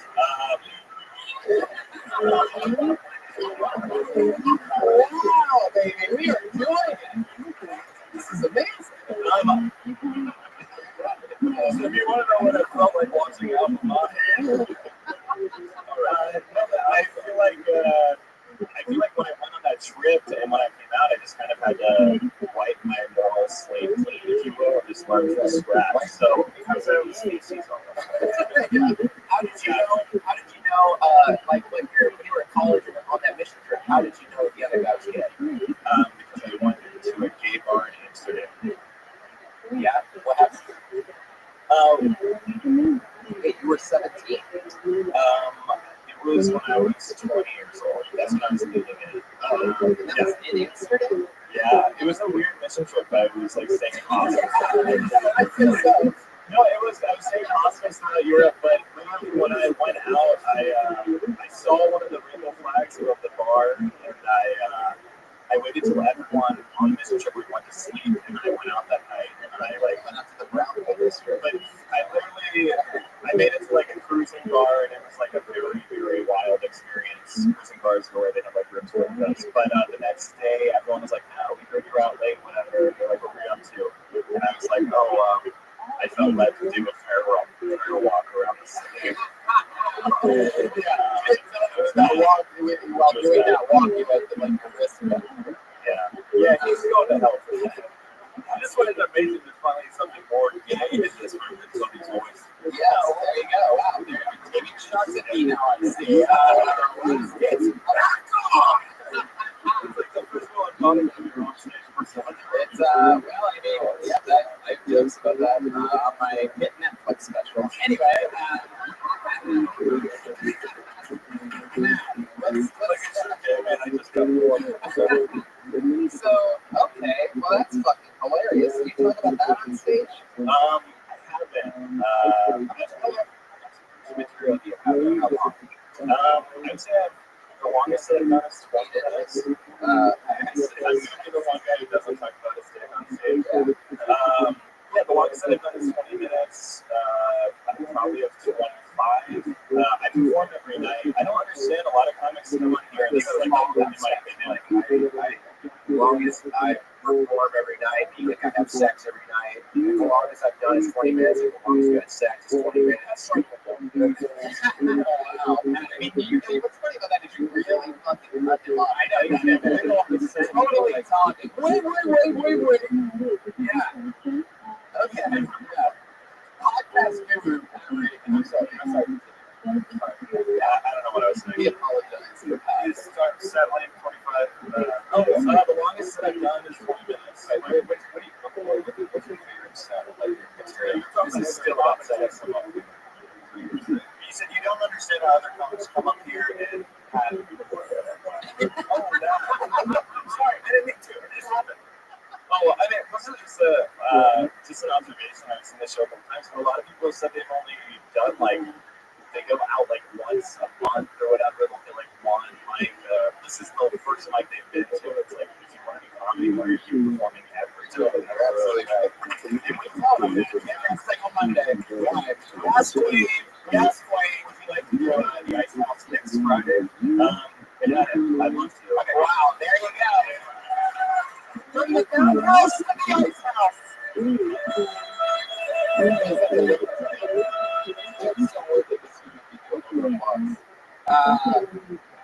Wow, well that I lost. Okay, there it is. So nice to meet you. So fun. Yeah, you too. Have a bond, everybody. How do I follow up on Ice House or? He's gonna reach out to you. Yeah, I'll follow you. Okay, cool. And he is on Twitter at Matt McGrawn. There he goes, everybody.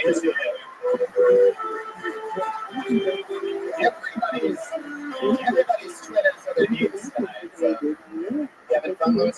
This is fucking cool. So we're going pretty close. I love that the gang is the only one who hasn't had to find the back door to the industry. You son of a bitch.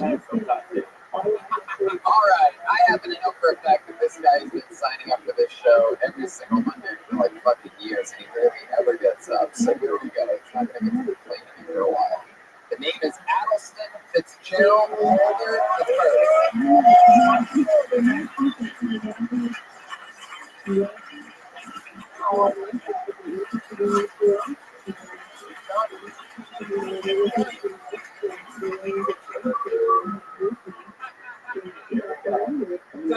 Thank you. I'm very excited to be here.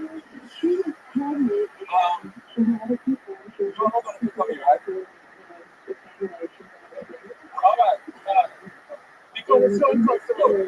Did you start the 1 minute yet? Okay, hold the chat now. I forgot to get my material. I have about 40 seconds. Okay, 39 now technically, right? All right, so listen, people. So I have I'm going to pick up me after 45 hours. Because. All right, hold on. Pause 1 minute, please. Okay, listen, people. No, I just don't want you all to pick on me, that's all. So, good evening, folks. I'm a comedian, right? So, I have a. Thank you. So, hold on, man. Go up to my laptop. So I have. Come on, people. This is live on television. So, listen. Television or podcast. Come on, people. I'm looking unprofessional right now. So, listen. So, check this out, right? You are the worst.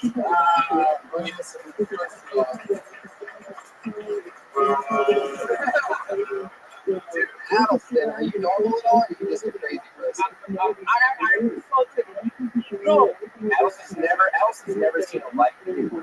You just spent an entire minute telling us to not make fun of you. I know. Can I get my minute? No. I can't believe Miss Cleo finally got that female to male transition surgery. You want a second?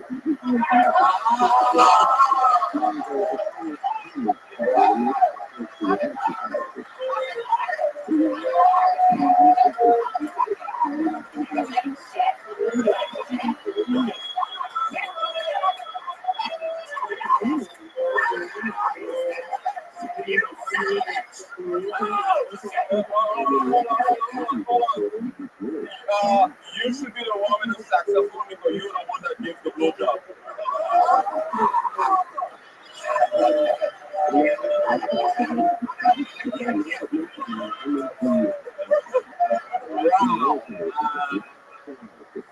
I guess actually you're the second worst since you just put Pat Reagan in his place. Wow. Well, actually the second one is you. Oh. Alright, nobody gets this up. And here's like a shot from Bob Marley.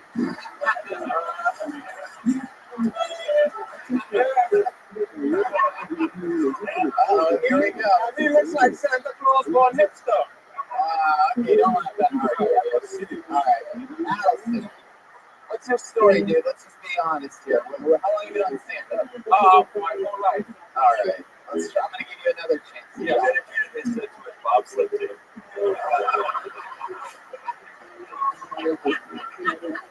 What do you do for work, Allison?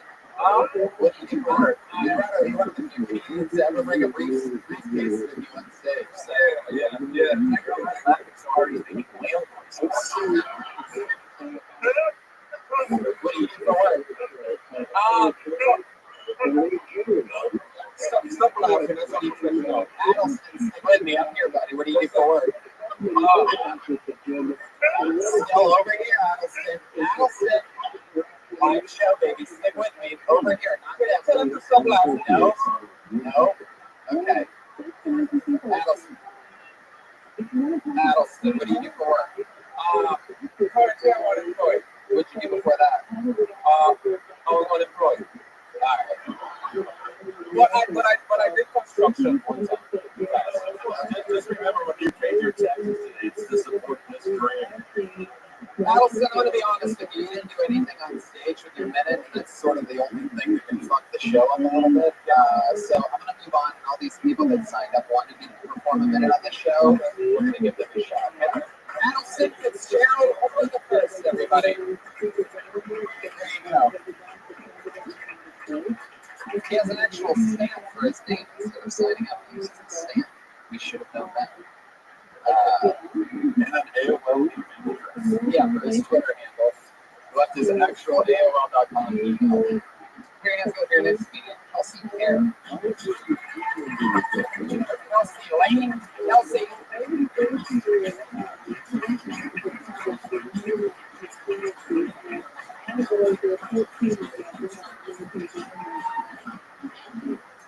It's Wayne.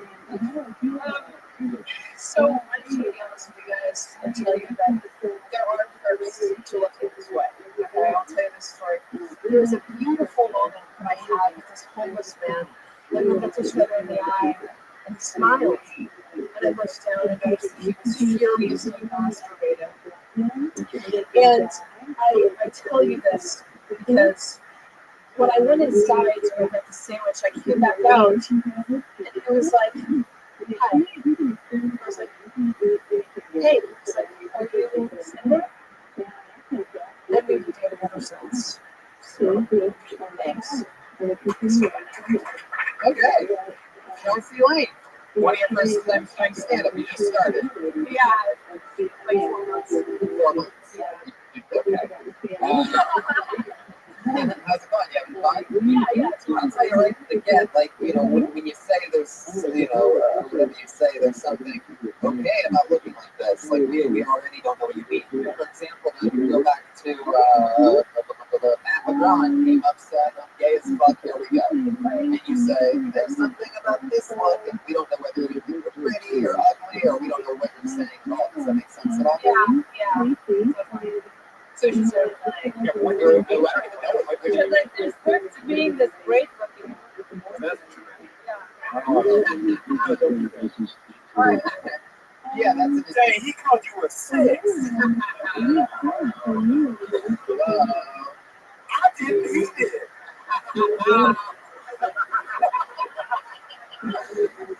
I'm like a 7 with drug goggles. You know what I mean? You're adorable. So it's been 4 months. Are you doing a lot of spots or what? Yeah. Here and there. Here and there, like a few times a week or what? I try to go to mics now that I'm unemployed. I can go. I was Don't lie. Somebody liars to you. How much you all thinking of your fake, unfunny fucking answer? I worked in a matchmaking service. Perfect. That's great. What was that like? Was there something? I think cut down the tree.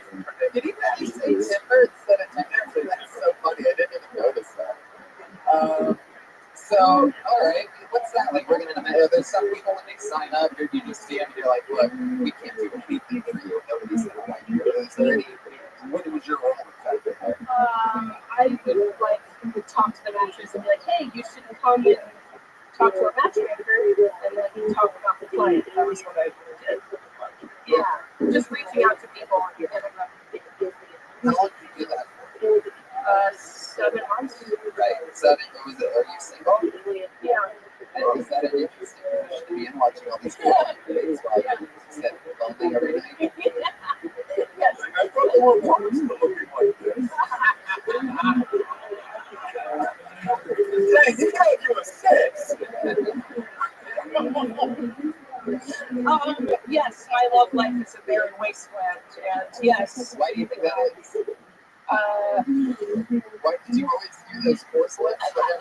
Well, That was why. it's actually a centaur, so Answer every question with a reluctant queen. you make the horse. Yes. I want the Mike Lawrence can't do the thing with his legs. I just watch them try and nothing happens.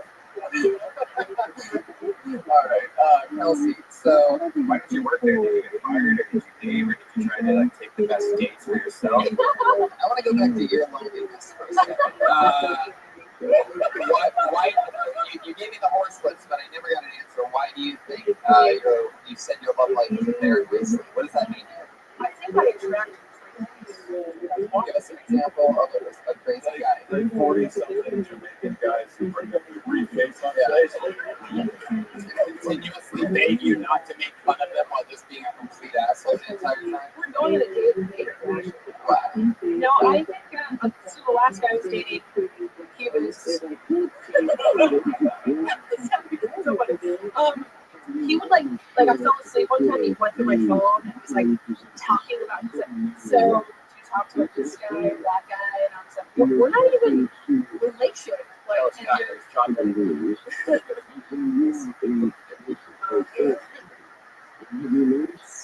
So even through your phone? Yeah. Right? How about what's the second craziest thing that a guy's done? Oh, is that like on the good reason? Is that on a first date or something? No. How many times did you guys do that? You were fucking, you were dating? What was Yeah. That's not that crazy. You don't have a passcode on your phone? Yeah, you know. Oh, you gotta go to the phone. That's not crazy. A girl came asshole into my car. She was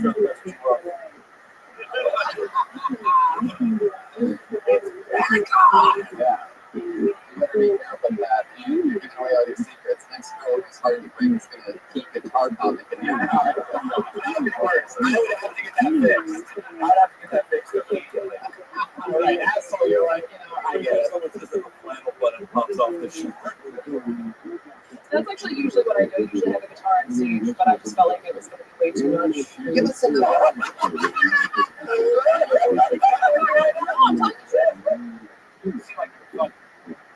I'm being honest. I really do. I'm using the comment as well. I understand. You guys have a lot in common. You both do comedy and guitars and bomb continuously. I saw that one. That's a rule of 3. This is amazing. It's a little fucking match made in the outside of some conservatory. Which one of your songs? Yeah. DUI song. Whoa. DUI. It is. That's what musical comedy is. A lot of times they have like a song title. The whole song's about that. Sometimes. Well, that's what how people write musical comedy. Not the accent. Great songs. You know how some people just say the punchline once? Well, imagine if it's repeated multiple times. In a chorus. In the chorus. How many ones do you have?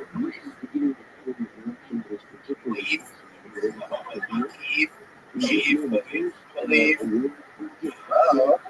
Steve. Slam. Coral Reef. It'll be a relief when this is over. Kelsey, second craziest thing that a crazy guy has done to you. This one guy out the door of the fucking glass. And I was like, what are you doing? Are you in what century is this? I make 77 cents on a man's dollar because there's Kelsey, answer my question. Second craziest thing. Because I asked you why you said your love life is a barren wasteland. I said why it's, you said the guys that you hang out with are crazy. You attract crazy people. Give me a number 2 to go into your phone. I don't know, kind of like, one time I was hanging out at a mic and he came by and he said, oh, hey. Same guy? Yeah. Okay. This is after that? Yeah. Okay. And then he was just like, oh, and then he was like, gotta go to the bathroom. And I was texting him, I was like, where'd you go? He's like, I went home. I was like, why? He's like, well, hey, and he's texting me, you're flirting with every guy. I was like, so maybe that's your answer. That's Chelsea's the song for me. Yeah. People go to your phone. You drink a lot? You get drunk a lot? I get the feeling you have more dicks in your phone than Matt LeBron has had in his asshole. Thank you, Brian. Kelsey, so, alright. That sounds great. Yeah, it sounds like one loser. I can say crazy. It's stories you can talk about. Yeah. He's squirted. Alright. Kelsey, so what else about you? Tell us something else that's interesting. Where are you from? Boston. How long have you been out here? It'll be a year next month. Okay. That's interesting. What are your parents do? They're both unemployed. Why? Yes. How are they surviving? They're both retired, so I guess. Oh, they're retired and unemployed. We're not really old. They got fired. You said that you just got done with your matchmaking job, correct? You don't do that anymore. So how are you surviving now? Are you retired as well? Wow. It's not enough to survive. So what are you going to do? Survive on my chest. Oh my God. It's like, it has to be, if you're going to go dark, then it has to be somewhat fun. Are you going to pay me? Or? Do you take tokens or what is this? Wow. Yikes. I look at the one prostitute in the audience who's like, what up, girl? Wow, I might actually. Oh, okay. She owned it for a second there. Wow. Kelsey, okay. Nothing else interesting about you that you can think of? Or you like, any special human tricks you can do or anything fun? Or no, maybe your mind. Let's not answer that question. Brian, it's kind of hard to maybe a little bit too much. Anything else interesting about you that you can tell us whatsoever? Anything that you've done, any talents that you have whatsoever? It's mostly like guitar stuff. Yeah. There you go. Let's take a chance. Let's do it. Put it on. 30 seconds. 30 seconds. We'll play the chorus of the song. The DUI song. All right. Ladies and gentlemen, give it up for Kelsey playing the DUI song. Thank you. I was going to do that, but thank you. Your guitar, I guess in the guitar comic world, you can bring up the guitar comics. Were you trying to hang yourself right now? Look at that evil look. You can just use Allison's hair.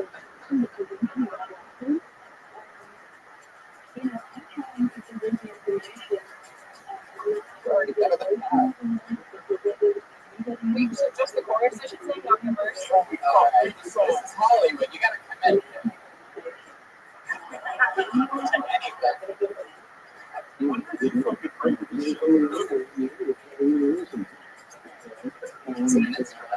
He said, yeah, do you like that? No. He said, not really. He tries again. He says, how about that?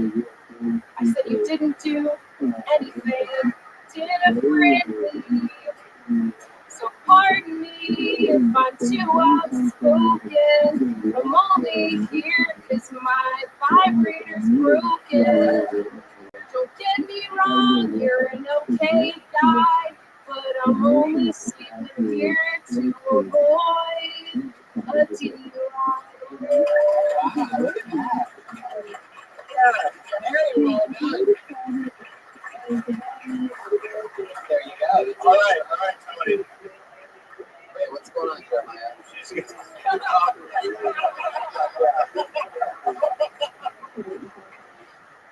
That's my problem with that. Yeah, go ahead.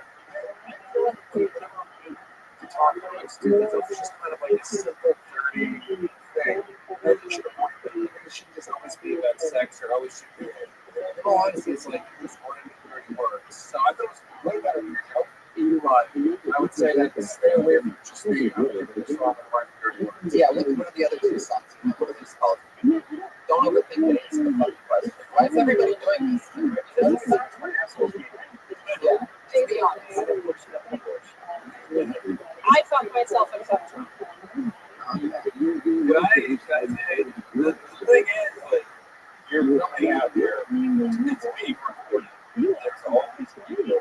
And if you're half-assing it, if what you do is musical comedy and it's being recorded, then that's what you should do. You already don't have a job. You don't have money. Life's not good for you. You should be fucking hurting anybody. When Matt LeBron came out here, like, that's a guy who's like, fucking, like, I'm gonna take this. You need to fucking take it. You made excuses and everything. Yeah. It's like you failed on someone else's terms. And then when you did that song, you had to fail on your own. And it was so much more beautiful. And He's absolutely right. I totally agree. You should make friends with more comedians and get out and just hustle. If you're not working, then you have to go all out. There's no fucking Netflixing when you're in your situation.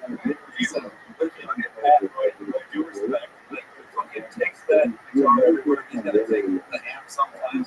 That's hard. 4 or 5 spots a night while doing other shit during the day. Yeah. He walks up the walking. He has to walk up the hill sometimes. Him and Jeremiah could work up on the hill and fucking walk up it at the end of the night with amps, guitars, all this shit, almost getting hit by drunk rich people. Look at my face, and I had the confidence to try to disrespect it. I mean, so it's like, fucking do the work. And every time you go up and bring up a guitar, if that's what you want to do, then that's what you should always do. Gotta commit, gotta just go for it. You're doing a okay job. And it's Kelsey Lane. Yes. There she goes, Kelsey Lane. She's on Twitter, it's Kelsey Lane.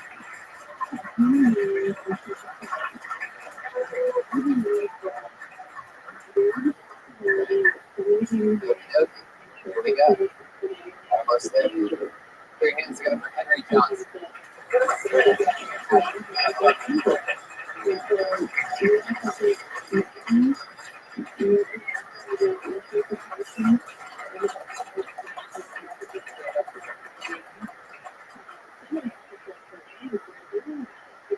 I tried to make my apartment look fancier by hanging a photo of a limousine, but I couldn't find one, so I got a time-lapse photo of a normal car.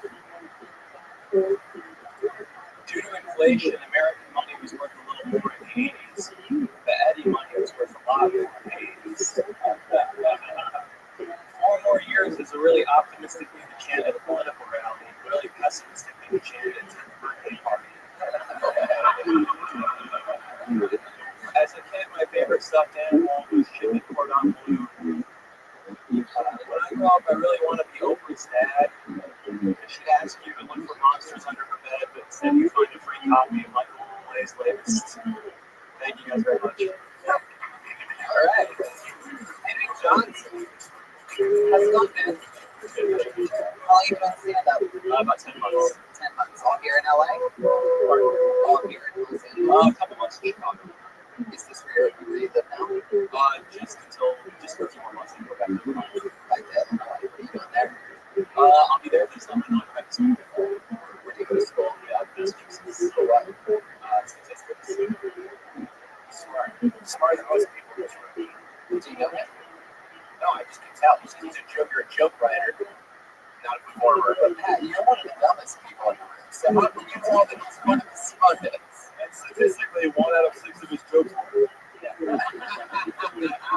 He's smart. He's smart, man. There's something going on inside. You write a lot of good jokes. Yeah, totally, definitely. What's what? Or just fun. Yeah, I would say so. I mean, like, I try to, I don't do that right now. Always like it, like in every conversation. Yeah, I would just say, like, I don't know if it's my confidence or what it was, but you really deliver those jokes with a little bit more confidence. I think you really know good jokes. That 10-year-old, you're a fan of like Anthony Jeselnik? Yeah, for sure. Well, that's good. So we all know that the way that he talks is like that in real life. He goes on stage and he's delivering slow, confidently, really smart shit. That's who he is as a person. You know what I mean? So you sort of did a little, sort of felt a little Jeselnik-y, and now you're talking a little more like The song that brought my show was kind of like shit. It's like a slow, quiet song. It's fine. Yeah, but he came up with it. No, don't feel too good. I think I usually Here's my question. What do you think? Like in life, you know, like your what is it? Like, what's the thing? what is Henry Johnson? You know, Kelsey Lee is a guitar comic. Addleston Fitzgerald Holder is the worst. You know.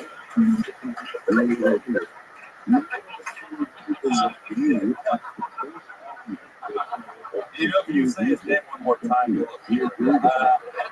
But no, my thing is, like, and I know that you're new, and hopefully this is something that you will grow out of, but it's like, the jokes signify nothing. They're not about anything. There's no message. And every person that does comedy, you know, struggles with, you know, being broke and working hard and all that. And listen, you know, from very funny. But, like, but to me, it's like, what's the point of, like, hoping to get up and hoping to do all this shit? It's like, the jokes aren't about anything. I totally agree with that. I don't think I'm that much of a performer. I think I'd rather be a writer. I think I'm more of a writer's voice. And I get that. I'll be a writer's voice. But yeah, I don't have a proper response. You can't be a writer. You can write for SNL if you want to. But the thing is, like, but comedy writers often get hired because of their strong points of view. Yeah. And, you know, and I'm sure you have a book based on that 1 minute. I didn't see a strong point of view. I just saw him bust in the wall. It's a well-educated white kid writing for his agent. I'm just explaining. It's like you know anything you want. And then it's well-educated white kids writing screen jokes. You know, that's from performers. You're one of them, and you can write fucking future regardless of what Yeah, you're a real smart. Henry Johnson, you're a real goody two-shoes. Tell us something bad about you. Tell us, like, tell us about your decks on your double life. One time I shoot one guy's girl. You gotta put to the guy that got spilled shit into it. So these people know Jesus, what is your problem? First of all, he doesn't even have his degree. He just said he's studying statistics. All right, Jesus, you don't have to tell me what the Let's take it for smart people. That's what I'm fucking doing. I'm sticking a fucking comedy store failure. I'm sticking up for fucking smart people. Because we're fucking smart. We're gonna run shit like that. Smart people already run shit. What are you talking about? What the? Fucking performers? I mean, me and him. Oh, Henry, tell us something evil about you. Tell the truth. Just say it. Okay, so I was back home for Thanksgiving and sat in on a friend's class and tried to be a big student or a big essay and stuff, and I was mistaken for the school security guard that had to change location in the class and still kind of outstanding things. See, you can never talk about that in your act as it is right now, and that's a fascinating story. What's that for your track? Wasn't it the plot of an episode of Sister Sister?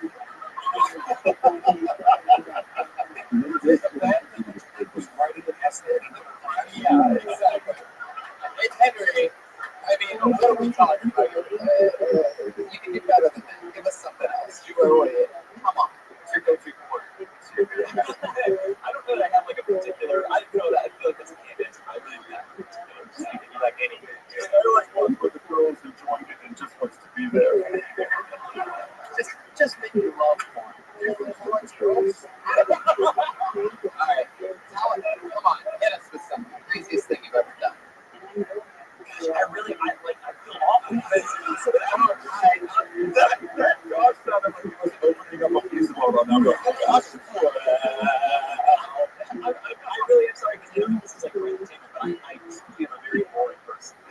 we know. The first black people they see were the cast of Hamilton when he was in the front row. Do you describe that? Generally, no. I don't. It's not bad. It's not bad. Like, I'm just not very good at incorporating it. It's a writing weakness for me. You should honestly, if you don't, there's a good way to be on the other street. But first of all, you say fucking cunt.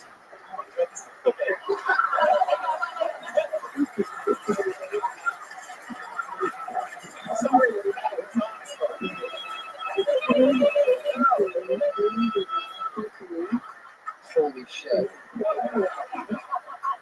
I don't think I've ever stood up with a shoulder before. Ever. That was incredible. Holy shit. Say it. No, say fucking cunt. Fucking cunt.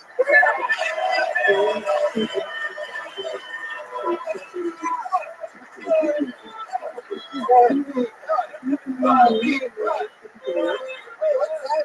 What? You just lost your scholarship at Massachusetts. They're watching the live stream right now. I love that Lewis is probably just calling somebody into being a misogynist.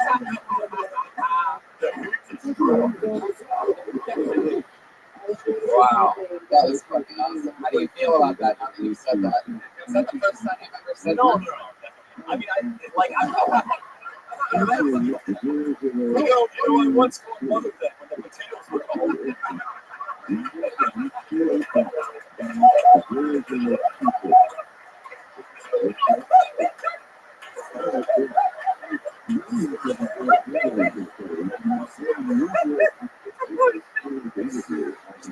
For a few more months, huh?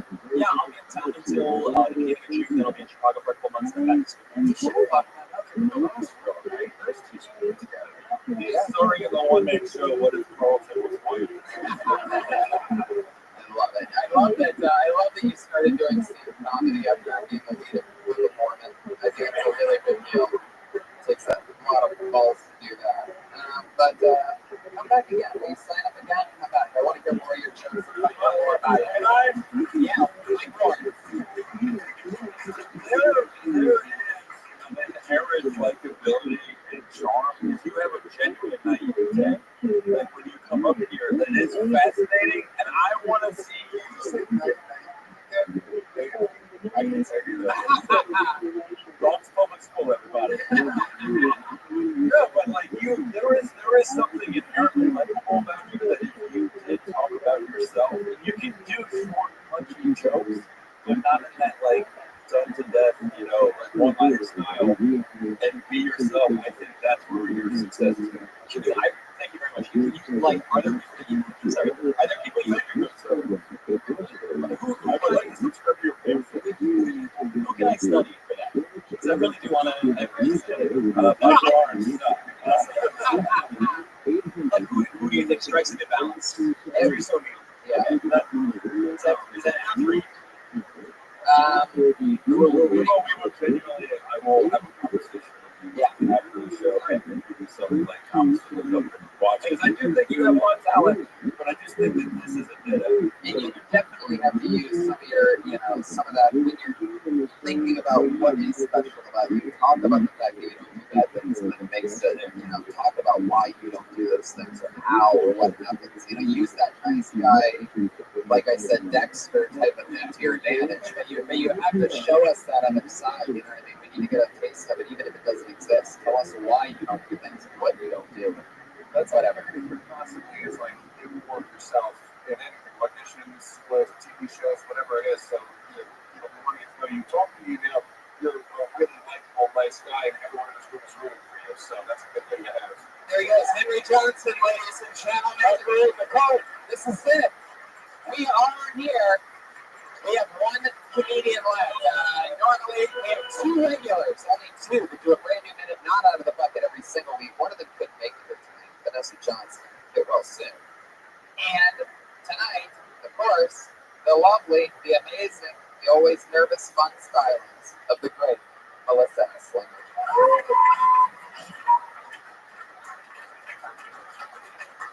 There's actually a comedian that's more adorable than me.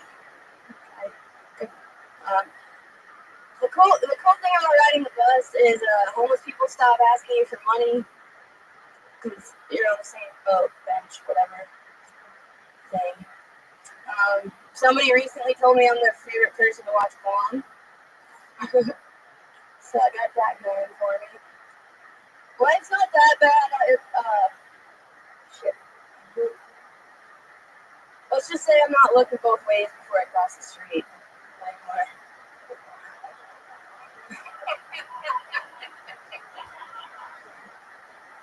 But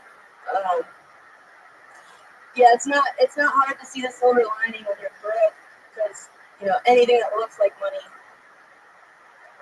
go after that. Yeah, that's it. All right, exactly 1 minute. What's happening in life? Why is everything so sad? You're unemployed, sleeping on an air mattress, paying the dues. You going to a lot of spots during the week? This past week, no, but I'm back on it.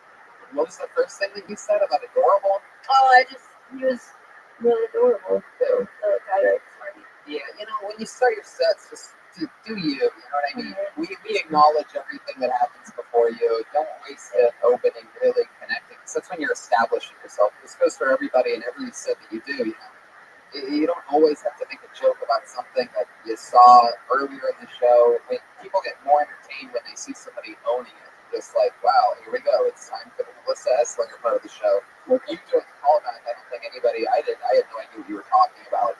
So, when you lose people at the very opening, that's always hard to catch back up. I mean, you're fighting it because you're talking about real shit. You're talking about being broke. You're talking about your situation. I would have loved to have heard more about the actual things. I mean, so what's going on? Any improvement on anything in life? What's happening? What's so sad about your life? Why are you It's really not. It's really not that bad, and I'm learning a lot. But it's scary because I don't know what's gonna happen in the next couple of weeks or months. With what? Surviving, paying bills and shit. But suicide. no, I'm good. I really. It's just been it's.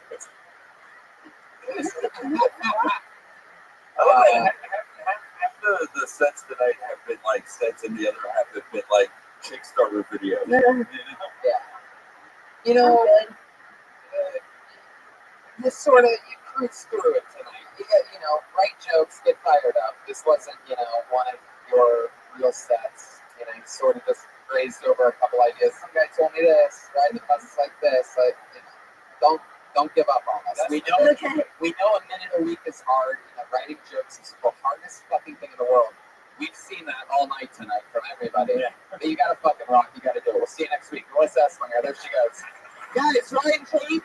drew tonight's episode.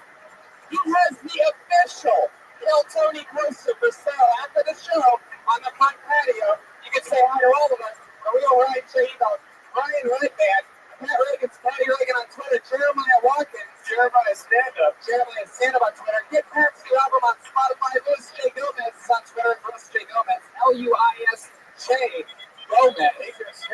Mike Lawrence is at the Mike Lawrence on Twitter. Two of the funniest guys in the world. Thank you so much. Anything else coming up? I wrote on this season of Inside Amy Schumer that airs on Thursday, so check that out, everybody. There you go. Up next, check out Legion of Skanks. Legion of Skanks. Luis J. Gomez, we love you. Welcome to the Kill Tony family. Thank you, live audience.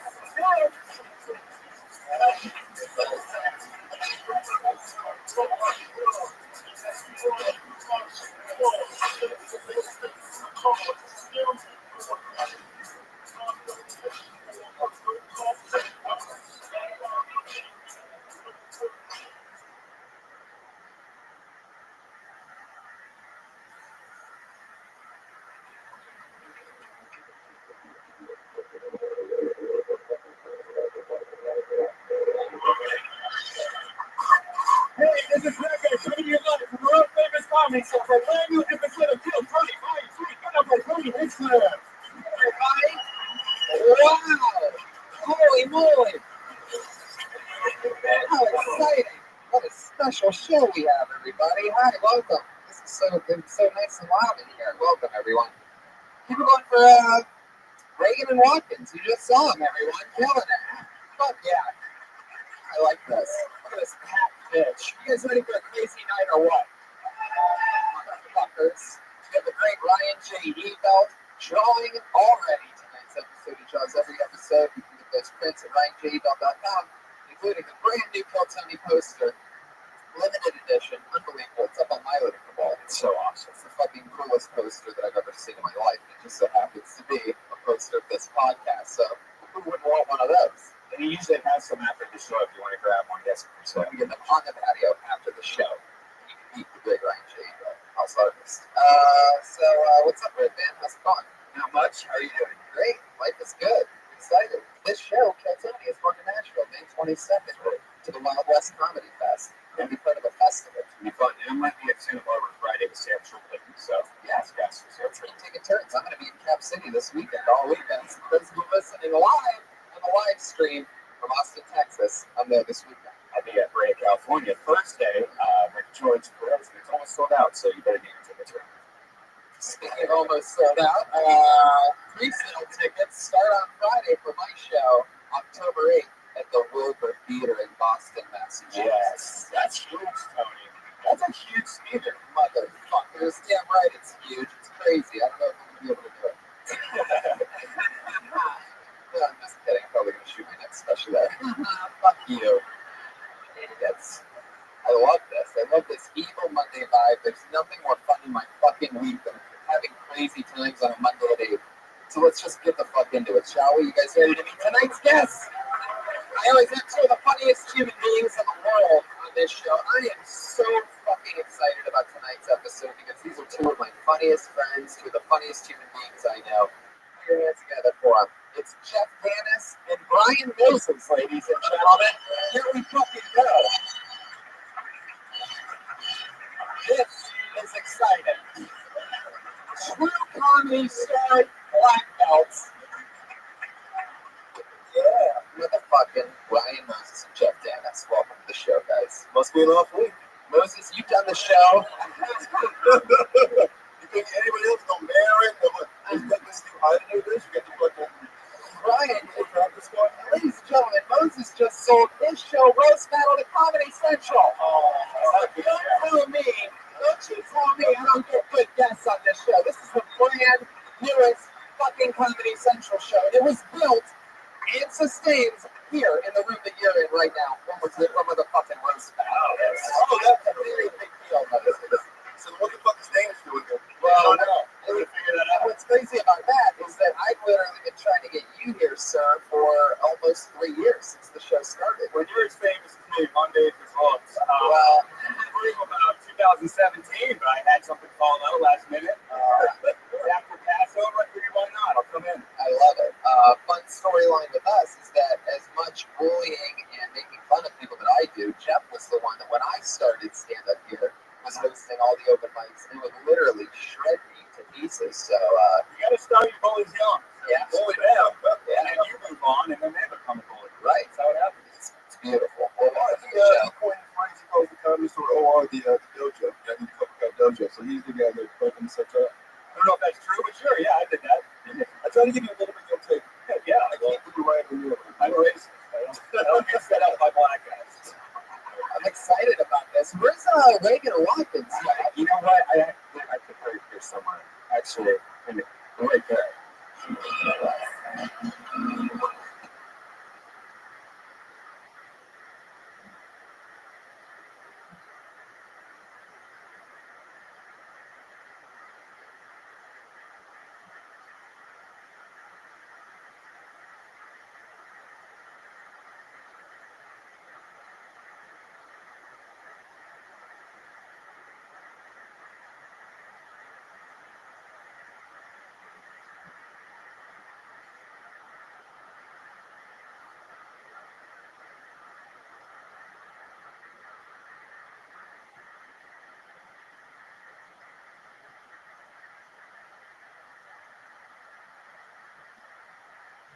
Holy shit! What is happening? I just got herpes someplace once. Really glad that was you. I saw him coming in there. I didn't know what was happening. Yeah, Jesus. What was hard? Not a prince. Yeah, that was fucked up. Wow, that was an aggressive entrance. Reagan Watkins, ladies and gentlemen, with a little Prince tribute. was a real man kiss too. That's got the softest lips. Wow. I see that. I see why you get so much. Was that first time kiss from Pat? Yeah. Well, this has a quarter semi. You know the term for that. Yeah, it's a quarter ball. Yeah. We still bigger than all three of ours combined is his quarter semi. It's kind of like this, but much thicker, actually. Girthier sword, for those of you wondering at home. Welcome, Megan Watkins. Beautiful Prince tribute. How long did you guys make those wheels? It's like, how long, who did the crafts on that? We did. Who decided that a Red Bull would describe that it was the steering wheel of a red Corvette? That was me. Is that last minute, or did a lot of thought go into that? Did you just committed to the Red Bull? Yeah, I like the Red Bull. Yeah. Do you guys film the crafts making session? It seems like you need to put that up. We show people your hard work. Yeah. We should, but I lost some power in my house before I came. Oh, Jesus. You make crafts in the dark. Wow. Oh, Sexual. I know what these are, Tony. right. They're infant tutus. It's creepy. Those on demand. Like, hey, we can buy infant tutus. I killed two last week. No, so this one wanted that word. Yeah. So did you go shopping for that? Oh, yeah, we did. So, and what part did you realize that the little girl tutus would sustain as Prince outfits? That's actually Pat's idea. I mean, did they smell like they couldn't run the first? Alright, not red. Okay. That's So about it's it. Salvation Army baby tutu. Keep moving along with the show. Nobody helps me more than Redman to know when to keep the fucking thing going. I went to Goodwill before they didn't have tutus. That's why you go to 99-cent store in Carolina. Those go fast, those used tutus. Those were 99 cents? Wow. What kind of slutty infant would wear such a thing? I mean, what kind of two-timing whore do you have to be? I'm going to say Mexican. Oh, yeah. No, I agree. I don't think that's racist. Racism side. Thank you. There it is. And who would have known that these do not breed at all? I'd say the infant who was smothered to death.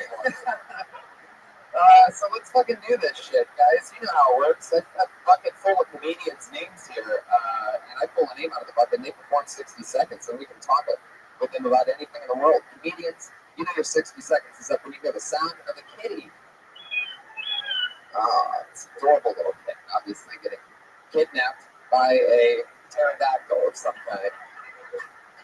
And wrap it up then, guys, or else we're going to bring out the angry West Hollywood bear.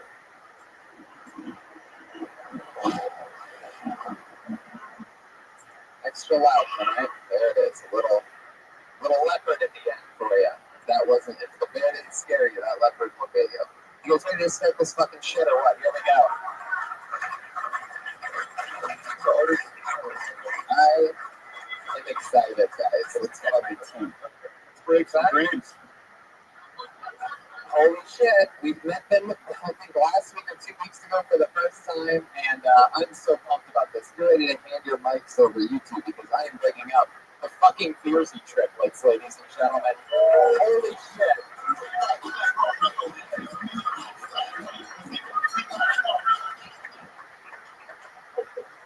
Yeah.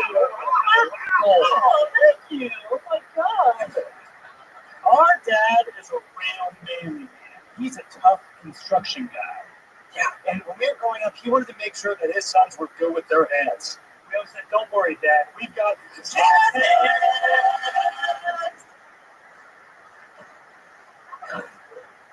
If you couldn't tell by looking at us, we are bad boys. So bad.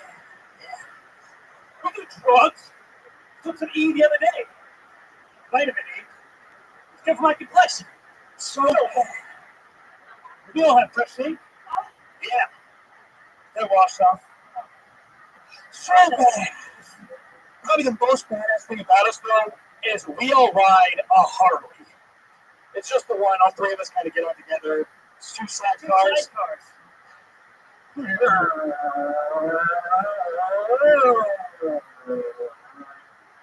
So bad. Yeah. Alright, hand this microphones to my esteemed guests. I don't know, Are you real twin triplets? Yeah. What happened to the guy in the end? He's like the good one. collar. He's like the dominant. He wears lifts. He was suspicious. Yes, those are lifts. Jesus. Fuck yeah. I think that these two should break off. Is my suggestion right off the bat. I don't know about you guys, but I thought that joke was so bad. Yeah. It felt like really bad Leno set. Like that was. How long have you guys been doing stand up again? Get to talk to the mic, by the way. How are you? Really talking the alpha out of these 3 years. You know what I mean? You guys have mic stand. Is that 3 years total? Like 1 a year each, or is that 3 years?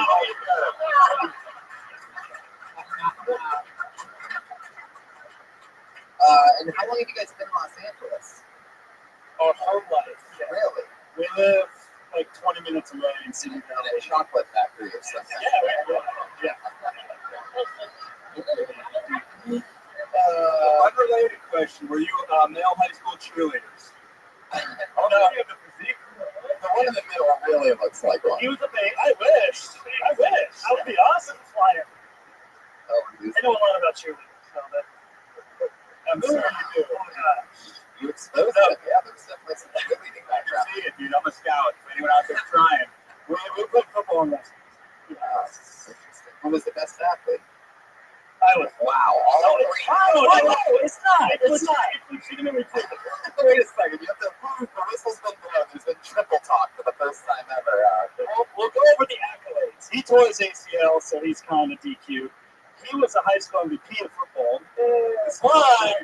What? It was 30 people. No, I'm saying size-wise. Oh, yeah. That's it. We played the middle school team. And then he quit. No, hold on. I was an MVP in rugby in college. There was a club team. They cheered when they lost. They played on an elementary school, by the way. They played on the elementary school. No team spirit here. They tear on each other. I know, seriously. I like it. Very competitive. The best thing about them is when I walked in, I saw them rehearsing downstairs. I was walking by, and I was like, who are these guys? And I noticed you all looked alike. It makes sense. Did you walk by and they were doing like jazz hands? They were like, you were like snapping at it. I thought they were like an a cappella group who was like trying to break in. Smashing in fire. Yeah. The fucking Beersey triplets. Tell us something interesting about you guys. Are you even pronounced Bersey? Like Jersey. Beersey. The Bersey triplets. What? The triplets? I definitely liked your set last time better. This time, definitely seeing more reverse. I think you'd see on like America's Got Talent or something, like shaking them out. Anyway, I was trying to tell him. And eventually, 3 of you, there'd always be one that's like, I don't know if we should do this one, guys. I don't know if the fucking jazz hands. I was all over this. Right. Jazz hands doesn't really translate to the podcast. That's what I was saying. For the audience. How does it work? Is one of you right or do all 3 of you right? All 3 of you right? Now that's too many to get you right. I'm going to go off on these motherfuckers. Do it! Let's do it! You guys are mad. If you want to vent, you can vent, dude. It's You were a friend, you were a blood, you guys killed each other, you were some kind of forest ranger service who came by and collected the body, and then you shot yourself. I wish I had 3 bullets right now. If you guys thought this our little red Corvette entrance was hacky, are you fucking kidding me? I don't know. This was like America's Got Talent shit. This is like the lowest part of America. This is like, you guys are nice, but this is how I feel. I think you shouldn't hold back, dude. You should really just vent out of it. Like, you kind of held back, I thought. A couple punches. This is like the red Corvette was happy. I liked it. By the way, Pat, I mean, what happened? Did you like lose 2 brothers in delivery or something? Like, what are you so mad at these guys for? I mean, furious. It's just, I do a little something stranger, and I always see audiences respond to shit that I hate. And that's the way you get that on the next season of American Idol. You guys are American Idol dog shit. What kind of insult is that? Hey, Tony. Yeah. How many Fruit of the Loom t-shirt packs do you think they go through a year? Whoa, Jeremiah hitting a home run early in the first inning. Too many.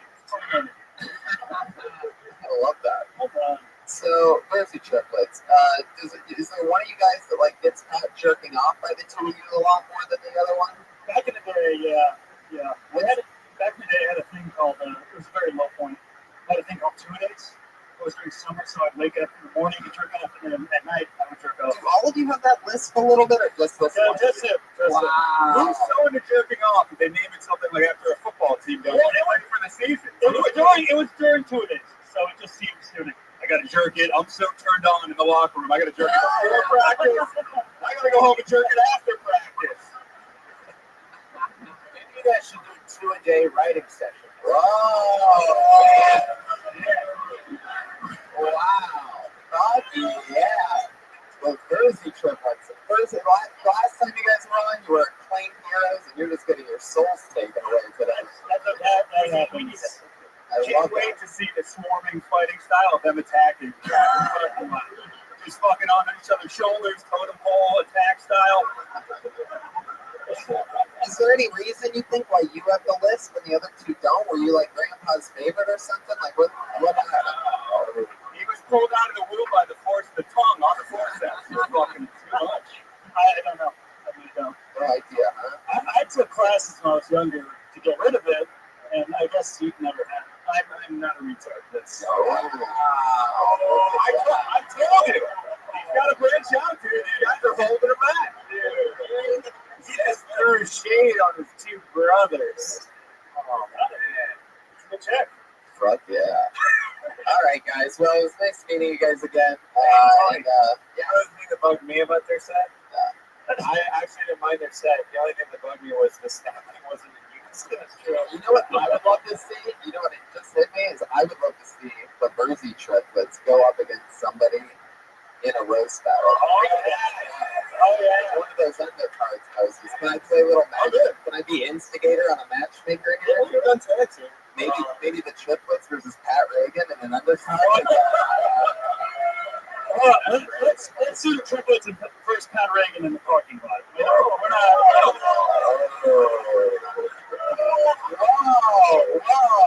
I've never seen it. What about this as a battle? Wow, here we go. The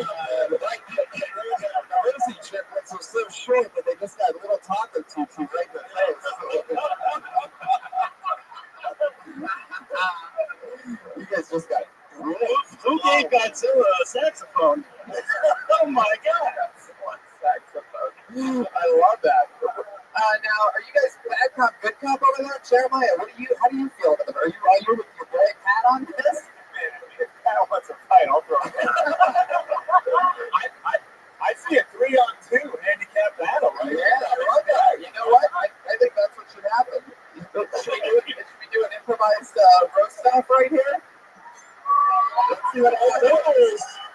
You know what to say, Moses. Yeah, all right, let's bring you guys. Come with a joke, gentlemen, and you guys take it easy on them, all right?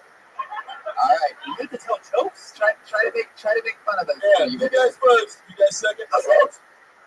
I mean, look at us right now. That's not the first time Pat has had his head in an infant's dress. I mean, All right, this is not going well. Wait. Okay, with the rebuttal, I'm going to put Jeremiah. These strippers look like Huey, Louie, and Huey. Okay. See, it wasn't even that good, but everybody wants to see the Jersey triplets go down right now. I got one.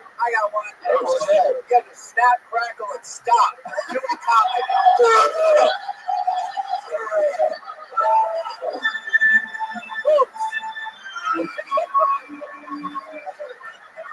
That's what I'm fucking talking about. Jersey triplets, there you go. Any parting words for the Jersey triplets, guys? Gentlemen, get in the bottle. Beautiful. I think your future's in roast battling. From what I just saw, you don't say more. More of it. It's great. I think Mitchell's future with us is limited. But there they go, everybody. The fucking Jersey triplets, everyone. I love it.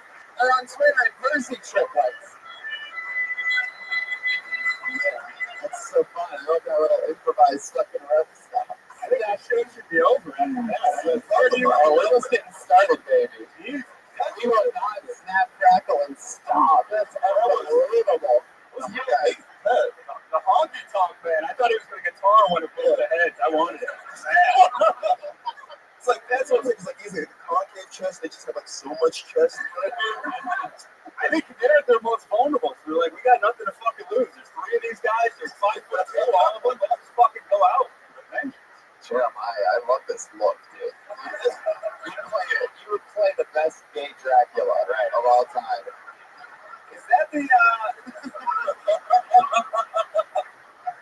Are you wearing the Seinfeld puffy shirt right now? Let's keep this motherfucker going. You ready to see your next comedian? Anything can happen. Pretty crazy. Spontaneity at its best. Put your hands together for, this looks like a new name. How about Ryan Higgins, everybody?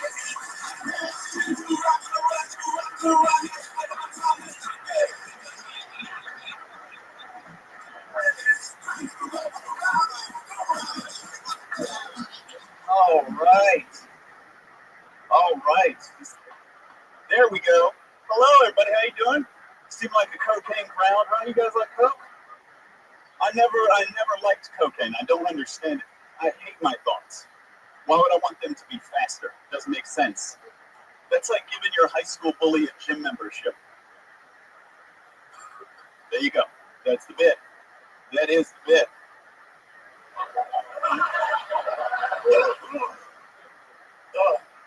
That it? Are you done? Oh, yeah. That bit? Yeah. 30 seconds. You do that between bits? I'm very efficient. This guy's got a tight 10 seconds.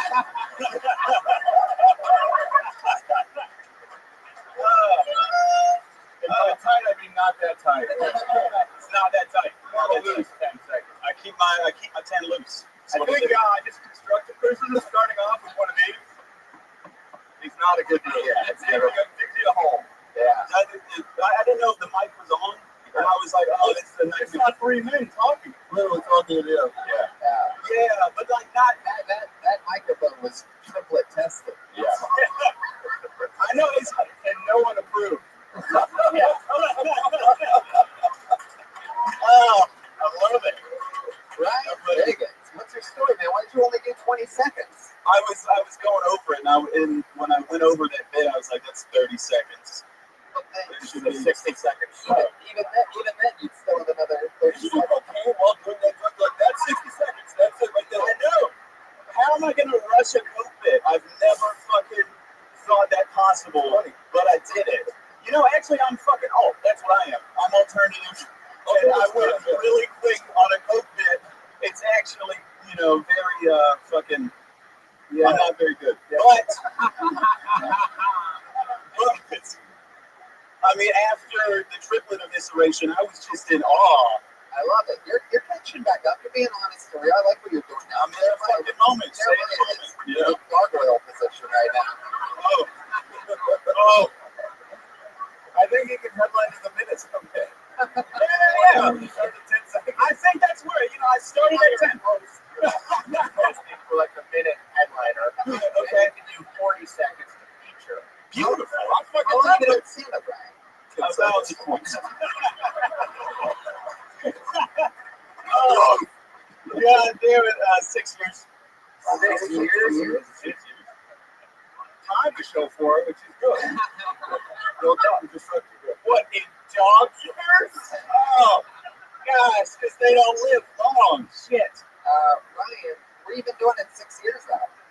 North Carolina. Oh, wow. How long you been in Los Angeles? This would be month 4. 10 seconds.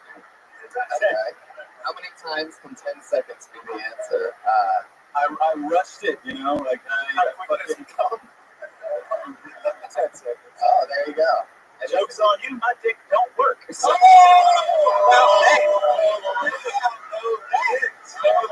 about that? You just got ice, my friend. Joke's on you. My dick don't work. Don't work. Don't. The joke is on you. Is that somehow? Is that true? You are very into that, Ryan. Please, that can't be true, is it? It is true. It's pretty true. Yeah. Actually, I've got off my antidepressants not too And so I'm like, all kinds of shit's fucking going weird. I mean, you get like morning boners or just nothing ever. Oh, dude, I haven't had a morning boner in so fucking long. Yeah. 10 seconds. Oh my god. Really? Do you get like, yeah, so you can't get a boner? It's weird. You just don't think about it when you're depressed. It just doesn't. About the boner or about titties or about what? Exactly why you're depressed. That's what. Say what? That's when we're deciding on antidepressants. Yeah. Yeah, because a lot of people kill themselves. They're going up antidepressants like David Foster Wallace, a lot of people I look up to, and I was like, people like kill themselves. A lot of people I look up to. It does not work when you're having tutu around. I know. Okay? Like the great author, what the fuck? Yeah. No. Fucks with your sex drive. That hits or anything else? You took good pills? No. It's like the ladies I'm fucking Look at me like that. You fucking like I'm the bad guy over here. I know. Why did I do that? No, but good work. This is hostile. I don't know why I did that. I did from North Carolina. Look at your melanin. The hatred. That is a hatred. Picturing a rope. Yeah. Going on a swing set, Moses. Hell, How do you feel about the restroom deal in North Carolina? I think it's really shitty. It's I try and defend. I try and defend North Carolina all the time, but now it's just like, it's full of hate. Sorry. I used to be like, there's some really good people. Now I'm just like, yeah, you should go. What do you do for work? I walk dogs. This is the most depressed thing. Right. It gets worse and worse. Dick would be the tip of the iceberg. Yeah. Who's happy in here? I don't know where to go on. Who's the happy? That was the point. I said, People. Thank you. who's happy? Who's happy? Who comes up here and you guys are like, God damn that guy. Fucking one day. The trip was. Yeah, they seemed all right. Tell us something else interesting about you, Ryan. What else do you like to talk about? What else are you into? It's like behind school shooting, so I feel like. Oh, since Columbine. No. I'm a multiple shotgun kind of guy. If I had to occasion, I'll use like a revolver. I'm just one of these. I'm so big question. I mean, that is a great question. No, I'm so happy you guys think I look young enough to go to school. And that'll be like an extracurricular activity of mine. No, I'm okay. Like I did fail out of community college. That can be frustrating, but really tough to get to classes when you're not allowed within 500 feet of the I'm sober too. How long's that been a thing for? I'm figuring out why you're depressed, right? No. You do anything for fun at all? Comedy? Well, you don't come. You almost said comedy. I figured out that doesn't happen. I do comedy and I'm left with my thoughts a lot. Wow. Yeah. Interesting. Do you have candles burning in your closet with like newspaper clippings taped to it? How did I get to this serial killer? You're really sad. I bet you kill people, you fuck. Like, how did we get? I agree with you. How did we get there? I sort of feel like you would have rolled with it if you weren't a serial killer. Yeah. Out of all the things we talked about, you're like, whoa. How do you guys know about the newspaper clippings on the wall? It is pretty suspicious, but no. Video games, roller coasters. I do like games. I do like games. I game. Crazy shit ever happen when you're walking these people's dogs? No, but a lot of times you show up and they're there. Like you think you're doing it just because they're not. But they're like, just take my shitty dog somewhere. And it's like, okay, all right. Does the dog ever get a boner? And you're like, how dare you?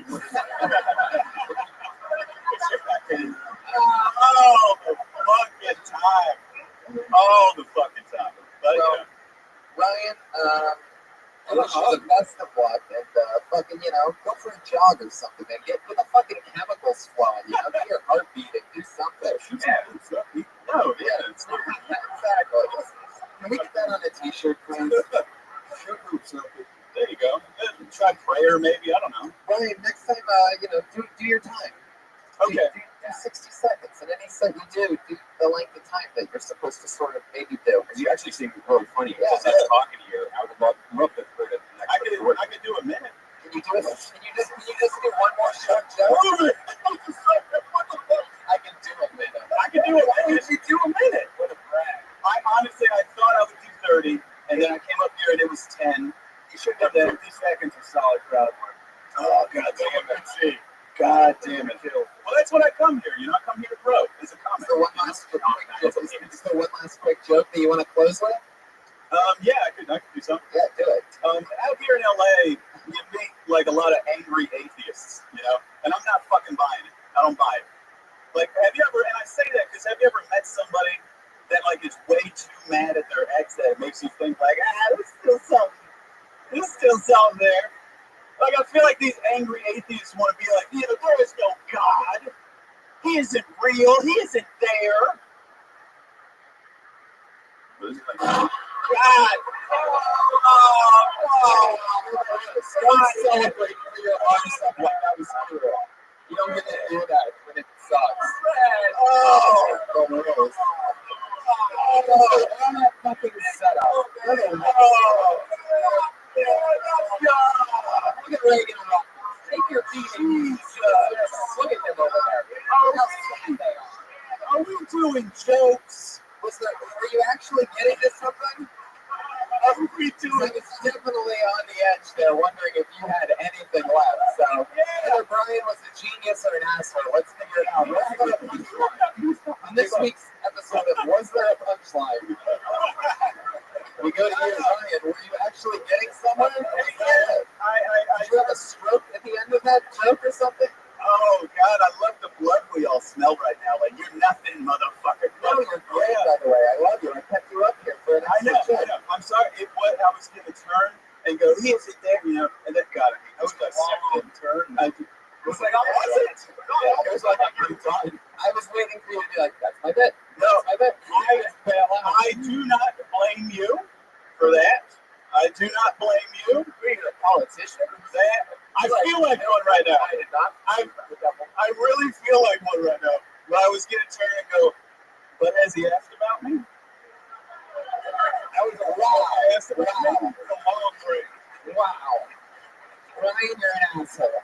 Hey, I think we all agree that he was turning like that was it, right? I thought it was it. No. Brian, has he asked about? What am I doing? Jesus Christ. Stick with me. What am I doing? Brian, up here. How's it going? How are you? It was so nice to meet you. You're very, very funny, man. It's cool stuff. And yeah, you're a little bit weird and different. That's cool. And I like your style, and I hope you come back. Brian Higgins, everybody. There he goes.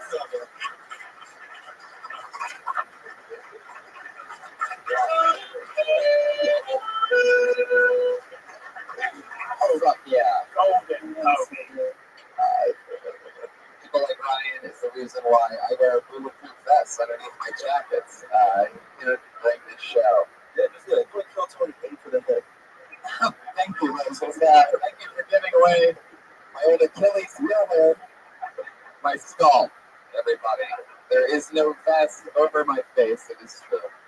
I pulled another name out of the bucket, and the name is Daniel Balshin, everyone.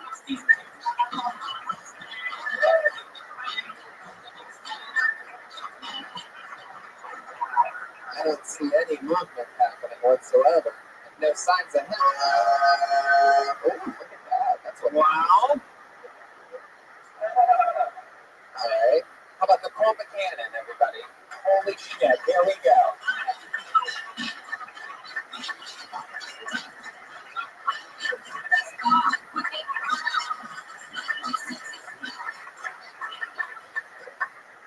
Hey guys, I grew up in Orange County, and going to high school in Orange County is pretty much like going to high school anywhere else.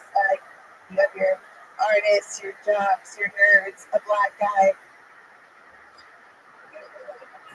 Just one, kind of like this room.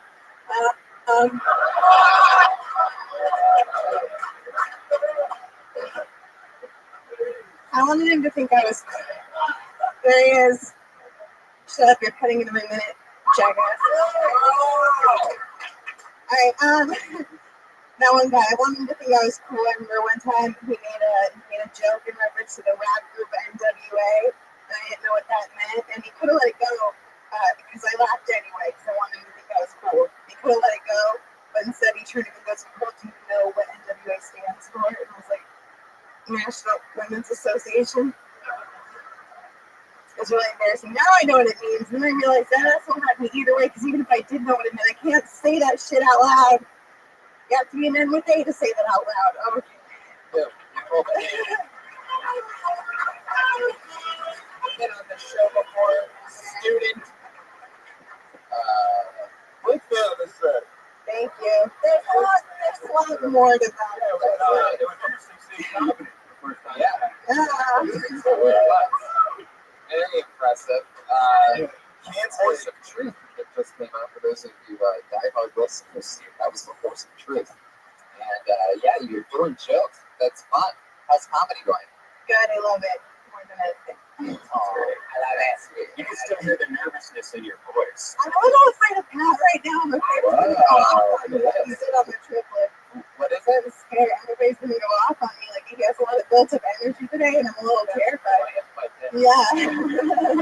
You sort of could pass as like a fourth Jersey triplet. Now when I look at it, actually, he seems like he's working for something. By the way, look how easy they are on the fucking stairway. These three assholes. There's 3 stairs there. It's just a flimsy triplet heads all the way up the stairs right now. How did it pick? I think it's made it taller too. On the higher steps. It's the one that you wanted to break away. He's on the top. Like, that's your guess. It's like the beginning of the city. On the top. Yeah. It is very sitcom. Oh, you okay? You kiss me again or something? Oh, Jesus. Oh, my God. This is the gayest episode of Kill Tony ever.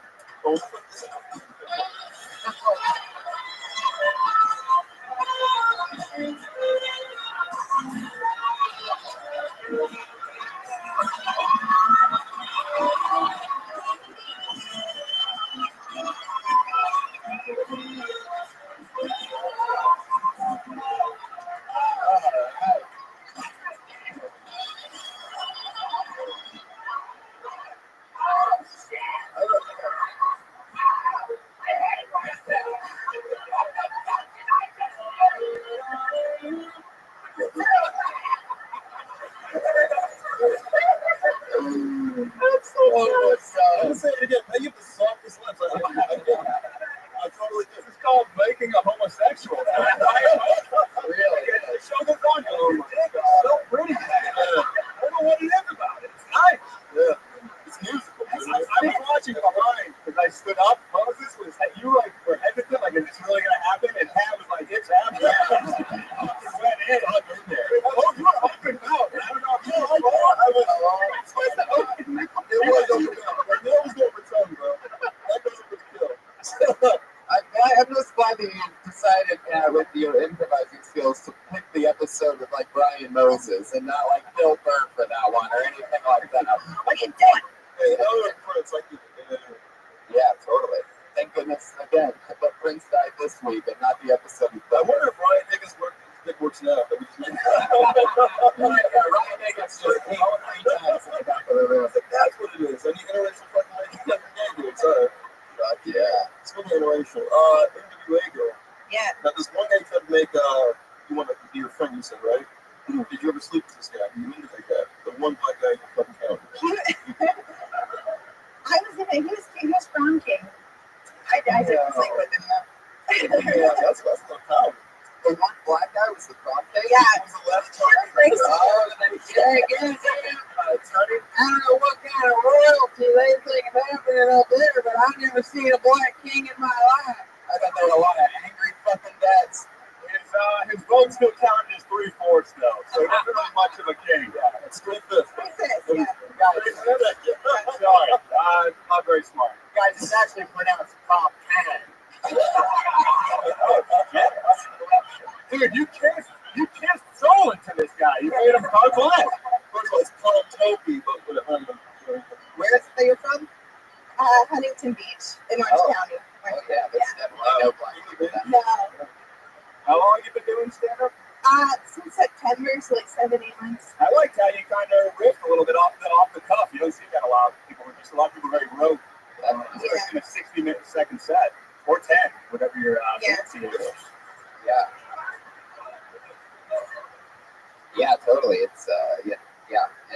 sometimes also when people do go for it, it just doesn't work. But you were able to figure out both. That's so fun. What else is happening? What else is going on with your life? You're going to college, right? Yeah, I'm in school. I go to UCLA. It's boring. I don't like it. What are you studying? Political science. God, we'd have to be an idiot. So the guy that was the prom king, he was probably like the super athlete and everything else, right? I don't think he was an athlete. He was just like a really good looking. He was buff. He was like a really good looking black guy. And you never landed it? No. Do you want to kiss a black guy right now? First of all,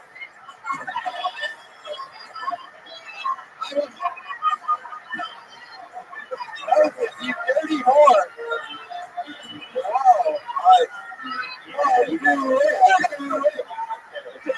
I'm going to tell you something. Only kiss dudes on Kill Tony. In the history of Kill Tony, this might be the meanest thing I've ever seen, by the way. what? He's going fucking dick to mouth with Paul Reagan, and he won't be college I thought girl.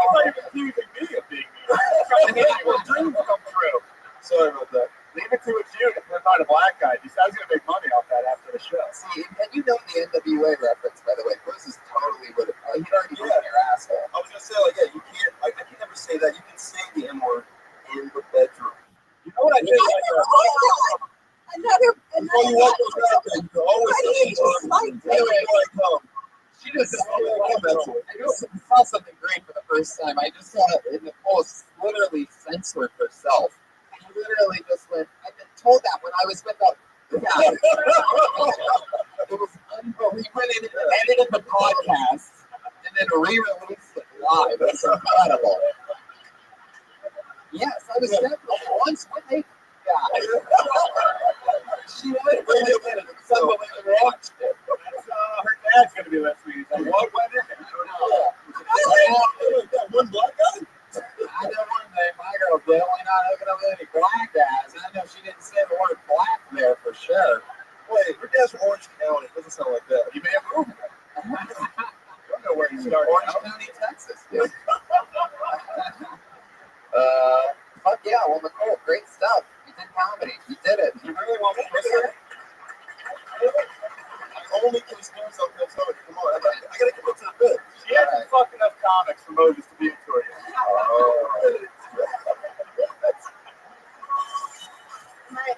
All right. Well, there you go. Nicole Buchanan, great stuff. But cheers, everybody. She's on Twitter at Nicole Buchanan.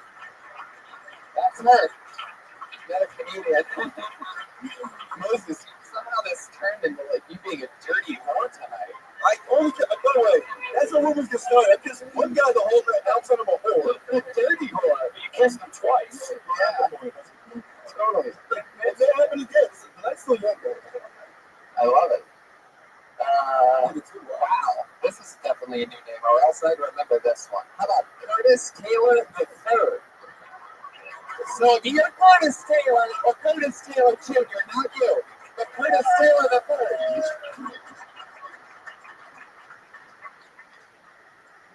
So you guys already met the first and second black dude. I'm also the third. Proven by my last name. Next. Now I gotta get everybody else. Give me 30 seconds. So I'm at a point now I get to go visit family, and it's kind of cool because I'm from the Bay, but nothing's better than meeting my hood cousins. I got cool names like Hakeem and Shaquito. I didn't think it. We live in Compton, and it's cool. I get inspirational speeches like, "I motherfucker."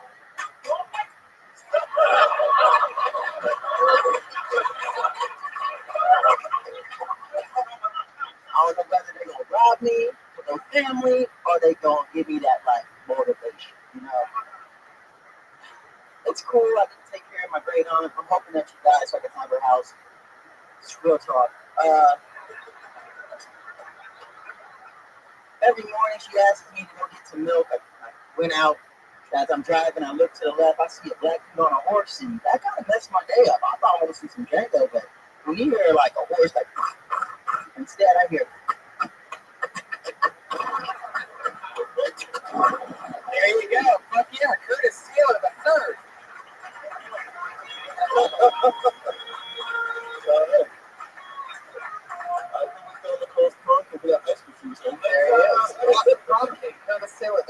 Let's talk outfit first, comedy second.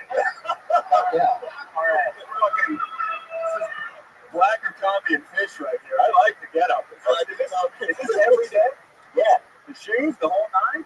Yeah, I wear it. On the varsity jacket? I used to wear suits a lot, and then I feel like I want to be in the 50s, but in a good way. Yeah, the outfit looks like. Oh, good answer. If you want to vote and fucking drink from water fountains, but also look the fuck. No, I want to. I want to have sex with a white girl, make her dad feel kind of angry, but also a lot inspirational. You know, that kind of thing. Right? You're like an assistant manager at Bowling Alley. It looks like you put the shoes, my nigga. He looks like he would work at the diner that Marty McFly would always go to. Back to the Future. It's just new, Black to the Future. Fuck yeah. That's called Go Black to Africa. That's Brian Moses, in case you're listening at home. Yeah. That is a real black on black crime right there, man. You can show me some love. Taylor, the third, not to be confused with any other Curtis Taylor, Jr. or Curtis Taylor, the original. No way. Curtis, where are you from? San Jose. How long have you been here? I was out here for like 10 months, and I went back to the Bay, and I came back to that for 55 years. Every year I just get a new one. That's why I got first, took that fit for 80 years, and then went to the second, got that 50. Just the next century. So you've been out here for a few months? Yeah. My dad stays out here, so I kind of bounce back and forth to California. Yeah, this is like a Fresh Prince of Bel-Air situation. I think you maybe reverse though. Yeah. You moved out of a rough area for 8 years. Down from the Bay, came in down to the Bay. I used to spend every summer. Is your dad dressed like a Cabbage Patch doll too, or is it just? Imagine matching father-son, it'd be unbelievable. No, my dad's a track coach for like U.S. team, so he's kind of wearing a lot of like tight outfits, and it usually doesn't fit him. It's cool. Oh, it's gorgeous. Dad's like an Olympic track coach? Yeah, for like high school kids, if they want to go to like the 18 and under, that division, he coaches through that. He still likes that pedophilia shit, but he likes to mix it with sports. That's great. Yeah.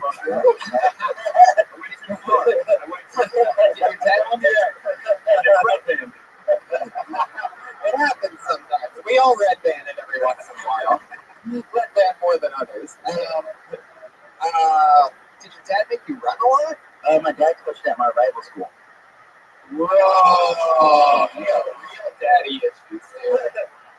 I'm a good version of like family issues. My mom and dad divorced when I was starting my first day of high school. I picked my dad, but I coached at my rival school, so I made a lot of friends with my classmates. That's about it. How'd you do against your father's team? Oh, we were undefeated all 3 years. Yeah, fuck you, Dad. You personally, though. Me personally, I ran a 400-yard and 110 high. I ran 110 high hurdles and 400 hurdles. Got blue ribbons on your old man? Yeah, I hold like a title at my school for like real shit, right? Yeah, with blue ribbons. Like that. I love how off the track your dad is. Like, he must be the only black guy that when he fires a gun, no one gets hurt.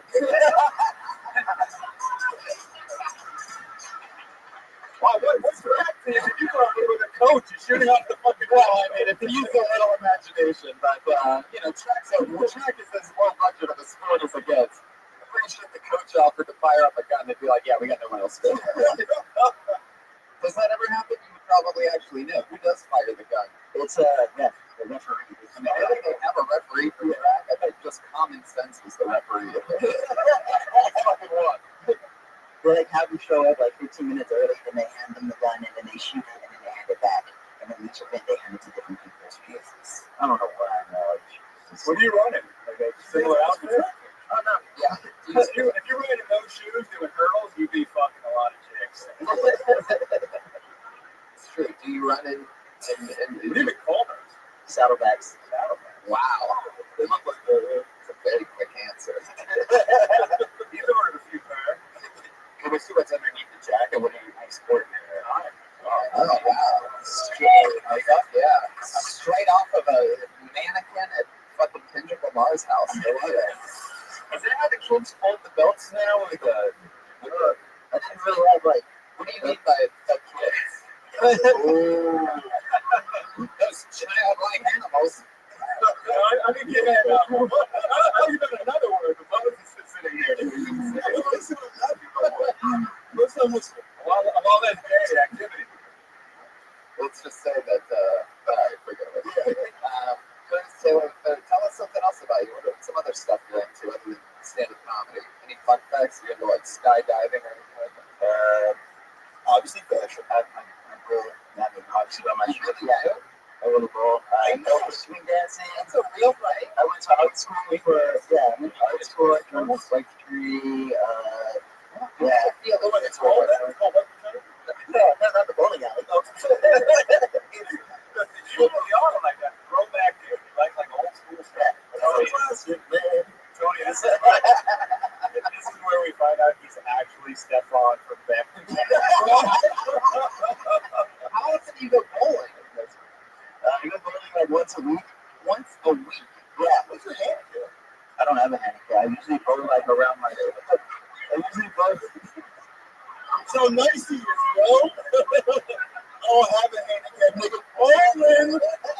Bowling. Do you have your own ball? No. No. Once a week guy, you have the shoes already. I just go and just pick which ball and then this is so. Throw the basket, right? Do you go by yourself? Yeah, I bowl and then I like write in between. So that's like my in between time. You write in between shooting the ball? Yeah. So I write. Yeah, every time I bowl, I just write and then I have like 10 lines. You write like comedy while bowling? Yeah. That is incredible. You write like super sad shit when you like gutter ball and it's. I think fuck the earlier guy. This is the first black serial killer right here. With a fucking notebook. Like, the decent slap was the first. That's true. The grim sleep. Who's first go to the second? I think this might be a Percy triplet situation we're dealing with. I'm the third one of the band formerly known as the Taylor triplet. If you get 3 strikes, you call it a chicken. Oh my god. That's still close to Again, because we're black people out of here. Because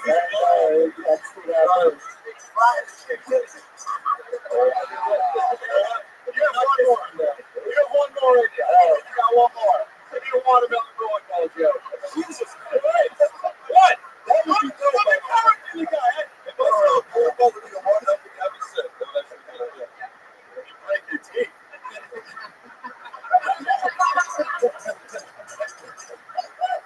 I should be. Why everywhere I go, it's always so fucking racist. Hey, Hollywood, you're black, I'm Jewish, you're doing way better than me, it's unfair. Nobody knows you're Jewish. Yeah, it's true. Really approving. For action films, you can be an action double. Yeah, I guess. Oh, that was the saddest thing ever. I want to say,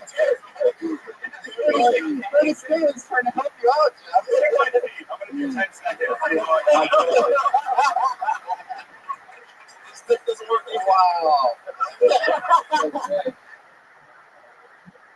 What's that dance? The running guy.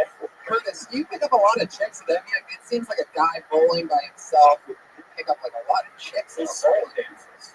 As a swing dance. Do you ever swing dance at the bowling alley? Because I picked up a lot of dancing. that's not swinging. Brian's literally trying to. Okay. Curtis, tell us more about anything. From San Jose, if you haven't been there, there's this track that's in downtown where it's like a big noise, and as you drive by, it goes, oh, and you can get hit by it right in the middle of like the car. Have anybody ever been? No? Yeah. It's like a light rail system where you're walking down the street and the light rail is right there, so you kind of have to pay attention, or you might get hit by it. So it keeps your eyes up. But that's San Jose. Yeah, he told you to talk about anything, very literally. You're talking about I got here in 1957. It was a crazy. You definitely have to keep your head up and your eyes guys up. Now you know how white people feel walking around in black neighborhoods. It's pretty much it. It's all a light train. It looks like the sixth heartbeat. I knew I was going to work only in Christmas. We had a second black dude that day. You're not on social media, huh? I am on social media. You're on social media. I put on my email. You fucking write the name on paper and puts it up in the ice cream social.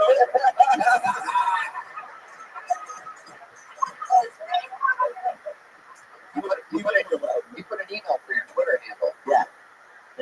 Okay. All right. You send your emails and your tweets. Well, Curtis Taylor III, it was nice to meet you, man. We'll see you again soon. There he goes. I like that. CT3. Fuck yeah. Curtis Taylor III. It's all happening. Fuck yeah. Is this the first time ever you haven't played both of your two songs yet? Are you still sitting on one? We played one of them. Oh, really? Minorities are killing right now. The triplets, the other dude, the chick, the black dude right now. Straight white males. Step your fucking game up. Look at you taking the chick as a minority. That's a minority. That's a minority. You're acting in the middle there. But this is the word. Thank you, lady. See, she gets it. Minority. You're going into the fucking office. Together, women, blacks, Asians, Mexicans. No, when Kanye was in 2020, I was running for this. Fuck yeah. I pulled another name out of the bucket. This name is Stevie Temple. Little trouble getting out of this chair.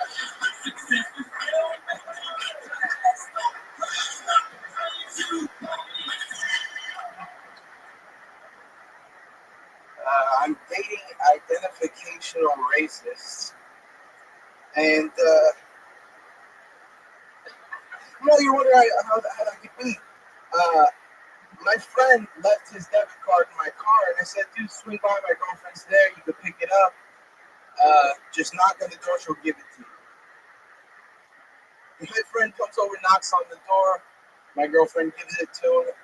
I go home and talk to her, and she's like, so, your friend, do you think I gave it to the right guy? And I'm like, yeah, you should have. I don't think anybody else should get that. What did he look like? He said, well, he was dark.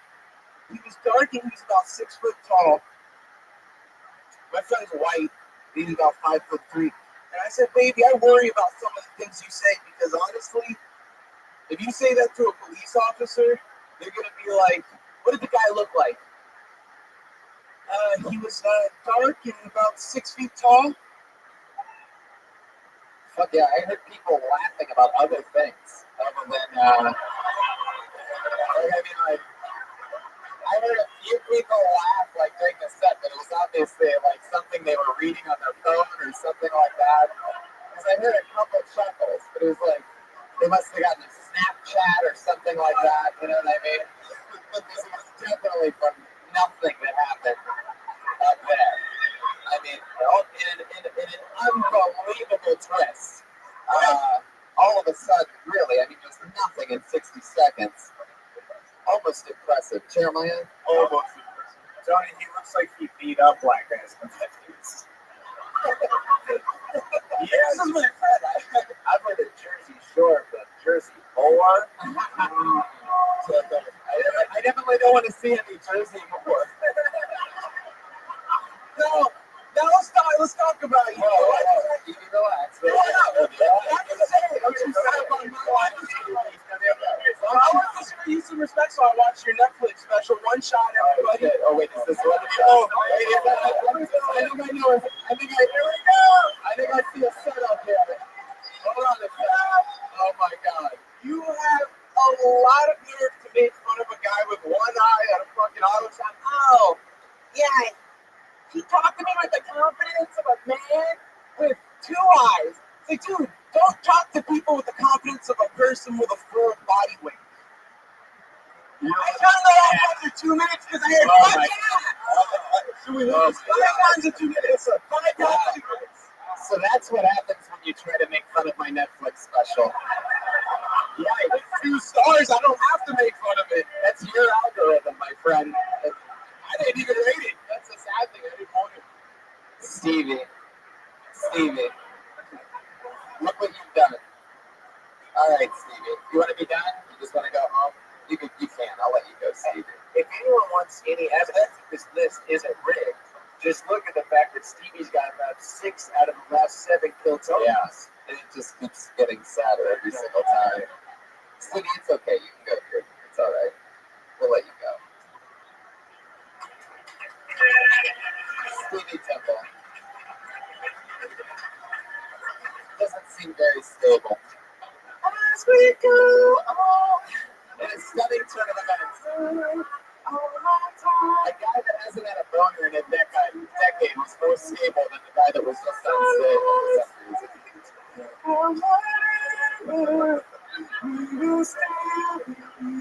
Wow, this is going to be interesting. This is the first guy I ever met here at the Comedy Store. He is a comedian that's been doing it a very long time. His name is Eddie Whitehead Jr.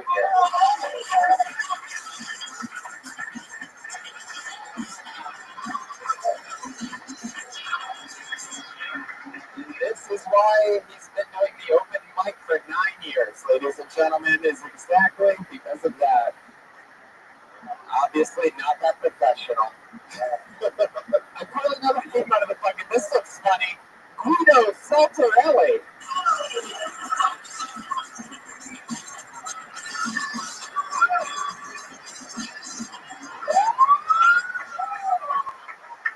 Hey. So I got a Facebook message from my sister's ex-boyfriend the other day. My brother said, don't read it. So I read it. Just to let you know, your sister is a whore, and she knowingly gave me an STD. Can you believe that, guy? So I replied, that's why I stopped fucking her. So I got a girlfriend now. Unrelated to the sister fucking joke I just told. When I first met her, she said she was really into that kinky stuff. I was like, oh, that's pretty cool. I thought she said slinky though. So I pushed her down the stairs.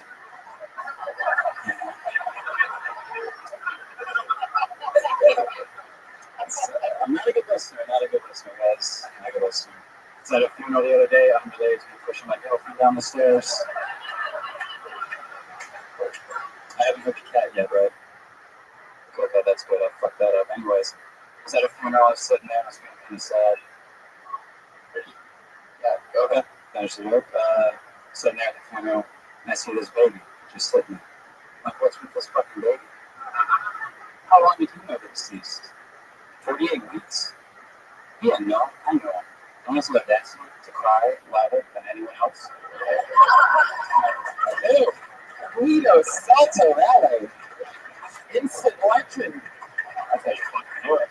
That's how you do it. Exactly. I love your style, man. Thanks. Thank you. You're like Dexter, but with a better ending.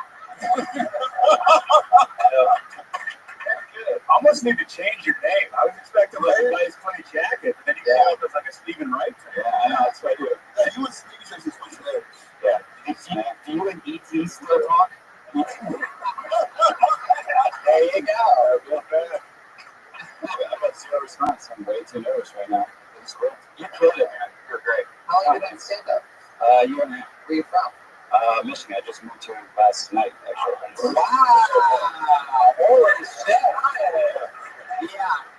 I mean, he deserves that, guys. That's a cool little fucking short story. You know, something. What was that? I think it was a town. Spent in town less than 24 hours and already did better than the people that have been here for years. So I have no friends on Facebook for that. Are you considering moving home because you just think maybe, or are you going to give it a go now?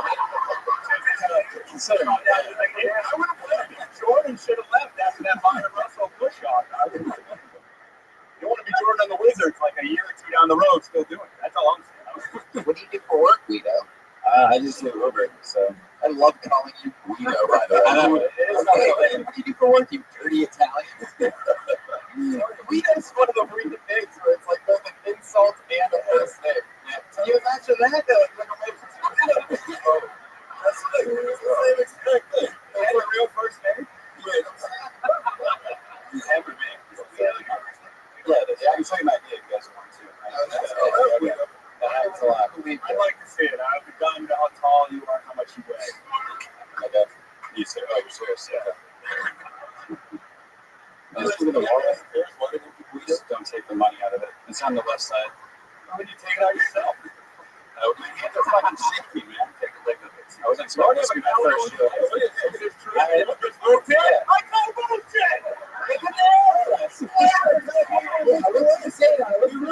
call bullshit! I can explain. It's the issue.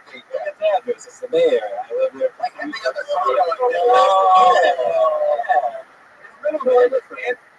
Anti-microwave. Oh, that's not a lie, actually. It's actually Antonio Crow, all one word. It's space. I fucked it up. It looks like it's a microwave. I'm gonna pass this over to you guys so you can It's a fucking powerful middle name. Antonio Crow? Yeah. That's your middle name? You have a full name as your middle name. Antonio Crow is another human being out there somewhere. It's actually, That's it, yeah. You treat him as such a fucking peasant that you're like, fuck you, Antonio Crow. That's just my middle name. Antonio Crow is I'm gonna go by Guido Saltarelli, bitch. Antonio Crow is the safety for the Jets. He's killing it. Yeah. Wow, fuck yeah. He's a quarter, but Wow, a lot younger than the other ones. It's like a Faces of Meth. Really aged in those 7 years. Thank you. Two ideas. Thank you. No problem. Anti-microwave. Yeah, that's it. What's up with Antonio Crow being the middle name? I'm going to say Crow is your mom's maiden name. You got it, man. You got it. Wow, she just had to get her. that was commitment. And your mom just had to get it in. She's like, somebody's last name, we'll shove it in the middle. Exactly.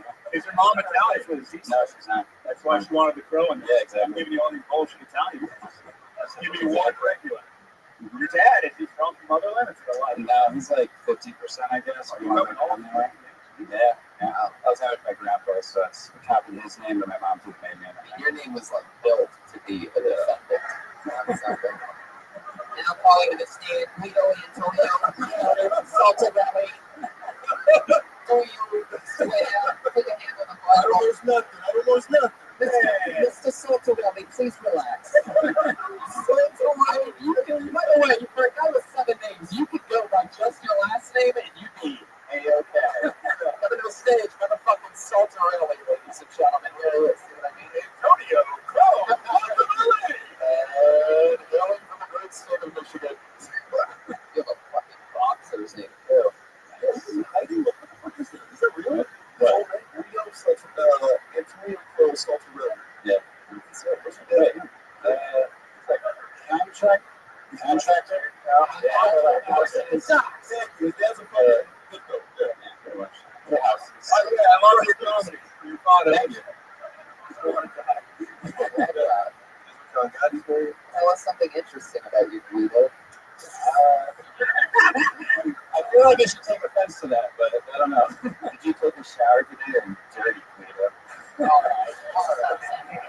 Jesus Christ. Sounds like the beginning of the porn movies. I love looking in the back and you can see Jamie Burton's head like, so great. Guido, tell us something interesting about you. What are you into, like skydiving or something? I was actually. Why is skydiving? I've never done it before, but I sort of like it. I ran track in college. The third guy. I feel like this is the only Kill Tony where there's going to be like races on the sidewalk after the show. I didn't beat you at the showroom, but I'll beat you on the sidewalk. Let's do 50 meters. It's 15 meters of thing? Probably not, right? Guido versus the black guy from the 1950s. Oh, He was Olympics all over it. yeah. It's like Ruben versus the Nine. Yeah. How long have you been doing comedy? A year and a half. Yeah. You're super solid, Guido. Super fun. Great stuff. Good writing. 24 hours. You sort of stole the show. So welcome to Los Angeles. You live here now? Yep. Where you living up around? Rancho Cucamonga. Oh, Jesus. I mean, I've never seen anybody start on Drake level before, but Cucamonga is just where you landed. You realize when you moved to LA, you're supposed to move to LA, right? It was the only place I could get. This sounds super cheap. My sister lives there. On the whole, you talked about. Yeah. That's What's her name? It's Kathleen. I know. I'm sorry. Kathleen, Elizabeth, Isabella. You got a little brother named Mario? That's all the one time? No, it's just middle name. For Tyler. I actually don't know. Whoa. Oh, it's Arrow, of course. It's fucking Crow, yeah. Yeah, it's Crow. It's not Crow. Yeah, it's not Crow. I love it. All right, there you go. Guido Saltarelli. Welcome to the show. Welcome to Los Angeles. Who's on Twitter? Guido Salt at Guido Salt. All right, this is the part of the show where we have everybody, two regulars who perform and write a brand new minute every single week. So that's cool. They don't come out of the bucket. They just run their every single bit of their new material every week here on the show. This week's no different. Going up first, you know her as the nervous, fun little girl we met here on Kill Tony. It's the one, the only Melissa Slinger.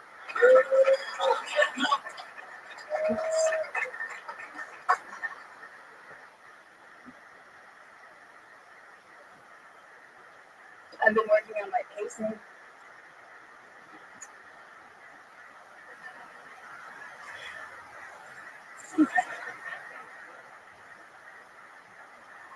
I had my first AA meeting the other day.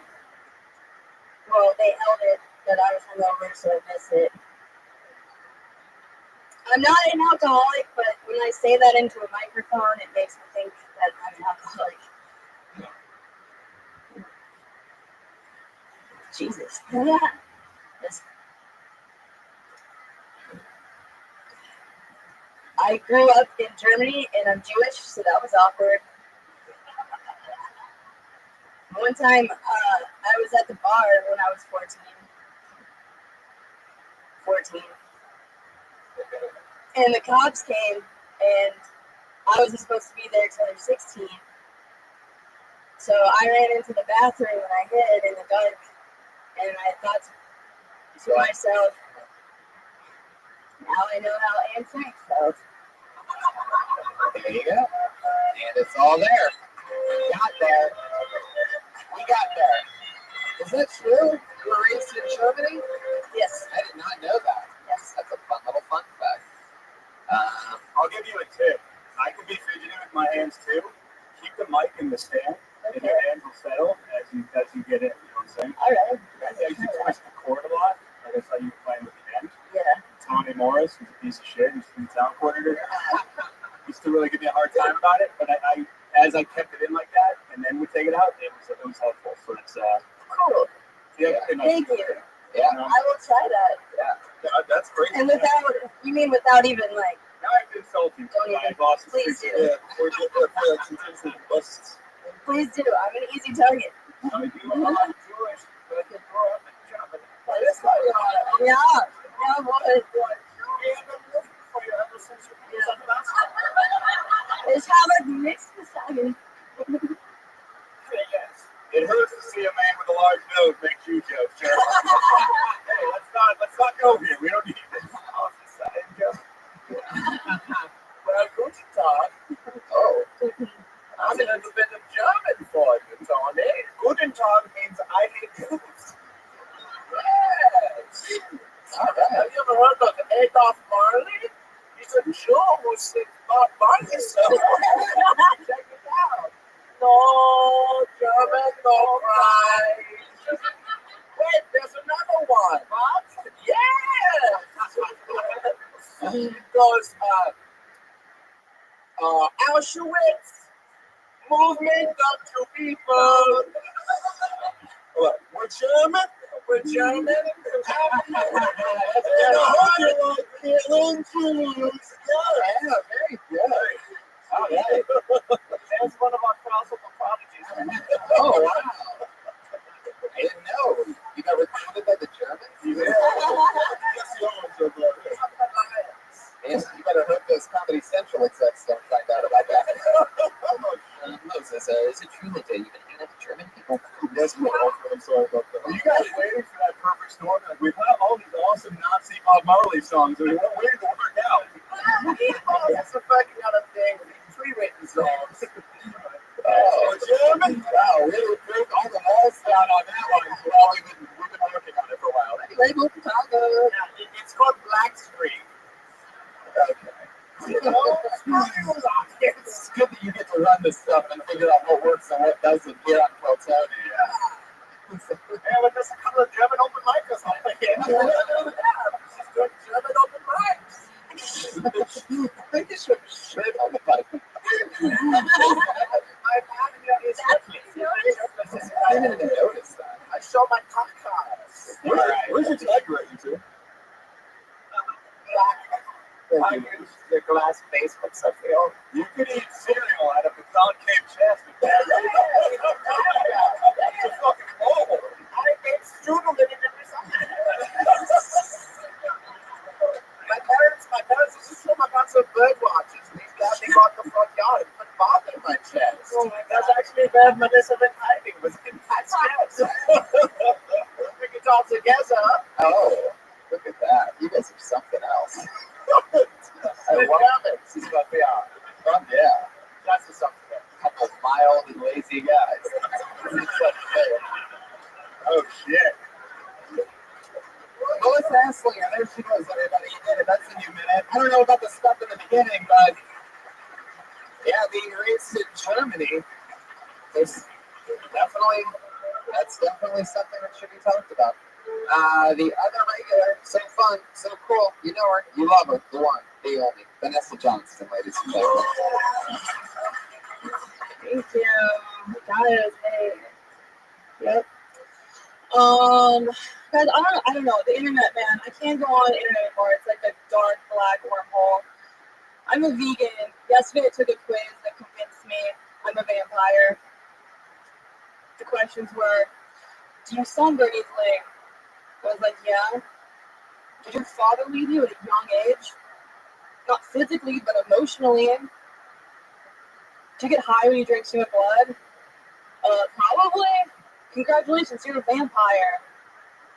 Hungry? Click here to find local emos near you. Apparently, emos are what vampires eat. I eat. So, I've been trying to catch an emo. I started laying out like black eyeliner samples while singing songs that attract them, like, normally the stage no longer is supposed to work. Okay, that's all. Jesus. Vanessa Johnston, ladies and gentlemen, exactly 1 minute. You know, I think the vampire stuff takes you to a place where it's a little hard to believe and a little hard to follow, but once you started making fun of emos, everybody wanted to be on your side. Yeah, we didn't like this. Oh, wait a second. What is happening here? Corporate bullshit. Oh, man. Selling house. You emos sort of remind me of these two very unfunny Germans that I met recently. Sickly and good. Tony's biggest word with the rest. My wrist right now. This is the most like Prince you guys have seen for the whole show tonight. Wow. Finally, you'd actually do a Prince tribute. I think I get kind of an in-between vibe. Like, I don't know if she's friendly, you know, like, it seems like you don't smile a lot on stage, so it seems like you're kind of angry a bit, but you, like, don't go to that angry side. But then, I don't know, that's just the disorganized thought, right? Yeah. The getting part, of course, obviously, like Tony said, to seem fake, just cut that out. Even the act outs, I mean, it's really hard to do like an act out without people like not even paying attention to you. Like, if you just said something about DOS and like captured it, you know, like in your normal voice, it would be so much more believable and interesting than you actually acting out. Yeah, what did you mean by the vampire test? It was sort of No, like this, like legit. Okay, so this actually happens. Like there's an actual website called realvampires.com, but I stumbled upon it. You're making free if you want to chat with them after. He's always available. I kind of like your natural voice, like just talking. Yeah. So how'd you find this website, and what's going on? Well, I was a vampire for Halloween, so I was looking up where to place the fangs, and then I came on this website, and they like legitimately believe they're vampires. I got a place to put the fangs. Nice. No, nice. Yeah, check out my new show. Max is on it. Oh. new minute. That's the hardest job in comedy right now, is writing a new minute, doing it in front of hundreds of thousands of listeners and fans on a podcast. So thank you. Vanessa Johnson, everybody. Roasting emos. Woo. Tonight's episode, John by Ryan J. Ebel. Looks like that, everybody. He did that while you sat there and laughed like a bunch of lazy assholes. He worked his ass off. The good Ryan J. Ebel. Buy a poster after the show if you have balls. Keep it over, Jamie Vernon in the back. Guys, what's coming up? When's first battle messes? Every Tuesday, right here in this room, 11 p.m. And on Comedy Central. Do you have a date for that? End of July, everybody. End of July. Let's go. Set your DVR. In Verbal Violence, you can listen to the podcast version of it. That's right. That's fun. Now we're Jeff Danis. Check me out at Danish and O'Neill across the board and the Danish and O'Neill podcast on iTunes. Two of the funniest guys that really helped me fucking get my shit together early on. Jeff Danis and Ryan O'Neill. Love you guys. Watkins and Reagan. Reagan has a new album out. That's huge. Yeah. Spotify. At Patty Reagan and at Jeremiah Stand-Up. Hey, I was just on Adamite's house party, and I don't know if I even saw it, but watch it if you want. Well, these will be the people that watch it. Ladies and gentlemen, how about you give yourselves a hand one more time for coming out? Thank you so much. Have a great night. Thank you. Good night.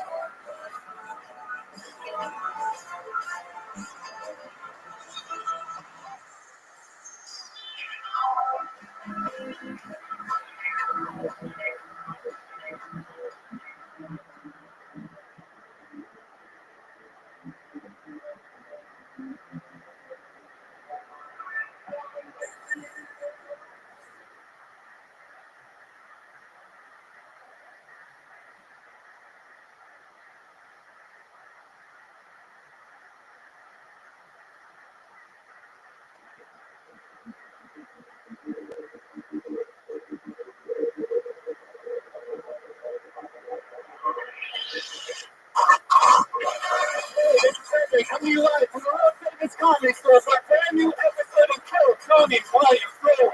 Give it up for Tony Rothschild!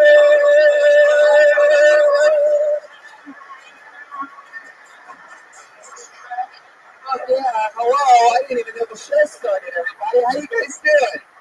You guys ready for a crazy Monday night or what? Come on, Monday. Hello. Make some fucking noise, man. These assholes on Ustream know that this is a real live show. It's all happening, guys. How are you? Are you ready for a crazy fucking night or what? All right, sure. That's a real half-ass. Put your hands together for Josh Martin, everybody. There you go. Looks like an upskirt. It's good to be here. Keep going for Reagan and the baby boys. Pat Reagan and the baby boys. Where did they go? All right. Turn the music down. Blatantly. Are you doing something? Is this a part that you guys produced before the show? Yeah. All right, well, let's turn it down because it's heavily dead air right now. Let's have a little bit of common sense here. Anyway, the show will go on. Maybe we'll try it again in a few seconds or something like that, whatever that unproduced bullshit was. Oh, we have a master plan here. It's going to work. Any second, let's just keep the volume up on this podcast that people are listening to. But yeah, hey, look, that's my old the Downey Hinchcliffe, ladies and gentlemen. That's the real guy. The real guy. The other funny Hinchcliffe in the world. So what's up, Ryan? You ready to do this show? Yeah, and we're going to be in Nashville May 22nd. So check that out. We're doing Kill Tony Live from some comedy festival. Yeah, the Wild West Comedy Fest in Nashville. That's fun. We're going to Wilbur Theater October 8th, Kansas City. And we just got Seattle scheduled. Oh, good. Yeah, I think so. Nice. I don't even know the date. In June 1st, we're moving to the main room here at the comedy store, so this won't happen anymore. Yeah, everybody's piled on top of one another here. You can't really tell if you're just listening to the podcast. By the way, it's the #1 live podcast on iTunes. Thank you very much. No big deal. You just add it right now. You know, you're just one of the 55 exclusive people that could squeeze into this fucking shoebox. So I'm very excited. This might be the only show, by the way, where the band leaves at the start of the show. Really interesting. Three hands together for Pat Reagan and the Baby Boys, everybody. We really got to do better than this. Oh my God. Oh my God. You've got to be fucking kidding me.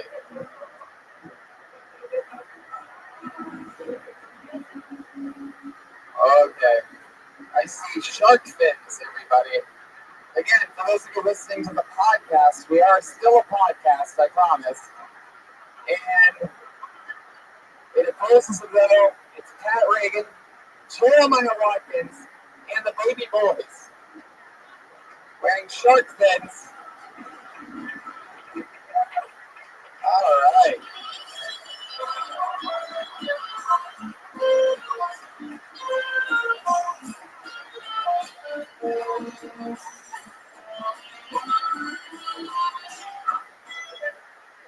Fuck yeah.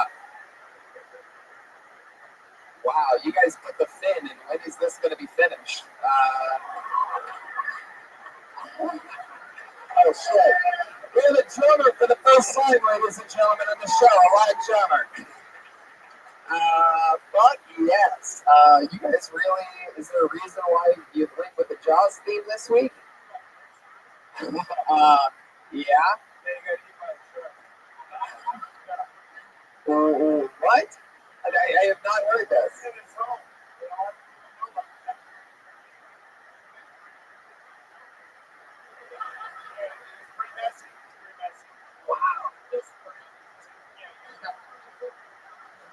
Wow.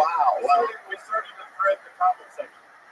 You started it? Yeah. You just admitted to starting the thread? All right. Well, a lot of people, I've never gotten more out of doing this show. In June, it'll be 3 years. I want you guys to know that I have never had more. It is either love or absolute fucking hate for you guys. What's up, people? Back on! If you ask me in person about my feelings on Reagan and Watkins, I would tell any of you it has been one of the most exciting parts of the evolution of this show for me, and I think our chemistry is unbelievable. But there are a few groups of tens of people that hit me up on Twitter. I get at least, I'll put it this way, at least one tweet a day says, mentally retarded. Yes. South Korea. Sure. Okay, well, let me just give an example of the tweet first, Pat, before you insult the guy. Once a day I get something like, I can't believe you love watching the end of your own show. Hey, they need to sack up and tag us on Twitter so we can battle these bitches. I don't think they want to follow you guys on Twitter. Not to mention you. So, you know, I don't even think they want to tag you. They just want to let me know that they know that I'm ruining my own show. Really, the words ruining my own show comes up a lot. Welcome to the end, you idiots. I mean, come on. I just can't believe that there'd be haters, you know, for guys that do things really entertaining, topical as Jaws entrances. How long did it take to make those things? How long did it take for you guys to fucking come out today? What was that shit? Yeah. Were you guys making them? Were you guys still making them in the back? And instead of coming out and just holding the fucking thing on your head, you guys held up for 2 minutes and made a stall. All right. Fuck yeah. Maybe you guys can start practicing your things before Monday at 8:15. All right, let's fucking do it. You guys want me to start the show? I've been having so much fun with Reagan and Watkins lately, and I can't even shut up. I don't even want to. Sometimes I don't even want to start the fucking show. I just want to talk to these goofballs. But let's do it. Every single week, I have two of the funniest comedians in the world as guests on this show. This week is no different. You've seen them before. You love them. Two of the best. Put your hands together for Jesse Joyce and Byron Bowers. Fuck yeah. Yep. There he is. What's up, you fuck niggas? Oh, How y'all doing? Took my line. I was just about to say that. Byron's scared because he sees sharks and he doesn't know how to swim. So this is fucked up for him. Why don't sharks eat black people? Why? They think it's whale shit. I saw that on the KKK website. Two of my funniest fucking friends in the entire world. Byron and I are LA comics that have done stand-up together continuously for 9 years. And Jesse and I have worked on roast writing shows for the last 5 years together. And he's written for the last 10 Comedy Central roasts. The guy that I call my big brother in roasting. And my big brother is actually here for me to see that to me. So welcome back to the show, guys. What do you think about this band? What do you think about this? You guys have been guests on the show when we had a robot as a sidekick. We've had people in a costume. He's throwing us $100 right on the bat. Yeah, I know. Let it happen. What do you mean? Hey, Jeremiah. Think about that guy right there. Well, it's a little bit different when you're setting up your friend that has a broken fin on his head, and you're setting up the guy that's written for 10 Comedy Central roasts. Pat, I'm trying to, set up a comedian to flex their muscle on it. Okay, this is an example of what we're doing. We're showing the podcast audience how bad it can get for listeners, like how quiet it can get for them, and then we're just going to build them up from there. Oh, so you're restarting right now? Yeah, we're actually at Soul Strategy. Oh, you're bombing on purpose. Let me tell you something. Whoa, what's up, Brian? Wow. This is, all right. Sure. So Tony's like, hey, you think for our building, everyone in our building, everybody fucking sucks. And then the professional comedian on stage, every roast goes like, insult comedy. Then it's just teed up. It's sort of like attack, like a shark attack. oh, was it all set up for that? Yeah. The shark attack? No, I think, by the way, there's a speaking of sharks. They're not the only fucking sharks in here. Welcome to Hollywood. See, that would get you attacked. That right there. It's not everything else. Yeah, you just set yourself up. You know what I mean? Yeah. It's like a nigga walking by the police station when they bored. It's like, whoa, thank you, God. We about to kill a motherfucker. I love the getup though. You guys look like school shooters in an art class. Well, fuck it. That took up a lot of time too. So what do you say we just get the fucking show started, guys?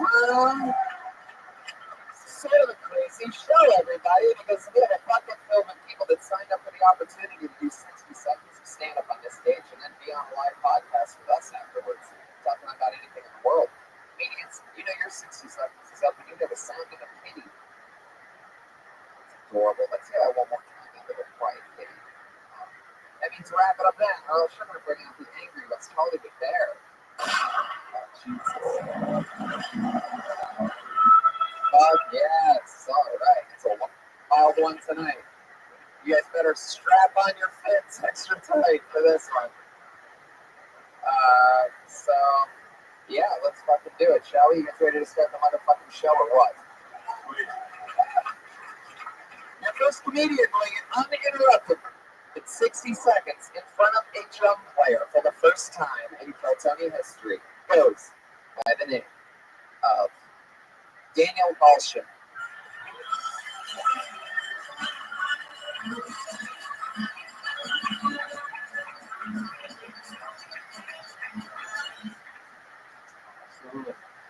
So my family's from Ukraine, which means I have two Ukrainian grandmothers whose only responsibilities are one, to feed me, and two, to feed me.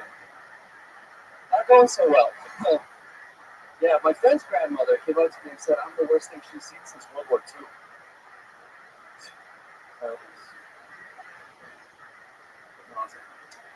And my parents speak Russian, and they don't speak Russian at home. And I have an American friend who lives in my house. He thinks every time they talk, shit's going down. Like, Дима, what you want? Давай, пожалуйста, чай давай. And my dad, already. Why not? She asked him if he wants to sleep. Like, what did he say? He said, yeah, with a lemon. Так что, Дима, давай еще хотим чистку. Давай, пожалуйста, хотим чистку. Oh my God, what is this time? She just asked me if he wants to go to the drag queens. Дима, сейчас я прибью, сука, если будешь меня сунуть. Давай, сейчас я зарежу корова. Oh, and this time, now, we run. Fuck yeah, a little Daniel bullshit. A little Rosetta Stone cycle. So pretty much learn some Russian. Yeah, thanks for breathing out. Whoa, Reagan. Oh, it's crowded. Jesse, what do you think of Daniel bullshit? Well, you don't need to rely so heavily on telling us right off the bat that you're from Eastern Europe because you look like both Boston bombers. Or every guy who dies in the prison in an episode of Locked Up Abroad. I'm pretty familiar with your fucking people, your sort of gypsy hillside quality. I got it. Yeah. Last show I was told that I looked like that guy from Grand Theft Auto. I haven't gotten any better from there. Oh, yeah, that's right. I'm not a dumb teenager. Grand Theft Auto Auschwitz edition. Sure you do. So Daniel, what's your story, man? How long have you been on stand-up? Just about a year. Yeah. Where do you? All here in LA? Yeah. What do you do for work? A lot of things. You said that. I can't. Can you name any of those things that you do for work, Daniel? Sex slave. So many jobs, I can't even answer the simple fucking question. Work in a hockey shop. Hockey shop? Hockey shop. That sounds part-time as fuck. Yeah. It's Southern California hockey shop. The ice is like, I'm not a counter that. No, I'm also a swim instructor. Yeah. Okay. Is that true? That's true. Wait for the to know. Summer job. So you can swim with it. I drive a Zamboni in Mexico City. All this shit sounds suspect. Yeah, definitely. A couple other things, but yeah. What else do you do? You said you have so many jobs. I work with my dad, who installs TVs, audio systems, stuff like that. Yeah. You look like you could be both in Auschwitz as a soldier and a victim. It's very interesting. You play one of the few people that I think would really pull off both roles. Yeah, when it's hard, bro, we get real curious.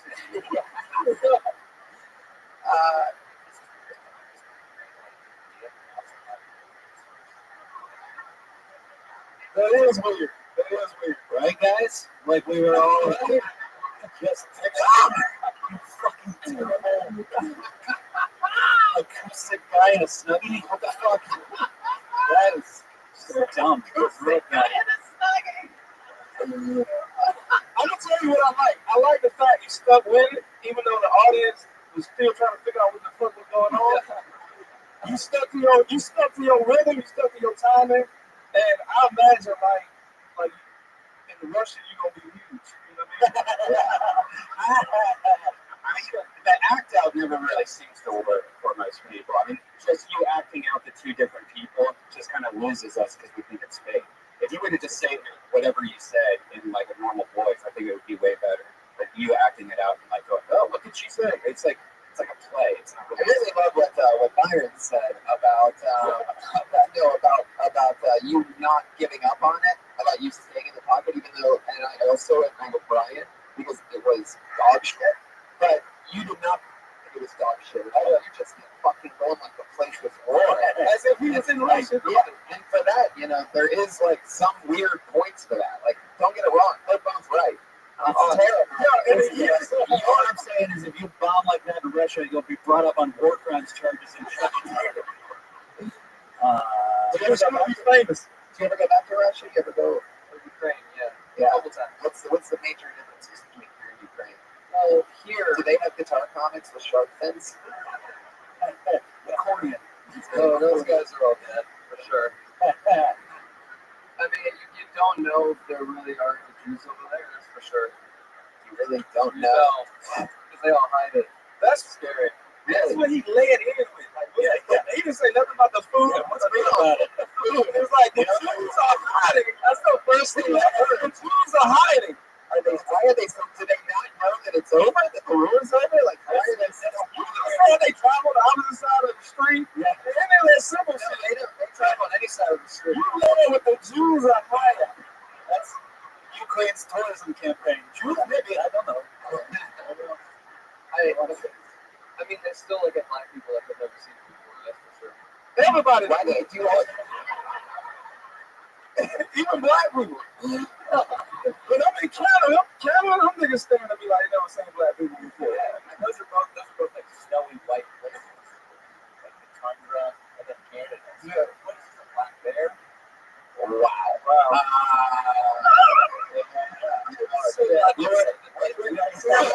It's so much better. When you guys start ramping up what you were talking about.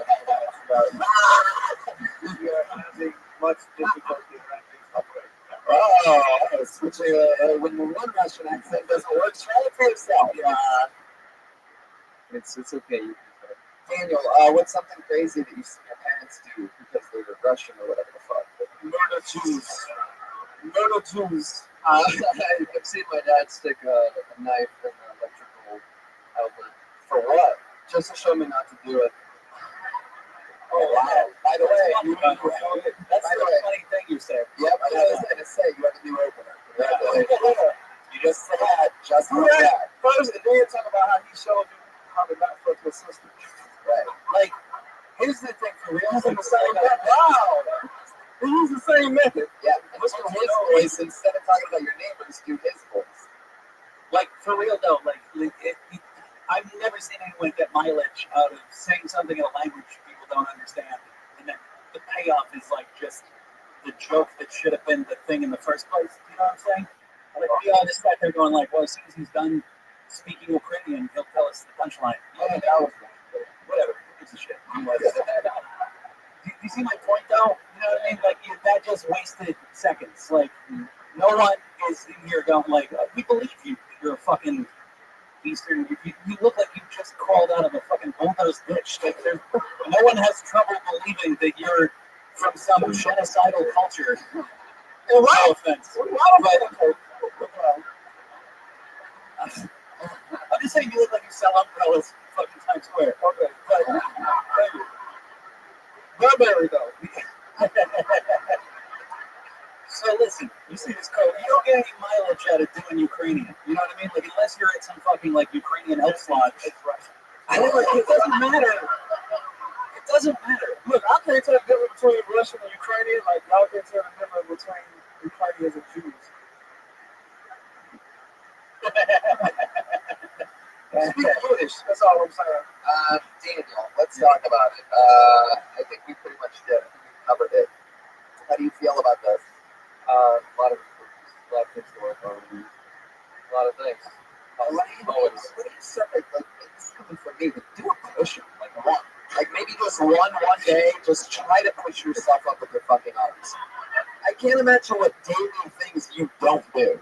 Because I'm 140 pounds of pure fucking steel. Don't get me wrong. But you're taller than me and you're lankier than me, and it's gross.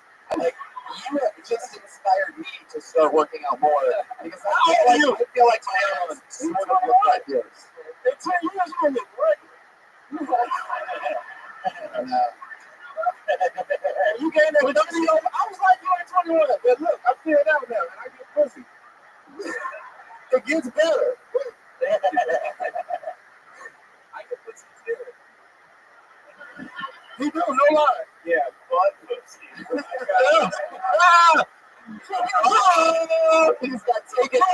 Oh, and the Sharks Lady Trouble. All right, Daniel, it's your time. Daniel Ball, everybody. He's on Twitter, Daniel Ballstrom. Hey.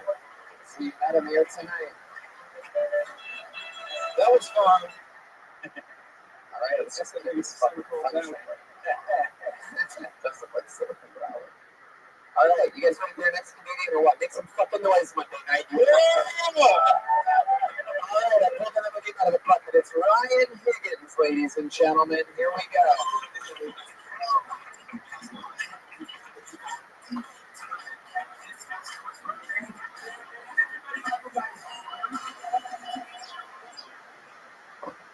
All right. So, guys, I recently quit drinking.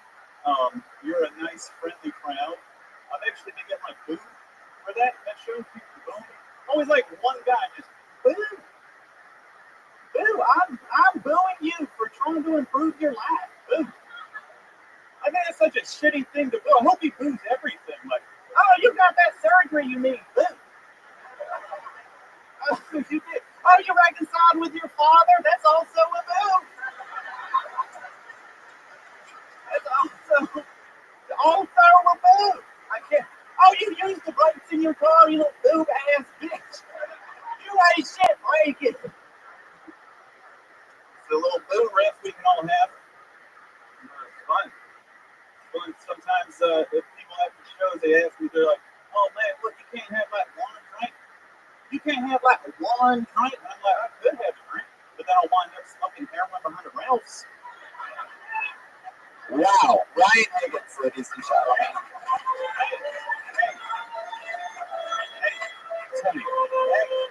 Wasn't he on last episode? I was a huge. I was here.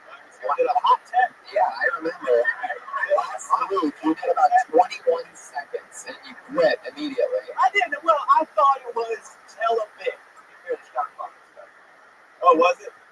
That's not an actual thing. I have not said anything worth listening to the whole fucking thing. Sorry. Why would you pay attention to what he says? That is my fault. Yeah. I am sorry. Left to center, interesting things that the podcast listeners are listening right now are lucky in my. I feel like I amped him up by talking about. Oh, that's what's funny is when they say that there's one guy a day that complains about Pat Reagan. You got to listen to the other side. I'm telling you, there's also 3 to 5 that are saying most unbelievable shit, dying at number 152, 150. You know what I mean? I'm one of them. I feel like I amped Pat up earlier by talking about this one hater, one troll. There's a weird energy. There is. Oh. Like I feel like I'm in between the parents arguing right now. And I'm like, yeah, you're all friends. You're all fucking buds. I love that, right? You're like going to court right now. That's very impressive. Very cool. You stayed right in the pocket, just Joyce. Yeah, I'm catching a theme with all your characters that come to your shows. Do you only perform in Mississippi Burning? Where is it that you're doing shows? I recently moved here from North Carolina, so right. That's my go-to voice. It's not really a rural state, but okay, it's like my go-to voice. So. Okay, because it was 2 different people that came up to you. Yeah, they both sounded exactly like King of the Hill. They did. I think the last guy was maybe like maybe he was a proper man, but that's not fucking. You see, it's not funny. Yeah, I agree. I like the big. Like there's like a big. The way you said it. This accent means stupidity. Like that. Yeah, totally. So, or you can just do Pat Reagan's accent. Maybe instead of it saying boo about it, please. Yeah, fucking. There you go. I mean, you saw how well it works here. So, I love the band. I'm going for it, man. I fucking love you guys. Now, Ryan, I'm sorry, I can't quite remember what the fuck it was, but I remember there being something super compelling about you last week. My dick don't work. That's what it was. That's it. What's happening? Fucking love that sound effect so much. You are rolling the fuck. Is everyone doing this? I hope it wasn't something else. We found out during his interview last week. I remember that there was fucking something. And his penis doesn't work. It doesn't work. It don't work. Does that have something to do with you fucking drinking? No, I actually, it doesn't make sense, but I was on my antidepressants, and then he was having great off my antidepressants, and he's well, he was unhappy about that. It's the same character. Yeah. My dick keeps telling me to have a drink. Oh man, No, don't work. Yeah. it just doesn't work at all. David, it's very honest of you to say that. Yeah, I've heard like slightly drinking to start the window is now.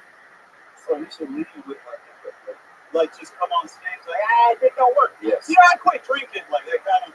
No. Like, You just can't say that and then go into it. And then you got to talk about that. Talk about, that's interesting right there. you know, after the oh sorry. Go ahead. No, go ahead. After You're turning me around. No, after last week, it was like I did fucking like 10 seconds, and Dave got like, say how long you fucking. I was like, don't worry. But after that show, a lot of people were really concerned about that. They were like, man, you were pretty funny, but I'm sorry, God, you're dead, man. Here's the thing. It makes you likable. You talking like you're in the Klan makes you unlikable. But the fact that your neck doesn't work, like, kind of bounces out. Everybody's like, oh, that guy, I want to root for him. You know? If you're in the Klan, if you were in the Klan, you came across outside my house, you're like, my dick don't work. I'm like, oh, shit. What the fuck happened? Oh, shit. Wow. I think it is said that is a fact. Most people in the Klan's dick don't work. Would that make it better? Like, if say I was in the Klan, burned a cross in front of your house, I was like, man, you know about my dick. You'd be like, all right, Ryan, you see you fucking dick. Yeah, I'm going to burn a cross and then I'm going to be here jacking off. I want to Who's your dick don't work? You saw my house with burning the That would make me so mad. You just flopping it. But, like, maybe that's what you should, that's how we defeat racism. Like, just assume their dicks don't work. The racist dicks. Yeah. Yeah, maybe. No, fuck all that shit. Talk about your dick. You know what I mean? Yeah. You're right. It's something that draws people in. You know what I mean? Okay. By the way, I just found out that Byron has a huge dick because whenever he finds masturbating, he does it all the way out. All the fucking. You know what? I got a regular dick, you think though. I got a regular dick, but I'm left-handed, and I'm using my right hand, so it's just doing this all day. You know what I mean? This is a right brain. This is a right left brain attack right here. I'm a right brain attack. It's like this. I like to lean in when I attack. Oh, yeah. Yeah, I like to lean. I dab when I attack. Ryan, how long have you gone without having a bone? God, it's been months. Months. So it's like Fairly one right now. Oh. What? Another gay joke about a second short. Somehow that made sense. I was like, is it? Oh wait, we're doing bits. We're doing bits right now. Whoa. This fan's plastic. Look at him.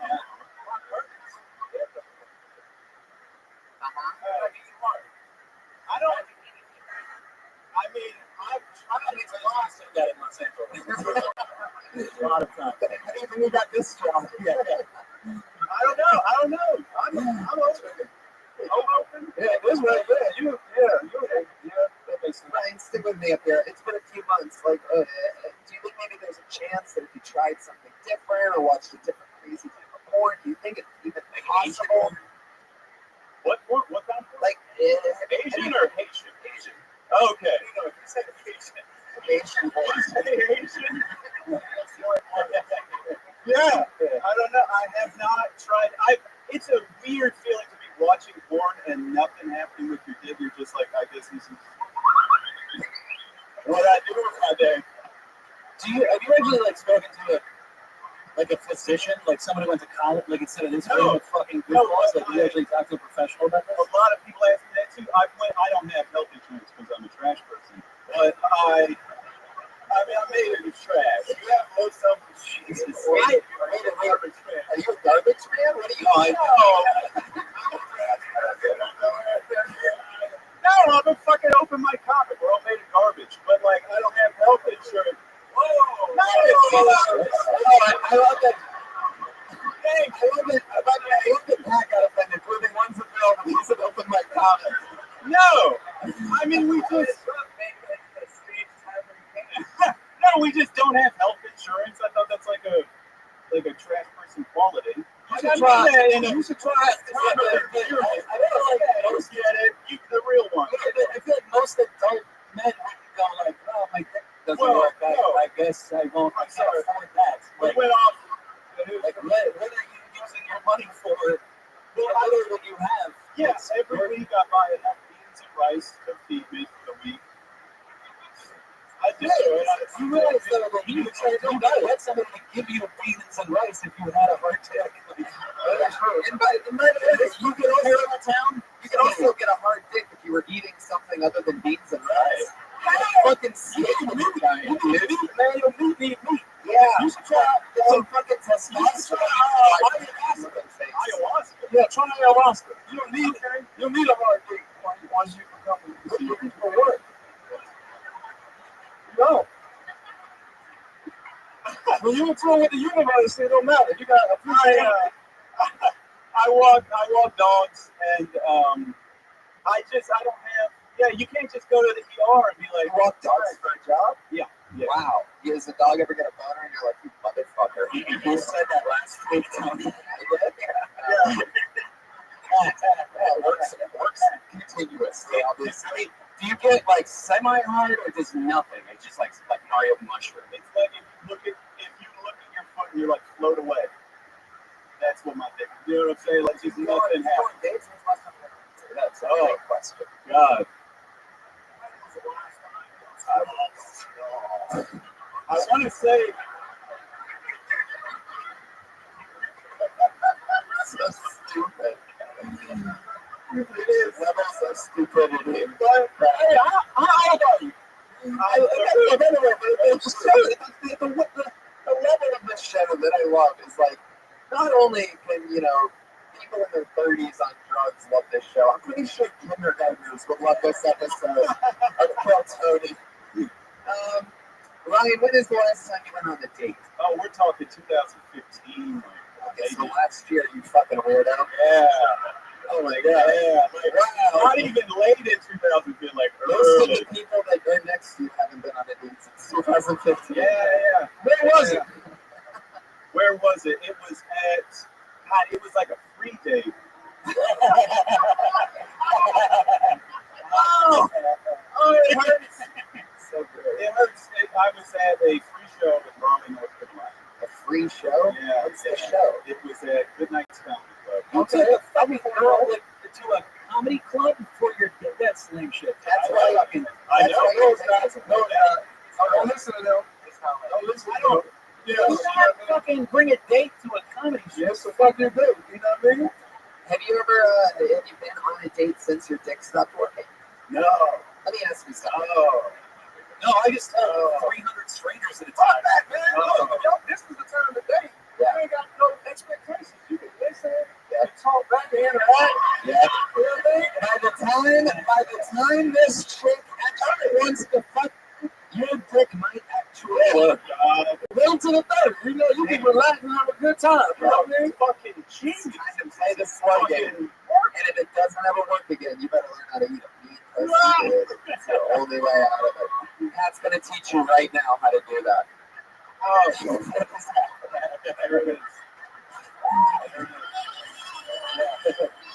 That's right. Dreams come true. Jeremiah is about to suck his lip.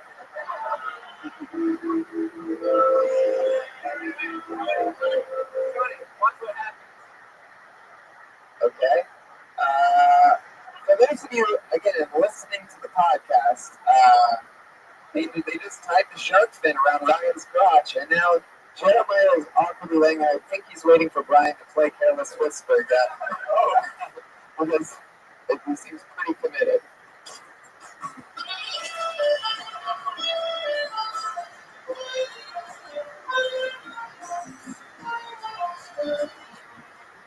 I'm watching Pat not know what to do exactly.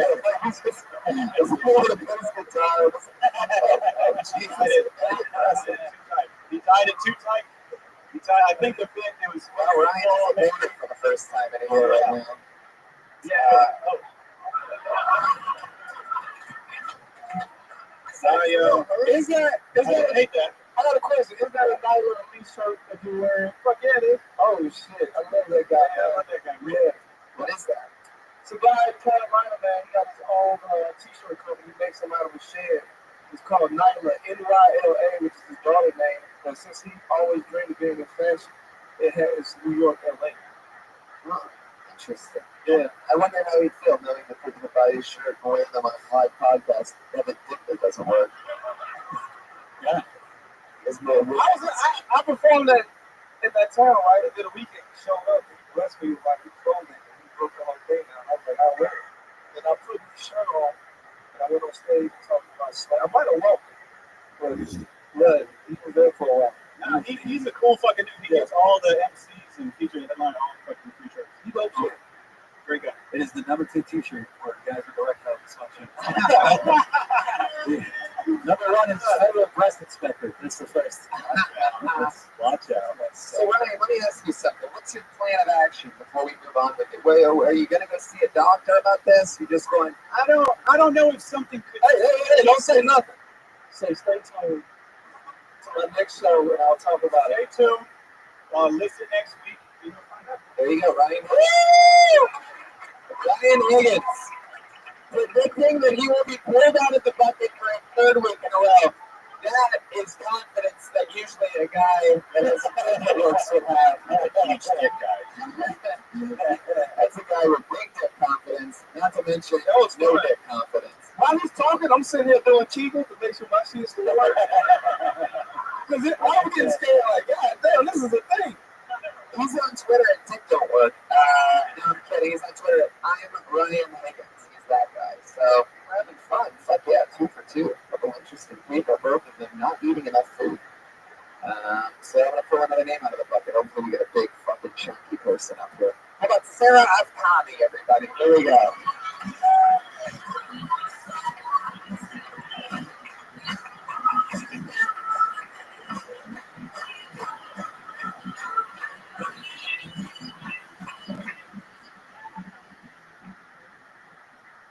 Hi guys. So I'm from Austin, Texas, and people always ask if it was hard growing up first in Texas. No, I really just thought I was a Mexican breed. Sorry to all you intellectual Mexicans out there. Sure you exist.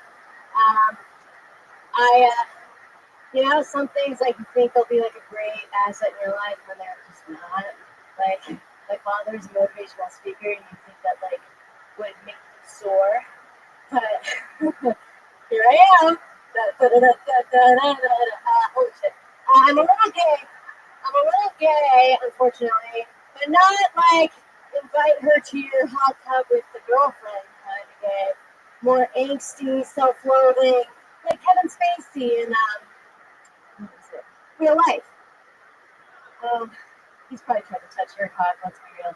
Tell me. Pretty lady. No, you're sorry, not lady. Man.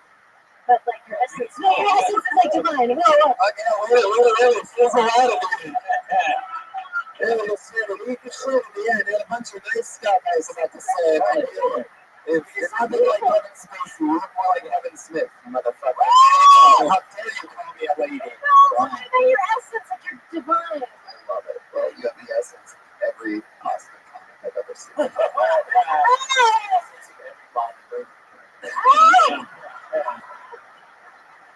was that? So I remember from you, very funny. You crushed at Kill County, Austin, Texas. I remember that correct. The Rose. I didn't go up. She stand-up show with us. Or something like that. No, she was on acid. What do I remember? I was on acid, but that was like a sham. I mean, it wasn't a sham. It was like not planned. Set and setting, guys. Set and setting.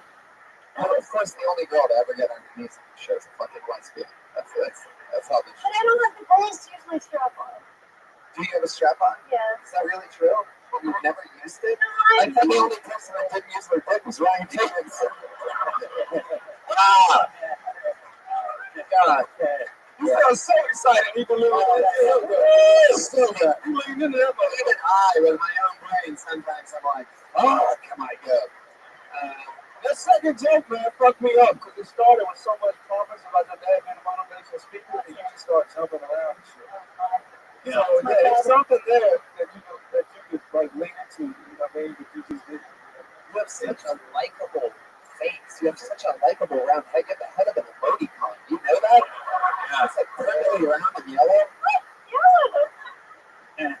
That's the way to be now.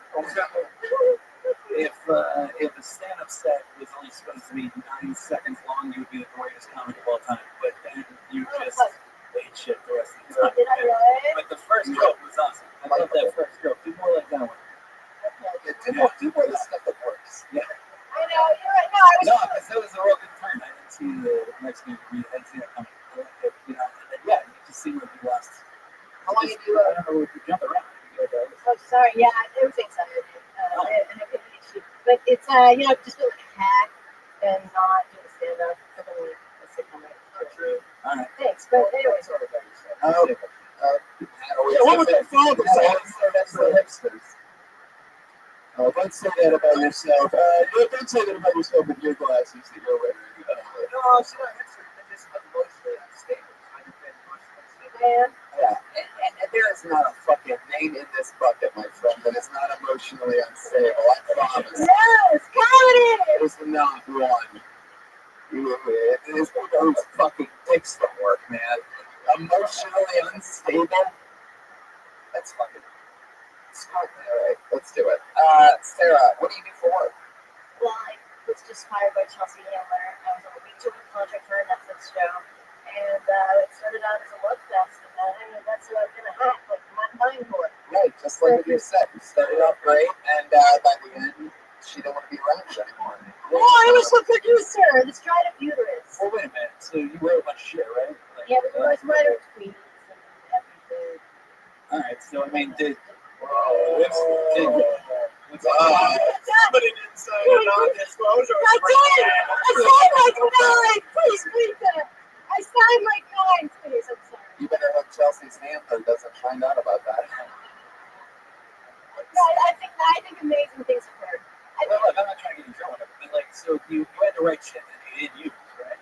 Oh, there's like a whole team and like 9 departments. Do you have those jokes again? To do? Yeah. Why don't you do those? Oh, no, but it's all, it's stand up in like a talk show format. It's different. Yeah, but you still have your premise to have them written. No, you're right. I honestly, the truth is, I came tonight, because I heard Ari Shafir's whole rant about podcasts and the power of them, and like killing media, and then also Tony, my offer, Tony, and there was level of judgment. So the truth is, I was like kind of throwing out areas because I wanted to hear Tony's like discerning things where I like this. You're hearing from me. You're hearing from the audience that doesn't react. Who you just was when you point at Tony in his face? Be that person when you perform. Don't do the anxiety shit. Just go in and give it to him. You are already likable. You don't need to play nice. Okay. Yeah. I'm timid. Like What? faggot. No, I'm a faggot. No, I'm a faggot. Well, I just gotta. Yeah, you need that. You need more of that. You know what I mean? Ryan's dick just punched through a hole. So, get out of the room. Yeah. So, how long ago did she fire you? Did she fire you directly? No. Her, she was very good. I mean, she was working very hard. Right. The shoots. Yeah. She wasn't just hanging out in her house in Spain in the first few weeks when we were all planning the vision for it. She wasn't. Good luck on your next job. Jesus Christ. Good luck on your next job. That's the thing. I don't want to be alone anymore. I want to be like these guys. Look at them. They're just doing it. All of you. We all are whores. Yes. I just clapped at a dude with a shark fin put on his dick. There's no way to not be a boy. We're all money. You know what I mean? I still think some whores have higher standards. You can still do what you want, but at the end of the day, somebody has to pay you for stuff. Yeah, but I'm just saying a search of Viacom. Jesus Christ. Somebody will shake right off your fucking head. You have the trembles at Viacom. Somebody paid me for my jokes. Okay, forget it. Tony, explain. I hated that as soon as he started. Hold on. So I was going to say, you have gotten paid to write jokes. So you got paid specifically for that skill because you're capable of writing jokes. Now, your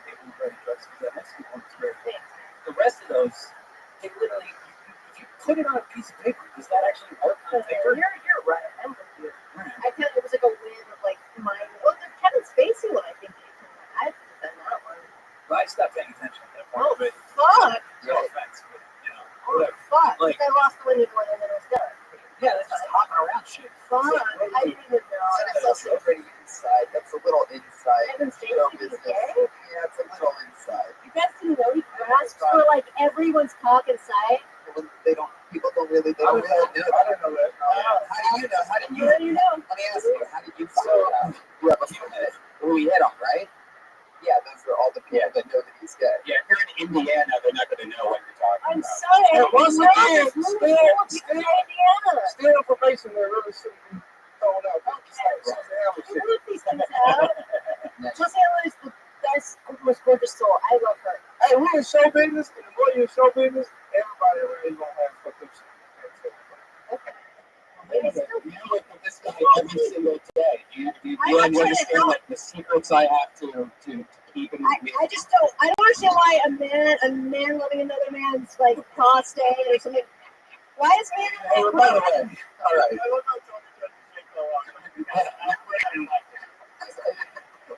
This doesn't even make any sense. You're gonna hold on to my secrets? Jesus. Yeah, you better. Wait, you were the one who was defending her a second ago. Now you're so sick of her. Where'd the mic stand go? It's like Chelsea. Even the mic stand left her. Oh, God. Oh! Sarah, you got it. You know, just like Jesse nailed it on the head. I mean, follow your momentum on the first jokes. Stop self-destructing and stop bouncing around trying to be likable. You're already likable. Just write your shit down and look at it. have the words that come out of your face make sense. Who is this guy? This guy's right. This guy. And stop burning the only bridges that you've ever had in show business, by the way. That might not work for you. Yeah. But she always got motivation to speak. I mean, It's okay. I bet you do like her. Yeah, all right, there she goes. There she's still got to stare at me.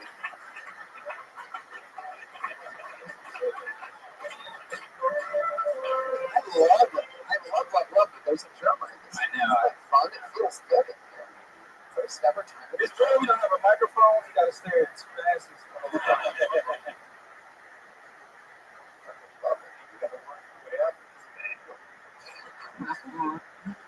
Love that. Well, you guys ready for another comedian or what? Woo! Put your hands together for Quinn Wright.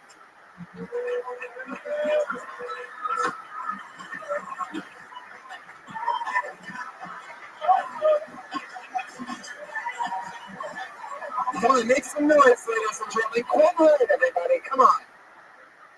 So I'm a virgin at 25. I mean, I get it, ladies. Seth Rogen with Downs is not a very good look. But it's off to me. Now, this part's actually true. I am on the spectrum. It's a light case, though, and I don't have a lot of sensitivities to, like crowds, sounds, lights, people's feelings. I don't pay attention to any of that shit. My uncle is a bus driver, and he's losing his vision. Recently, he lost his glasses. He needs to get a new pair, but it's just been so good for his business, he just can't. That's my time. Thanks. Fuck yeah. All right. In and out. 35 seconds. 35 seconds. Actually, he'll tell us 30 seconds. He knows it's fun accurately. Yeah, what is this attached to? I've never seen a Rain Man carry around a poncho. What's happening? It's a camera. What is it? It's a camera. That's a camera? Well, it's a camera bag. The camera's in it. Fuck yeah. Yeah, man, you gotta lose that shit. You can't be walking around. Yeah. As a black man, I'm telling you, as a white man, you can't be walking around with shit like that strapped on. It might have something to do with the virgin thing. I mean, like, no one's gonna like come up to you with that, except maybe that one guy. That just looks. One guy. It's a great reference, Brian. Have you been, when was the last time have you ever been on a date? No. So you're a virgin. How old are you? 25. I love this. Let's talk about this. Sure. You ever came before you ever jacked off? Yeah, dog. What noise you make when you jack off? Like, what noise do you make? You look like you make a weird noise. I don't make noise. Don't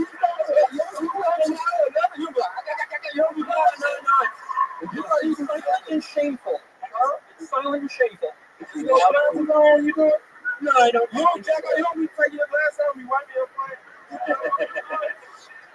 He just loudly counts off the strokes. 8. Have you ever talked to a girl like that close, you feel like?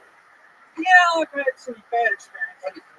Told me bad experience. Can you tell us about one? That's how you start, bro. It's not really comfortable with that. Come on, you don't have to talk about the girl's name or anything. Just tell us. No, I just got a little obsessed and I didn't see signals because I'm an idiot. Wow. Yeah. Oh, I was that way for a long time. Did you not see the signals because the blinds were down? Right? Yeah, no. That's what camera in your hand at the time? No. Is it because you were tackled by the Secret Service and Jodie Foster didn't appreciate the gesture? John Hinckley reference. That's fine. Quinn, what are you into? You're autistic. What are some of your wacky hobbies? Pro wrestling, Magic the Gathering? What are we talking about? Photography. Photography, that's it. Wow, I get the feeling you have a lot of pictures on your walls of girls that maybe you've seen a few times. Nope. No, mostly trains. I'm sorry. I'm sorry. That was me. Anyway, I think you're great. Are you? Because I thought you were great. If this is a character, you're genius. I like it. Yeah. How long have you been stand up? This is my second time on stage. Whoa! Second time on stage!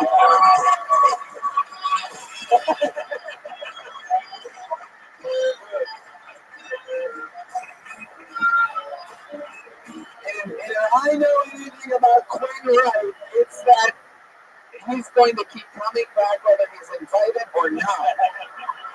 Hey, look, you know what's good? You did your time, you can fuck around. Yep. Right? You don't give a fuck what time is up, you hit them. But since you're going to do a short amount of time, if you want to do that, you can slow them down as much as you possibly can. Yeah. Yeah, it's not dude. Yeah, you actually had like things that are identifiable as jokes. You know, they had punchlines. Like that's a unique, fun quality about it. And you would have got louder laughs. Yeah. Took the bag off. Because people Took a couple of seconds to go, like, is he going to pull a cord and yell, Allah Akbar? Like, you flew us real good. You got somebody who got recruited by ISIS and they threw everything back just to come back and pretend like you're normal with it. Yeah. So. Anyway, yeah, the funeral home thing, Uncle Joe, yeah, that's a joke. So it's, I like it tonight. Yeah, they do work. How long have you lived in Los Angeles? Really? What do you still live with your parents? Yeah. What do they do? My dad works in Costco. Oh, that's cool. Joey Diaz is at basketball. Fun fact. It's not that fun. How about mom? What does she do? Wait, you live with your mom and your dad and your stepmother? I go between two houses. You go between two houses. That's smart. That's I smart. mean, this is fun. I think this is really weird. Great. Say it. Both my mothers but both my mothers have the same name derivative of war.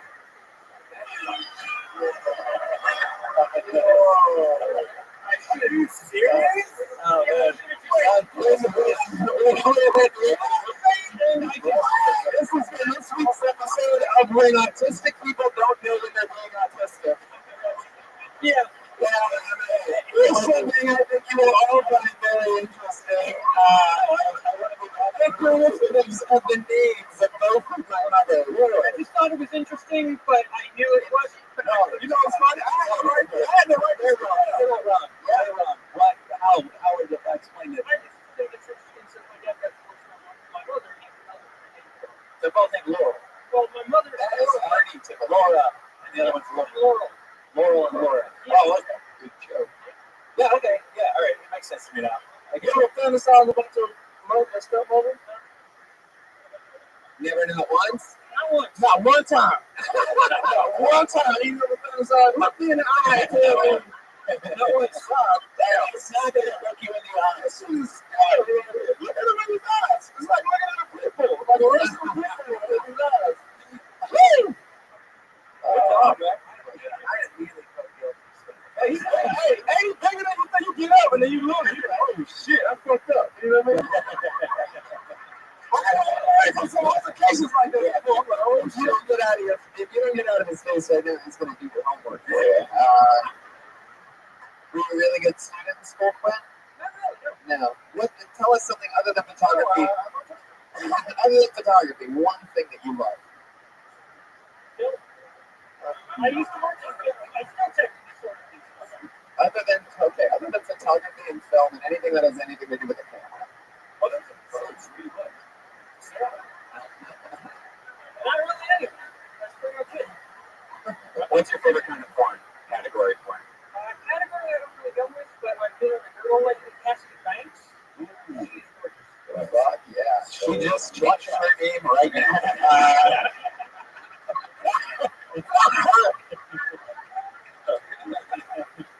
How big is a whale? It's a big of a whale.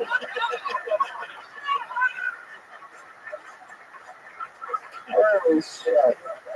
This is fucking great as shit. Oh my god. Quinn, this is so fun. You are such a cool, honest, interesting guy. I like this thing. I love that. I think for your second time on stage, everything that I'm seeing right now, I mean, sorry other fucking sad losers that didn't really do jokes, but you were the standout so far of the night, and for 2 times on stage, your comfort level right now, and your awareness of, being able to laugh at yourself, very fucking impressive. I've been on camera with before, and that was before I was even this. So wait a second. Wait, slow it down a little bit. What was this Christmas card? Yeah, this is easy compared to that. Okay.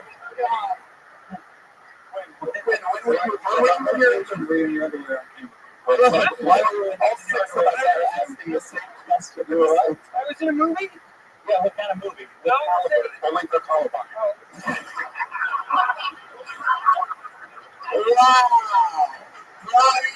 Lights out, red band.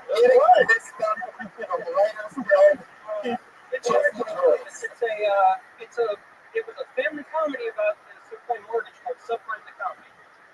All right, and why are you into this?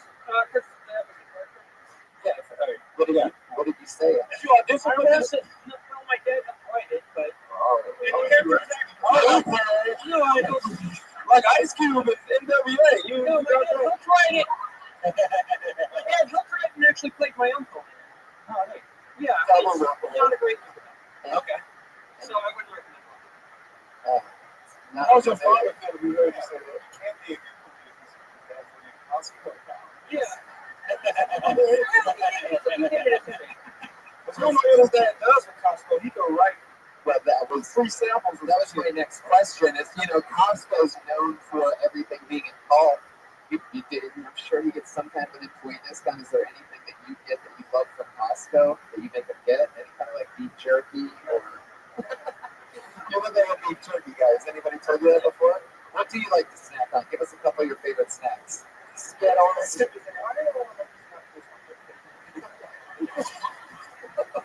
Make sure you leave with this tonight. They say you an interesting. You so interested. Actually, ask some questions to find out what type of snacks you like. These are things you can talk about. What are they? What are some snacks you like? I remember the lean bars from the Oh, come on. 100-calorie lemon bars. This is the limit of a full calorie lemon bars. And I eat like 20 at a time. Wow. Dude, you realize that's literally the best joke of the night so far. Is that you're trying to keep, whatever, you go with this 100-calorie lemon bars. Well, I ate 20 of them, but the way you said that, we can just feel your honesty. I'm telling you, it's a really crazy quality that normally it takes people fucking years to get. But when you say something that's real, it fucking feels real. I still think, I don't trust it. I still think Ryan Higgins might be able to get a vote. You know what I mean? But when you say the stuff that you have going on, I truly believe it. I look in your eyes, and there's something in your eyes. Like, there's another person, rest in peace, my friend who had eyes like yours. He was funny as fuck. A guy named Angela Bauer. He got his eyes, man. One of the best. He's going the funniest out of everybody in our team. Yeah, you have a level of comfort that's unusual. Normally it takes most comics years to get that, and all you have to do is have your parents get you vaccinated from measles. You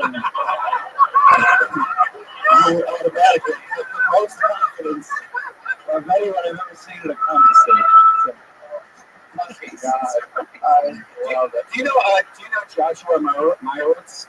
Also autistic. You should go on Merck with him. Or just maybe a couple miles. Go on the road to the Laugh Factory. What if one of my bombs is autistic? Belongs to her. No, that's for the two of you that know that Josh Meyowitz's Twitter handle is Autistic Thunder. Hello. Those two people that got it didn't even laugh. So that is so awesome, Quinn. Please come back and sign up again for the show.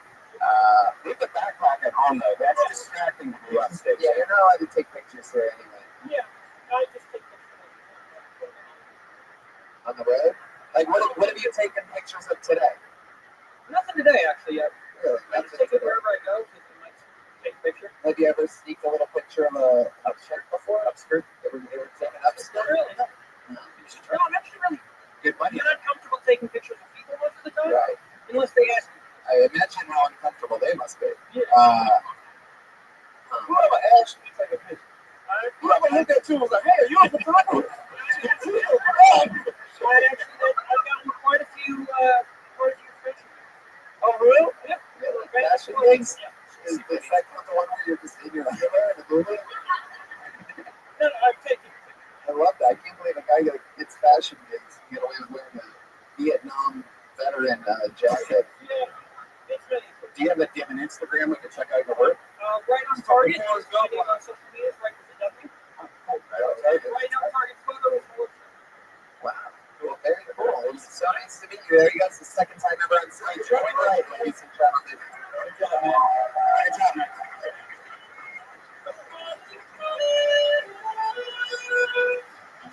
You know what's fucked up? It's so weird. Like 3 years, we all only work for this guy. Totally. Hey, boss, can you get a picture of me? I'm like, hey, remember that time that I did that show? All right, back to work. Totally. No. Fired, you're absolutely fucking right. You know, you just see these people become an absolute monster. Second time on stage. One more time for Quick Ride, everybody. Oh my God. Oh my God. For the third week in a row, ladies and gentlemen, I have pulled out of this fucking bucket one of the most unbelievable sensations to come to Kill Tony in a long time. They are back, these lucky motherfuckers. It is the Thursday Triplets.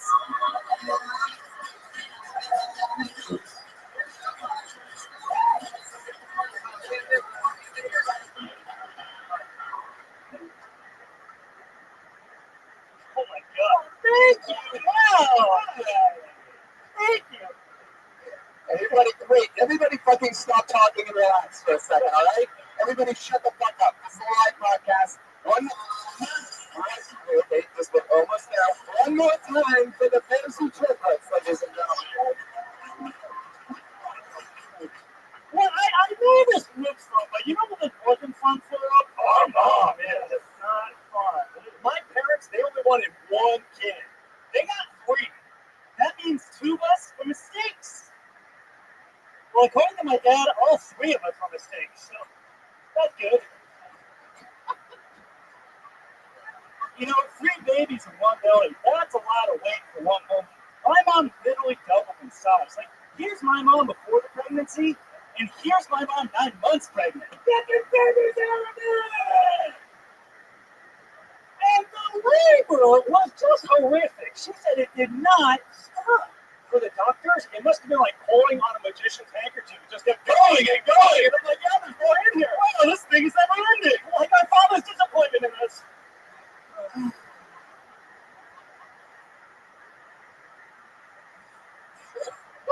was just I thought it was 60 seconds. No. The time's out, and they thought that they were going to get more laughs. That's my favorite joke. The Fantasy Triplets, ladies and gentlemen. What the fuck? Are you guys time travelers?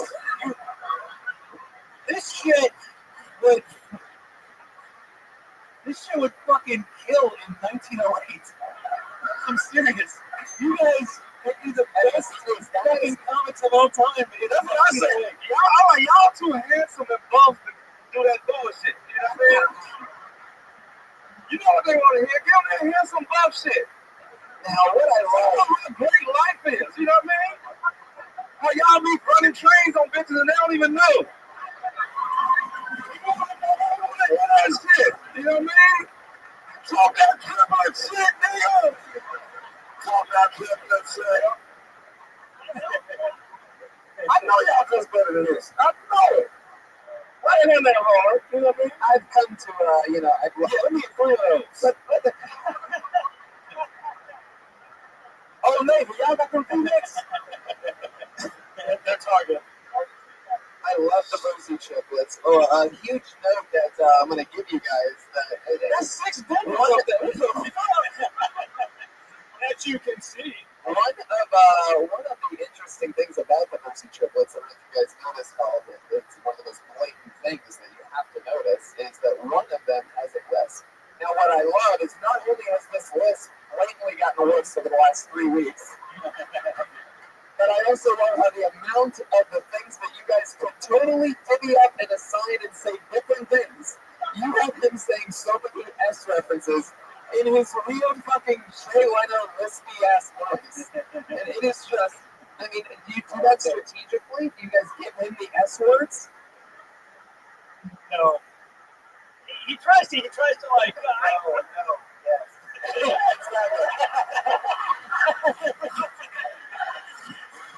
Now, that's impressive to me. Now, another thing, by the way, and I'm not fucking around, and I don't usually talk about tweets this much, but I did get a lot of tweets this week talking about Pat Reagan, who is, one of my favorite human beings, truly one of the people that I believe in the most, unbelievable comedian, musician, hard-ass fucking worker, creative force. Love working with him. And I have never seen him more fucking fired up because you guys are, you know what I mean? You're pure and you're clean and you're good people and you're taking you're taking an opposite approach than the crunchy cult figure risk taker that is a Pat Reagan. And Pat went insane, ballistic, ranting, hatred, spewing it last week. You've been silent so far. Pat, have the Frizzy triplets won you over? No. Okay. You know who that crazy said wasn't fun for? Everyone say the audience in unison. 1, 2, 3. The audience. Wow. You know what I see here? I'm like, hey, let that go. Word now. What the fuck were you just about to say? Go ahead. Say it. It's just you guys are like commercial actors, generic artless guys who don't get it, who don't know. But Oh, Jesus. You know, I like yes, man. This is like about. I'm enjoying, man.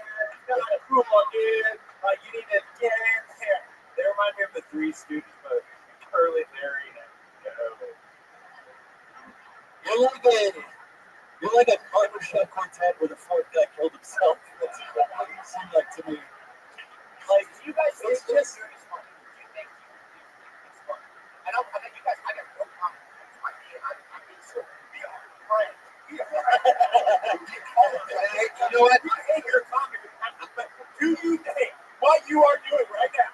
It's fun. All right. So, There's 3 of them. That's 3 different brands. 3 opportunities. Okay. Stop making these choices and putting yourself out there on stage. I'm going to They got the artist that's doing Justin Shark thing.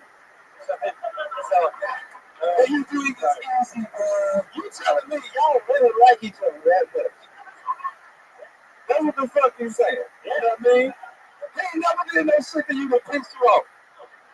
And y'all slightly, now that's funny enough, y'all do slightly look a little bit different. You know what I mean? Together, y'all would be like a perfect weapon. But now I see the flaws in y'all. Did you guys really all come out at the same time? So you guys all came out at the same fucking time, right? Yeah, 30 seconds. 30 seconds. Wow. You can't. You guys all came out of the bus in 30 seconds. It was a rough day for my dad.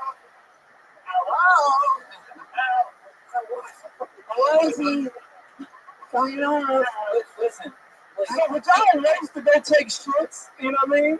would you be mad like your brother's shit before like you know shit at the same time? Like how does this shit works? I have Tuesday, Thursdays, and Saturdays. Oh, you son of a bitch. Thank you, drummer. You know what? I'm going to answer that question that Pat had for them, I feel like, because I don't think you guys want to admit it, and nod your head if I'm correct. I don't really think that you guys think that what you did today and even last week is funny. I think you guys don't think it's funny. I think you're saying things that you think that the audience will think is funny. Would you agree with that, or do you really fucking think that having the guy with the list do all that shit? It's like you guys got cast.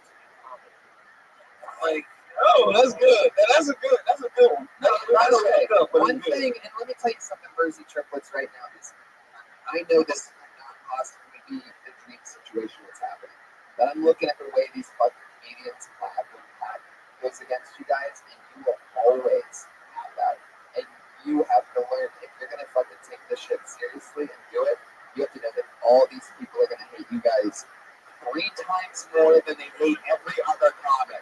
And every comic hates any fucking comic that gets pulled out of a bucket, that's booked on a show, that gets anything. What was the difference between the first time? The first time we really liked what they had on stage. And the second time was like bullshit. Your guys' timing is all off. You're leaving beats, you're leaving pauses where stuff isn't even jokes. At the very beginning, you're like, what the fuck was the first thing that you fucking said? You know? Right. You know he doesn't like me. My mother. You know, you guys have to respond like you're fucking talking. You know what's gonna happen? When one casting person said we want that one, and the other one become unsuccessful, then they're gonna get funny. Yeah, at least 2 of them. At least 2 of them gonna do funny. Yeah, it's the Mersey twins. They're related to their brother. There's a way to do it, right? Yeah, listen, here's the thing. Like, no, you guys don't talk like that in real life. Like, none of you, but somehow you come on stage. Yeah. Like, seriously, no one, like, you guys are like fucking vaudevillians. Like, no, like, I don't know. Like, I think I was super interested when you came up. Like, I wanted to hear what you guys had to say. And then you imagine what that'd be like if you were actually. Like, the trick of stand-up is to make it seem conversational. You know, like, make it seem like you're just naturally this funny when you're talking, when you're doing your jokes. And then, like, if I came up and talked to you and then you started talking about the fucking Warner Brothers frauds, all 3 of you, I would go, this guy's full of shit. And I would walk away. You know what I mean? Like, that's not how human beings talk to each other. Like, you can be funny. Like, I want you guys to be funny. How do you genuinely work? How do you survive? Do you still live with your parents? We do. Yeah. Okay. Construction. Yes. Oh, yeah, let's do it.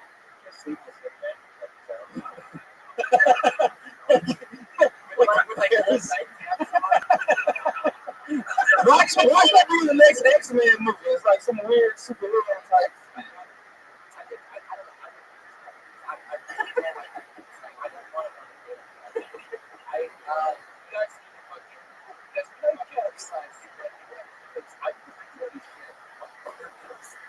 But you guys, like, realize your audience is just crazy. You know what I mean? Like, you don't want to make the audience crazy. You gotta go for it. I love. Do you guys think, like, if there was like a Flappers, like your parents go to a comedy show, they would like that shit, though, right? Yeah, I mean, so there is an audience for that. That's why I hate it so much. Right. To be more successful. Right. Maybe they're just fucking up, mixing up with the wrong. I mean, this is like dirty darkness, and you guys need to be over at Flappers. So this is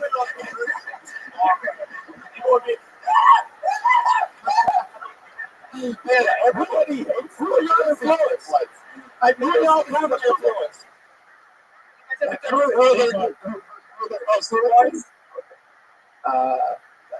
love it. I love that you 3 dress like off-duty Power Rangers. You know what? I like the Plug Boys. I like the Plug Boys. It's the Plug Boys, and they was y'all. You know what I mean? I feel like you're on the.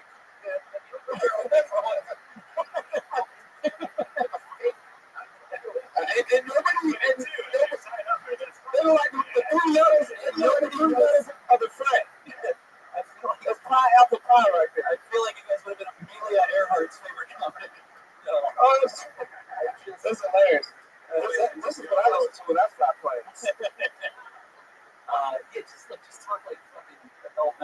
You know what I mean? Like I'm not trying to be emasculating.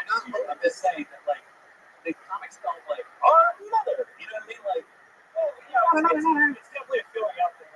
We're trying different ways to do it. Totally. And you'll see the Star Brothers. Yes, but it's also, I mean, have you seen Nancy and but that's Sky? weird. You heard of Nancy and Sky? Do you know about that? Sky and Nancy? I saw the funniest fucking, I'm not even kidding, I saw the funniest comedy duo I've ever seen in my fucking life last night at the Hollywood Improv. I watched the first 10 seconds just thinking this was going to be, I always just watch for 5 seconds every time, and I'm always just like, oh, dog shit, goodbye.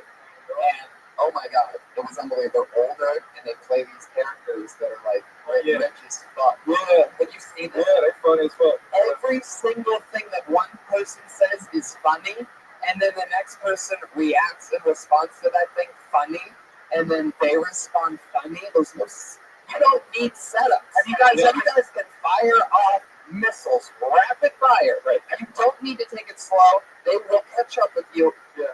Have you ever done stand-up comedy individually? Like, have you ever done that? Like, maybe only the one that's right.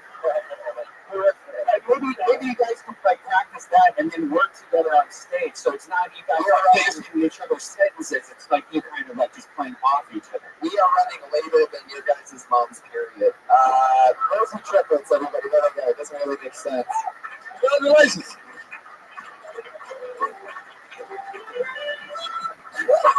He's a comedian. The one with the list almost throwing it in the comedian.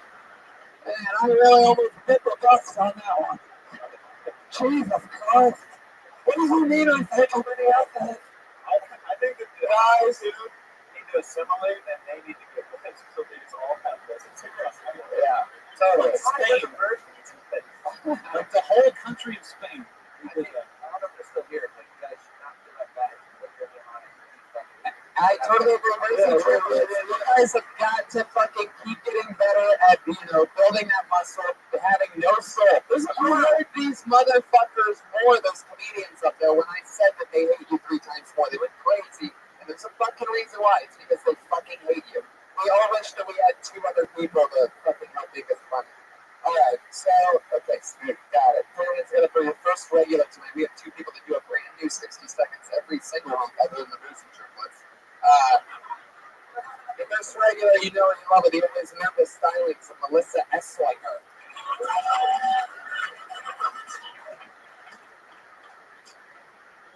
I see being a millennial more of a disorder than a generation. Because I would call, if it were a disorder, I would call it lazy, loud, asshole, fever, YOLO.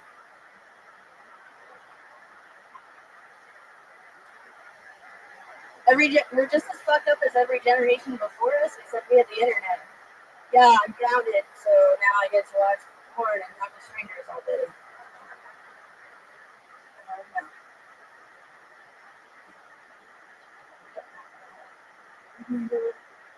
I did have a therapist growing up. Her name was AOL Instant Messenger. She taught me not to use all caps unless I'm yelling. My dad had to, like, if he wanted to skip school, he had to walk. But I could just call an Uber for $6. That's it. There you go, Melissa Esslinger. A lot of good stuff there. Would have been the set of the night had you not, constantly self-destructed 3, 4, 5 times in a 45-second long set. Oh fuck, did that again. Shouldn't have done that. Oh fuck, why did I say that? Blah blah blah blah. In 45 seconds, you managed to, have exactly as many punchlines as you had meltdowns.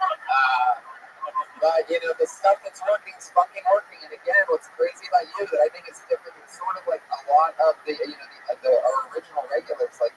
You're writing stuff that for you is evergreen and it works and you're likable, and the 45 seconds that I saw tonight of actual jokes was great.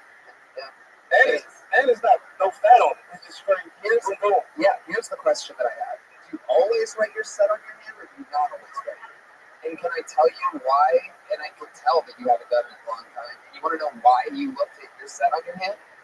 Because you had your fucking set on your hand. It's the most common thing that these idiots that don't want to grow do. Oh, I'm going to take my fucking paper. And then you look at the paper. If you have those people that do monologues, if you have a teleprompter, you're going to fucking read the teleprompter. Do this, you're going to do that. You set yourself up for that. That's how you're going to do it. So who's the fucking set list? I mean, you have to train your memory to be able to do this. But my point is this, is that the moment where you decided where you're going to look at your set was when you wrote it on your hand. It wasn't in the middle of the set. You're saying that it was in the middle of the set. It wasn't. You knew you were going to look at that set list when you wrote it on your hand. I decided that I couldn't do it without writing it. I don't know what you're saying. Oh, that made perfect sense. But we have to move on. Sorry, we're running so late right now. Melissa, I love that set. Great stuff. I just want you to learn that to stop writing it on your hand and writing notes. I think that you could fucking memorize it. I really believe it. Did you just get pulled out of a river? I think your jokes are funny. That is so I think your jokes are funny. We have absolutely got to move on. There she is, Melissa Esslinger. Everybody, Melissa Esslinger. You're one and only on the regular. You know her. You love her. New minute every single week. The great and powerful Vanessa Johnston, ladies and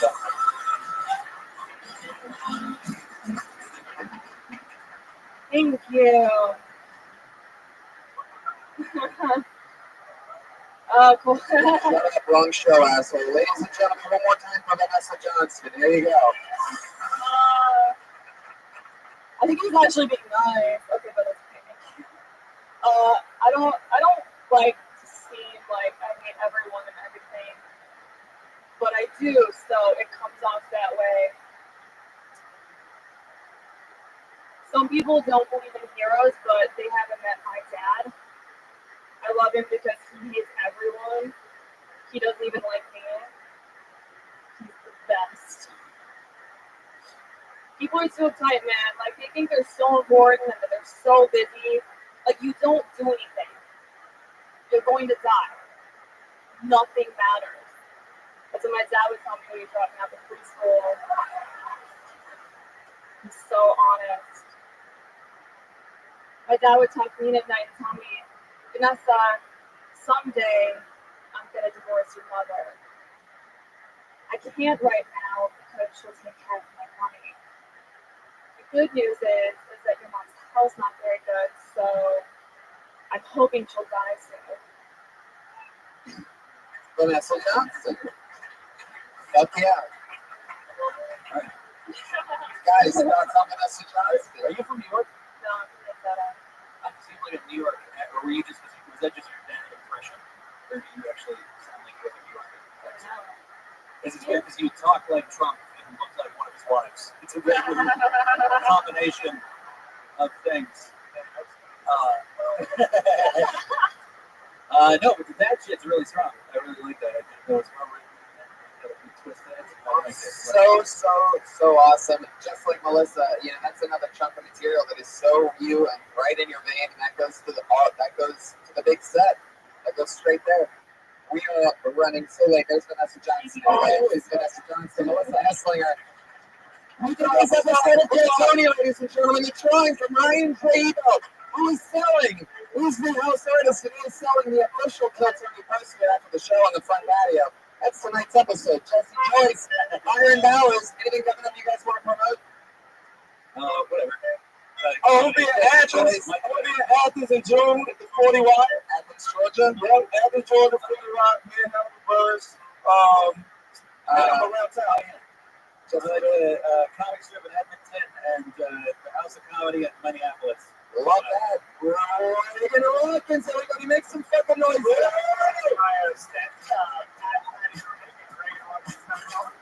Hello. That's it tonight's episode. Thank you so much for coming out. See you guys.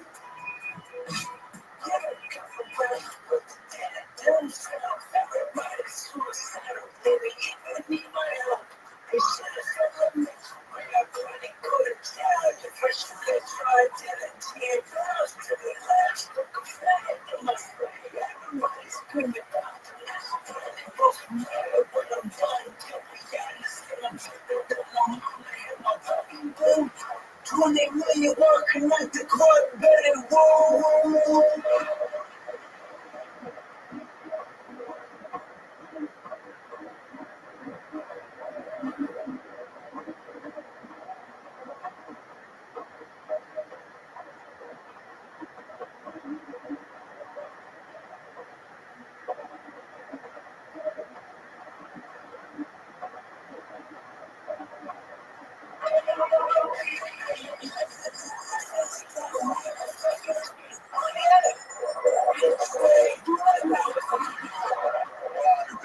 The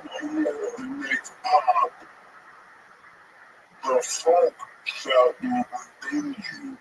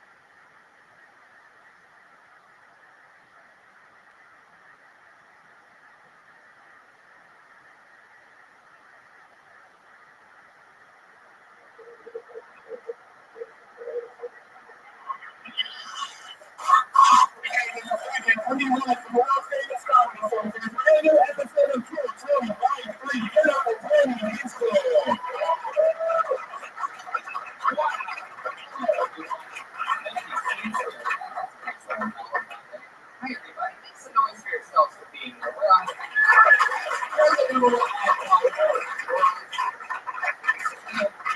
So that's just a fact. So many fun team members here, part of the show. Great writing, and helping house artists. We're all everything. I love the city. It's right up to the paper right now. It's already started. This is right now. It's going to be dropped in the next episode. Jake and Buried, the one and the only. Back on the HB Favorite Young Jake. He's got a lot of cool, like, awesome photography. He also has taken almost every guest in the Joe Rogan experience. Yeah, I think he just keep posting it. It has like hundreds and hundreds of people. It's awesome. Speaking of amazing hosts, this brings me back to Ryan James, the one only, the official, this is Go Sunny RGB, Go Sunny host, but I don't think everyone really thinks that Ryan James was. I got something really cool today. This is a custom made Go Sunny lunchbox. You see that right? This is part of a fucking Cinder. It's got Darth Vader and me and the Iron Patriot. And that was made by a guy named Adam, I do believe. It's a pretty cool gotcha weird. So thank you, Adam, for this amazing hand-cut lunchbox. Thanks to other people. Sam's great handmade lunchboxes. You know, we're gonna put in everything. Hey, well, lower heat to the butt, Joe. We're running right again. I expect more than that in the next hour. Hey, Tony, we got a big Secret Stoker Wednesday with Joe Rogan and a bunch of cool guests. Yeah. This Wednesday here. So Tony's on the Stand-up comedy. Little bit stand-up comedy show. You can catch me and Rogan and you and so many fun people this Wednesday. If you can catch this show, tell somebody else. You listen to the podcast right now. It's live on Ustream. We're going to Nashville, Tennessee. We're doing Go Sunny there, May 27th. For the sold out tickets. And I'll tell you right now, our guest that night is Rabbi. Yeah. So how about that? Go Sunny. So in Nashville, he lives in Nashville. He basically lives in Nashville. He doesn't do zines in Nashville. He's going in on Go Sunny, the Wild West Comic May 27th. So much shit going on. Just a few more things I'm going to say. Seattle, Washington, something like that.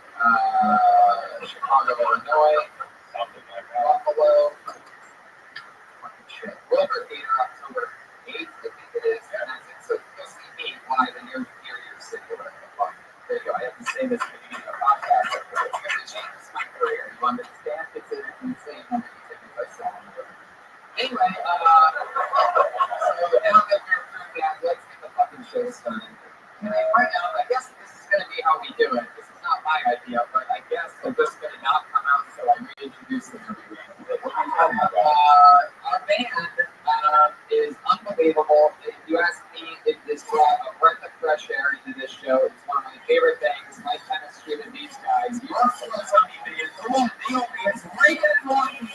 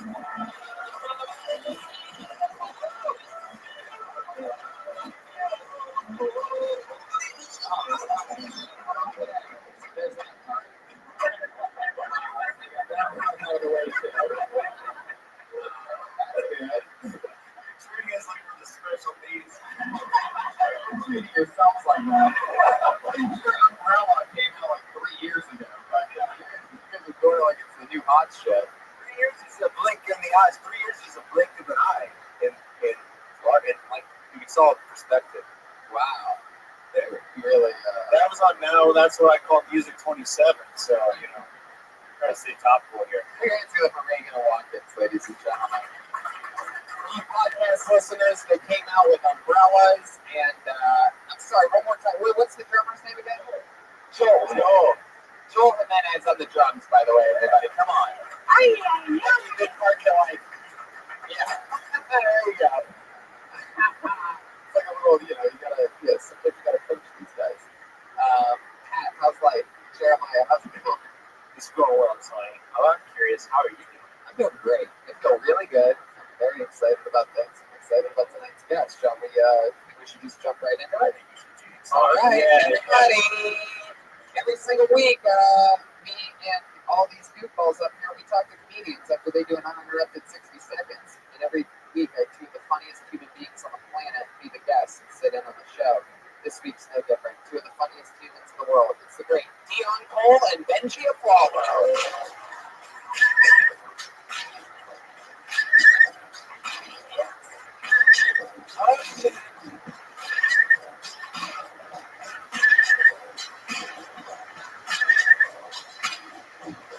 Here they are, two of the funniest guys in the world. Oh, by the way, I forgot to mention, next week's Still Tony is in the main room of the Comedy Store, ladies and gentlemen. Oh, next week. Yeah. Oh, the week after next week. Okay, 2 weeks from now. Josh will stop me from across the room. Is that true? I thought it was next week. Are you sure? What's the date on that? The 23rd. 23rd. All right. I got a little excited there. Welcome to the show, guys. Dion, this is your first time on Still Tony. I love you. Welcome to the new Barbershop movie, which I'm excited about. Okay. One of my favorite humans. We made a pilot together about a year ago that we just crapped out making. So it wasn't that far off, sort of, from what this show is. I think that's why they had me on. Is the guy that was making that had seen me on this show before.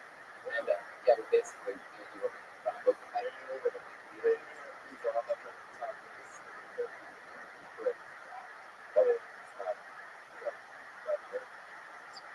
What is that place called? It's called Snarky Home.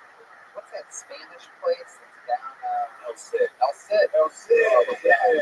Shady as fuck. Benji, the roast of Aflalo. Some people say one of the top roast writers in the world. I'm one of those people. And fuck, I'm one of the top roast writers in the world, so I think I would know. Benji is a bad motherfucker. You've been on the show a few times. You love taking the souls of young comics. Pretty bad. But Dion, sure. I would go cross-eyed and like eat the toothpick, so I give all the credit to this guy. That is pretty good. Just black shit. It's not black shit, it's just black shit. I'm gonna call it black shit. And don't reduce it to your race. You're very skilled. No, it's super black. It's super black. They give you a piece of gum and a toothpick as soon as you put the barbershop. It's a weird act of laughing in this way. Not a lot of energy in this room tonight. You guys make noise one more time. See how loud we can get it. It's a very high energy, right? We've got a few loud weeks in a row. These